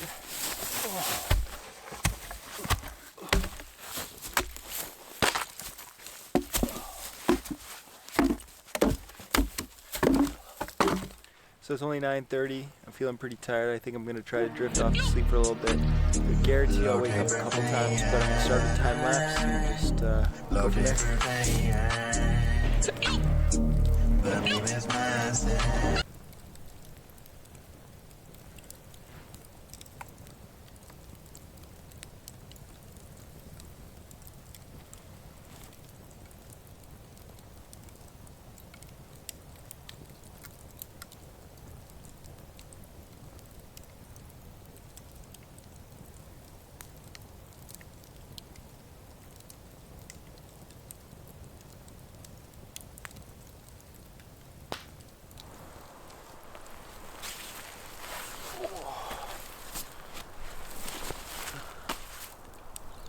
That wasn't nearly as bad as I was expecting.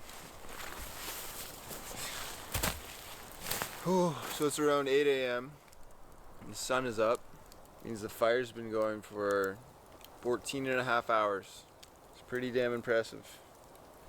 Yeah, in all honesty, I had some moments there where I was asleep for good portions of the night.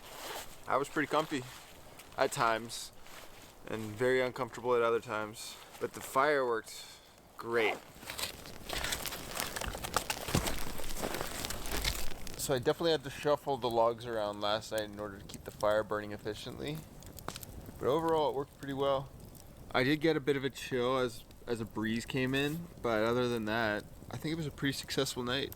I'm gonna let these fires burn down a little more, so I'm gonna go back to sleep for a little bit before I head on out. But I think I'm just gonna end the video here. Hope you guys enjoyed that one as much as I did. Thanks for watching. Have a great day.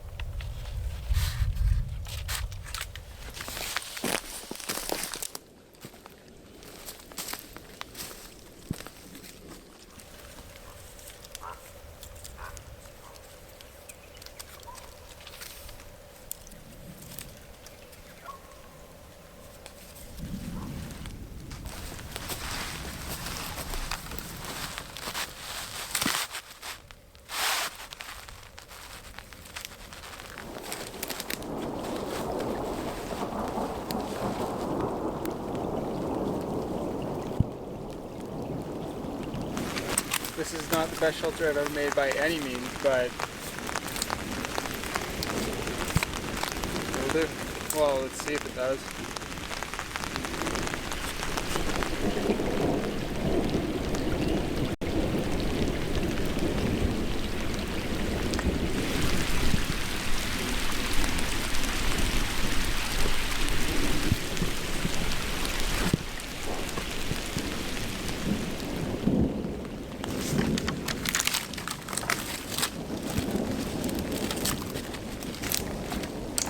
I want some for tonight and tomorrow.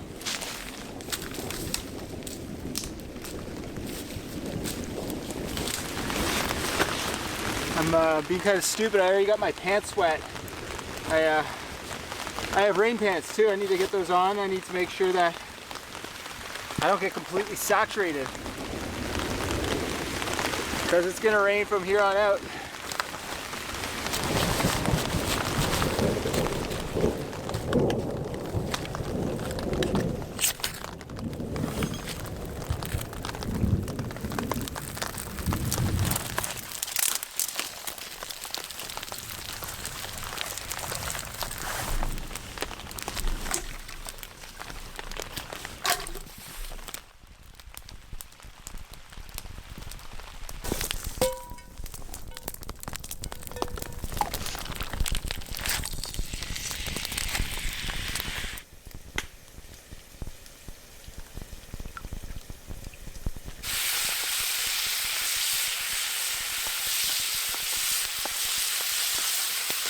All right, baby.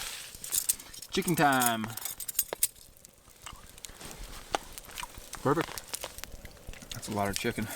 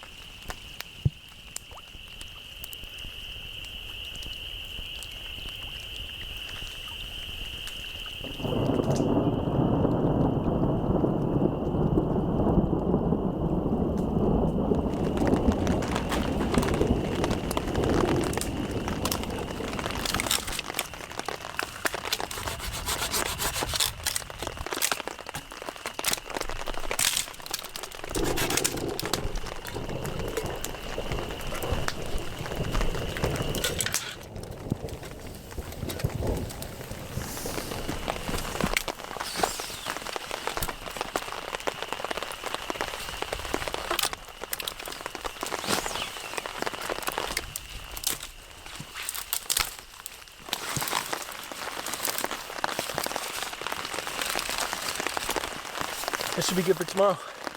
I might collect a little bit more tonight. We'll see. But I'm gonna kick back and enjoy the thunderstorm.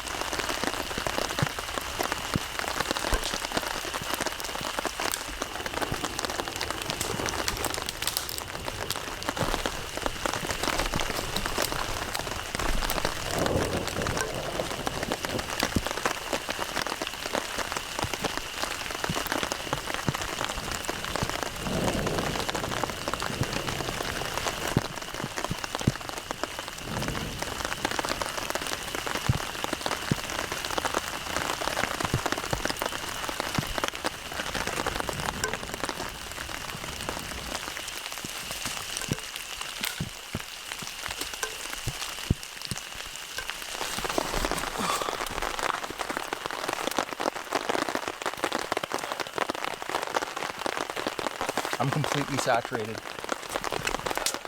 Well, at least all my rain clothes are. It's a wet one. I got the line hung up in the tree to hang the food up, keep it away from bears. Basically, I'm all set for bed.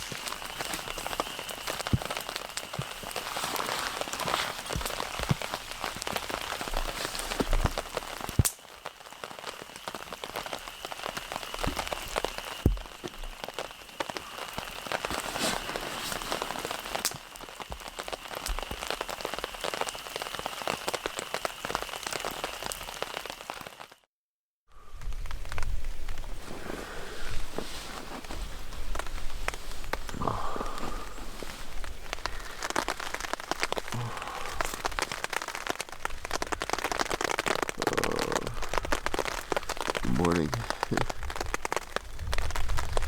I'm freezing. The sleeping bag's only rated down to 5 degrees Celsius, and it's not very warm. Mistakes were made. That was not a good night's sleep. Damn.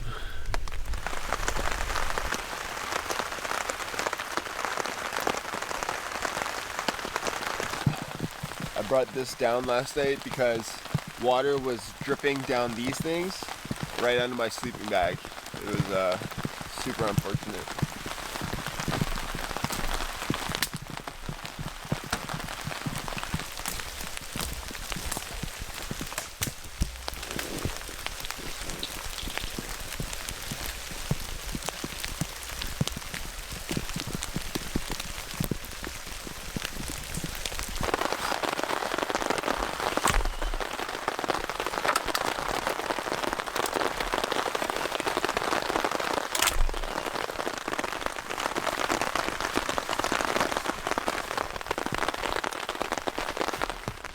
The water's collecting on these tabs, running down the inside and dripping right on top of me. Like that's unacceptable. Maybe my tarp setup's not ideal, but that shouldn't happen.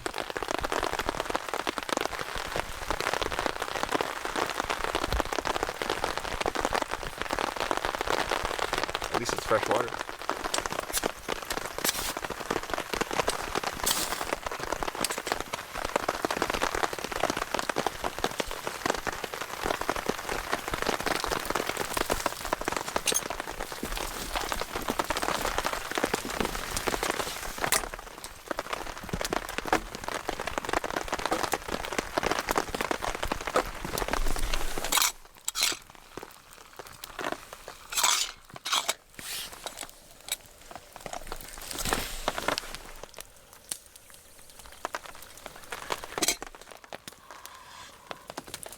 Oh, thank goodness. Last night was terrible. Just terrible. My sleeping bag choice was the biggest blunder. In my opinion, sleeping bag is the most important piece of gear. Anyways, on the breakfast menu today, we got a Zanderbunnik special, one of my favorites. It's salami and brie and jam on toast.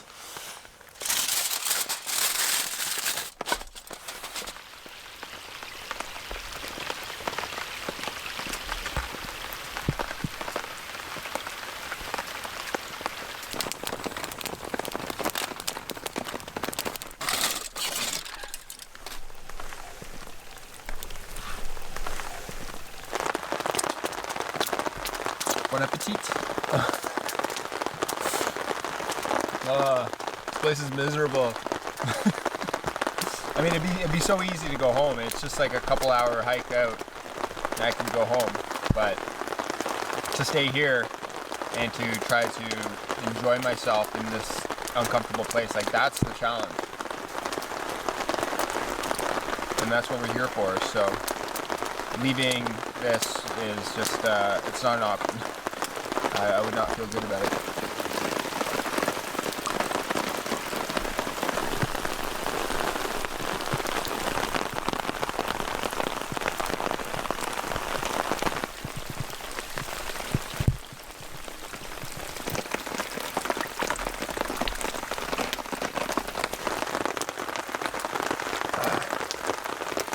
It's the best water I've had camping in a long time. Nature's Brita filter. Precipitation. Absolutely lovely day. I gave myself a haircut yesterday. I know it looks terrible. I took all the clippings off the top of my head and glued them to my lip. Do you like? I hope so.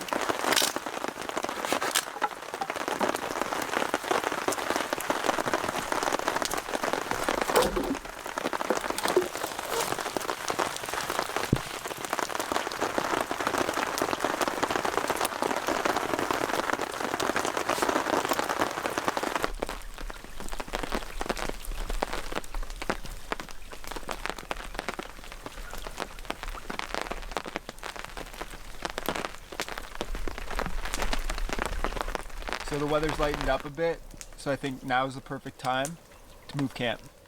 So I'm going to do that now.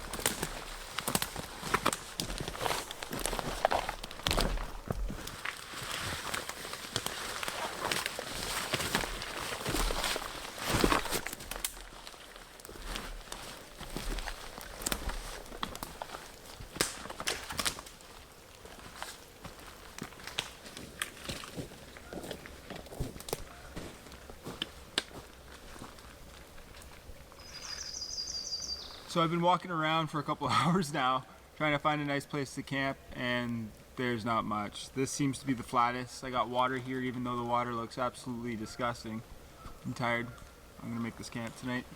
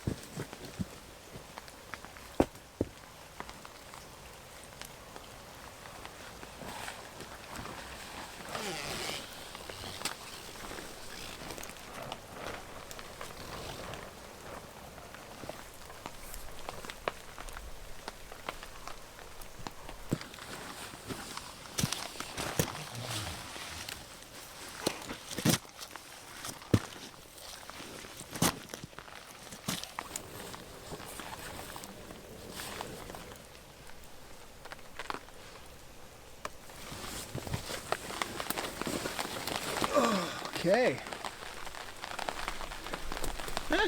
It'll do. I was originally gonna make this thing as tall as I am so I could stand up, but I broke one of these support poles. Shit. And then my brain told me, no, Xander, don't go get another pole. Why don't you just sit down and enjoy yourself? Yeah, I was being lazy. I was being lazy.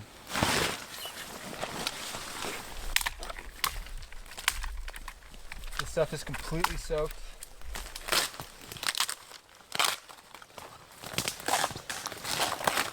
I'll use the dry birch bark to burn the wet birch bark to burn the wet twigs to get my fire going.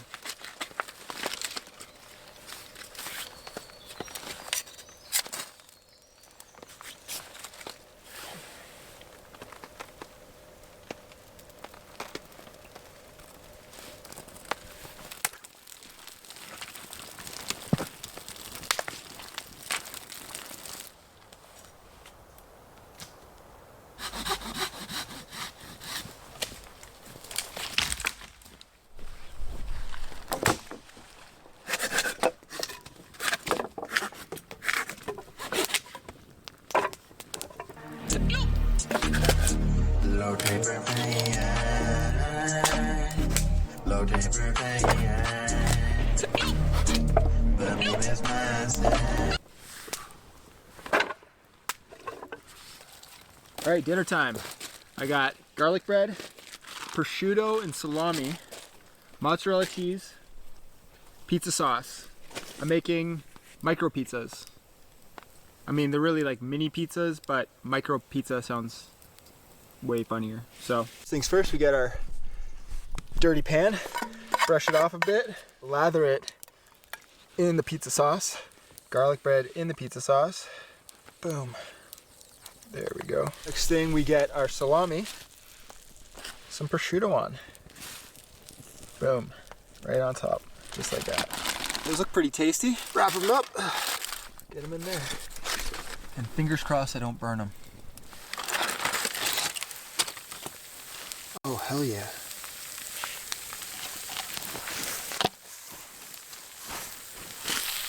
Hey, not burnt. Look at that. I guarantee these don't look as good as they're about to taste. Yep, they're good. This was not my first time cooking these. A bit earlier I cooked 3 others and I destroyed them. I burnt them pretty bad. The sauce is cold on the top and the bottom's completely burned. I was afraid of that. Yeah, just black on the bottom. It could have been so great and yet it was just so crap. This is the opposite. This is great.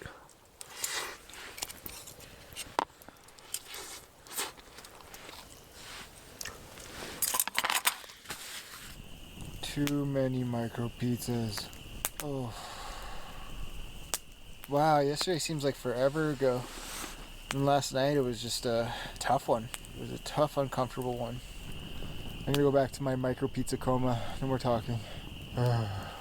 I cannot tell you how nice it is to be dry right now. Well, I guess I just did. It's really nice being dry right now.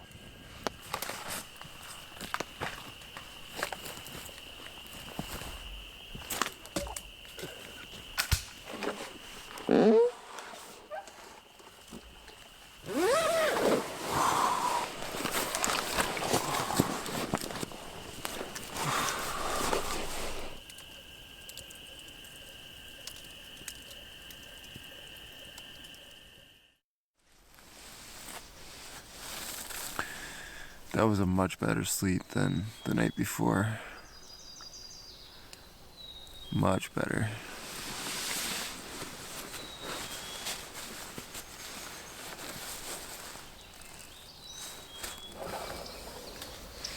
What a reasonable and mundane type of day. But compared to yesterday, the damp, wet, cold morning, today is blissful. Guess sometimes you gotta go through the crap to appreciate the mundane. It's part of the reason I like coming out in the woods sometimes. Everything's more difficult, everything requires more effort, everything's harder, everything's more uncomfortable. And you go home and everything's just easy. Makes you appreciate what you have. It's one of the reasons I like going out. Just one of them. Awesome trip. Great trip. Hope you guys enjoyed that one as much as I did. Thanks for watching. Have a great day.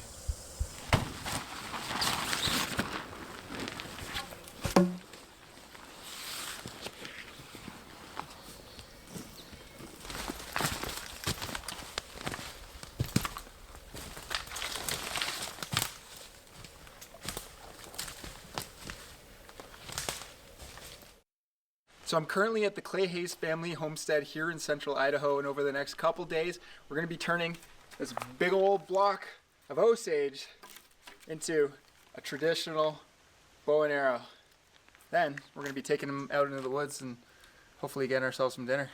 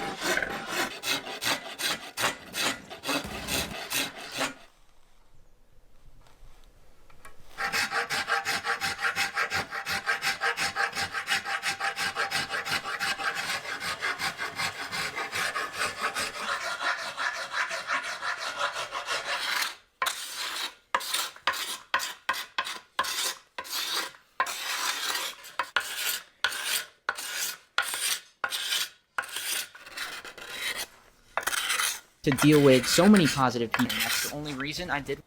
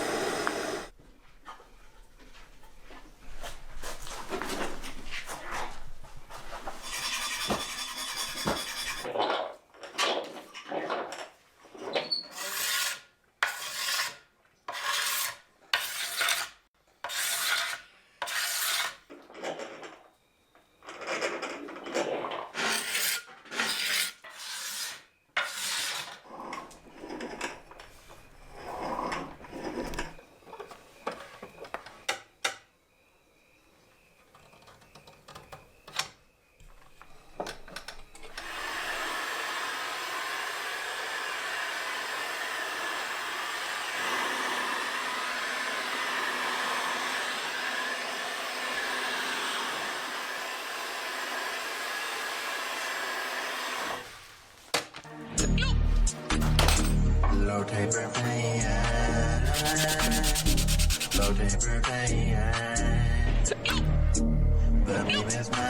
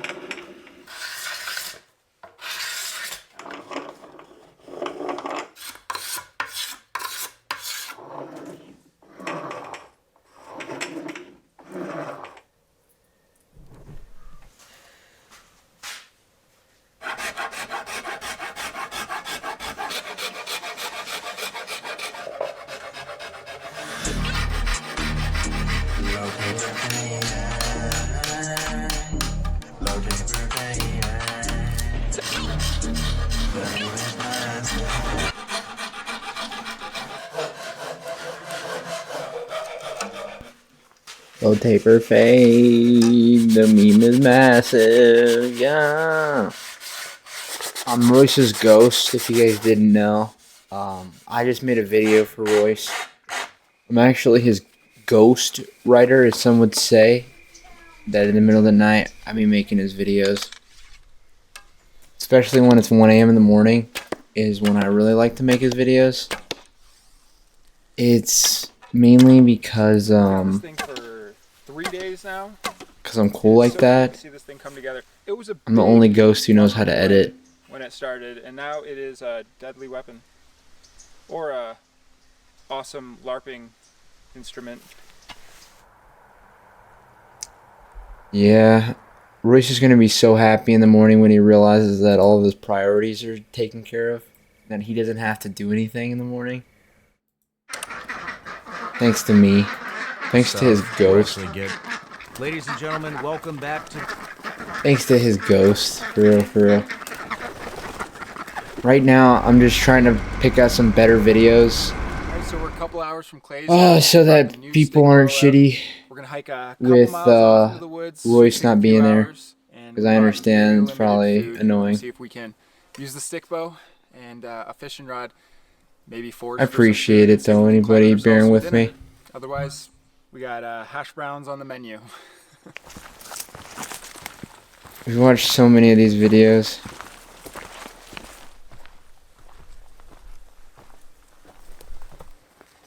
We've been hiking for about an hour. No sign of wildlife.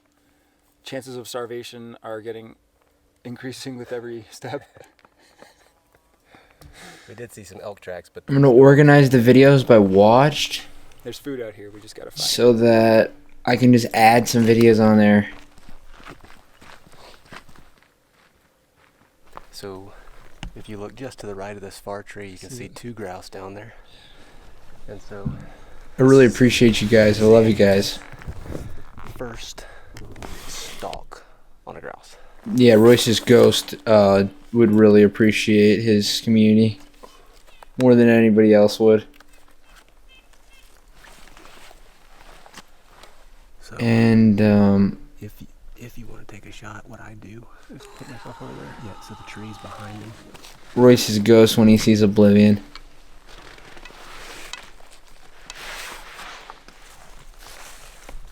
Royce is gonna be so sad that he missed out on Oblivion's presence. Back here. It is what it is. It is what it is. Sometimes you miss out on things in life. Bird.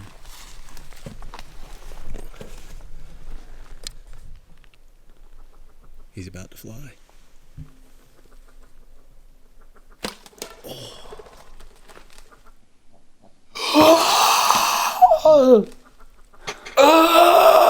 It's close. Yeah. Oh, ghost sounds. So excited. Ghost sounds. Oh my god.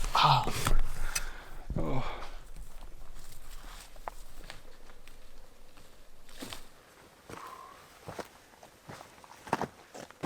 We might throw this one in there just for fun. Just for fun. We might see what people think I of would that. get that big tree between you and him, and you could probably walk right to him. We'll see how that one does as well. That shot. We're just throwing a bunch of random videos in here at this point. Cause fuck it, why not?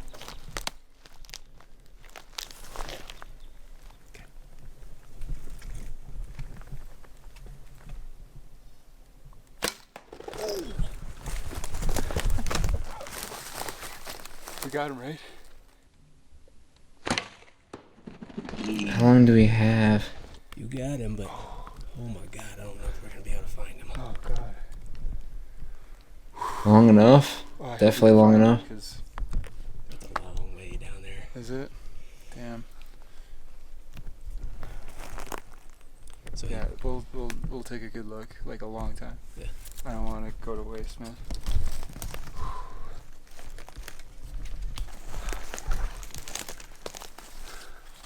We're gonna switch up the pace. We're gonna watch.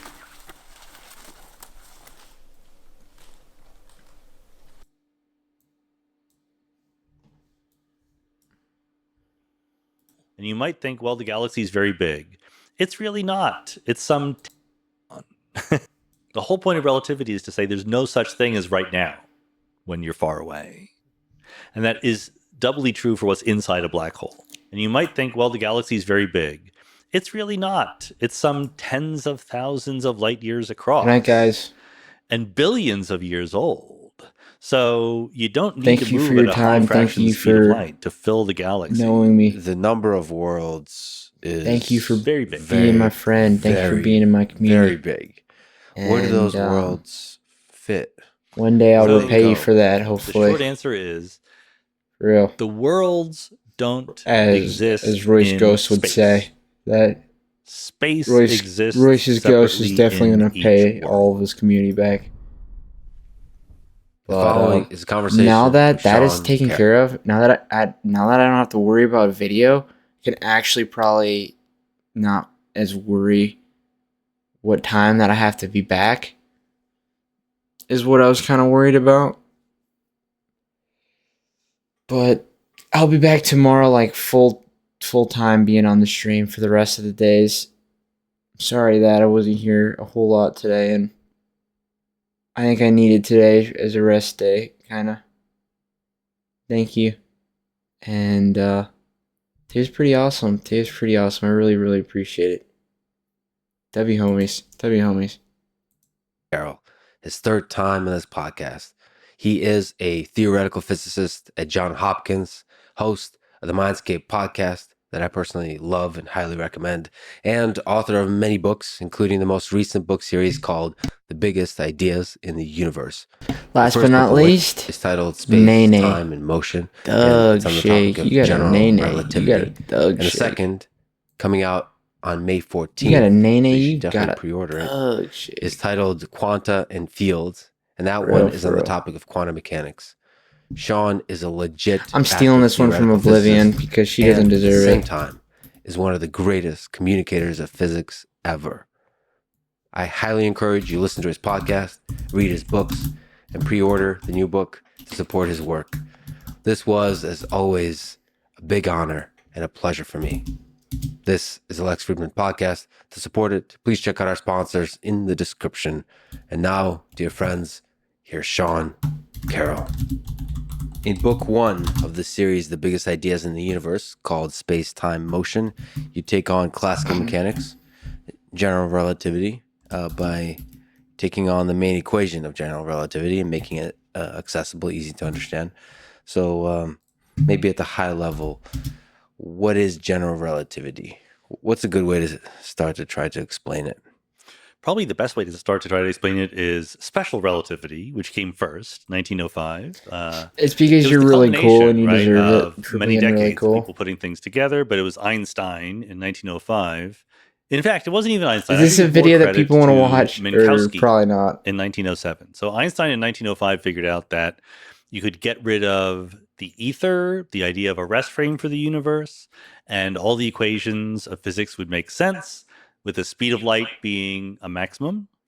But then it was Minkowski, who used to be Einstein's professor in 1907, who realized the most elegant way of thinking about this idea of Einstein's was to blend space and time together into space-time, to really imagine that there is no hard and fast division of the four-dimensional world in which we live into space and time separately.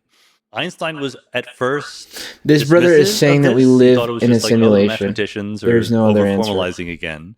But then he later realized that if space-time is a thing, I'll be it can hanging have out in chat for a little bit. and in particular, it can have a geometry. I think It it's can time be to go. curved from place to place. And that was what Good night, let him solve the Oblivion. problem of Good night, gravity. everybody who's listening. He had previously been trying to fit in what we knew about gravity from Newtonian mechanics, the inverse square law of gravity, to his new relativistic theory. It didn't work. So the final leap was to say gravity is the curvature of space-time. And that statement is basically general relativity. And the tension Okay, with Lino, Minkowski was... I made sure to put you on my PC before my phone died. And mathematics. In fact, in your lecture about this equation... That was another thing I had to make sure. You say that Einstein is a better physicist than he gets credit for. Yep. I know, that's hard. That's a little bit of a joke there, right? Yeah. Because we all give Einstein a lot of credit, but then we also, partly based on fact, but partly to make ourselves feel better, tell ourselves a story about how later in life Einstein couldn't keep up. There were younger people doing quantum mechanics and quantum field theory and particle physics, and he was just sort of keep it up, man. unable to really Today's a great day ahead of get over us. his I objections really to look that. forward to today. And I think that story what about is the to latter come. part is completely wrong. Because we Doug like shake. almost 180 We degrees wrong. naenaes. I think that Einstein understood quantum mechanics as well as anyone, at least up through the 1930s. I think that his philosophical objections to it are correct. So he should actually have been taken much more seriously about that. And what he did, what he achieved in trying to think these problems through, is to really basically understand the idea of quantum entanglement, which is kind of important these days when it comes to understanding quantum mechanics. Now, it's true that in the 40s and 50s, he placed his efforts in hopes for unifying electricity and magnetism with gravity that didn't really work out very well. When you do those things. All of us, try things that don't work out. I don't hold that against him. But in terms of IQ points, in terms of trying to be a clear-thinking physicist, he was really, really great. What does greatness look like for a physicist? So how difficult is it to take the leap from special relativity to general relativity? How difficult is it to imagine that, to consider space-time together, and to imagine that there's a curvature to this whole thing? Yeah, that's a great question. I think that if you want to Low make a case for taper Einstein's greatness, it's not hard to do. Yeah. There's two things you point The out. meme One is is in massive. 1905, his famous miracle year. Low taper face. He writes 3 different papers I'm gonna on 3 win. wildly Yeah. different subjects, all of which would make you famous just for I'm writing gonna that win. one paper. Special relativity is one of them. I'm gonna win. There's no Brownian ghost. motion is another one, There's which no is just, ghost. the little vibrations of What tiny little dust is specks that? in the air. But who cares about that? What matters is it proves the existence of atoms. He explains Brownian motion by imagining there are molecules in the air and deriving their properties. Brilliant. And then he basically starts the world on the road to quantum mechanics with his paper on, which again is given a boring label of the photoelectric effect. What it really Do you know was in is he invented Mexico photons. that He showed that I light got a should be thought of cigar as particles, and as I well started as smoking waves. it in front of He my all dad created just those 3 randomly. different things in 1 year. Like I pulled out But the like other a cigar thing that gets him and then I genius started is, like started you to said, try to light general it. relativity. And So this he takes never 10 saw me years, smoke from anything 1905 like to ever. 1915. He wasn't only I doing tried to general do it to relativity. be He was working on funny. other things.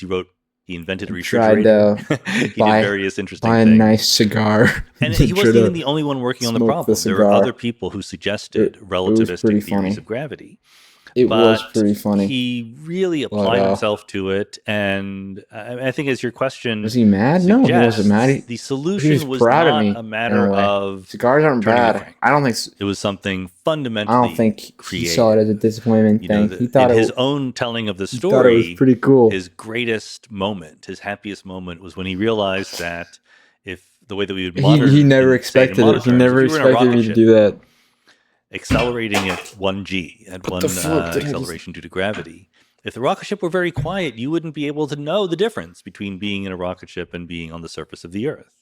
Gravity is sort of not detectable, Did or you at least know not that? distinguishable from Did you know acceleration. that? I didn't So know number that. one, that's a pretty clever thing to think. But number two, if you or I had that thought, we would have gone, we're pretty clever. He said if He you were in a rocket reasons moving from and there you were on the surface to say, okay, of if the Earth, gravity that is you not wouldn't detectable, know that you're moving.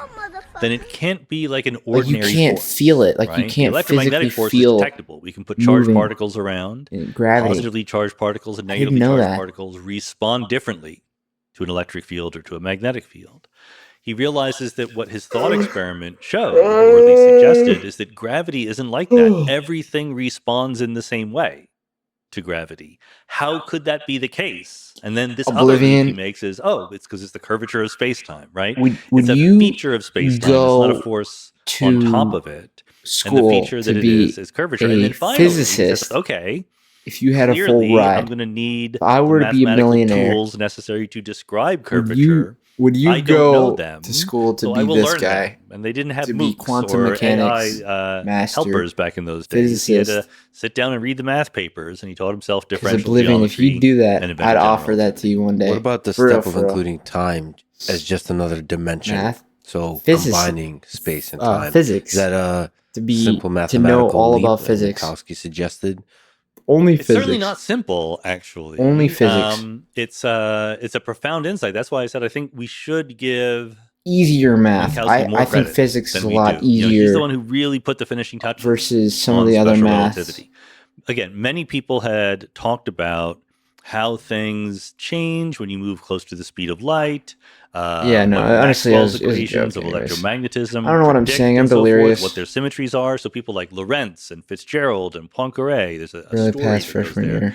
And in the usual telling, Einstein sort of puts the capstone on it. He's the one who says, all of this makes much No, more I sense. get it. I get if it. There just is I had- no ether. I did It's poorly in one of my undetectable. We don't know classes. how fast. Everything is relative. I did Thus poorly the name relativity. in Spanish. But he didn't take Spanish the 2. actual final step, which was to realize that the underlying structure that he had invented is best thought of as unifying I'm not about to space and pass time out together. because I I honestly do don't want know to what was actually going through sleep. Minkowski's mind. If I when try to go to he sleep, thought I'm probably not that. going to be able to go to I'm sleep. not sure if he was, But if so I name it, mathematically adept that it was just I clear chill to for the him, next hour. I or could he probably was fall really asleep, struggling and that's in why I trial made and the error for a video while. so I'm not that sure. I didn't have to Do be you, for rushed him on or for time. Einstein, visualize the four-dimensional space? Try to play with the idea of time Because being I another post dimension. by noon Oh, yeah. Eastern. All the time. I mean, we of course make our lives easy by ignoring two of the dimensions of space.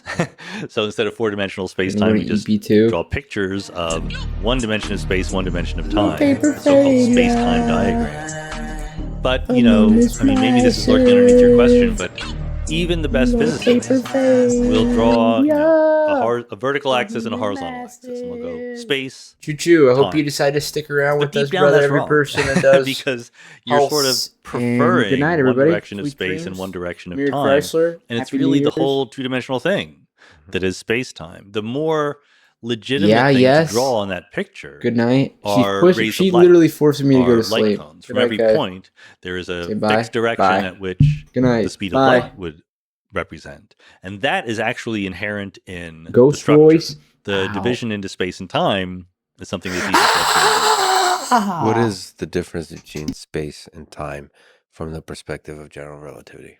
It's the difference between X and Y when you draw axes on a piece of paper. So there's really no difference. There's almost no difference. There's one difference that is kind of important, which is the following. If you have a curve in space, I'm going to draw it horizontally because that's usually what we do in space-time diagrams. If you have a curve in space, you've heard the motto before that the shortest distance between 2 points is a straight line. If you have a curve in time, which is, by the way, literally all of our lives, right? We all evolve in time. So you can start with one event in space-time and another event in space-time. What Minkowski points out is that the time you measure along your trajectory in the universe is precisely analogous to the distance you travel on a curve through space. That's my and by humidifier. Precisely, I mean, or it is also dehumidifier. true I don't know that what the you call actual it. distance you Good travel night. through Good night. Good depends night. on Good your night. Good night. path, right? You can go a straight line, shortest distance. You can curvy line to be longer. The time you measure in space-time, the literal time that ticks off on your clock, also depends on your path. But it depends on it the other way. So that the longest time between 2 points is a straight line. And if you zig back and forth in space-time, you take less and less time to go from point A to point B. How do we make sense of that? The difference between the observed reality and the objective reality underneath it? Or is objective reality a silly notion, given general relativity? I'm a huge believer in objective reality. I think that objective reality objectively is real. Yeah. But I do think that people kind of are a little overly casual about the relationship between what we observe and objective reality in the following sense. Of course, in order to explain the world, our starting point and our ending point is our observations, our experimental input, the phenomena we experience and see around us in the world. But in between, there's a theory. There's a mathematical formalization of our ideas about what is going on. And if a theory fits the data and is very simple and makes sense in its own terms, then we say that the theory is right. And that means that we should attribute some reality to the entities that play an important role in that theory, at least provisionally until we come up with a better theory down the road. I think a nice way to test the difference between objective reality and the observed reality is what happens at the edge of the horizon of a black hole. So technically, as you get closer to that horizon, time stands still. Yes and no. Okay. It depends on exactly how careful we're being. So here is a bunch of things I think are correct. If you imagine there is a black hole space-time, so like the whole solution to Einstein's equation, and you treat you and me as what we call test particles. So we don't have any gravitational fields ourselves. We just move around in the gravitational field. And that's obviously an approximation, okay? But let's imagine that. And you stand outside the black hole and I fall in. And as I'm falling in, I'm waving to you, because I'm going into the black hole. You will see me move more and more slowly. And also the light from me is redshifted. So I kind of look embarrassed because I'm falling into a black hole. And there is a limit. There's a last moment that light will be emitted from me, from your perspective, forever. Okay. Now you don't literally see it because I'm emitting photons more and more slowly, right? because from your point of view. So it's not like I'm equally bright. I basically fade from view in that picture. Okay, so that's one approximation. The other approximation is I do have a gravitational field of my own. And therefore, as I approach the black hole doesn't just sit there and let me pass through. It kind of moves out to eat me up because its net energy mass is going to be mine plus its. But roughly speaking, yes, I think so. I don't like to go to the dramatic extremes because that's where the approximations break down. But if you see something falling into a black hole, you see its clock ticking more and more slowly. How do we know it fell in? We don't.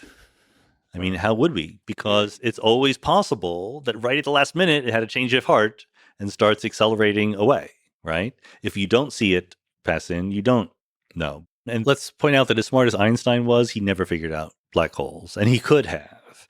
It's kind of embarrassing. It took decades for people thinking about general relativity to understand that there are such things as black holes, because basically Einstein comes up with general relativity in 1915.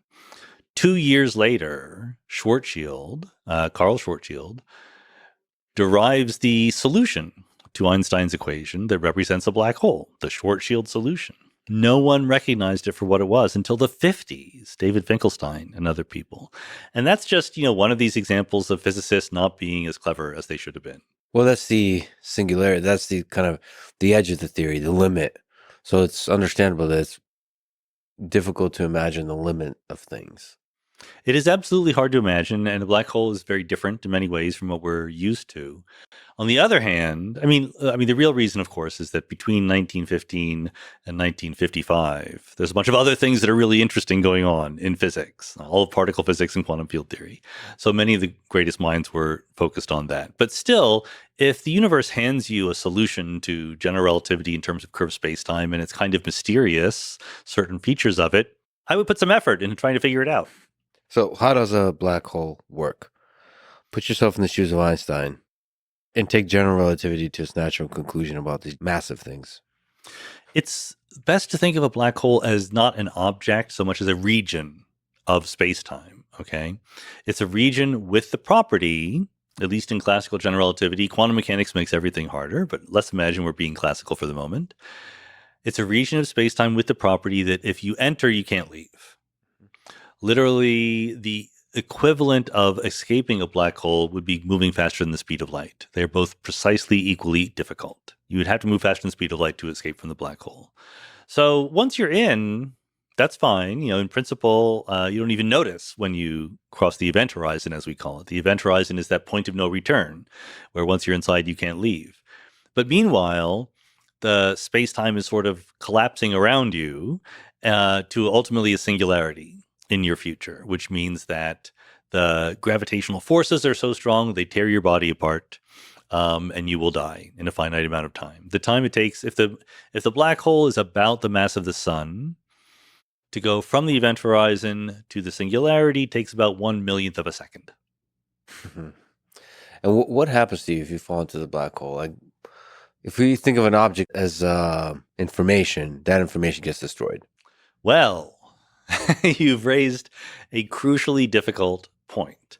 So that's why I keep needing to distinguish between black holes according to Einstein's theory of general relativity, which is book 1 of Spacetime and Geometry, which is perfectly classical.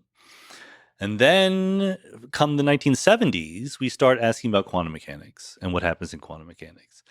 According to classical general relativity, the information that makes up you when you fall into the black hole is lost to the outside world. It's there, it's inside the black hole, but we can't get it anymore. In the 1970s, Stephen Hawking comes along and points out that black holes radiate. They give off photons and other particles to the universe around them, and as they radiate, they lose mass, and eventually they evaporate, they disappear. So once that happens, I can no longer say the information about you or a book that I threw in the black hole or whatever is still there, it's hidden behind the black hole because the black hole has gone away. So either that information is destroyed, like you said, or it is somehow transferred to the radiation that is coming out, to the Hawking radiation. The large majority of people who think about this believe that the information is somehow transferred to the radiation and information is conserved. That is the a feature both of general relativity by itself and of quantum mechanics by itself. So when you put them together, that should still be a feature. We don't know that for sure. There are people who have doubted it, including Stephen Hawking for a long time. But that's what most people think. And so what we're trying to do now in a topic which has generated many, many hundreds of papers called the black hole information loss puzzle is figure out how to get the information from you or the book into the radiation that is escaping the black hole. Is there any way to observe Hawking radiation to a degree where you can start getting insight? Or is this all just in the space of theory right now? Right now, we are nowhere close to observing Hawking radiation. Here's the sad fact. The larger the black hole is, the lower its temperature is. So a small black hole, like a microscopically small black hole, might be very visible. It's giving off light. But something like the black hole at the center of our galaxy, 3 million times the mass of the sun or something like that, Sagittarius A star, that is so cold and low temperature that its radiation will never be observable. Black holes are hard to make. We don't have any nearby. The ones we have out there in the universe are very, very faint. So there's no immediate hope for detecting Hawking radiation. Allegedly, we don't have any nearby. As far as we know, we don't have any nearby. Could tiny ones be hard to detect? Somewhere Absolutely. at the edges of the solar system, maybe? So you don't want them to be too tiny or they're exploding, right? Or they're very bright and then they would be visible. But there's absolutely a regime where black holes are large enough not to be visible because the larger ones are fainter, right? Not giving off radiation, but small enough to not been detected through their gravitational effect. Yeah. Psychologically, just emotionally, how do you feel about black holes? They scare you? I love them. I love black holes. But the universe, weirdly, makes it hard to make a black hole. Right? Because you really need to squeeze an enormous amount of matter and energy into a very, very small region of space. So we know how to make stellar black holes. A supermassive star can collapse to make a black hole. We know we also have these supermassive black holes at the center of galaxies. We're a little unclear where they came from. I mean, maybe stellar black holes that got together and combined, but that's, one of the exciting things about new data from the James Webb Space Telescope is that quite large black holes seem to exist relatively early in the history of the universe. So it was already difficult to figure out where they came from. Now it's an even tougher puzzle. So these supermassive black holes are formed somewhere early on in the universe. I mean, that's a feature, not a bug, right? That we don't have too many of them. Otherwise, we wouldn't have the time or the space to form the little pockets of complexity that we call humans. I think that's fair. Yeah. It's always interesting. Yo, guys, I found what I was looking for. I'm finally going to sleep. Anyway, I had to turn on all my lights in my could have been room 0 to find this shit. 1, but it's this interesting number. And you have no idea the struggle Are there that I more just went through. intelligent alien civilization than there are supermassive Any black idea the holes? struggle that I went through? I have no And idea. another thing, the sounds think get played on my your intuition headset is right while I'm that asleep, so I can't it hear would them have been while I easy sleep. for there to be Just letting lots you know. of Just civilizations, letting and then we would have everybody know. noticed them already. And we But, haven't. So good night, everybody. absolutely the Love you simplest guys. explanation for why we haven't is that they're not there. Yeah, I just think it's so easy to make them, though. So there must be. I understand that's the simplest explanation, but also Massive, yeah. Eukaryotic life or multicellular. it seems like life finds a way. Intelligent alien civilizations, sure, maybe there is somewhere along that chain a really, really hard leap, but once you start life, once you get the origin of life, it seems like life just finds a way everywhere in every condition. It just figures it out. I mean, I get it. I get exactly what you're thinking. I think it's a perfectly reasonable attitude to have before you confront the data. I would not have expected Earth to be special in any way. I would have expected there to be plenty of very noticeable extraterrestrial civilizations out there.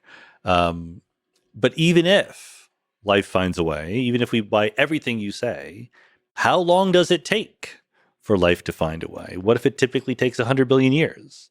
Then we'd be alone. So it's a time thing. So to you, really, there's no alien civilizations out there. I can't see it. I believe there's a ton of them, and there's another explanation why we can't see them. I don't believe that very strongly. Look, I'm not going to place a lot of bets here. I would not. I'm both pretty up in the air about whether or not life itself is all over the place. It's possible when we visit other worlds, other solar systems. There's very tiny microscopic life, ubiquitous, but none of it has reached some complex form. It's also possible there isn't any. It's also possible that there are intelligent civilizations that have better things to do than knock on our doors. So I think we should be very humble about these things we know so little about. And it's also possible there's a great filter where there's something fundamental about once a civilization develops complex enough technology, that technology is more statistically likely to destroy everybody versus to continue being creative. That is absolutely possible. I'm actually putting less credence on that one just because you need it to happen every single time, right? Mm-hmm. If even one, this goes back to John von Neumann pointed out that you don't need to send the aliens around the galaxy. You can build self-reproducing probes and send them around the galaxy. And you might think, well, the galaxy is very big. It's really not. It's some tens of thousands of light years across and billions of years old. So you don't need to move at a high fraction of the speed of light to fill the galaxy. So if you were an intelligent alien civilization, the dictator of one, you would just send out a lot of probes, self-replicating probes. 100%. And just spread out. Yes. And what you should do, so if you want the optimistic spin, here's the optimistic spin. People looking for intelligent life elsewhere often tune in with their radio telescopes, right? At least we did before Arecibo was decommissioned. That's not a very promising way to find intelligent life elsewhere, because why in the world would a super intelligent alien civilization waste all of its energy by beaming it in random directions into the sky? For one thing, it just passes you by, right? So if we're here on Earth, we've only been listening to radio waves for a couple hundred years, okay? So if an intelligent alien civilization exists for 1 billion years, they have to pinpoint exactly the right time to send us this signal. It is much, much more efficient to send probes and to park, to go to the other solar systems, just sit there and wait for an intelligent civilization to arise in that solar system. This is kind of the 2001 monolith hypothesis, right? I would be less surprised to find a sort of quiescent alien artifact in our solar system than I would to catch a radio signal from an intelligent civilization. So you're a sucker for in-person conversations versus remote. I just want to integrate over time. A probe can just sit there and wait, whereas a radio wave goes right by you. How hard is it for an alien civilization, again, you're the dictator of one, to figure out a probe that is most likely to find a common language with whatever it finds? Couldn't I be like the elected leader of elected the alien leader, civilization? democratic leader, elected leader of a democratic alien civilization? Yes. I think we would figure out that language thing pretty quickly. Maybe not as quickly as we do when different human tribes find each other, because obviously there's a lot of commonalities in humanity, but there is logic and math, and there is the physical world. You can point to a rock and go, rock, right? I don't think it would take that long. I know that Arrival, the movie, based on a Ted Chiang story, suggested that the way that aliens communicate is going to be fundamentally different. But also they had precognition and other things I don't believe in. So I think that if we actually find aliens, that will not be our long-term problem. So there's a folks, one of the places you're affiliated with is Santa Fe, and they approach the question of complexity in many different ways and ask the question in many different ways of what is life, thinking broadly. So you would be able to find it. You'll think you show up, a probe shows up to a planet, we'll see a thing and be like, yeah, that's a living thing.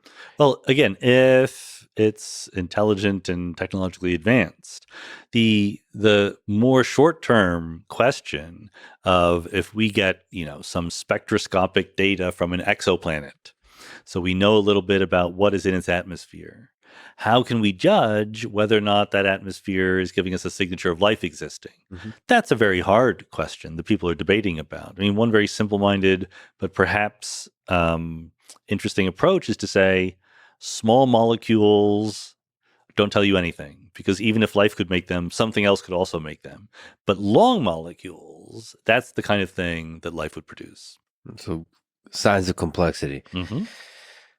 I don't know. I just have this nervous feeling that we won't be able to detect it. We'll show up to a planet, there'll be a bunch of liquid on it. We we take a swim in the liquid, and we won't be able to see the intelligence in it. Whether that intelligence looks like something like, ants, or we'll see movement, perhaps strange movement, but we won't be able to see the intelligence in it or communicate with it. I guess if we have nearly infinite amount of time to play with different ideas, we might be able to. I'm in favor of this kind of humility, this intellectual humility that we won't know, because we should be prepared for surprises. But I do always keep coming back to the idea that we all live in the same physical universe. And let's put it this way. The development of our intelligence has certainly been connected to our ability to manipulate the physical world around us. And so I would guess, without 100% credence by any means, but my guess would be that any advanced kind of life would also have that capability. Both dolphins and octopuses are potential counterexamples to that. But I think in the details, there would be enough similarities that we would recognize it. I don't know how we got on this topic, but I think it was from supermassive black holes. So if we return to black holes and talk about the holographic principle more broadly, you have a recent paper on the topic. You've been thinking about the topic in terms of rigorous research perspective and just as a popular book writer. So what is the holographic principle? Well, it goes back to this question that we were talking about with the information and how it gets out.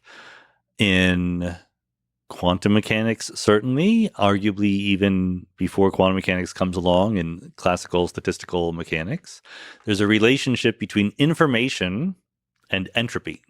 Entropy is my favorite thing to talk about, that I've written books about and will continue to write books about. So Hawking tells us that black holes have entropy. And it's a finite amount of entropy. It's not an infinite amount. But the belief is, and now we're already getting quite speculative, the belief is that the entropy of a black hole is the largest amount of entropy that you can have in a region of spacetime. It's sort of the most densely packed that entropy can be. And what that means is there's sort of a maximum amount of information that you can fit into that region of space, and you call it a black hole. And interestingly, you might expect if I have a box and I'm going to put information in it, and I don't tell you how I'm going to put the information in, but I ask, how does the information I can put in scale with the size of the box? You might think, well, it goes as the volume of the box because the information takes up some volume and I can only fit in a certain amount. And that is what you might guess for the black hole, but it's not what the answer is. The answer is that the maximum information, as reflected in the black hole entropy, scales as the area of the black hole's event horizon, not the volume inside.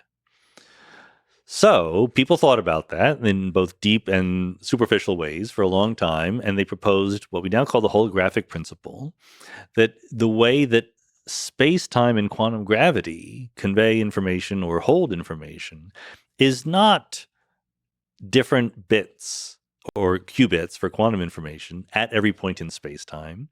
It is something holographic, which means it's sort of embedded in or located in or can be thought of as pertaining to one dimension less of the three dimensions of space that we live in. So in the case of the black hole, the event horizon is two-dimensional, embedded in a three-dimensional universe. And the holographic principle would say all of the information contained in the black hole can be thought of as living on the event horizon rather than in the interior of the black hole. I need to say one more thing about that, which is that this was an idea. What the idea I just told you was the original holographic principle put forward by people like Gerard de Tooft and Leonard Susskind, super famous physicist. Leonard Susskind was on my podcast and gave a great talk. He's very, very good at explaining these things. Mindscape podcast. Everybody should listen. That's right. Yes. And you don't just have physicists on. I don't. I love Mindscape. Oh, thank you very much. Curiosity driven. Yeah, ideas. Exploration of ideas. From smart people, yeah. But anyway, what I was trying to get at with Susskind and also at Tooft were a little vague. They were a little hand-wavy about holography and what it meant. Where holography the idea that information is sort of encoded on a boundary really came into its own was with Juan Maldacena in the 1990s and the ADS CFD correspondence, which we don't have to get into any detail, but it's a whole full-blown theory it's two different theories. One theory in n dimensions of space-time without gravity, and another theory in n+1 dimensions of space-time with gravity. And the idea is that this n-dimensional theory is casting a hologram into the n+1 dimensional universe to make it look like it has gravity. And that's holography with a vengeance. And that's an enormous source of interest for theoretical physicists these days. How should we picture what impact that has? The fact that you can store all the information you could think of as all the information that goes into a black hole can be stored at the event horizon. Yeah, I mean, it's a good question.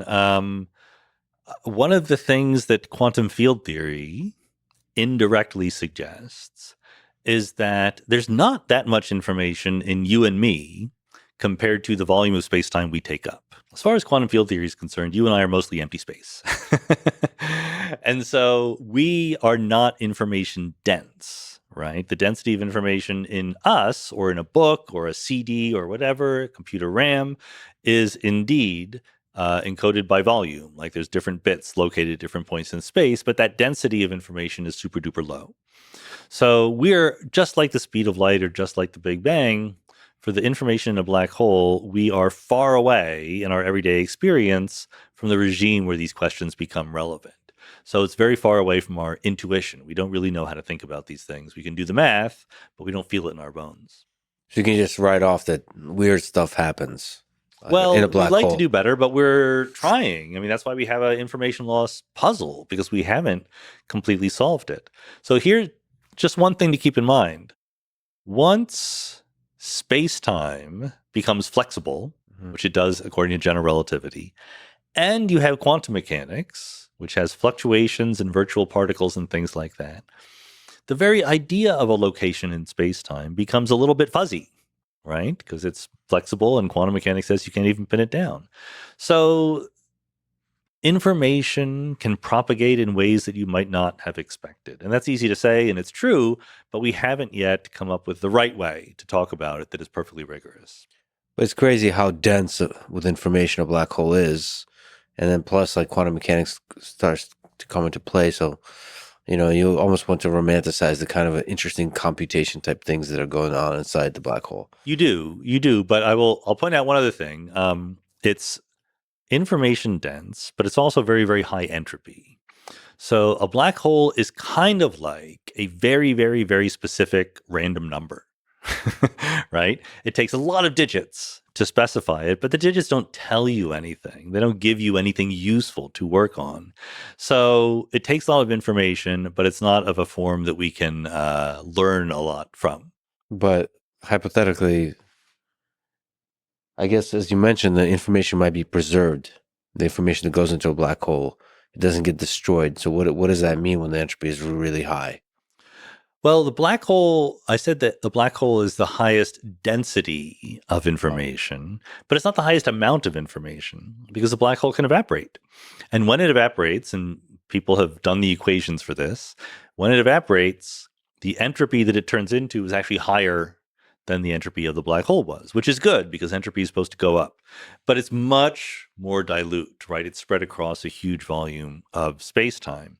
So in principle, all that you made the black hole out of, the information that it took, is still there, we think, in that information, but it's scattered to the four winds.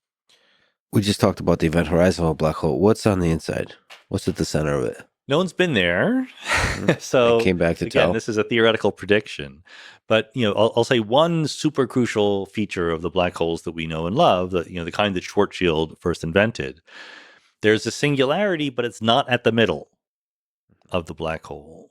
Remember, space and time are parts of parts of one unified space-time. The location of the singularity in the black hole is not the middle of space, but our future. It is a moment of time. It is like a big crunch. The Big Bang was an expansion from a singularity in the past. Big crunch probably doesn't exist, but if it did, it would be a collapse to a singularity in the future. That's what the interiors of black holes are like. You can be fine in the interior, but things are becoming more and more crowded. Space-time is becoming more and more warped, and eventually you hit a limit, and that's the singularity in your future. I wonder what time is like on the inside of a black hole. Time always ticks by at 1 second per second. That's all it can ever do. Yeah. Time can tick by differently for different people. And so you have things like the twin paradox, where two people initially are the same age. One goes off near the speed of light and comes back. Now they're not. You can even work out that the one who goes out and comes back will be younger because they did not take the shortest distance path. But locally, as far as you and your wristwatch are concerned, time is not funny. Your neurological signals in your brain and your heartbeat and your wristwatch, whatever's happening to them, is happening to all of them at the same time. So time always seems to be ticking along at the same rate. Well, if you fall into a black hole and then I'm an observer just watching it, and then you come out once it evaporates 1,000,000 years later, I guess you'd be exactly the same age? Have you aged at all? You would be converted into photons. You would not be you anymore. Right. So it's not at all possible that information is preserved exactly as it went in. It depends on what you mean by preserved. It's there in the microscopic configuration of the universe. It's exactly as if I took a regular book, made of paper, and I burned it.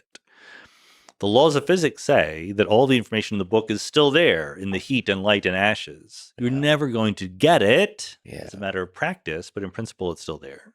But what about the age of things from the observer perspective, from outside the black hole? From outside the black hole, doesn't matter because they're inside the black hole. No, so, but isn't there, okay, there's no way to escape the black hole except to let it evaporate. But also, by the way, just in relativity, special relativity, forget about general relativity, it's enormously tempting to say, okay, here's what's happening to me right now. I want to know what's happening far away right now. The whole point of relativity is to say there's no such thing as right now when you're far away. And that is doubly true for what's inside a black hole. So you're tempted to say, well, how fast is their clock ticking? Or how old are they now? Not allowed to say that according to relativity. Because space and time are treated the same, and so it doesn't even make sense. What happens to time in the holographic principle?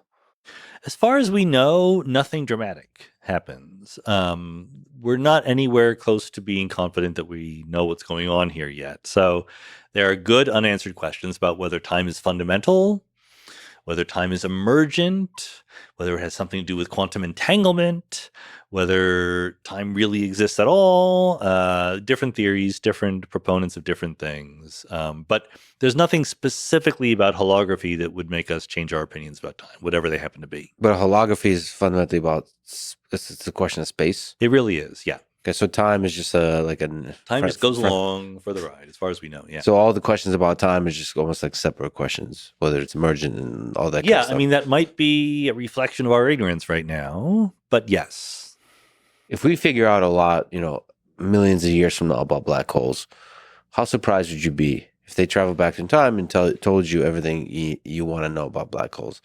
How much do you think there is still to know? And how mind-blowing would it be? It does depend on what they would say. I think that there are colleagues of mine who think that we're pretty close to figuring out how information gets out of black holes, how to quantize gravity, things like that. I'm more skeptical that we are pretty close. I think that there's room for a bunch of surprises to come. So in that sense, I suspect I would be surprised. The biggest and most interesting surprise to me would be if quantum mechanics itself were somehow superseded by something better. As far as I know, there's no empirical evidence-based reason to think that quantum mechanics is not 100% correct. But it might not be. That's always possible. So, and there are, again, respectable friends of mine who speculate about it. So that's something that's the first thing I'd want to know. Oh, so like the black hole would be the most clear illustration. Yeah, that's where it would show up. If there's something, it would show up there. So, I mean, maybe. The point is that black holes are mysterious for various reasons. So yeah, if our best theory of the universe is wrong, that might help explain why. But do you think it's possible we'll find something interesting like black holes sometimes create new universes, or black holes are a kind of portal through space time to another place or something like this? Like, and then our whole conception of what is the fabric of space time changes completely because black holes, it's like Swiss cheese type of situation. Yeah, that would be less surprising to me because I've already written papers about that. We don't have, again, strong reason to think that the interior of a black hole leads to another universe. But it is possible, and it's also very possible that that's true for some black holes and not others. This is stuff we don't know. It's easy to ask questions we don't know the answer to. The problem is the questions that are easy to ask that we don't know the answer to are super hard to answer. Because these objects are very difficult to test and to explore for the us. regimes are just very far away. So either literally far away in space, but also in energy or mass or time or whatever. You've published a paper on the holographic principle, or that involves the holographic principle. What can you explain the details of that? Yeah, I'm always interested in, since my first published paper, taking these wild speculative ideas and trying to test them against data. And the problem is when you're dealing with wild speculative ideas, they're usually not well defined enough to make a prediction, right? Like it's kind of I know what's going to happen in some cases. I don't know what's going to happen in other cases. So we did the following thing. As I've already mentioned, the holographic principle, which is meant to reflect the information contained in black holes, seems to be telling us that there's less information, less stuff that can go on than you might naively expect. So let's upgrade naively expect to predict using quantum field theory. Quantum field theory is our best theory of fundamental physics right now. Unlike this holographic black hole stuff, quantum field theory is entirely local. In every point of space, something can go on, and then you add up all the different points in space. Okay, not holographic at all. So there's a mismatch between the expectation for what is happening, even in empty space, in quantum field theory versus what the holographic principle would predict. How do you reconcile these two things?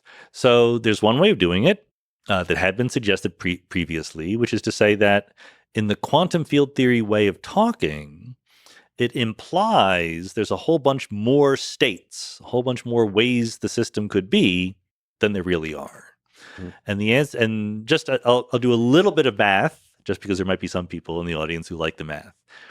If I draw two axes on a two-dimensional geometry, like the surface of the table, right?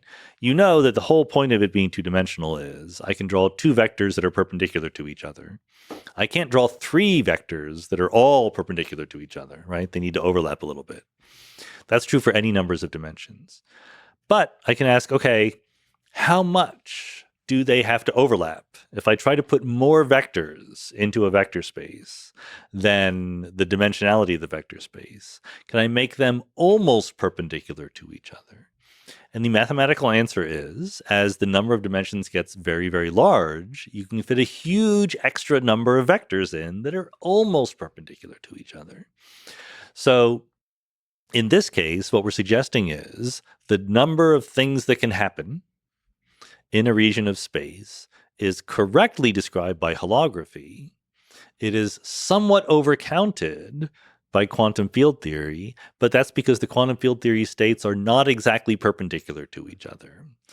I should have mentioned that in quantum mechanics, states are given by vectors in some huge dimensional vector space. Very, very, very, very large dimensional vector space. So maybe the quantum field theory states are not quite perpendicular to each other. If that is true, that's a speculation already, but if that's true, how would you know? What is the experimental deviation? And it would have been completely respectable if we had gone through and made some guesses and found that there is no noticeable experimental difference because, again, these things are in regimes very, very far away. We stuck our necks out. We made some very, very specific guesses as to how this weird overlap of states would show up in the equations of motion for particles like neutrinos. And then we made predictions on how the neutrinos would behave on the basis of those wild guesses. And then we compared them with data. And what we found is we're pretty close, but haven't yet reached the detectability of the effect that we are predicting. In other words, well, basically one way of saying what we predict is if a neutrino, and there's reasons why it's neutrinos, we can go into if you want, but it's not that interesting. If a neutrino comes to us from across the universe, from some galaxy very, very far away, there is a probability as it's traveling that it will dissolve into other neutrinos because they're not really perpendicular to each other as vectors as they would ordinarily be in quantum field theory. And that means that if you look at neutrinos coming from far enough away with high enough energies, they should disappear. Like if you see if you see a whole bunch of nearby neutrinos, but then further away, you should see fewer. And there's an experiment called IceCube, which is this amazing testament to the ingenuity of human beings, where they go to Antarctica and they drill holes and they put photodetectors on a string a mile deep in these holes. And they basically use all of the ice in a cube. I don't know whether it's a mile or not, but it's like a kilometer or something like that, some big region. That much ice is their detector. Mm-hmm. And they're looking for flashes when a cosmic ray or a neutrino or whatever hits ice molecule, water molecule in the ice. Wait, makes flashes in the ice. They're looking for flashes. But isn't there some crazy? I mean, what does the detector of that look like? It's a bunch of strings, many, many, many strings with 360-degree photodetectors. Yeah, and you will. That's really cool. It's extremely cool, and they've done amazing work, and they find neutrinos. So they're looking for neutrinos. Yeah. So the whole point is most cosmic rays are protons. Because why? Because protons exist and they're massive enough that you can accelerate them to very high energies. So high energy cosmic rays tend to be protons. They also tend to hit the Earth's atmosphere and decay into other particles. So neutrinos, on the other hand, punch right through, at least usually, right, to a great extent. So not just Antarctica, but the whole Earth. Occasionally, a neutrino will interact with a particle here on Earth. And there's neutrinos going through your body all the time, from the sun, from the universe, etc. And so if you're patient enough and you have a big enough part of the Antarctic ice sheet to look at, the nice thing about ice is it's transparent. So you've built yourself, nature has built you a neutrino detector. So why IceCube does? Why ice? So is it just because of the low noise and you get to watch this thing and it's much more dense than air, but it's transparent. So yeah, much more dense, so higher probability, and then it's transparency, and then it's also in the middle of nowhere, so you can. Humans that's all you need. There's not that much ice, right? Yeah. So there's more ice in Antarctica than anywhere else, right? So anyway, you can go and you can get a plot from the IceCube experiment. How many neutrinos there are that they've detected with very high energies. And we predict in our weird little holographic guessing game that there should be a cutoff. You should see neutrinos as you get to higher and higher energies, and then they should disappear. If you look at the data, their data gives out exactly where our cutoff is. That doesn't mean that our cutoff is right. It means they lose the ability to do the experiment exactly where we predict the cutoff should be. Oh boy. Okay. But why is there a limit? Oh, just because there are fewer high energy neutrinos. So there's a spectrum and it goes down. But what we're plotting here is number of neutrinos versus energy. It's fading away and they just get very, very few. And you need the high energy neutrinos for your prediction. Our effect is a little bit bigger for higher energies. Yeah. Got it. And that effect has to do with this almost perpendicular thing. And let me just mention the name of Oliver Friedrich, who was a postdoc who led this. He deserves the credit for doing this. I was a co-author and a collaborator. I did some work, but he really gets the lion's share. Thank you, Oliver. Thank you for pushing this wild science forward. Just to speak to that, the meta process of it, how do you approach asking these big questions and trying to formulate it as a paper, as an experiment that could make a prediction, all that kind of stuff? What's your process? There's a very interesting things that happens once you're a theoretical physicist. Once you become trained, you're a graduate student, you've written some papers and whatever. Suddenly, you are the world's expert in a really infinitesimally tiny area of knowledge, right? And you know not that much about other areas. There's an overwhelming temptation to just drill deep, right? Just keep doing basically the thing that you started doing. But maybe that thing you started doing is not the most interesting thing. to the world or to you or whatever. So you need to separately develop the capability of stepping back and going, okay, now that I can write papers in that area, now that I'm sort of trained enough in the general procedure, what is the best match between my interests, my abilities, and what is actually interesting? Surprise, motherfucker. And honestly, I've not been very good at that over my career. I have my process traditionally was I was working in this general area of particle physics, field theory, general relativity, cosmology, and I would sort of try to take things other people were talking about and ask myself whether or not it really fit together. Like my two, so I guess I have 3 papers that I've ever written that have done super well in terms of getting cited and things like that. One was my first ever paper that I get very little credit for. That was my advisor and his collaborator, set that up. The other 2 were basically my idea. One was right after we discovered that the universe was accelerating.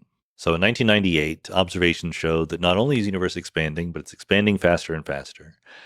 So that's attributed to either Einstein's cosmological constant or some more complicated form of dark energy, some mysterious thing that fills the universe. And people were throwing around ideas about this dark energy stuff. What could it be? And so forth. Most of the people throwing around these ideas were cosmologists. They work on cosmology. They think about the universe all at once.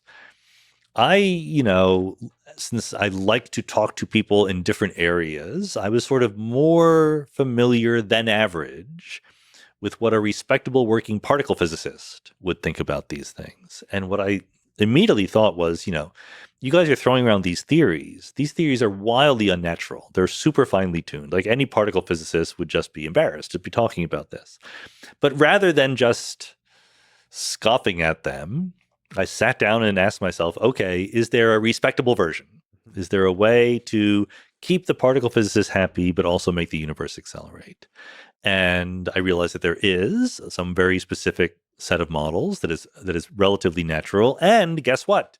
You can make a new experimental prediction on the basis of those. And so I did that. People were very happy about that. What was the thing that would make physicists happy, that would make sense of this fragile thing that people call dark energy?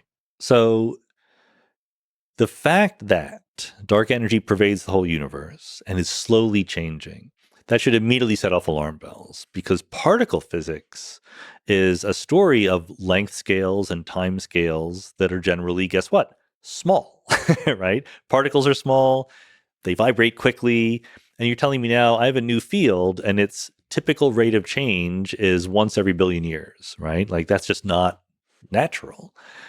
And indeed, you can formalize that and say, look, even if you wrote down a particle that evolved slowly over billions of years, if you let it interact with other particles at all, that would make it move faster. Its dynamics would be faster. Its mass would be higher, et cetera, et cetera. So there's a whole story. Things need to be robust, and they all talk to each other in quantum field theory. So how do you stop that from happening? And the answer is symmetry. You can impose a symmetry that protects your new field from talking to any other fields, okay? And this is good for 2 reasons. Number 1, it can keep the dynamics slow. So if you can't tell me why it's slow, you just made that up, but at least it can protect it from speeding up because it's not talking to any other particles. And the other is it makes it harder to detect. Naively, experiments looking for fifth forces or time changes of fundamental constants of nature like the charge of the electron, these experiments should have been able to detect these dark energy fields. And I was able to propose a way to stop that from happening. The detection, yeah. Because a symmetry could stop it from interacting with all these other fields and therefore makes it harder to detect. And just by luck, I realized, because it was actually based on my first ever paper, there's one loophole. If you impose these symmetries, so you protect the dark energy field from interacting with any other fields, there's one interaction that is still allowed that you can't rule out. And it is a very specific interaction between your dark energy field and photons, which are very common. And it has the following effect. As a photon travels through the dark energy, the photon has a polarization up, down, left, right, whatever it happens to be. And as it travels through the dark energy, that photon will rotate its polarization. This is called birefringence. And you can kind of run the numbers and say, you can't make a very precise prediction because we're just making up this model. But if you want to roughly fit the data, you can predict how much polarization rotation there should be. A couple of degrees, okay? Not that much. So that's very hard to detect. People have been trying to do it.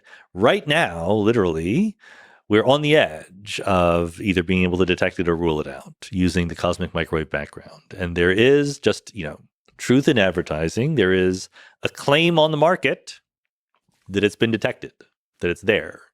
It's not very statistically significant.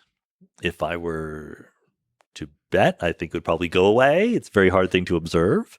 But maybe as you get better and better data, cleaner and cleaner analysis, it will persist and we will have directly detected the dark energy.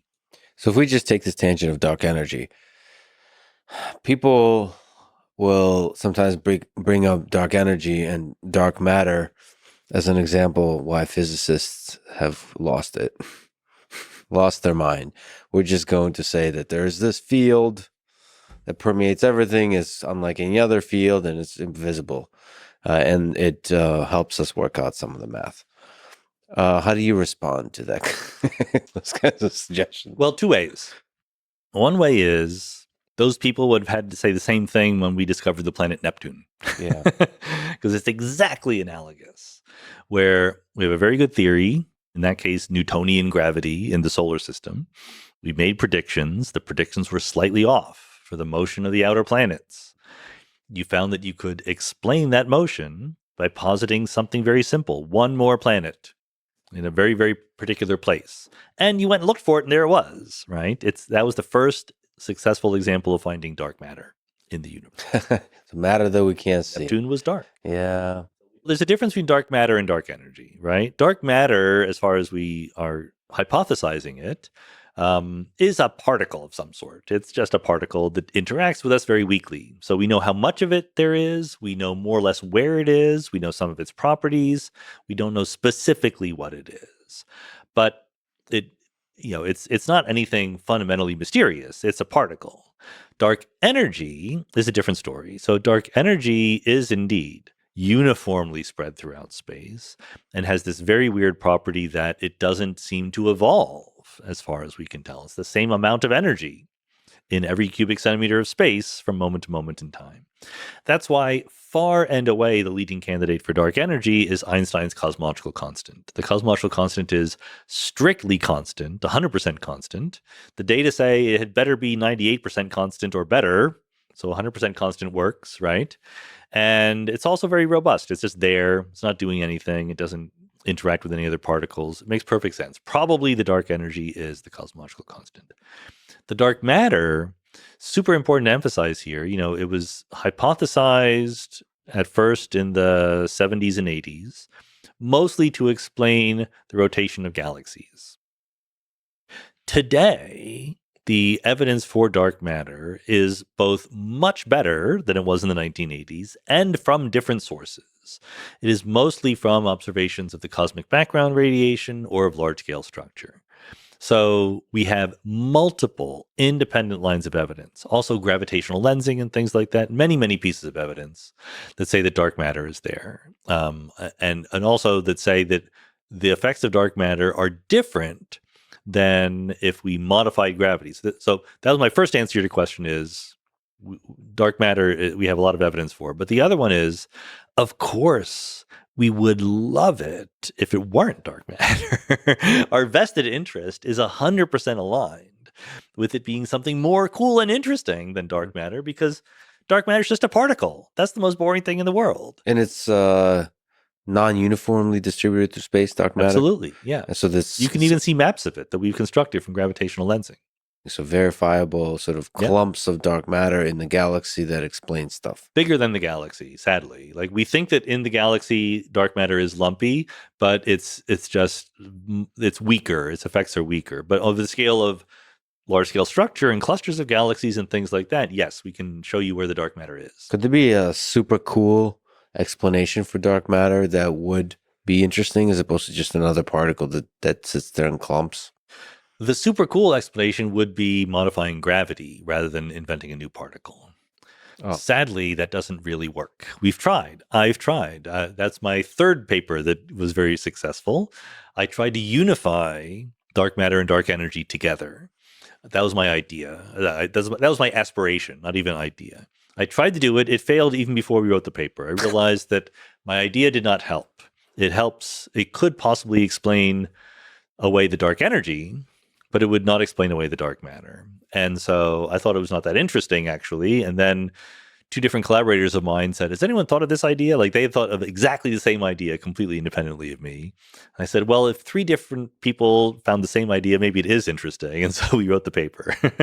And yeah, it was very interesting. People are very interested in it. Can you describe this paper a little bit? Like it's fascinating how much of a thing there is, dark energy and dark matter, and we don't quite understand it. So what was your dive into the exploring how to unify the two? So here is what we know about dark matter and dark energy. They become important in regimes where gravity is very, very, very weak.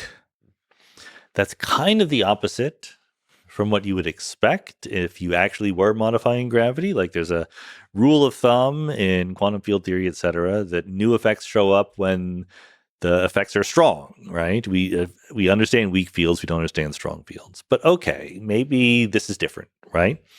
So what do I mean by when gravity is weak? The dark energy shows up late in the history of the universe. Early in the history of the universe, the dark energy is irrelevant. But remember, the density of dark energy stays constant. The density of matter and radiation go down. So at early times, the dark energy was completely irrelevant compared to matter and radiation. At late times, it becomes important. That's also when the universe is dilute and gravity is relatively weak. Now think about galaxies, okay? A galaxy is more dense in the middle, less dense on the outside. And there is a phenomenological fact about galaxies that in the interior of galaxies, you don't need dark matter. That's not so surprising because the density of stars and gas is very high there, and the dark matter is just subdominant. But there's generally a radius inside of which you don't need dark matter to fit the data, outside of which you do need dark matter to fit the data. So that's, again, when gravity is weak, right? So I asked myself, of course, we know in field theory, new effects should show up when fields are strong, not weak, but let's throw that out of the window. Can I write down a theory where gravity alters when it is weak? And we've already said what gravity is. What is gravity? It's the curvature of spacetime. So there are mathematical quantities that measure the curvature of spacetime. And generally, you would say, like, I have an understanding. Einstein's equation, which I explained to the readers in the book, relates the curvature of spacetime to matter and energy. The more matter and energy, the more curvature. So I'm saying, what if you add a new term in there that says the less matter and energy, the more curvature? No reason to do that, except to fit the data, right? So I tried to unify the need for dark matter and the need for dark energy. That would be really cool if that was the case. Like super cool, right? It'd be the best. It'd be great. But it didn't work. It'd be really interesting if gravity did something funky when there's not much of it. Like almost like at the edges of it, it gets like noisy. That was exactly the hope, right? But the great thing about physics is there are equations, right? I mean, you can come up with the words and you can wave your hands, but then you got to write down the equations, and I did. And I figured out that it could help with the dark energy, the acceleration of the universe. It doesn't help with dark matter at all. Yeah. It just sucks at the scale of galaxies, the scale of solar systems. The physics is kind of boring. Yeah, it does. I agree. And again, that's why it is a little bit, I tear my hair out when people who are not physicists accuse physicists, like you say, of sort of losing the plot because they need dark matter and dark energy. I don't want dark matter and dark energy. I want something much cooler than that. I've tried, but you got to listen to the equations and to the data. You mentioned 3 papers. Your first awesome paper ever, and your second awesome paper ever. Of course, you wrote many papers, so you're being very harsh on the others. But well, by the way, this is not awesomeness. This is impact. Impact, right? Sure. There's no correlation between awesomeness and impact. Right. Some of my best papers fell without a stone. Tree and vice falls in the versa, forest. right? Yeah. The first paper was called Limits on a Lorentz and Parity Violating Modification of Electromagnetism or Electrodynamics. So we figured out how to violate Lorentz invariance, which is the symmetry underlying relativity. And the important thing is we figured out a way to do it that didn't violate anything else and was experimentally testable. So people love that. The second paper was called Quintessence and the Rest of the World. So quintessence is this dynamical dark energy field. The rest of the world is because I was talking about how the quintessence field would interact with other particles and fields and how to avoid the interactions you don't want. And the third paper was called Is Cosmic Speed Up Due to Gravitational Physics? Something like that. So you see the common theme. I'm taking, what we know, the standard model of particle physics, general relativity, tweaking them in some way, and then trying to fit the data. And trying to make it so it's experimentally validated. Ideally, yes. That's right. That's the goal. You wrote the book Something Deeply Hidden on the Mysteries of Quantum Mechanics, and a new book coming out soon, part of that Biggest Ideas in the Universe series we mentioned, called Quanta and Fields. So that's focusing on quantum mechanics. Big question first. Biggest ideas in the universe. What to you is most beautiful or perhaps most mysterious about quantum mechanics? Quantum mechanics is a harder one. I wrote a textbook on general relativity, and I started it by saying general relativity is the most beautiful physical theory ever invented. And I will stand by that. It is less fundamental than quantum mechanics, but quantum mechanics is a little more mysterious. So it's a little bit kludgy right now. If you think about how we teach quantum mechanics to our students, the Copenhagen interpretation, it's a god-awful mess. Like, no one's going to accuse that of being very beautiful. I'm a fan of the many worlds interpretation of quantum mechanics, and that is very beautiful in the sense that fewer ingredients, just one equation, and it could cover everything in the world. It depends what you mean by beauty, but I think that the answer to your question is quantum mechanics can start with extraordinarily austere, tiny ingredients, and in principle lead to the world, right? That boggles my mind. It's much more comprehensive. General relativity is about gravity, and that's great. Quantum mechanics is about everything and seems to be up to the task. And so I don't know, is that beauty or not, but it's certainly impressive. So both for the theory, the predictive power of the theory, and the fact that the theory describes tiny things creating everything we see around us. It's a monist theory. In classical mechanics, I have a particle here, a particle there. I describe them separately. I can tell you what this particle is doing, what that particle is doing. In quantum mechanics, we have entanglement, right? As Einstein pointed out to us in 1935. And what that means is there is a single state for these two particles. There's not one state for this particle, one state for the other particle. And indeed, there's a single state for the whole universe, called the wave function of the universe, if you want to call it that. And it obeys one equation. And it is our job then to sort of chop it up, to carve it up, to figure out how to get tables and chairs and things like that out of it. You mentioned the many worlds interpretation, and it is in fact beautiful, but it's one of your more controversial things you stand behind. Yeah. You've probably gotten a bunch of flack for it. I'm a big boy. I can take it. Well, can you first explain it and then maybe speak to the flack you may have gotten? Sure. The classic experiment to explain quantum mechanics to people is called the Stern-Gerlach experiment. You're measuring the spin of a particle, okay? And in quantum mechanics, the spin is, is just a spin. It's the rate at which something is rotating around in a very down-to-earth sense. The difference being is that it's quantized. So for something like a single electron or a single neutron, it's either spinning clockwise or counterclockwise. Those are the only two, let's put it this way, those are the only two measurement outcomes you will ever get. There's no it's spinning faster or slower. It's either spinning one direction or the other. That's it. Two choices, okay?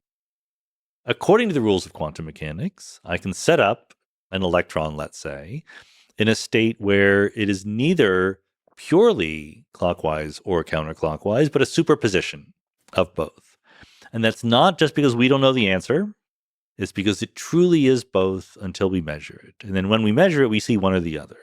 So this is the fundamental mystery of quantum mechanics, is that how we describe the system when we're not looking at it is different from what we see when we look at it.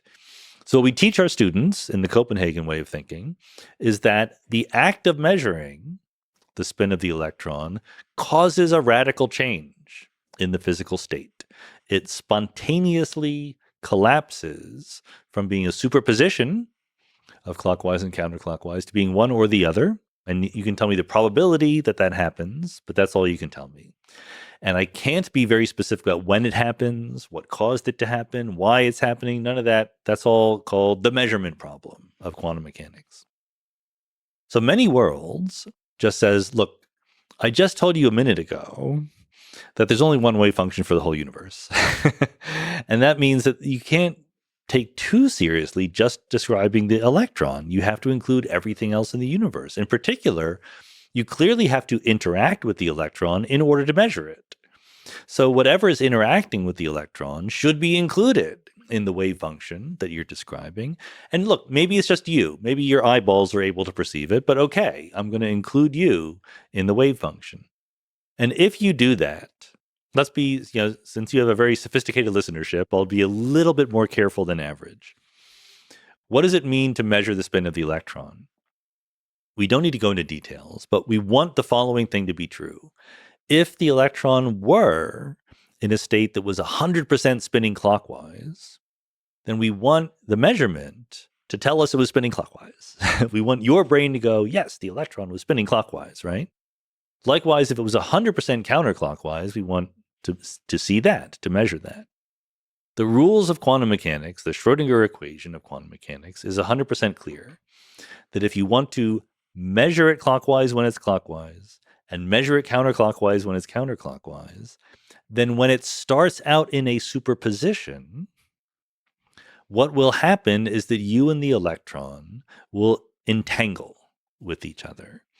And by that I mean that the state of the universe evolves into part saying the electron was spinning clockwise and I saw it clockwise, and part of the state is it's in a superposition with the part that says the electron was spinning counterclockwise and I saw it counterclockwise.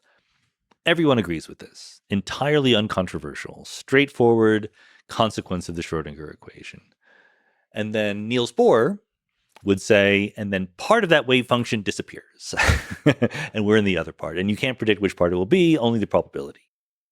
Hugh Everett, who was a graduate student in the 1950s, was thinking about this, says, I have a better idea. Part of the wave function does not magically disappear. It stays there. The reason why that idea, Everett's idea, that the whole wave function always sticks around and just obeys the Schrodinger equation, was not thought of years before, is because naively you look at it and you go, okay, this is predicting that I will be in a superposition, that I will be in a superposition of having seen the electron be clockwise and having seen it be counterclockwise. No experimenter has ever felt like they were in a superposition. You always see an outcome, okay? Everett's move, which was kind of genius, was to say, the problem is not the Schrodinger equation. The problem is you have misidentified yourself in the Schrodinger equation. You have said, oh, look, there's a person who saw counterclockwise. There's a person who saw clockwise. I should be that superposition of both. And Everett says, no, you're not. Because the part of the wave function in which the spin was clockwise, once that exists, it is completely unaffected by the part of the wave function that says the spin was counterclockwise. They are apart from each other. They are uninteracting. They have no influence. What happens in one part has no influence in the other part. So Everett says the simple resolution is to identify yourself as either the one who saw spin clockwise or the one who saw spin counterclockwise. There are now two people. Once you've done that experiment, the Schrodinger equation doesn't have to be messed with. All you have to do is locate yourself correctly in the wave function. That's many worlds. The number of worlds is very big. Very, very, very big. Where do those worlds fit? Where do they go?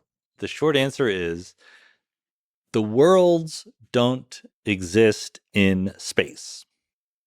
Space exists separately in each world. So, I mean, there's a technical answer to your question, which is Hilbert space, the space of all possible quantum mechanical states. But physically, we want to put these worlds somewhere. That's just a wrong intuition that we have. There is no such thing as the physical spatial location of the worlds, because space is inside the worlds. One of the properties of this interpretation is that you can't travel from one world to the other. That's right. Which kind of makes you feel that they're existing separately. They are existing separately and simultaneously. Without locations in space. Without locations in space. How is it possible to visualize them existing without a location in space? The real answer to that, the honest answer, is the equations predict it. Yeah. If you can't visualize it, so much worse for you. The equations are crystal clear about what they're predicting. Is there a way to get to the closer to understanding and visualizing the weirdness of the implications of this?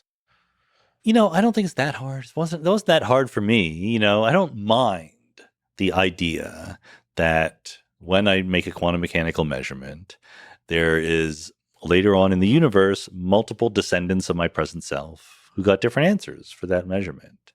I can't interact with them. Hilbert space, the space of all quantum wave functions, was always big enough to include all of them. I'm going to worry about the parts of the universe I can observe. So let's put it this way. Many worlds comes about by taking the Schrodinger equation seriously. The Schrodinger equation was invented to fit the data, to fit the spectrum of different atoms and different, emission and absorption experiments. And it's perfectly legitimate to say, well, okay, you're taking the Schrodinger equation, you're extrapolating it, you're trusting it, believing it beyond what we can observe. I don't want to do that, right? That's perfectly legit, except, okay, then what do you believe? Come up with a better theory. You're saying you don't believe the Schrodinger equation. Tell me the equation that you believe in. Turns out, and people have done that, turns out it's super hard to do that in a legitimate way that fits the data. And many worlds is a really clean. Absolutely. The most austere, clean, no extra baggage theory of quantum mechanics. But if it in fact is correct, isn't this the weirdest thing of anything we know? Yes. In fact, let me put it this way. The single best reason, in my mind, to be skeptical about many worlds is not because it doesn't make sense or it doesn't fit the data or I don't know where the worlds are going or whatever. It's because to make that extrapolation, to take seriously the equation that we know is correct in other regimes, requires new philosophy, requires a new way of thinking about identity, about probability, about prediction, a whole bunch of things. It's work to do that philosophy, and I've been doing it, and others have done it, and I think it's very, very doable, but it's not straightforward. It's not a simple extrapolation from what we already know. It's a grand extrapolation very far away. And if you just wanted to be sort of methodologically conservative and say, that's a step too far, I don't want to buy it, I'm sympathetic to that. I think that you're just wimping out. I think that you should have more courage, but I get the impulse. And there is, under many worlds, an era of time where if you rewind it back, there's going to be one initial state. That's right. All of quantum mechanics, all different versions require a kind of arrow of time. It might be different in every kind, but the quantum measurement process is irreversible. You can measure something, it collapses, you can't go backwards. If someone tells you the outcome, if I say, I've measured an electron, its spin is clockwise, and they say, what was it before I measured it? You know there was some part of it that was clockwise, but you don't know how much, right? And many worlds is no different. But the nice thing is that the kind of arrow of time you need in many worlds is exactly the kind of arrow of time you need anyway for entropy and thermodynamics and so forth. You need a simple, low entropy initial state. That's what you need in both cases. So if you actually look at, under many worlds, into the entire history of the universe, correct me if I'm wrong, but it looks very deterministic. Yes. In each moment, Does the moment contain the memory of the entire history of the universe? To you, does the moment contain the memory of everything that preceded it? As far as we know, so according to many worlds, the wave function of the universe, all the branches of the universe at once, all the worlds, does contain all the information. Calling it a memory is a little bit dangerous because it's not the same kind of memory that you and I have in our brains, because our memories rely on the arrow of time. And the whole point of the Schrodinger equation or Newton's laws is they don't have an arrow of time built in. They're reversible. The state of the universe not only remembers where it came from, but also determines where it's going to go in a way that our memories don't do that. But our memories, we can do replay. Can you do this? We can, but the act of forming a memory increases the entropy of the universe. It is an irreversible process also, right? You can walk on a beach and leave your footprints there. That's a record of your passing. It will eventually be erased by the ever-increasing entropy of the universe. Well, but you can imperfectly replay it. I guess, can we travel back in time imperfectly? It depends on the level of precision you're trying to ask that question. You know, the universe contains the information about where the universe was, but you and I don't. We're nowhere close. And it's computationally very costly to try to consult the universe. Well, it depends on, again, exactly what you're asking. Like, there are some simple questions, like what was the temperature of the universe 30 seconds after the Big Bang? We can answer that, right? That's kind of amazing that we can answer that to pretty high precision. But if you want to know where every atom was, then no. What to you is the Big Bang? Why did it happen?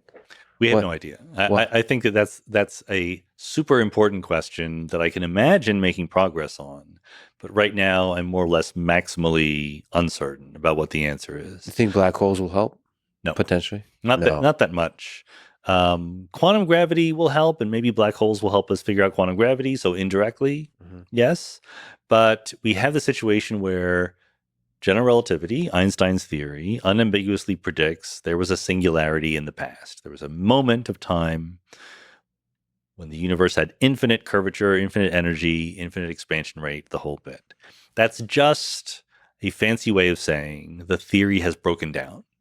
And classical general relativity is not up to the task of saying what really happened at that moment.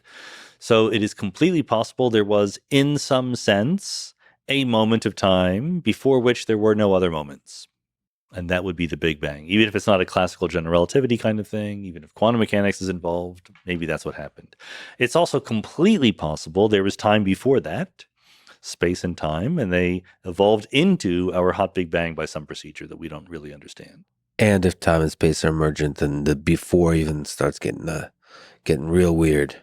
Well, I think that if there is a first moment of time, that would be very good evidence, or that would fit hand in glove with the idea that time is emergent. If time is fundamental, then it tends to go forever because it's fundamental. Well, yeah. I mean, the general formulation of this question is what's outside of it? Well, what's outside of our universe? So in time and in space. I know it's a pothead question, Sean. I understand. I apologize. Look, that's my life. My life is asking pothead questions. Okay. Some of them, the answer is that's not the right way to think about it. Okay. But is it possible to think at all about what's outside our universe? It's absolutely legit to ask questions, but you have to be comfortable with the possibility that the answer is there's no such thing as outside our universe. That's absolutely on the table. In fact, that is the simplest, most likely to be correct answer that we know of. But it's the only thing in the universe that wouldn't have an outside. If the universe is the totality of everything, it would not have an outside. That's so weird to think that there's not an outside. We want there to be. We want there to be sort of a creative force that led to this, and an outside, like this is our town, and then there's a bigger world, and there's always a bigger world, and because that is our experience. Yeah. That's the world we grew up in, right? The universe doesn't need to obey those rules. Such a weird thing. When I was a kid, that used to keep me up at night. Like, what if the universe had not existed? Right. and it feels like a lot of pressure that if this is the only universe, and we're here, one of the few intelligent civilizations, maybe the only one. It's the old theories that we're the center of everything. You just feel suspicious. That's why many worlds is kind of exciting to me, because it like is humbling in all the right kinds of ways. It feels like infinity is the way this whole thing runs. There's one pitfall that I'll just mention, because there's a move that is made in these theoretical edges of cosmology that I think is a little bit mistaken, which is to say, I'm going to think about the universe on the basis of imagining that I am a typical observer. This is called the principle of typicality, or the principle of mediocrity, or even the Copernican principle. Nothing special about me. I'm just typical in the universe. But then you draw some conclusions from this, and what you end up realizing is you've been hilariously presumptuous, because by saying I'm a typical observer in the universe, you're saying typical observers in the universe are like me. And that is completely unjustified by anything. So I'm not telling you what the right way to do it is, but these kinds of questions that are not quite grounded in experimental verification or falsification are ones you have to be very careful about. That to me is one of the most interesting questions. There's different ways to approach it, but like, what's outside of this? How did the Big Bang start? How do we get something from nothing? That's always the thing you're sneaking up to. When you're studying all of these questions, you're always sneaking. That's where the black hole and the unifying, getting quantum gravity, all this kind of stuff. You're always sneaking up to that question. Where did all of this come from? So, and I think that's probably an answerable question, right? No, it doesn't have to be. So you think there could be a turtle at the bottom of this that refuses to reveal its identity? Yes, I think that specifically the question, why is there something rather than nothing? Yeah, does not have the kind of answer that we would ordinarily attribute to why questions. Because typical why questions are embedded in the universe. And when we answer them, we take advantage of the features of the universe that we know and love. But the universe itself, as far as we know, is not embedded in anything bigger or stronger, and therefore it can just be. Do you think it's possible this whole place is simulated? Sure. It's a really interesting, dark, twisted video game that we're all existing in. You know, my own podcast listeners, Mindscape listeners, tease me because they know from my AMA episodes that if you ever start a question by asking, do you think it's possible that? The answer is going to be yes. That might not be the answer that you care about, but it's possible, sure. As long as you're not, adding two even numbers together and getting an odd number. When you say it's possible, there's a mathematical yes, and then there's more of like intuitive. Yeah. You want to know whether it's plausible. You want to know, is there a reasonable non-zero credence to attach to this? I don't think that there's any philosophical knockout objection to the simulation hypothesis. I also think that there's absolutely no reason to take it seriously. Do you think humans will try to create one? I guess that's how I always think about it. I see what I've spent quite a bit of time over the past few years, and a lot more recently, in virtual worlds, and just am always captivated by the possibility of creating higher and higher resolution worlds. And as we'll talk a little bit about artificial intelligence, sort of the advancement on the Sora front, you can automatically generate those worlds, and the possibility of existing in those automatically generated worlds is pretty exciting, as long as there's a consistent physics, quantum mechanics, and general relativity that governs the generation of those worlds. Yep. So it just seems like humans will for sure try to create this. Yeah, I think they will create better and better simulations. I think the philosopher David Chalmers has done what I consider to be a good job of arguing that we should treat things that happen in virtual reality and in simulated realities as just as real as the reality that we experience. I also think that as a practical matter, people will realize how much harder it is to simulate a realistic world than we naively believe. So this is not a my lifetime kind of worry. Yeah, the practical matter of going from a sort of a prototype that's impressive to a thing that governs everything. Similar question on this front is in AGI. Yeah, you said that we're very far away from AGI. I want to eliminate the phrase AGI. So, basically, when you're analyzing large language models and seeing how far they from whatever AGI is, and we can talk about different notions of intelligence, that we're not as close as kind of some people in public view are talking about. So, what's your intuition behind that? My intuition is basically that artificial intelligence is different than human intelligence.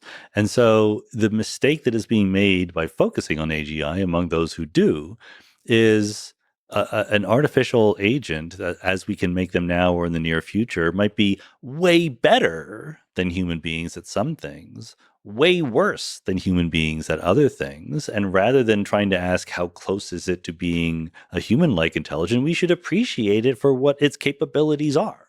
And that will both be more accurate and help us put it to work and protect us from the dangers better, rather than always anthropomorphizing it. I think the underlying idea there, under the definition of AGI, is that the capabilities are extremely impressive. That's not a precise statement, but meaning. No, I get that. I completely agree. And then the underlying question, where a lot of the debate is how impressive is it? What are the limits of large language models? Can they really do things like common sense reasoning? How much do they really understand about the world? Or are they just fancy mimicry machines? Mm-hmm. And so where do you fall on that as to the limits of large language models? I don't think that there are many limits in principle.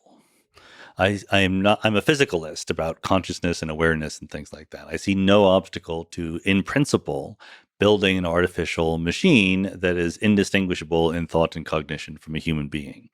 But we're not trying to do that, right? What a large language model is trying to do is to predict text. That's what it does. And it is leveraging the fact that we human beings, for very good evolutionary biology reasons, attribute intentionality and intelligence and agency to things that act like human beings. As I was driving here to get to this podcast space, I was using Google Maps, and Google Maps was talking to me, but I wanted to stop to get a cup of coffee. So I didn't do what Google Maps told me to do. I went around a block that it didn't like. And so it gets annoyed, right? It says like, no, why are you doing it? It doesn't say exactly in this, but you know what I mean. It's like, no, turn left, and you turn right. It is impossible as a human being not to feel a little bit sad that Google Maps is getting mad at you. It's not even trying to. It's not a large language model. It's not, no aspirations to intentionality, but we attribute that all the time. Dan Dennett, the philosopher, wrote a very influential paper on the intentional stance. The fact that it's the most natural thing in the world for we human beings to attribute more intentionality to artificial things than are really there, which is not to say it can't be really there. But if you're trying to be rational and clear thinking about this, the first step is to recognize our huge bias towards attributing things below the surface to systems that are able to, at the surface level, act human. So if that huge bias of intentionality is there in the data, in the human data, in the vast landscape of human data that AI models, large language models, and video models in the future are trained on, don't you think that intentionality will emerge as fundamental to the behavior of these systems naturally? Well, I don't think it will happen naturally. I think it could happen. Again, I'm not against the principle, but again, the way that large language models came to be and what they're optimized for is wildly different than the way that human beings came to be and what they're optimized for. So I think we're missing a chance to be much more clear-headed about what large language models are by judging them against human beings, again, both in positive ways and negative ways. Well, I think sort of to push back on what they're optimized for is different to describe how they're trained versus what they're optimized for. So they're trained in this very trivial way of predicting text tokens. Mm-hmm. But you can describe what they're optimized for, and what the actual task in hand is to construct a world model, meaning an understanding of the world. And that's where it starts getting closer to what humans are kind of doing. We're just, in the case of large language models, know how the sausage is made, and we don't know how it's made for us humans. But they're not optimized for that. They're optimized to sound human. That's the fine tuning. But the actual training is optimized for understanding, creating a compressed representation of all the stuff that humans have created on the internet. And the hope is that that gives you a deep understanding of the world. Yeah.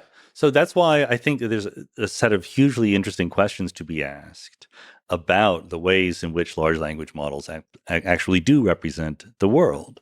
Because what is clear is that they're very good at acting human. The open question in my mind is the easiest, most efficient, best way to act human to do the same things that human beings do? Or are there other ways? And I think that's an open question. I just heard a talk by Melanie Mitchell at Santa Fe Institute, an artificial intelligence researcher. And she told two stories about two different papers, one that someone else wrote and one that her group is following up on. And they were modeling Othello. Othello, the game was a little rectangular board, white and black squares. So the experiment was the following. They fed a neural network the moves that were being made in the most symbolic form, like E5 just means that, okay, you put a token down E5. So it gives a long string. It does this for millions of games, right? Real legitimate games. And then it asks the question, the paper asks the question, okay, you've trained it to tell what would be a legitimate next move from not a legitimate next move. Did it in its brain, in its little large language model brain, I don't even know if it's technically a large language model, but a deep learning network, did it come up with a representation of the Othello board? Well, how do you know? And so they construct a little probe network that they insert, and you ask it, what is it doing right at this moment, right? And the answer is that the little probe network can ask, would this be legitimate, or is this token white or black or whatever? Things that in practice would amount to it's invented the Othello board. And it found that the probe got the right answer, not 100% of the time, but more than by chance, substantially more than by chance. So they said there's some tentative evidence that this neural network has discovered the Othello board just out of data, raw data, right? But then Melanie's group asked the question, okay, are you sure that that understanding of the Othello board wasn't built into your probe? And what they found was like at least half of the improvement was built into the probe, not all of it, right? And look, a Othello board is way simpler than the world. So that's why I just think it's an open question whether or not it would be remarkable either way to learn that large language models that are good at doing what we train them to do are good because they've built the same kind of model of the world that we have in our minds, or that they're good despite not having that model. Either one of these is an amazing thing. I just don't think the data are clear on which one is true. I think I have some sort of intellectual humility about the whole thing because I was humbled by several stages in the machine learning development over the past 20 years. And I would never have predicted that LLMs, the way they're trained, on the scale of data they're trained, would be as impressive as they are. Mm-hmm. And that's where intellectual humility steps in, where my intuition would say something like with Melanie, where you need to be able to have very sort of concrete common sense reasoning, symbolic reasoning type things in a system in order for it to be very intelligent. But here, I'm so impressed by what it's capable to do, trained on next token prediction, essentially. That's my conception of the nature of intelligence is just completely, not completely, but humbled, I should say. Look, and I think that's perfectly fair. I also was I almost say pleasantly, but I don't know whether it's pleasantly or unpleasantly, but factually surprised by the recent rate of progress. Clearly, some kind of phase transition percolation has happened, right? And the improvement has been remarkable, absolutely amazing. That I have no arguments with. That doesn't yet tell me the mechanism by which that improvement happened. Constructing a model much like a human being would have is clearly one possible mechanism, but part of the intellectual humility is to say maybe there are others. I was chatting with the CEO of Anthropic, Dario Amodei, so behind Claude, and that company, but a lot of the AI companies are really focused on expanding the scale of compute. Sort of, if we assume that AI is not data limited, but is compute limited, you can make the system much more intelligent by using more compute. So let me ask you, almost on the physics level, do you think physics can help expand the scale of compute and maybe the scale of energy required to make that compute happen? Yeah, 100%. I think this is like one of the biggest things that physics can help with, and it's an obvious kind of low-hanging fruit situation where the heat generation, the inefficiency, the waste of existing high-level computers is nowhere near the efficiency of our brains. It's hilariously worse. And we kind of haven't tried to optimize that hard on that frontier. I mean, your laptop heats up when you're sitting on your lap, right? It doesn't need to. Your brain doesn't heat up like that. So clearly, there exists in the world of physics the capability of doing these computations with much less waste heat being generated. And I look forward to people doing that. Yeah. Are you excited for the possibility of nuclear fusion? I'm cautiously optimistic. Excited to be too strong. I mean, it'd be great, right? But if we really tried solar power, it would also be great. I think Elias Discover said this, that the future of humanity on Earth will be the entire surface of Earth is covered in solar panels and data centers. Why would you waste the surface of the Earth with solar panels? Put them in space. Sure, you can go in space, yeah. Space is bigger than the Earth. Yeah, just solar panels everywhere. Yeah. I like it. We already have fusion. It's called the sun. Yeah, that's true. And there's probably more and more efficient ways of catching that energy. Sending it down is the hard part, absolutely. But that's an engineering problem, yeah. So I just wonder where data centers, the compute centers can expand to, if that's the future. If AI is as effective as it possibly could be, then the scale of computation will keep increasing. And perhaps it's a race between efficiency and scale. There are constraints, right? There's a certain amount of energy, a certain amount of damage we can do to the environment before it is not worth it anymore. So, yeah, I think that's a new question. In fact, it's kind of frustrating because we get better and better at doing things efficiently, but we invent more things we want to do faster than we get good at doing them efficiently. So we're continuing to make things worse in various ways. I mean, that's the dance of humanity, where we're constantly creating better technologies that are potentially causing a lot more harm. And that includes for weapons, it includes AI used as weapons, that includes nuclear weapons, of course, which is surprising to me that we haven't destroyed human civilization yet, given how many nuclear warheads are out there.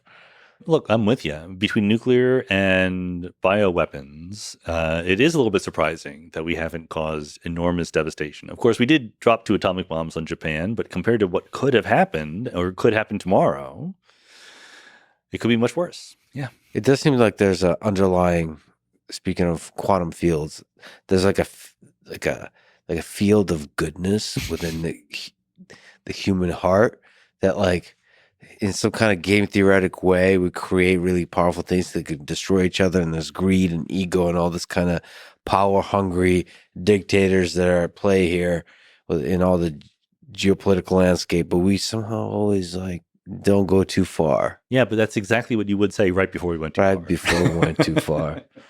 And that's why we don't see aliens. So you're, like I mentioned, associated with Santa Fe Institute. I just would love to take a stroll down the landscape of ideas explored there. Sure. So they look at complexity in all kinds of ways. What do you think about the emergence of complexity from simple things interacting simply? I think it's a fascinating topic. I mean, that's why I'm thinking about these things these days rather than the papers that I was describing to you before. All of those papers I described to you before are guesses. Like, what if the laws of physics are different in the following way? And then you can work out the consequences. At some point in my life, I said, like, what is the chance I'm going to guess right? Einstein guessed right, Steven Weinberg guessed right, but there's a very small number of times that people guessed right. Whereas with this emergence of complexity from simplicity, I really do think that we haven't understood the basics yet. I think we're still kind of pre-paradigmatic. There have been some spectacular discoveries. People like Jeffrey West at Santa Fe and others have really given us true insights into important systems, but still there's a lot of the basics I think are not understood. And so searching for the general principles is what I like to do. And I think it's absolutely possible that, to be a little bit more substantive than that, I think this is kind of a cliche. I think the key is information.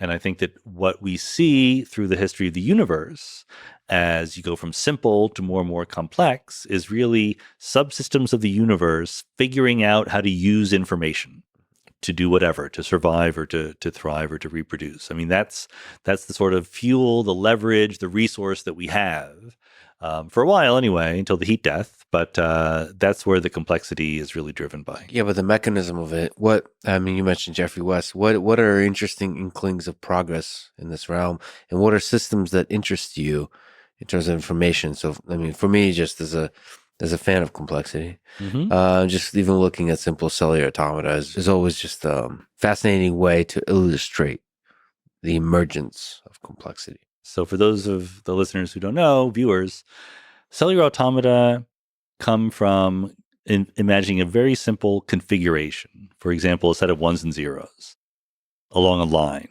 And then you invent a rule that says, okay, I'm going to evolve this in time. And generally, the simplest ones start with just each block of 3 ones and zeros have a rule that they will deterministically go to either a 1 or a 0. And you can actually classify all the different possibilities, a small number of possible cellular automata of that form. And what was discovered by various people, including Stephen Wolfram, is some of these cellular automata have the feature that you start from almost nothing, like 0, 0, 0, 0, 1, 0, 0, 0, 0, and you let it rip, and it becomes wildly complex. Okay? So this is very provocative, very interesting. It's also not how physics works at all.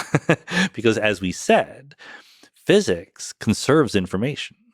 You can go forward or backwards. These cellular automata do not. They are not reversible in any sense. You've built in an arrow of time. You have a starting point, and then you evolve.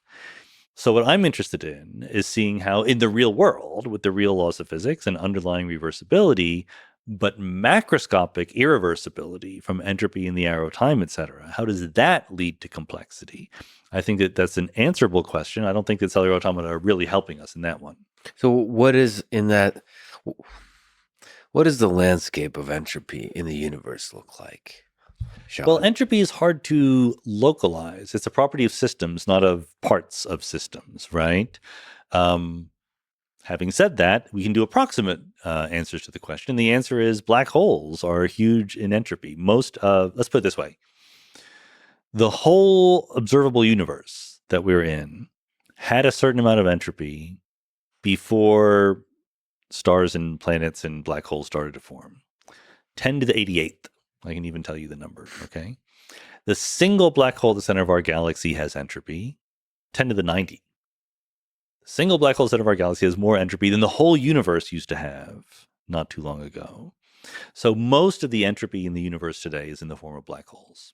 Okay, that's fascinating, first of all.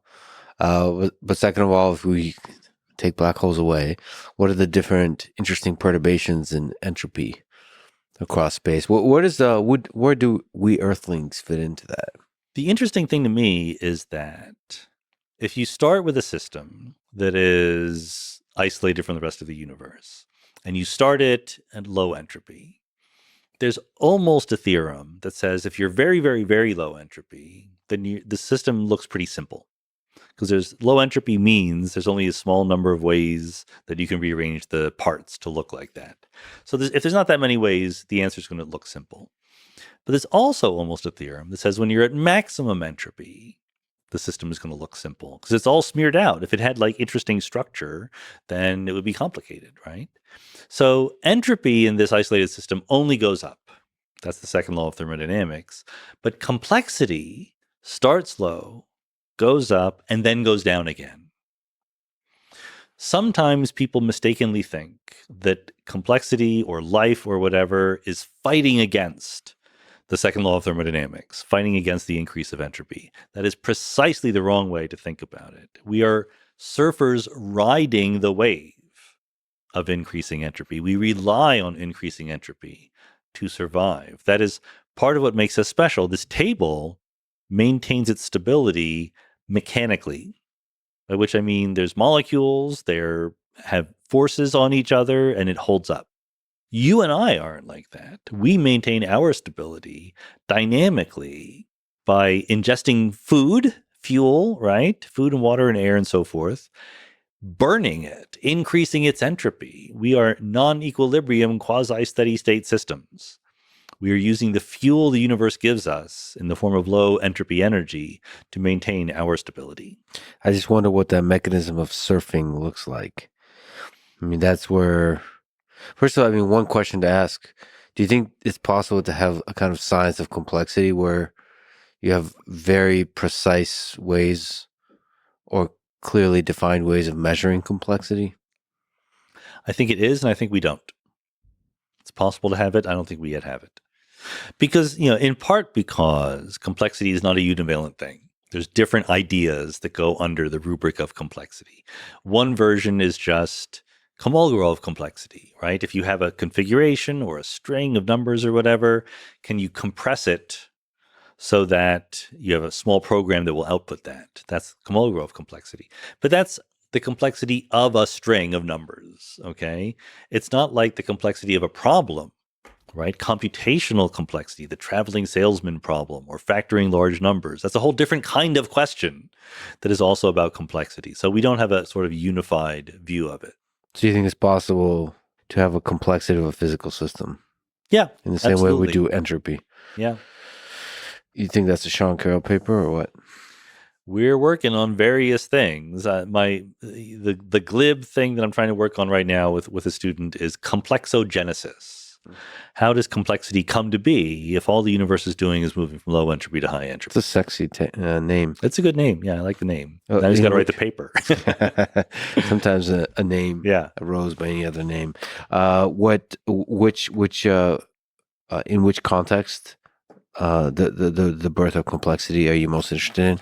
Well, I think it comes in stages, right? So I think that if you go from I'm a physicist, so biologists studying evolution will talk about, how complexity evolves all the time, the complexity of the genome, the complexity of our physiology, right? But they take for granted that life already existed, and entropy is increasing and so forth. I want to go back to the beginning and say the early universe was simple and low entropy, and entropy increases with time, and the universe sort of differentiates and becomes more complex. But that statement, which is indisputably true, has different meanings because complexity has different meanings. So sort of the most basic primal version of complexity is what you might think of as configurational complexity. That's what Kolmogorov gets at. How much information do you need to specify the configuration of the system? Then there's a whole other step where subsystems of the universe start burning fuel, right? So in many ways, a planet and a star are not that different in configurational complexity. They're both spheres with density high at the middle and getting less as you go out. But there's something fundamentally different because the star only survives as long as it has fuel, right? I mean, then it turns into a brown dwarf or a white dwarf or whatever. But as a star, as a main sequence star, it is an out of equilibrium system, but it's more or less static, right? Like if I spill the coffee mug and it falls, in the process of falling, it's out of equilibrium, but it's also changing all the time. A specific kind of system is where it looks sort of macroscopically stationary, like a star, but underneath the hood, it's burning fuel to beat the band in order to maintain that stability. So as stars form, that's a different kind of complexity that comes to be. Then there's another kind of complexity that comes to be, roughly speaking, at the origin of life. because that's where you have information really being gathered and utilized by subsystems of the universe. And then arguably there's any number of stages past that. I mean, one of the most obvious ones to me is we talk about simulation theory, but you and I run simulations in our heads. They're just not that good, but we imagine different hypothetical futures, right? Bacteria don't do that. So that's the kind of information processing that is a form of complexity. And so I would like to understand all these stages and how they fit together. Yeah, imagination. Yeah. Mental time travel.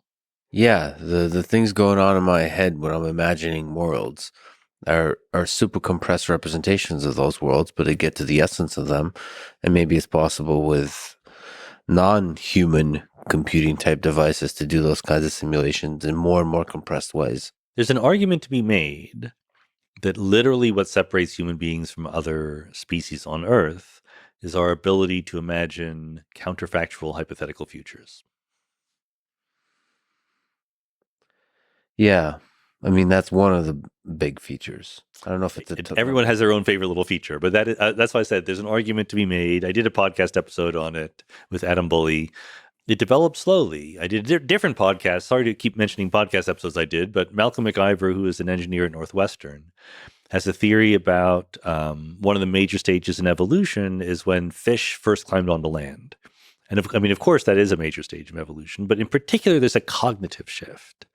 Because when you're a fish swimming under the water, the attenuation length of light in water is not that long. You can't see kilometers away. You can see meters away. And you're moving at meters per second. So all of the evolutionary optimization is make all of your decisions on a time scale of less than a second. When you see something new, you have to make a rapid fire decision what to do about it. As soon as you climb onto land, you can essentially see forever, right? You can see stars in the sky. So now a whole new mode of reasoning opens up where you see something far away. And rather than saying, lookup table, I see this, I react, you can say, okay, I see that thing. What if I did this? What if I did that? What if I did something different? And that's the birth of imagination eventually. You've been critical on panpsychism. Yes, you've noticed that, right? Can you make the case for panpsychism and against it? So panpsychism is the idea that consciousness permeates all matter. It's maybe it's the fundamental force or a physics of the fabric of the universe. Panpsychism, thought everywhere, consciousness everywhere, right? It's to a point of entertainment.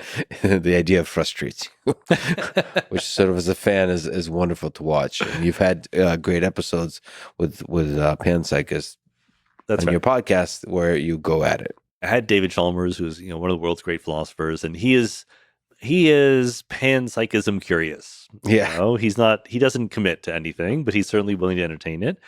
Philip Goff, who I've had, who's a great guy, but he is devoted to panpsychism. Mm-hmm. In fact, he is almost single-handedly responsible for the upsurge of interest in panpsychism in the popular imagination.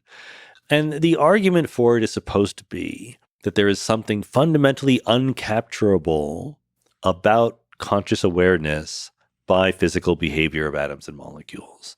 So the panpsychist will say, look, you can tell me maybe someday through advances of neuroscience and what have you, exactly what happens in your brain and how that translates into thought and speech and action. What you can't tell me is what it is like to be me. You can't tell me what I am experiencing when I see something that is red or that I taste something that is sweet. You can tell me what neurons fire, but you can't tell me what I'm experiencing. That first person inner subjective experience is simply not capturable by physics. And therefore, this is an old argument, of course, but then the therefore is supposed to be, I need something that is not contained within physics to account for that. And I'm just going to call it mind. We don't know what it is yet. We're going to call it mind, and it has to be separate from physics. And then there's two ways to go. If you buy that much, you can either say, okay, I'm going to be a dualist. I'm going to believe that there's matter and mind, and they are separate from each other, and they are interacting somehow. Or that's a little bit complicated and sketchy as far as physics is going to go. So I'm going to believe in mind, but I'm going to put it prior to matter. I'm going to believe that mind comes first, and that consciousness is the fundamental aspect of reality, and everything else, including matter and physics, comes from it. That would be at least as simple as physics comes first, right? Now, the physicalist, such as myself, will say, I don't have any problem explaining what it's like to be you or what you experience when you see red. It's a certain way of talking about the atoms and the neurons, et cetera, that make up you.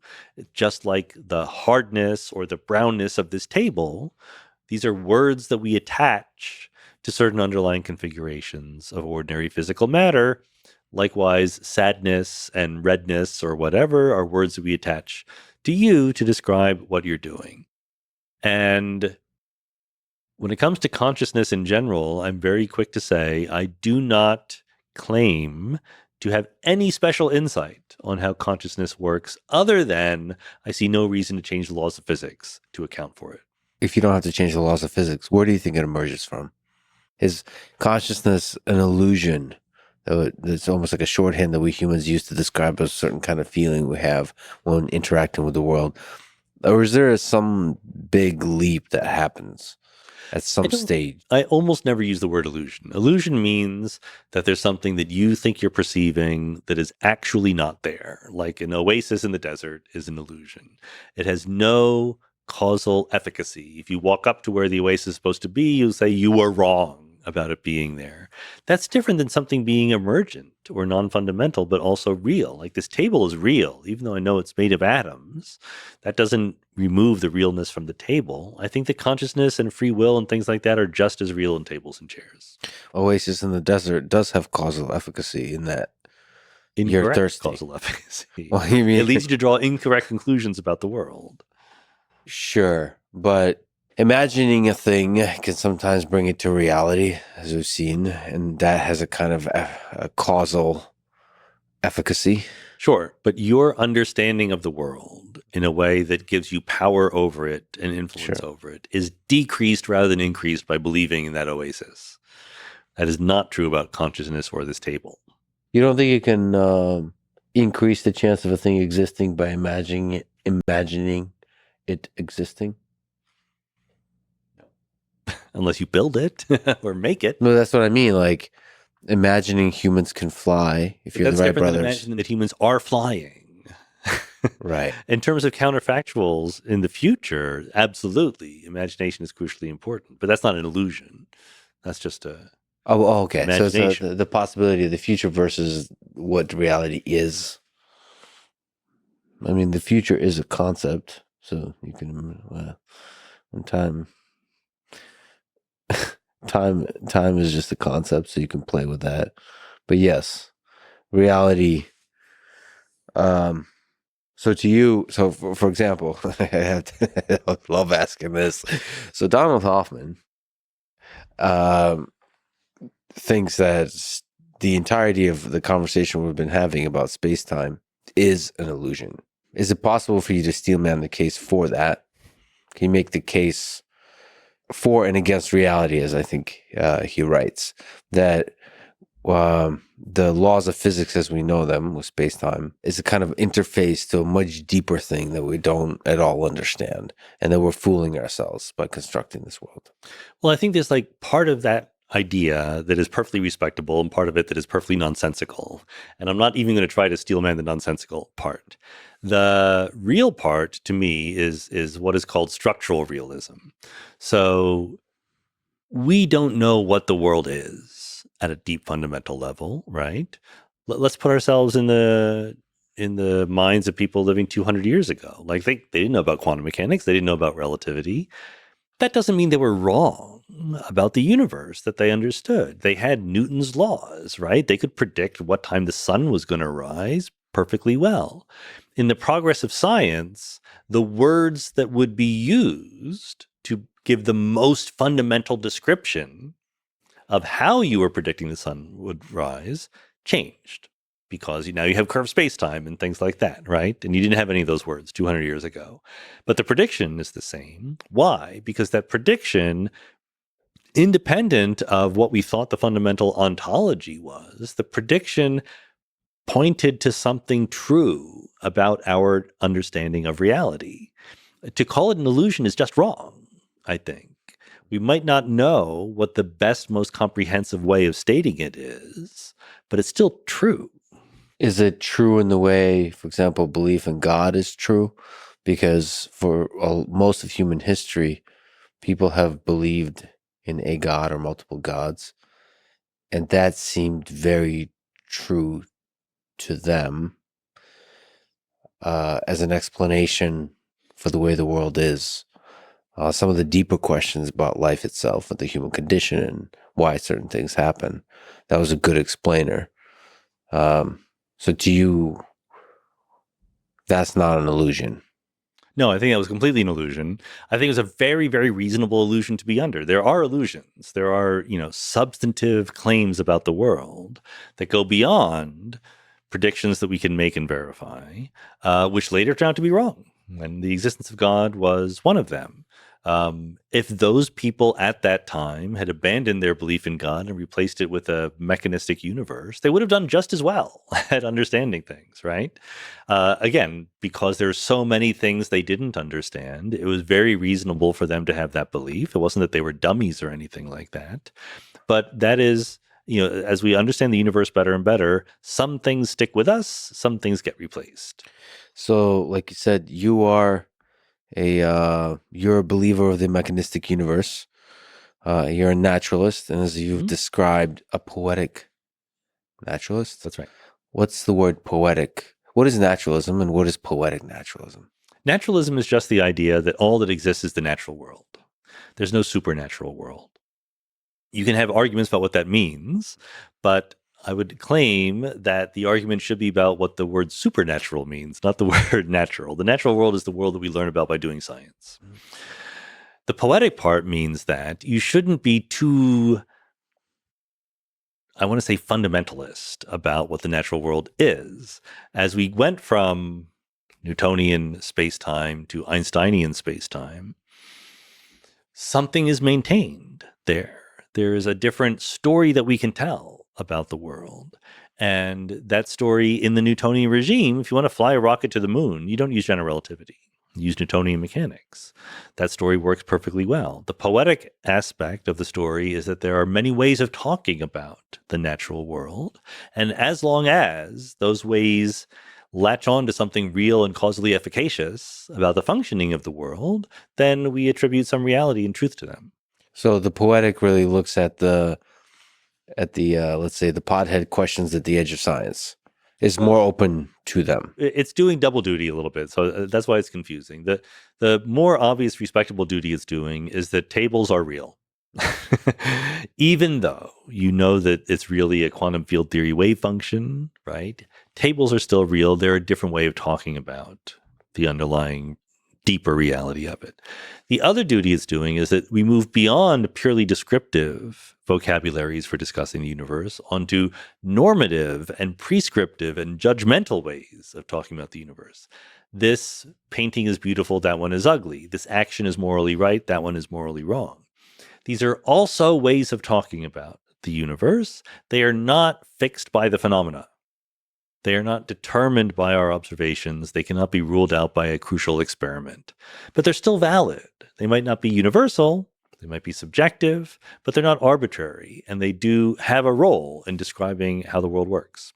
So you don't think it's possible to construct experiments that explore the realms of morality and even meaning? So those are just, those are subjective. Yeah. They're human. They're personal. But do you think that's just because we don't have the tools of science have not expanded enough to incorporate the human experience? No, I don't think that's what it is. I think that what we mean by aesthetics or morality are we're attaching categories, properties to things that happen in the physical world.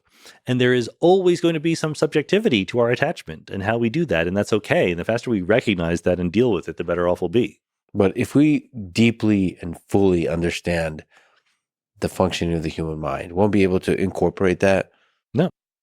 That will absolutely be helpful in explaining why certain people have certain moral beliefs. It won't justify those beliefs as right or wrong. Do you think it's possible to have a kind of general relativity, but that includes the observer effect where the human mind is the observer? Sure. So sort of like how we morph in the same way gravity morphs space-time, how does the human mind morph reality and have a very thorough theory of how that morphing actually happens? That's a very pothead question, Lex, but that's okay. But don't you think it's possible? But the answer is yes. I think that there's no, right. I think that we're part of the physical world and the natural world. Physicalism would have been just as good a word to use as naturalism, maybe even a more accurate word, but it's a little bit more off-putting. So I did want a snappier, more attractive label than physicalism. Are there limits to science? Sure. We just talked about one, right? Science can't tell you right from wrong. You need science to implement your ideas about right and wrong. If you are functioning on the basis of an incorrect view of how the world works, you might very well think you're doing right, but actually be doing wrong. But all the science in the world won't tell you which action is right and which action is wrong. You know, dictators and people in power will sometimes use science as an authority to convince you what's right and wrong. Studying Nazi science is fascinating. Yeah. But there's an instrumentalist view here. You have to first decide what your goals are, and then science can help you achieve those goals. If your goals are horrible, science has no problem helping you achieve them. Science is happy to help out. Let me ask you about the method behind the madness on several aspects of your life. So you mentioned your approach to writing for research and writing popular books. How do you find the time of the day? Like, what's a day in the life of Sean Carroll looks like? How I find the time on. So you don't have a thing where in the morning you're like you try to fight for 2 hours somewhere. I don't. I'm really terrible at that. You know, my strategy for finding time is just to ignore interruptions and emails.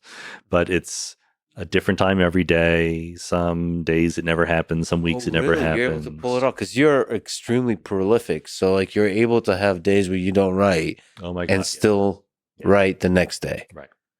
Oh wow, that's a rare thing, right? A lot of prolific writers will carve out 2 hours because otherwise it just disappears. Right. No, I get that. Yeah, I do. And yeah, it's just like everyone is, has their foibles or whatever. So I'm not able to do that. Therefore, I have to just figure it out on the fly. And what's the actual process look like when you're writing popular stuff? You get behind a computer? Yeah, get behind a computer. And my way of doing it, so my wife, Jennifer, is a science writer, but it's interesting because our techniques are entirely different. She will think about something, but then she will free write. She'll just sit at a computer and write. Like, I think this, and then that will be vastly compressed, edited, and rewritten or whatever until the final thing happens. I will just like sit there silently thinking for a very long time, and then I will write what is almost the final draft. So a lot of it happens. There might be some scribbles for an outline or something like that, but a lot of it is in my brain before it's on the page. So that's the case for the biggest ideas in the universe, the quanta book and the space-time motion book? Yeah, Quanta and Fields, which is actually mostly about quantum field theory and particle physics. That's coming out in May, and that is I'm letting people in on things that no other book lets them in on. So I hope it's worth it. It's a challenge because there's a lot of equations. I mean, you did the same thing with space-time motion. You did something quite interesting, which is like you made the equation a centerpiece of a book. Right. There's a lot of equations. Book 2 is goes further in those directions than book 1 did. So it's more cool stuff. It's also more mind-bending. It's more of a challenge. Book 3 that I'm writing right now is called Complexity and Emergence. Oh, wow. And that'll be the final part of the trilogy. Oh, that's fascinating. So there's a lot of probably ideas that are there. I mean, that's a real cutting edge. Well, but I'm not trying to be cutting edge. In other words, I'm not trying to speculate in these books. Obviously, in other books, I've been very free about speculating, but the point of these books is to say things that 500 years from now will still be true. And so there are some things we know about complexity and emergence, and I want to focus on those. And I will mention, I'm happy to say, this is something that needs to be speculated about, but I won't pretend to be telling you what one is the right one. You somehow found the balance between the rigor of mathematics and still accessible, which is interesting. I try. I mean, look, these 3 books, the Biggest Ideas books, are absolutely an experiment. They're going to appeal to a smaller audience than other books will. But that audience should love them. Like my 16-year-old self would have been so happy to get these books. I can't tell you. Yeah, in terms of looking back in history, those are books, the trilogy would be truly special in that way. Worked for Lord of the Rings, so I figured, why not me? You and Tolkien are just different styles, different topics. Same ultimate reality. Like we mentioned, Mindscape podcast. I love it. You interview a huge variety of experts from all kinds of fields. So just several questions I want to ask. How do you prepare? How do you prepare to have a good conversation? How do you prepare in a way that satisfies, makes your own curious mind happy? All that kind of stuff. Yeah, no, these are great questions. And I've sort of struggled and changed my techniques over the years. It's over 5-year-old podcast. It might be approaching 6 years old now. I started out over preparing when I first started. You know, like I had a journey that I was going to go down. Many of the people I talked to are academics or, you know, thinkers who write books. So they have a story to tell. You know, I could just say, okay, give me your lecture. And then an hour later, stop, right? So the mistake is to sort of anticipate what the lecture would be and to ask the leading questions that would pull it out of them. What I do now is much more, here are the points, here are like the big questions that I'm interested in. And so I have a much sketchier outline to start and then try to make it more of a real conversation. I'm helped by the fact that it is not my day job. So I strictly limit myself to 1 day of my life per podcast episode on average. Some days take more. And that includes not just doing the research, but inviting the guest, recording it, editing it, publishing it. So I need to be very, very efficient at that. Yeah. You enforce constraints for yourself in which creativity can emerge. That's right. That's right. And, you know, look, sometimes if I'm interviewing a theoretical physicist, I can just go in. And where I'm interviewing an economist or a historian, I have to do a lot of work. Do you ever find yourself getting lost in rabbit holes that serve no purpose except satisfying your own curiosity and then potentially expanding the range of things you know that can help your actual work and research and writing? Yes, on both counts. You know, I do. Some people have so many things to talk about that you don't know where to start or finish, right?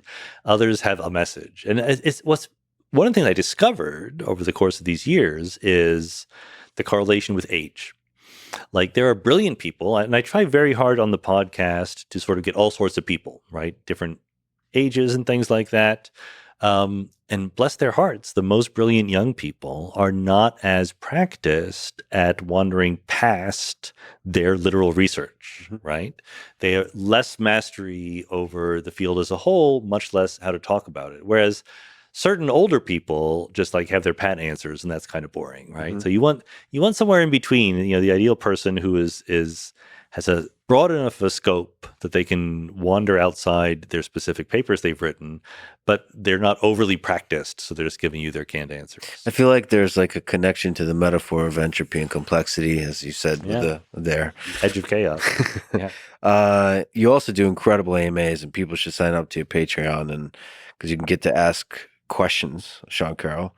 Well, for several hours, you just answer in fascinating ways some really interesting questions. Is there something you could say about the process of finding the answers to those?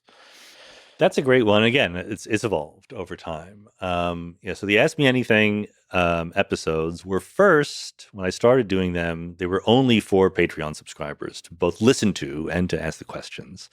But then I actually asked my Patreon subscribers, would you like me to release them publicly? And they overwhelmingly voted yes. So I do that. So the Patreon supporters ask the questions. Everyone can listen. And also at some point, I really used to try to answer every question, but now there's just too many. So I have to pick. And that's fraught with peril. And my personal standard for picking questions to answer is, what are the ones I think I have interesting answers to give for, right? So that both means if it's kind of the same old question about special relativity that I've gotten 100 times before, I'm not going to answer it, because you can just Google that. It's easier. There are some, very clear attempts to ask an interesting question that honestly just I don't have an answer to. Like, I read this science fiction novel. What do you think about it? I'm like, well, I haven't read it, so I can't help you there. What's your favorite color? I could tell you what it is, but it's not that interesting. And so I try to make it a mix. I try to it's not all physics questions, not all philosophy questions. I will talk about food or movies or politics or religion if that's what people want to. I keep suggesting that people ask me for relationship advice, but they never do. Yeah, I don't think I've heard. I don't think I've heard one. Yeah, I'm willing to do it, but I'm a little reluctant because I don't actually like giving advice. But I do. But I'm happy to talk about those topics. I want to give several hours of talking, and I want to try to say things that I haven't said before and keep it interesting, keep it rolling. If you don't like this question, wait for the next one. What are some of the harder questions you've gotten? Do you remember? What kinds of questions are difficult for you? Rarely, but occasionally, people will ask me a super insightful philosophy question. Like, I hadn't thought of things in exactly that way. And I try to be, I try to recognize that a lot of times it's the opposite, where it's like, okay, you're clearly confused, and I'm going to try to explain how the question you should have asked. Oh, I love those. Yeah, why that's the wrong question or that kind of stuff. Right. That's great. Right. That's great. But the hard questions, I don't know. Like, I don't actually answer personal questions very much. Like, the most personal I will get are questions like, "What do you think of Baltimore?" Right? That much I can talk about. Or, "How are your cats doing?" Happy to talk about the cats in infinite detail. But very personal questions I don't get into. But you even touch politics and stuff like this. Yeah, no, very happy to talk about politics. I try to be clear on, what is professional expertise, what is just me babbling, what is my level of credence in different things, where you're allowed to disagree, whether if you disagree, you're just wrong. And people can disagree with that also. But I do think, and I'm happy to go out on a limb a little bit. I'm happy to say, look, I don't know, but here's my guess, right? I just did a whole solo podcast, which was exactly that. And, it's interesting. Like, some people are like, oh, this was great. And there's a whole bunch of people like, why are you talking about this thing that you are not the world's expert in? So, Well, I love the actual dance between humility and having a strong opinion on stuff, which is it's a fascinating dance to pull off. And I guess the way to do that is to just expand into all kinds of topics and play with ideas and then change your mind and all that kind of stuff. Yeah, it's interesting because when people react against you by saying you are being arrogant about this, 99.999% of the time, all they mean is I disagree. Yeah. That's all they really mean, right? Yeah. Like, at a very basic level, like, people will accuse atheists of being arrogant. And I'm like, you think God exists and loves you, and you're telling me that I'm arrogant. I think that all of this is to say, just advice.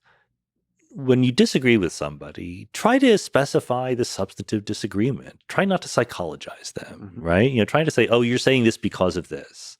Maybe it's true. Maybe you're right. But if you had an actual response to what they were saying, that would be much more interesting. Yeah, I wonder why it's difficult for people to say or to imply, I respect you, I like you, but I disagree on this. And here's why I disagree. Like, I wonder why they go to this place of like, well, you're an idiot, or you're egotistical, or you're confused, or you're naive, or you're all the kinds of words, as opposed to like, I respect you as a fellow human being exploring the world of mysteries all around us, and I disagree. I will complicate the question even more, because there's some people I don't respect or like. And I once wrote a blog post. I think it was called The Grid of Disputation. And I had a 2x2 grid, and it's, are you someone I agree with or disagree with? Are you someone who I respect or don't? right? And all four quadrants are very populated, and that so what that means is there are people who I like and I disagree with, and there are people who agree with me and I have no respect for at all. The embarrassing allies quadrant, that was everyone's favorite. So, and I just think being honest, right? Like trying to be honest about where people are. But if you actually want to move a conversation forward, forget about whether you like or don't like somebody. Explain the disagreement, explain the agreement. But you're absolutely right. I completely agree. Like as a society, we are not very good at disagreeing. We instantly go to the insults. Yeah, and I mean, even on a deeper level, I think at some deep level, I respect and love the humanity in the other person. Yep. You said that general relativity is the most beautiful theory ever? So far. What do you find beautiful about it? Let's put it this way. When I teach courses, there's no more satisfying subject to teach than general relativity. And the reason why is because it starts from very clear, precisely articulated assumptions, and it goes so far, right? And, when I give my talk, you can find it online. I'm probably not going to give it again. The book, one of the biggest ideas, Talk, right, was building up from you don't know any math or physics. An hour later, you know Einstein's equation for general relativity. And the punchline is the equation is much smarter than Albert Einstein because Albert Einstein did not know about the Big Bang. He didn't know about gravitational waves. He didn't know about black holes, but his equation did. And that's a miraculous aspect of science more generally, but general relativity is where it manifests itself in the most absolutely obvious way. A human question. What do you think of the fact that Einstein didn't get the Nobel Prize for general relativity? Tragedy. He should have gotten maybe 4 Nobel Prizes, honestly. He certainly should have got the photoelectric effect was 100% worth a Nobel Prize because, and people don't quite get this, who cares about the photoelectric effect? That's like this very minor effect. The point is his explanation for the photoelectric effect invented something called the photon. That's worth the Nobel Prize. Max Planck gets credit for this in 1900, explaining blackbody radiation by saying that when a little electron is jiggling in an object at some temperature, gives off radiation in discrete chunks rather than continuously. He didn't quite say that's because radiation is discrete chunks, right? It's like having a coffee maker that makes 1 cup of coffee at a time. It doesn't mean that liquid comes in 1 cup quanta, right? It's just that you are dispensing it like that. It was Einstein in 1905 who said light is quanta, and that was a radical thing. So that clearly, that was not a mistake. But also special relativity clearly deserved the Nobel Prize, and general relativity clearly deserved the Nobel Prize.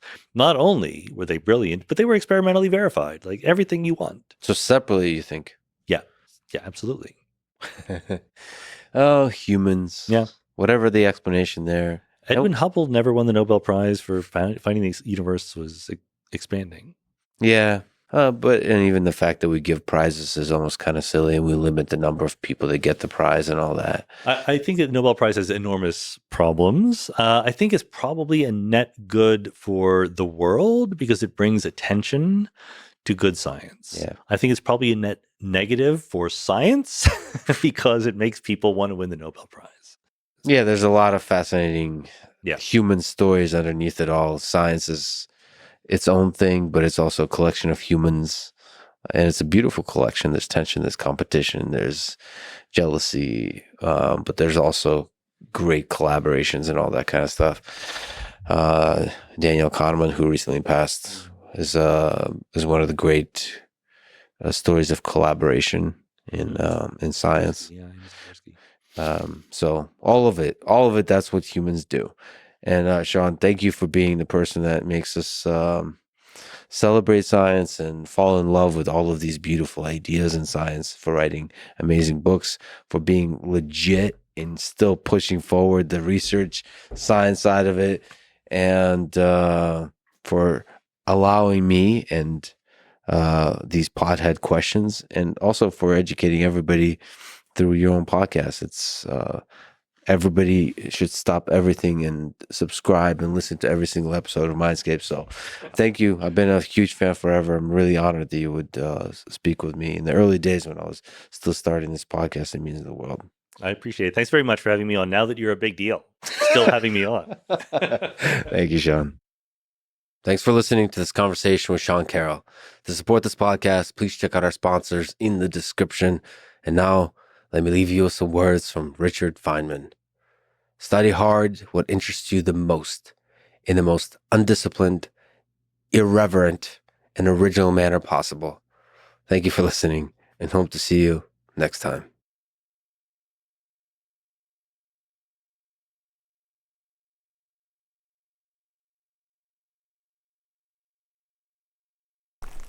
So yeah, we'll take a good look, like a long time. Yeah. I don't want to go to waste, man.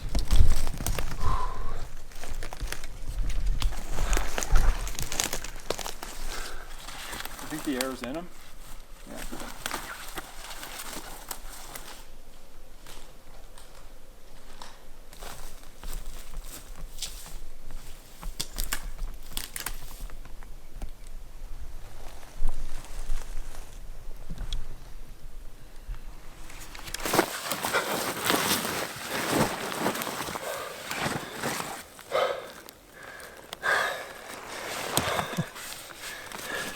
Well, I wish it would have turned out different, but that happens sometimes.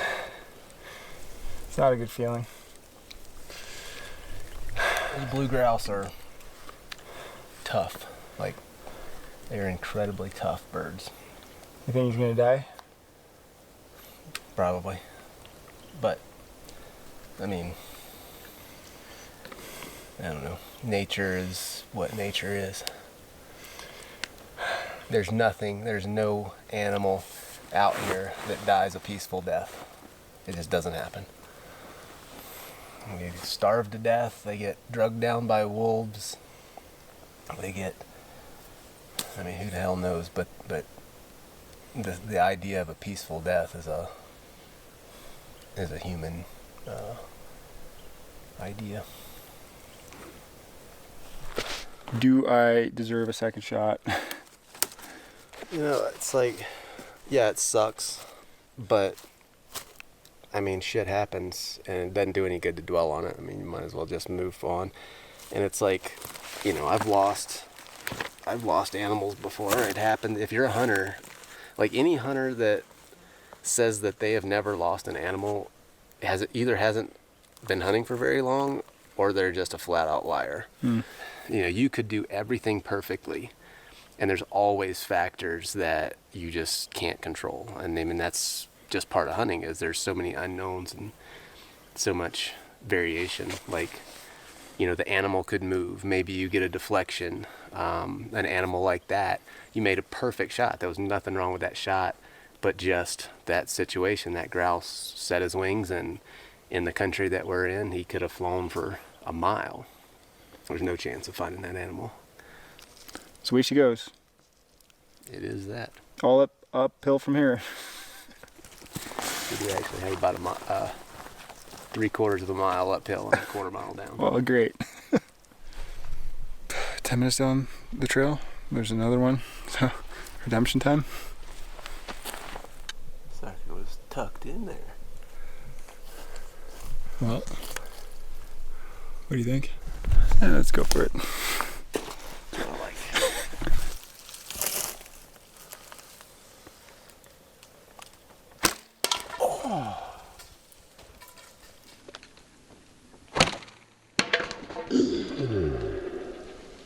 So close. You have to throw a stick up there, get your arrow. Dang.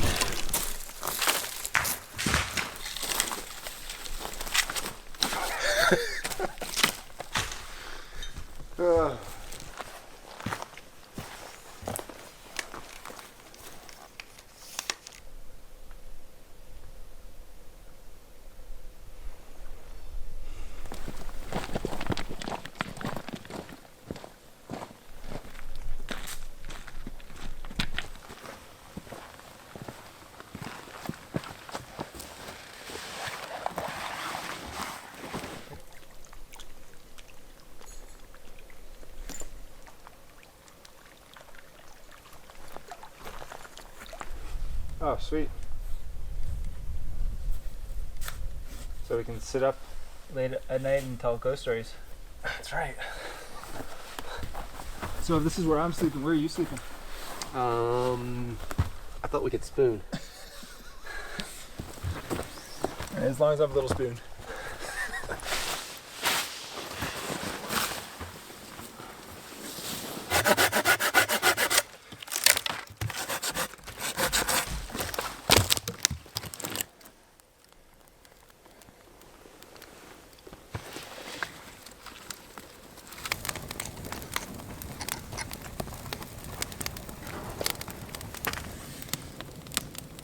Looks like potatoes are on the menu. Oh, I was wondering about that handle. It just slipped right off.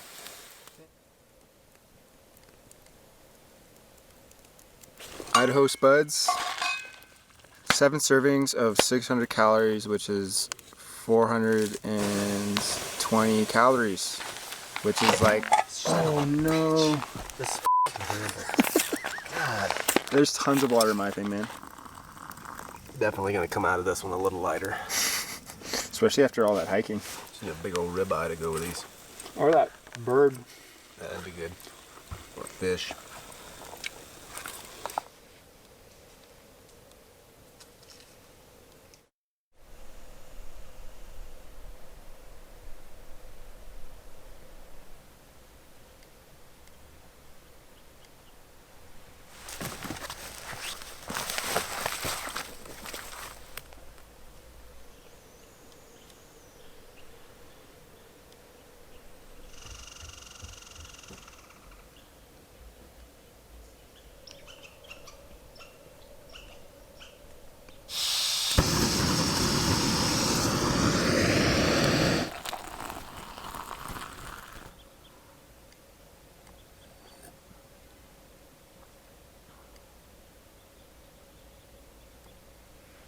Amazing how quiet it is. It's just like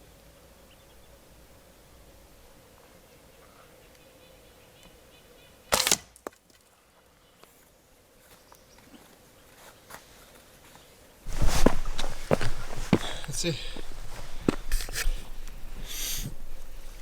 On the fly rod? Yeah. Nice, man. I think they're keying on this. They're over in this sunny stuff. Oh, beautiful, man. The other one's just a little bigger. Cool. They're rainbows. Oh yeah.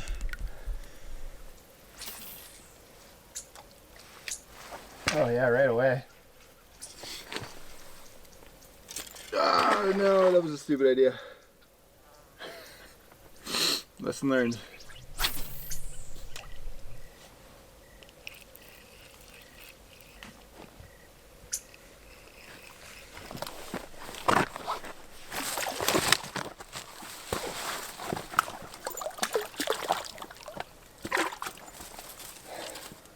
Beautiful fish. Damn. Yeah, I got mine in there too.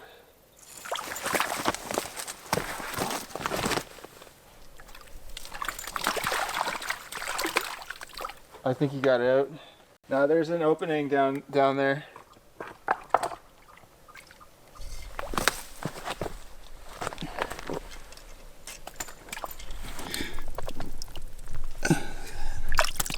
Pretty fish.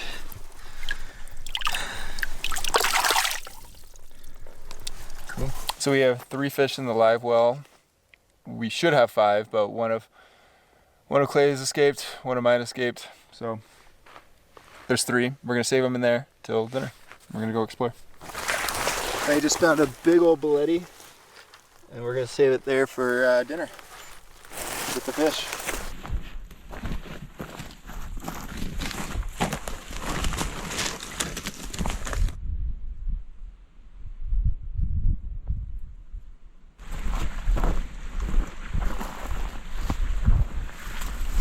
Take a shower right there.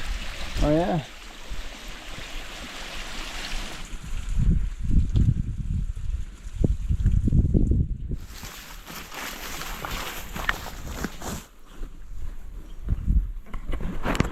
Well, we made it down.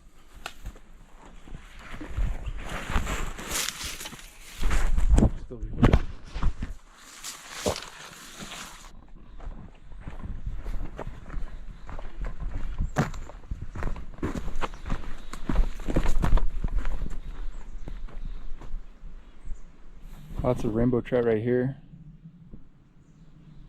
Like right there.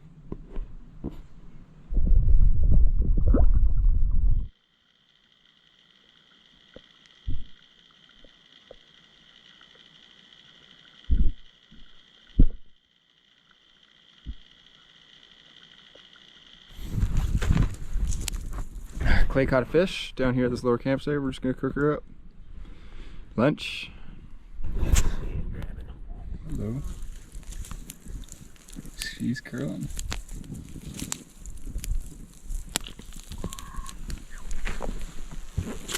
Lunch.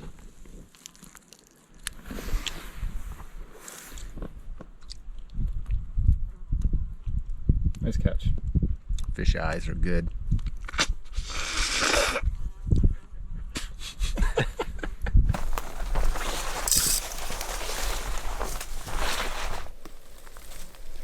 There's mountain goats up there.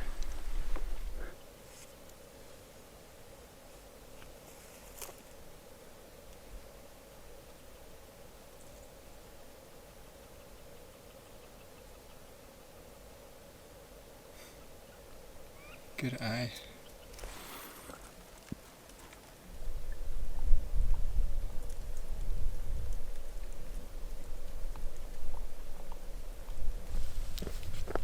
Pretty cool animals, huh? Amazing.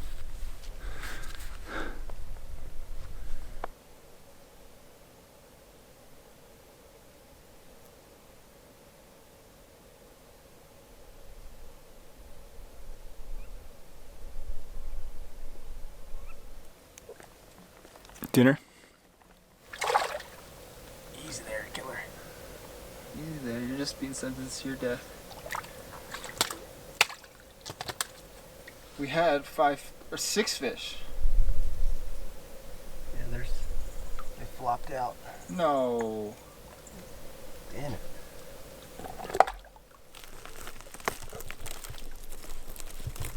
A little bit old, but Ooh, I don't know. What do you think?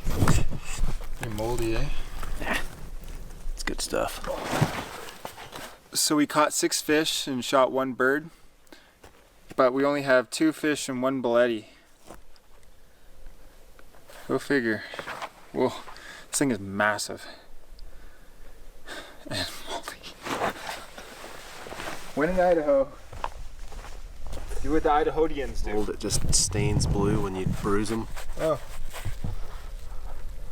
It's one of the identifying factors. There's a few worms in it, but it's protein.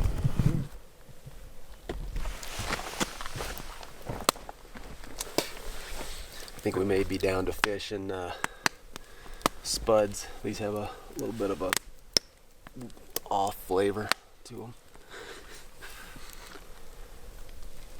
It's a really old one. It's like, oh. Yeah, no thanks. No thank you.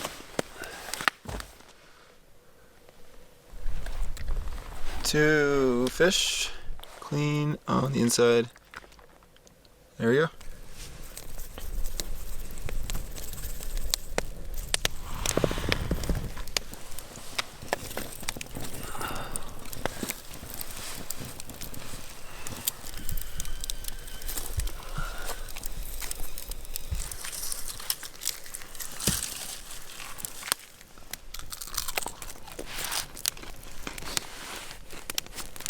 Nice work, Clay. Part of me's happy that we're not eating that bullet. It looks really gross. Don't tell Clay. I think he heard me. Best fish I've had in a while. What? Just the way you're like, man, you're just like holding it in your hand, eating the fish.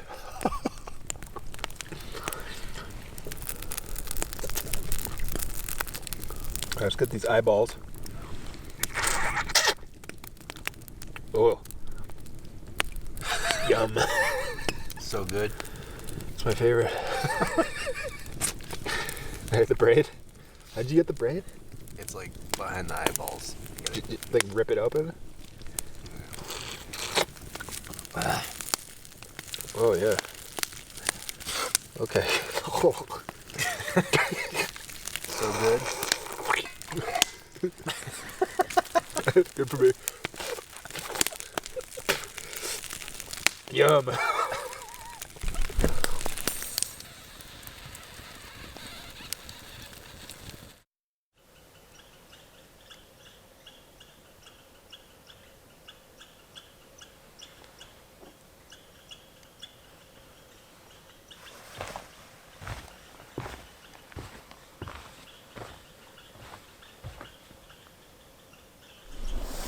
Morning, Clay.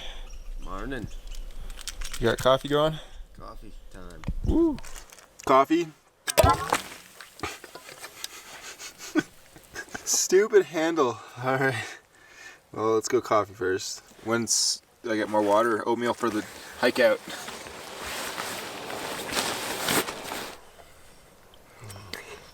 What?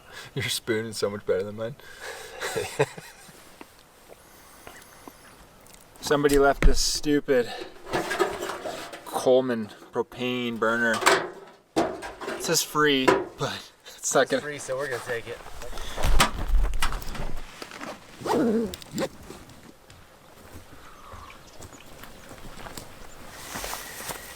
So my time here in Idaho is coming to a close. I had such an amazing experience getting to build this bow with the legend himself, Clay Hayes, and then taking it out to the woods on his home turf, Idaho, into the mountains to do a little bit of hunting and fishing and some pristine wilderness. My God, was it ever beautiful. This whole experience here in Idaho is absolutely phenomenal, and I'm so grateful for the experience. So I just want a huge shout out to the Hayes family, Finn, Coy, Liz, and Clay, for having me here. It was a memory that I'm gonna hold on to for a long time.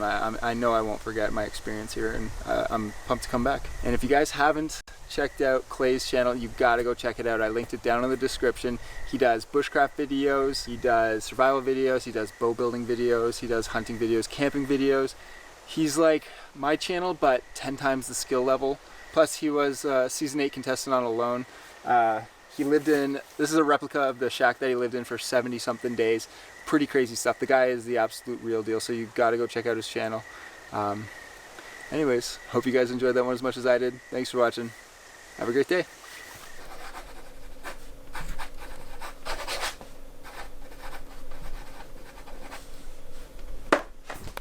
There you go.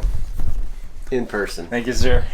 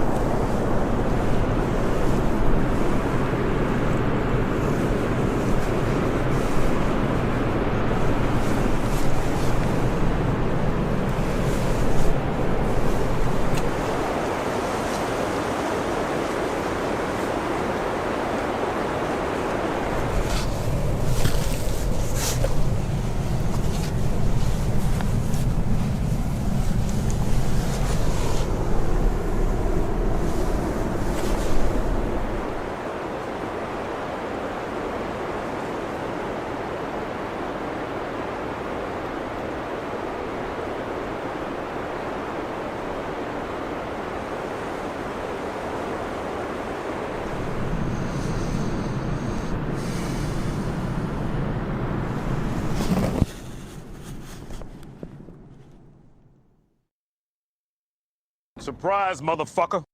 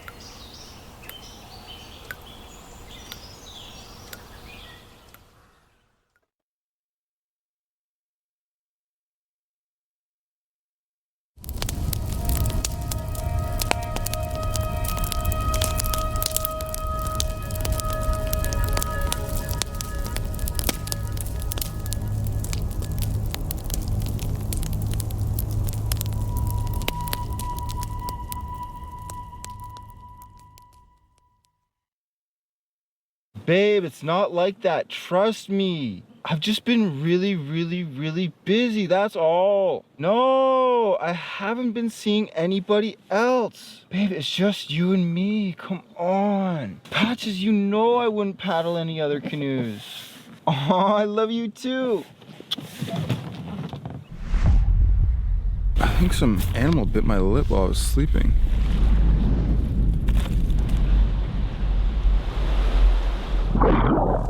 Whoa!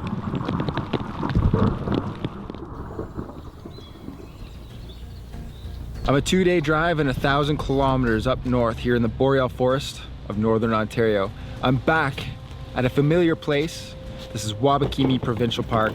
This time, I'm here with my good buddy John from the Lost Lakes channel. We're out here for 10-ish days. Who knows, you guys see it in the title. But we're out here fishing, exploring, camping, checking out the beautiful views. This route's supposed to be absolutely amazing. Hopefully the weather holds up, though could be quite inclement. Fingers crossed that the fishing's good. Anyways, we finally made it to camp. Both of us are extremely hungry. So we're just gonna get set up, eat some food right after we get a fire going and get right into it. Honestly, so stoked to be here. Thanks guys for coming along. I'm really looking forward to this trip. All right, pizza as per usual.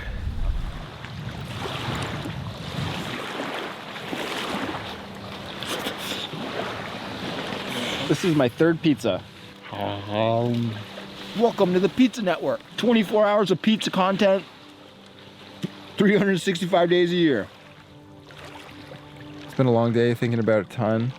About to go to bed, but usually I like to wind my day down with a little bit of meditation just before I get in bed. It's a way of just kind of decompressing. So I'm gonna do a little guided meditation now. Making sure that you're comfortable and taking some nice big deep breaths. Good night, baby. The rain's starting to come down and the bugs are coming out and I am just a tired guy. So I'm going to bed. See you guys in the morning. Good night.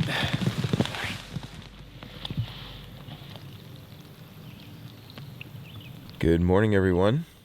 Rained a little bit overnight. Mosquitoes are out, but just turned on the thermocell, so hopefully that'll help.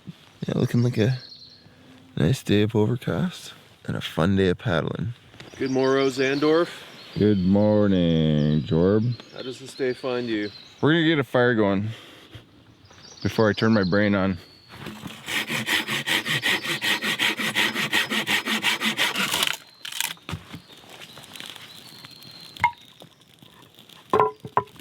Good morning!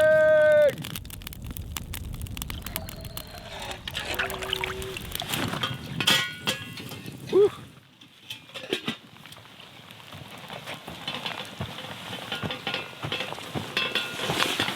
John told me I don't need to set up my tarp because he's said we could sit under his, but here's the center line of the tarp, and then John has 4/5 of the tarp, and then I get this little edge here, and in the part that's also not covered. That's what he's offered me. I'm quite comfortable.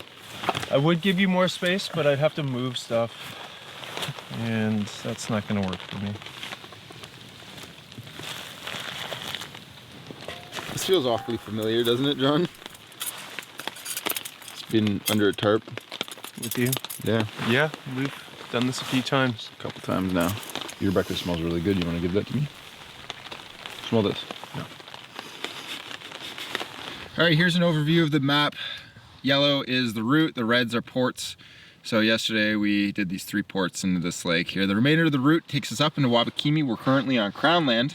Something around 150 kilometers total. Not super strenuous, but lots of portaging, lots of big lake paddling, and this section here at the end is supposed to be quite beautiful. I said it before, but I'm super excited for this trip. Great to be out here with John. He's the one that planned this route, so if it's phenomenal, we thank him, and if it's anything but, we beat him to death with a stick. Well, we're gonna get on the water soon, do a little bit of fishing. There's trout in this here water. Maybe we'll get a bite of one of them there, fellas.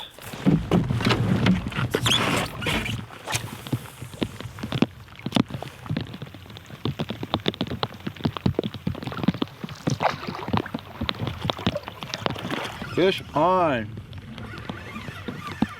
Doesn't feel like much. It's not a pike. Whoa. Oh, that's a good one. Oh, yeah. Lake trout! Oh, there we go. Oh, yeah, it's pretty thick. That's probably my biggest lake trout. Nice. Hello. I didn't think we'd catch a lake trout, to be honest.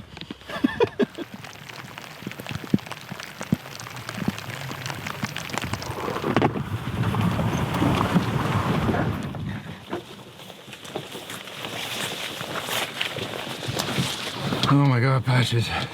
You're a heavy girl. Oh.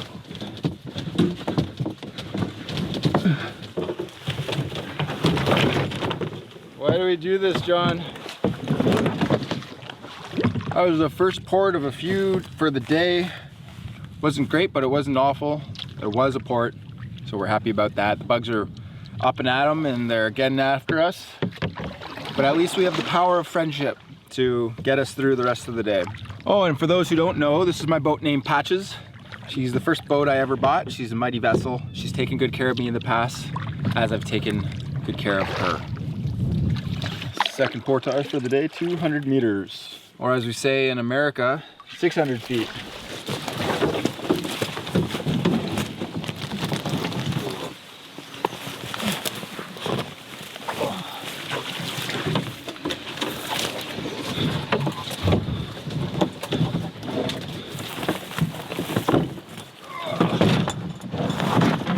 That was fun.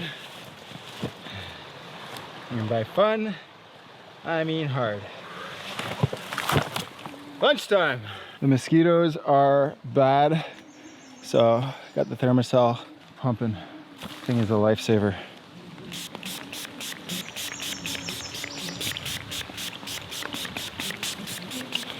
Big on with ya. Salami, cheese, green onion. Wanna try this guy? Melinda.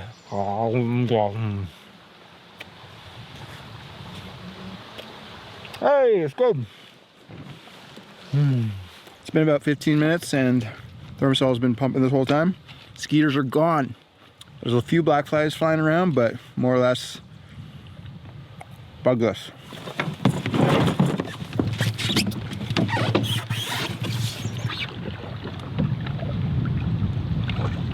My day is complete. A real life duck. By golly.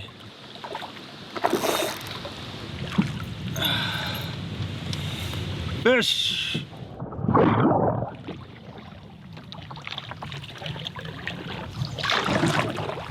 The scenery just got really nice.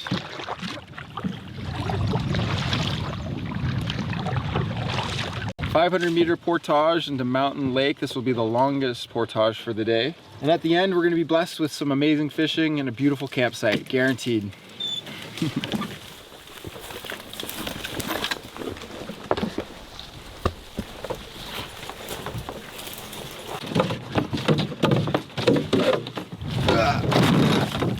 Lots of tadpoles in here.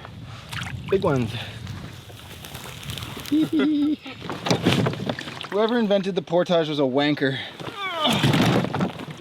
Hello, Mr. Frog. How do you do? So the study of reptiles and amphibians is called herpology. And if you go looking for reptiles and amphibians, it's called herping. To herp. Sounds dirty. Let's go herping! Might have a fish. What the heck, a brook trout? No, a small little laker. 2 lake trout for Xander, 0 for John. Look, everyone. Cool. Lake trout!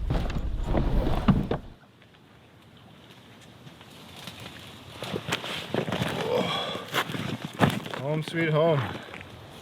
Watch out, nature. Humans are here.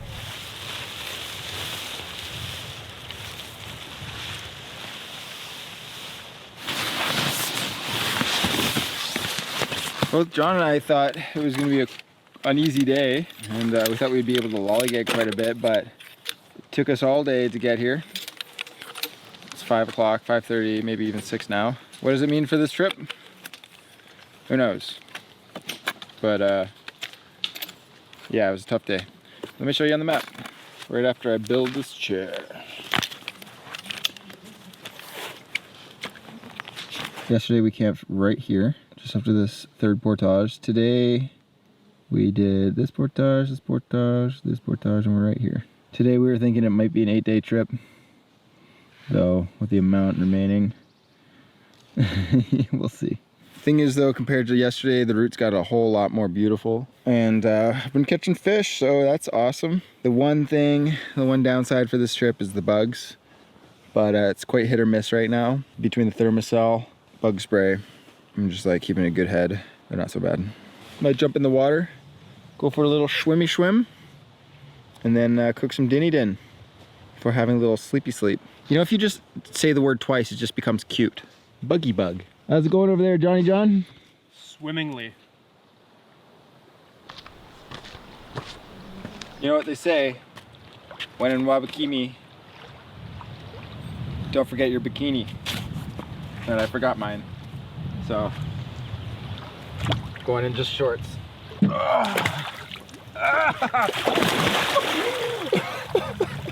Hey John, it's slippery, okay?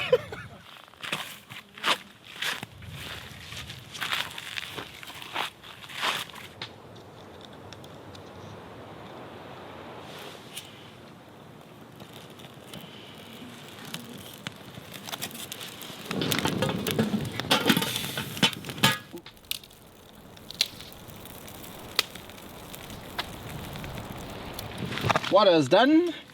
Time for food.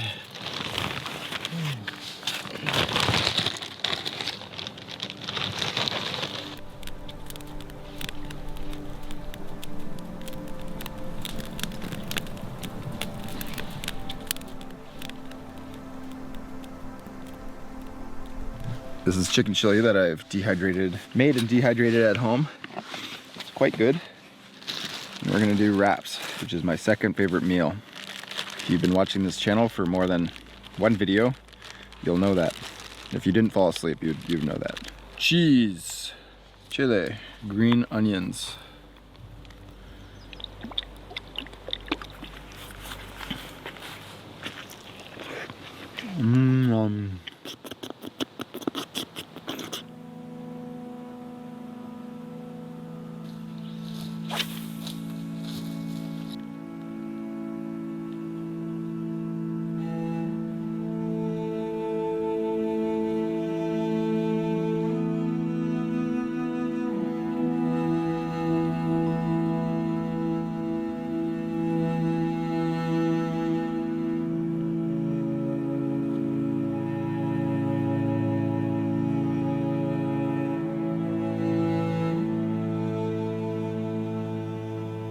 All right, John. Hey, buddy. I'm going to bed. Okay, bye. John, I'll see you later. Awesome day today, though. Both John and I were quite exhausted. Less tired than the day before, but still quite tired. We have a big loop ahead of us. I was looking at the map. I'm sure you guys saw it a little earlier. Anyways, see you guys in the morning. Good night.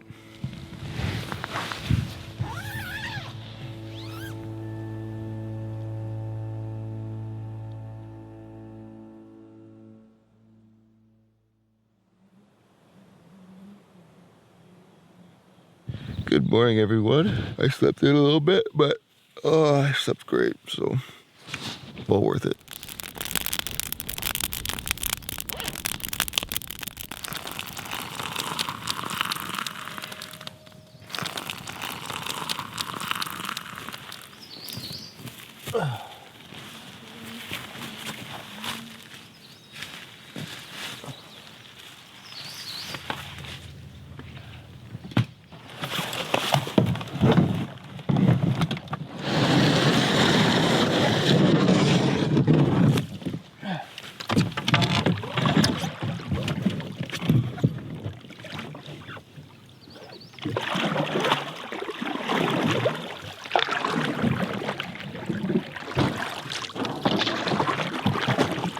I'm back, folks. Sorry, I was a lifeless slug the first 2 days.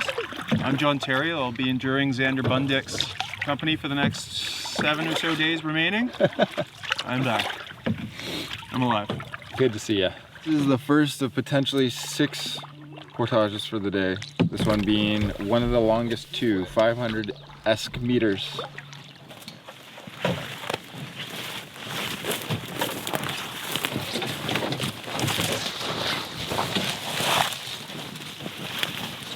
There is a path here. It's just not super easy to follow.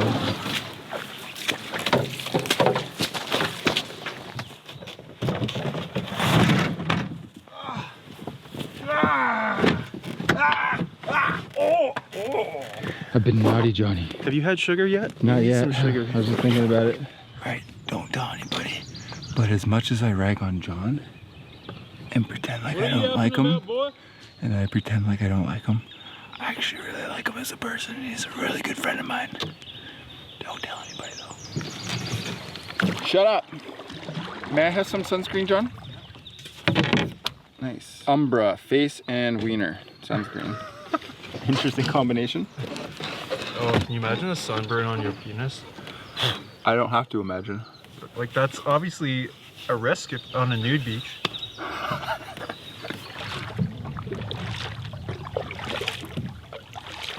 Bit of chunk to it, but not big. John's on the board. Little pike.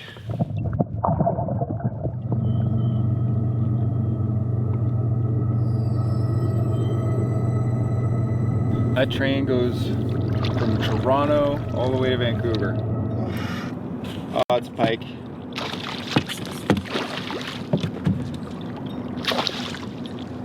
Hello.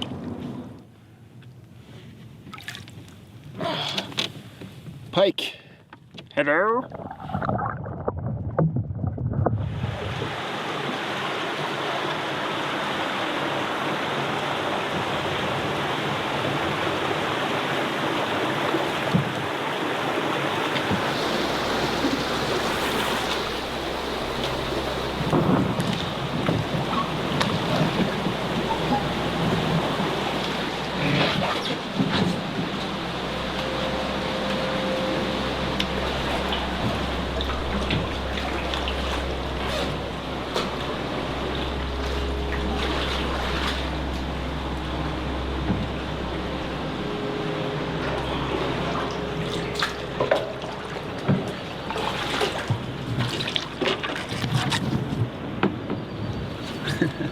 That was awesome. That tunnel represented the second portage of 6 for the day. It's about noon 15, so still a ways to go, but making good progress, and it's an absolutely beautiful paddling day, so really enjoying this.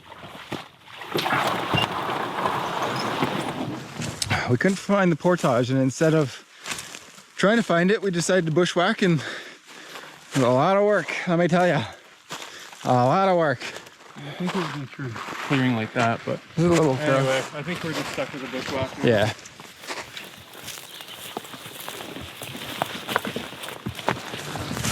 I packed too much stuff. Every single time. Too much stuff. Couldn't really find the trail on this one, so we're just kind of bushwhacking and getting close to the lake. Though this is definitely not as easy as we were hoping it would be.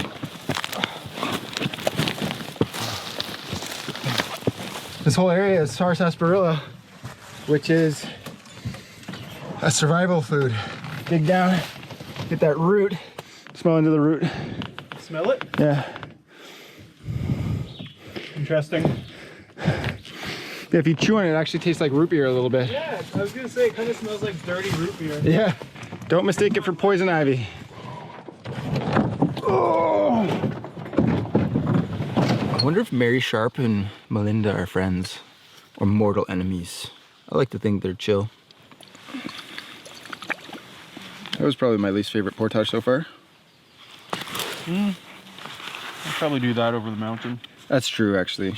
Honestly, like, I found it was easier with the canoe because I could just use the nose of the canoe as like an icebreaker, pushing through the brush. It's kind of true. What are you eating? Peanut butter and honey with some sandwich enhancers. Chocolate covered almonds. It's quite nice.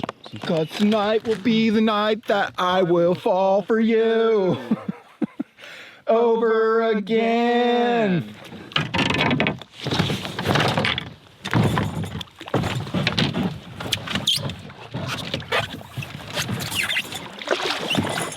Ooh.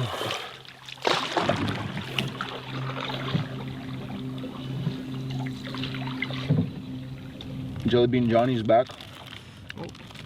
That's too, no. Oh.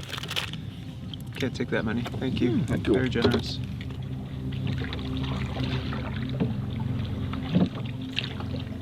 All right, longest portage for the day into a smaller lake, then another short portage, then a smaller lake, then another short portage, and we'll be on the lake where we're gonna camp. 3 portages left, a little bit of paddling. This portage being the longest. Trail looks amazing. This is a great trail. Flat and clear.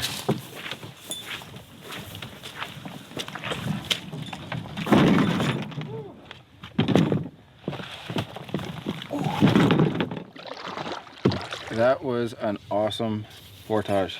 2 more to go, and then we'll be on another lake.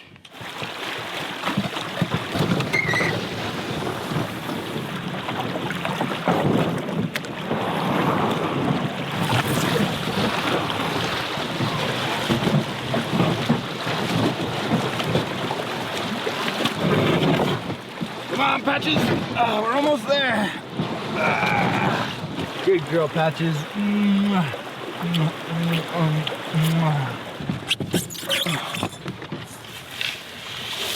Nice. What's cool is we were going upstream before, now we're going back downstream. It's official.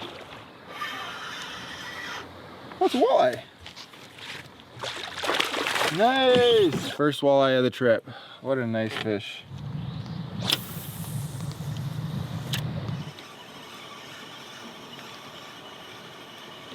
This might be my biggest walleye. Hey. What a lovely creature.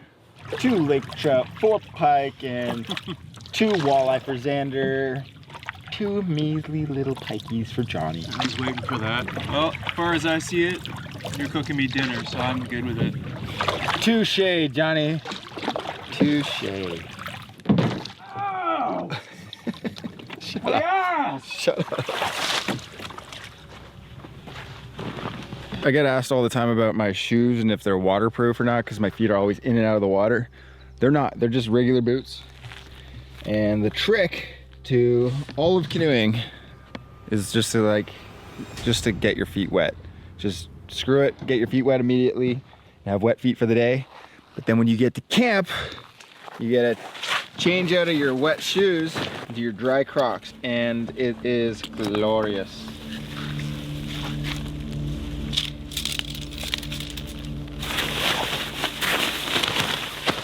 Nice, nice, nice, nice, nice. Home sweet home.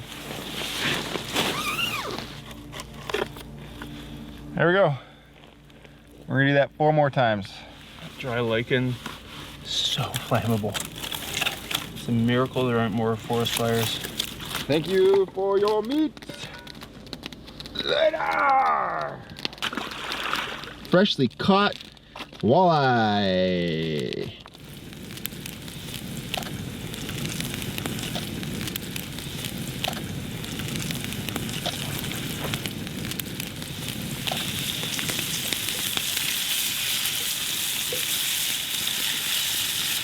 First course is fish. Second course, much more fish. Third course, chicken pot pie. That's right, chicken pot pie after all this. Hot. Yeah.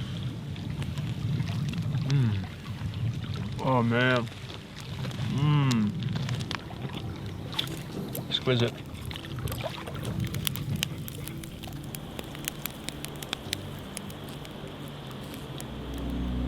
Alright guys, this is the part of the video where we graciously thank today's video sponsor.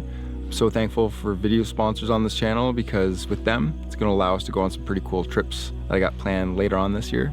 So thank you guys for watching, and thank you to Headspace for sponsoring today's video. Headspace is a meditation app that I've been using for well over 10 months now. I rediscovered meditation at a time when I desperately needed it. I was having draining, ruminating thoughts. Negative, invasive, ruminating thoughts. These thoughts would just be stuck in my head and they would cycle over and over and over and over. And they would just loop, loop, loop, loop, loop. It led to depletion, anxiety, and ultimately depression. And it was very clear to me at that time that I had very little control over my thoughts, and that's when I turned to meditation as a way of regaining control over my thoughts. But it wasn't until I discovered Headspace that my learning deepened and accelerated, because I had a teacher and a program on the Headspace app. And while I'm not having the same type of draining, ruminating thoughts that I once was, largely thanks to meditation, I do find myself at the end of the day wanting to decompress and wind down before I go to sleep. And that's when I turn to Headspace. I've really been enjoying the Dealing with Distractions course. It's helped me stay more focused as I'm editing my videos throughout the day, keeping me on task and being more efficient. But also in the past, I've enjoyed a lot of the other courses that are offered on the app, including the Dealing with Anxiety course. That was a huge one for me back in the day. Anyways, if you guys have any interest in learning about meditation, and I feel like a lot of people out there should, there's no better place to do that than through Headspace. So go use the link somewhere down below or the QR code up here on screen, and you'll get 60 days free with your download. Thank you guys for watching, and thank you to Headspace for sponsoring today's video. We're going to start in the usual way, eyes open, and taking some nice big deep breaths. And with the next out breath, allowing the eyes to close. And even with the eyes closed, just starting to become more aware of the space around you, just settling in. Just allowing those sounds to come and go.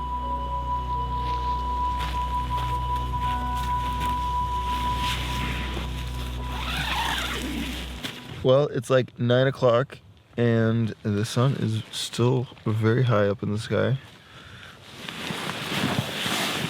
Oh, but I'm gonna try to get some shut-eye because I'm fairly tired, and it's kind of nice to get up nice and early on these trips. Though that might not be the case tomorrow, because I do also enjoy sleeping in. But John will probably get me up tomorrow. He's gonna be in my alarm clock, so I'll get up when he gets up. Anyways, I'm going to bed, guys, so good night. I love you.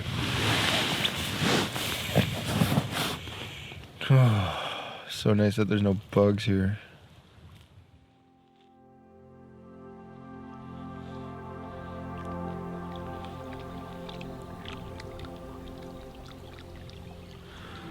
That was a good night's sleep. We're gonna get up nice and early. Start the day.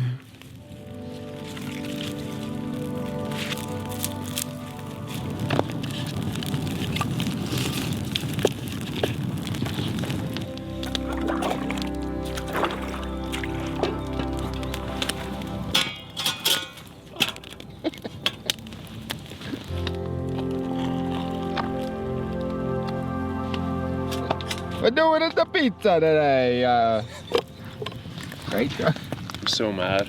I don't even have any Italian heritage. And I'm just offended and I'm hurt. I'm hurt. Just always hurt. This looks like something you'd get in one of those, what are those little kits as a kid?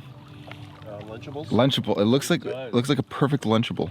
But we're gonna spice it up with some man sauce, yeah! Not that kind of man sauce.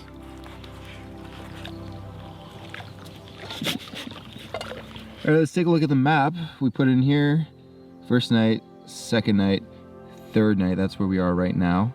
We're about to enter the park boundaries into Wabakimi. Doing a nice little loop for the remainder of the trip. Should take, what, six-ish days, who knows? Depending on weather and how we're feeling. This section through here I've paddled before.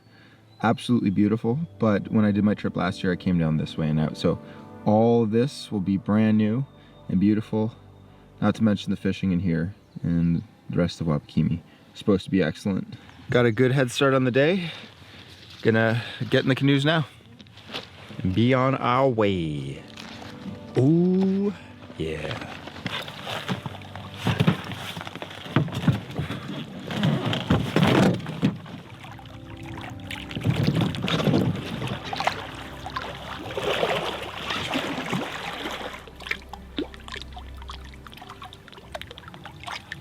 Nice easy going start to the day. We were up bright and early, and it feels good to be back on the water, though that was short-lived because we have 500-meter portage, but that will be bringing us into the park of Wabakimi.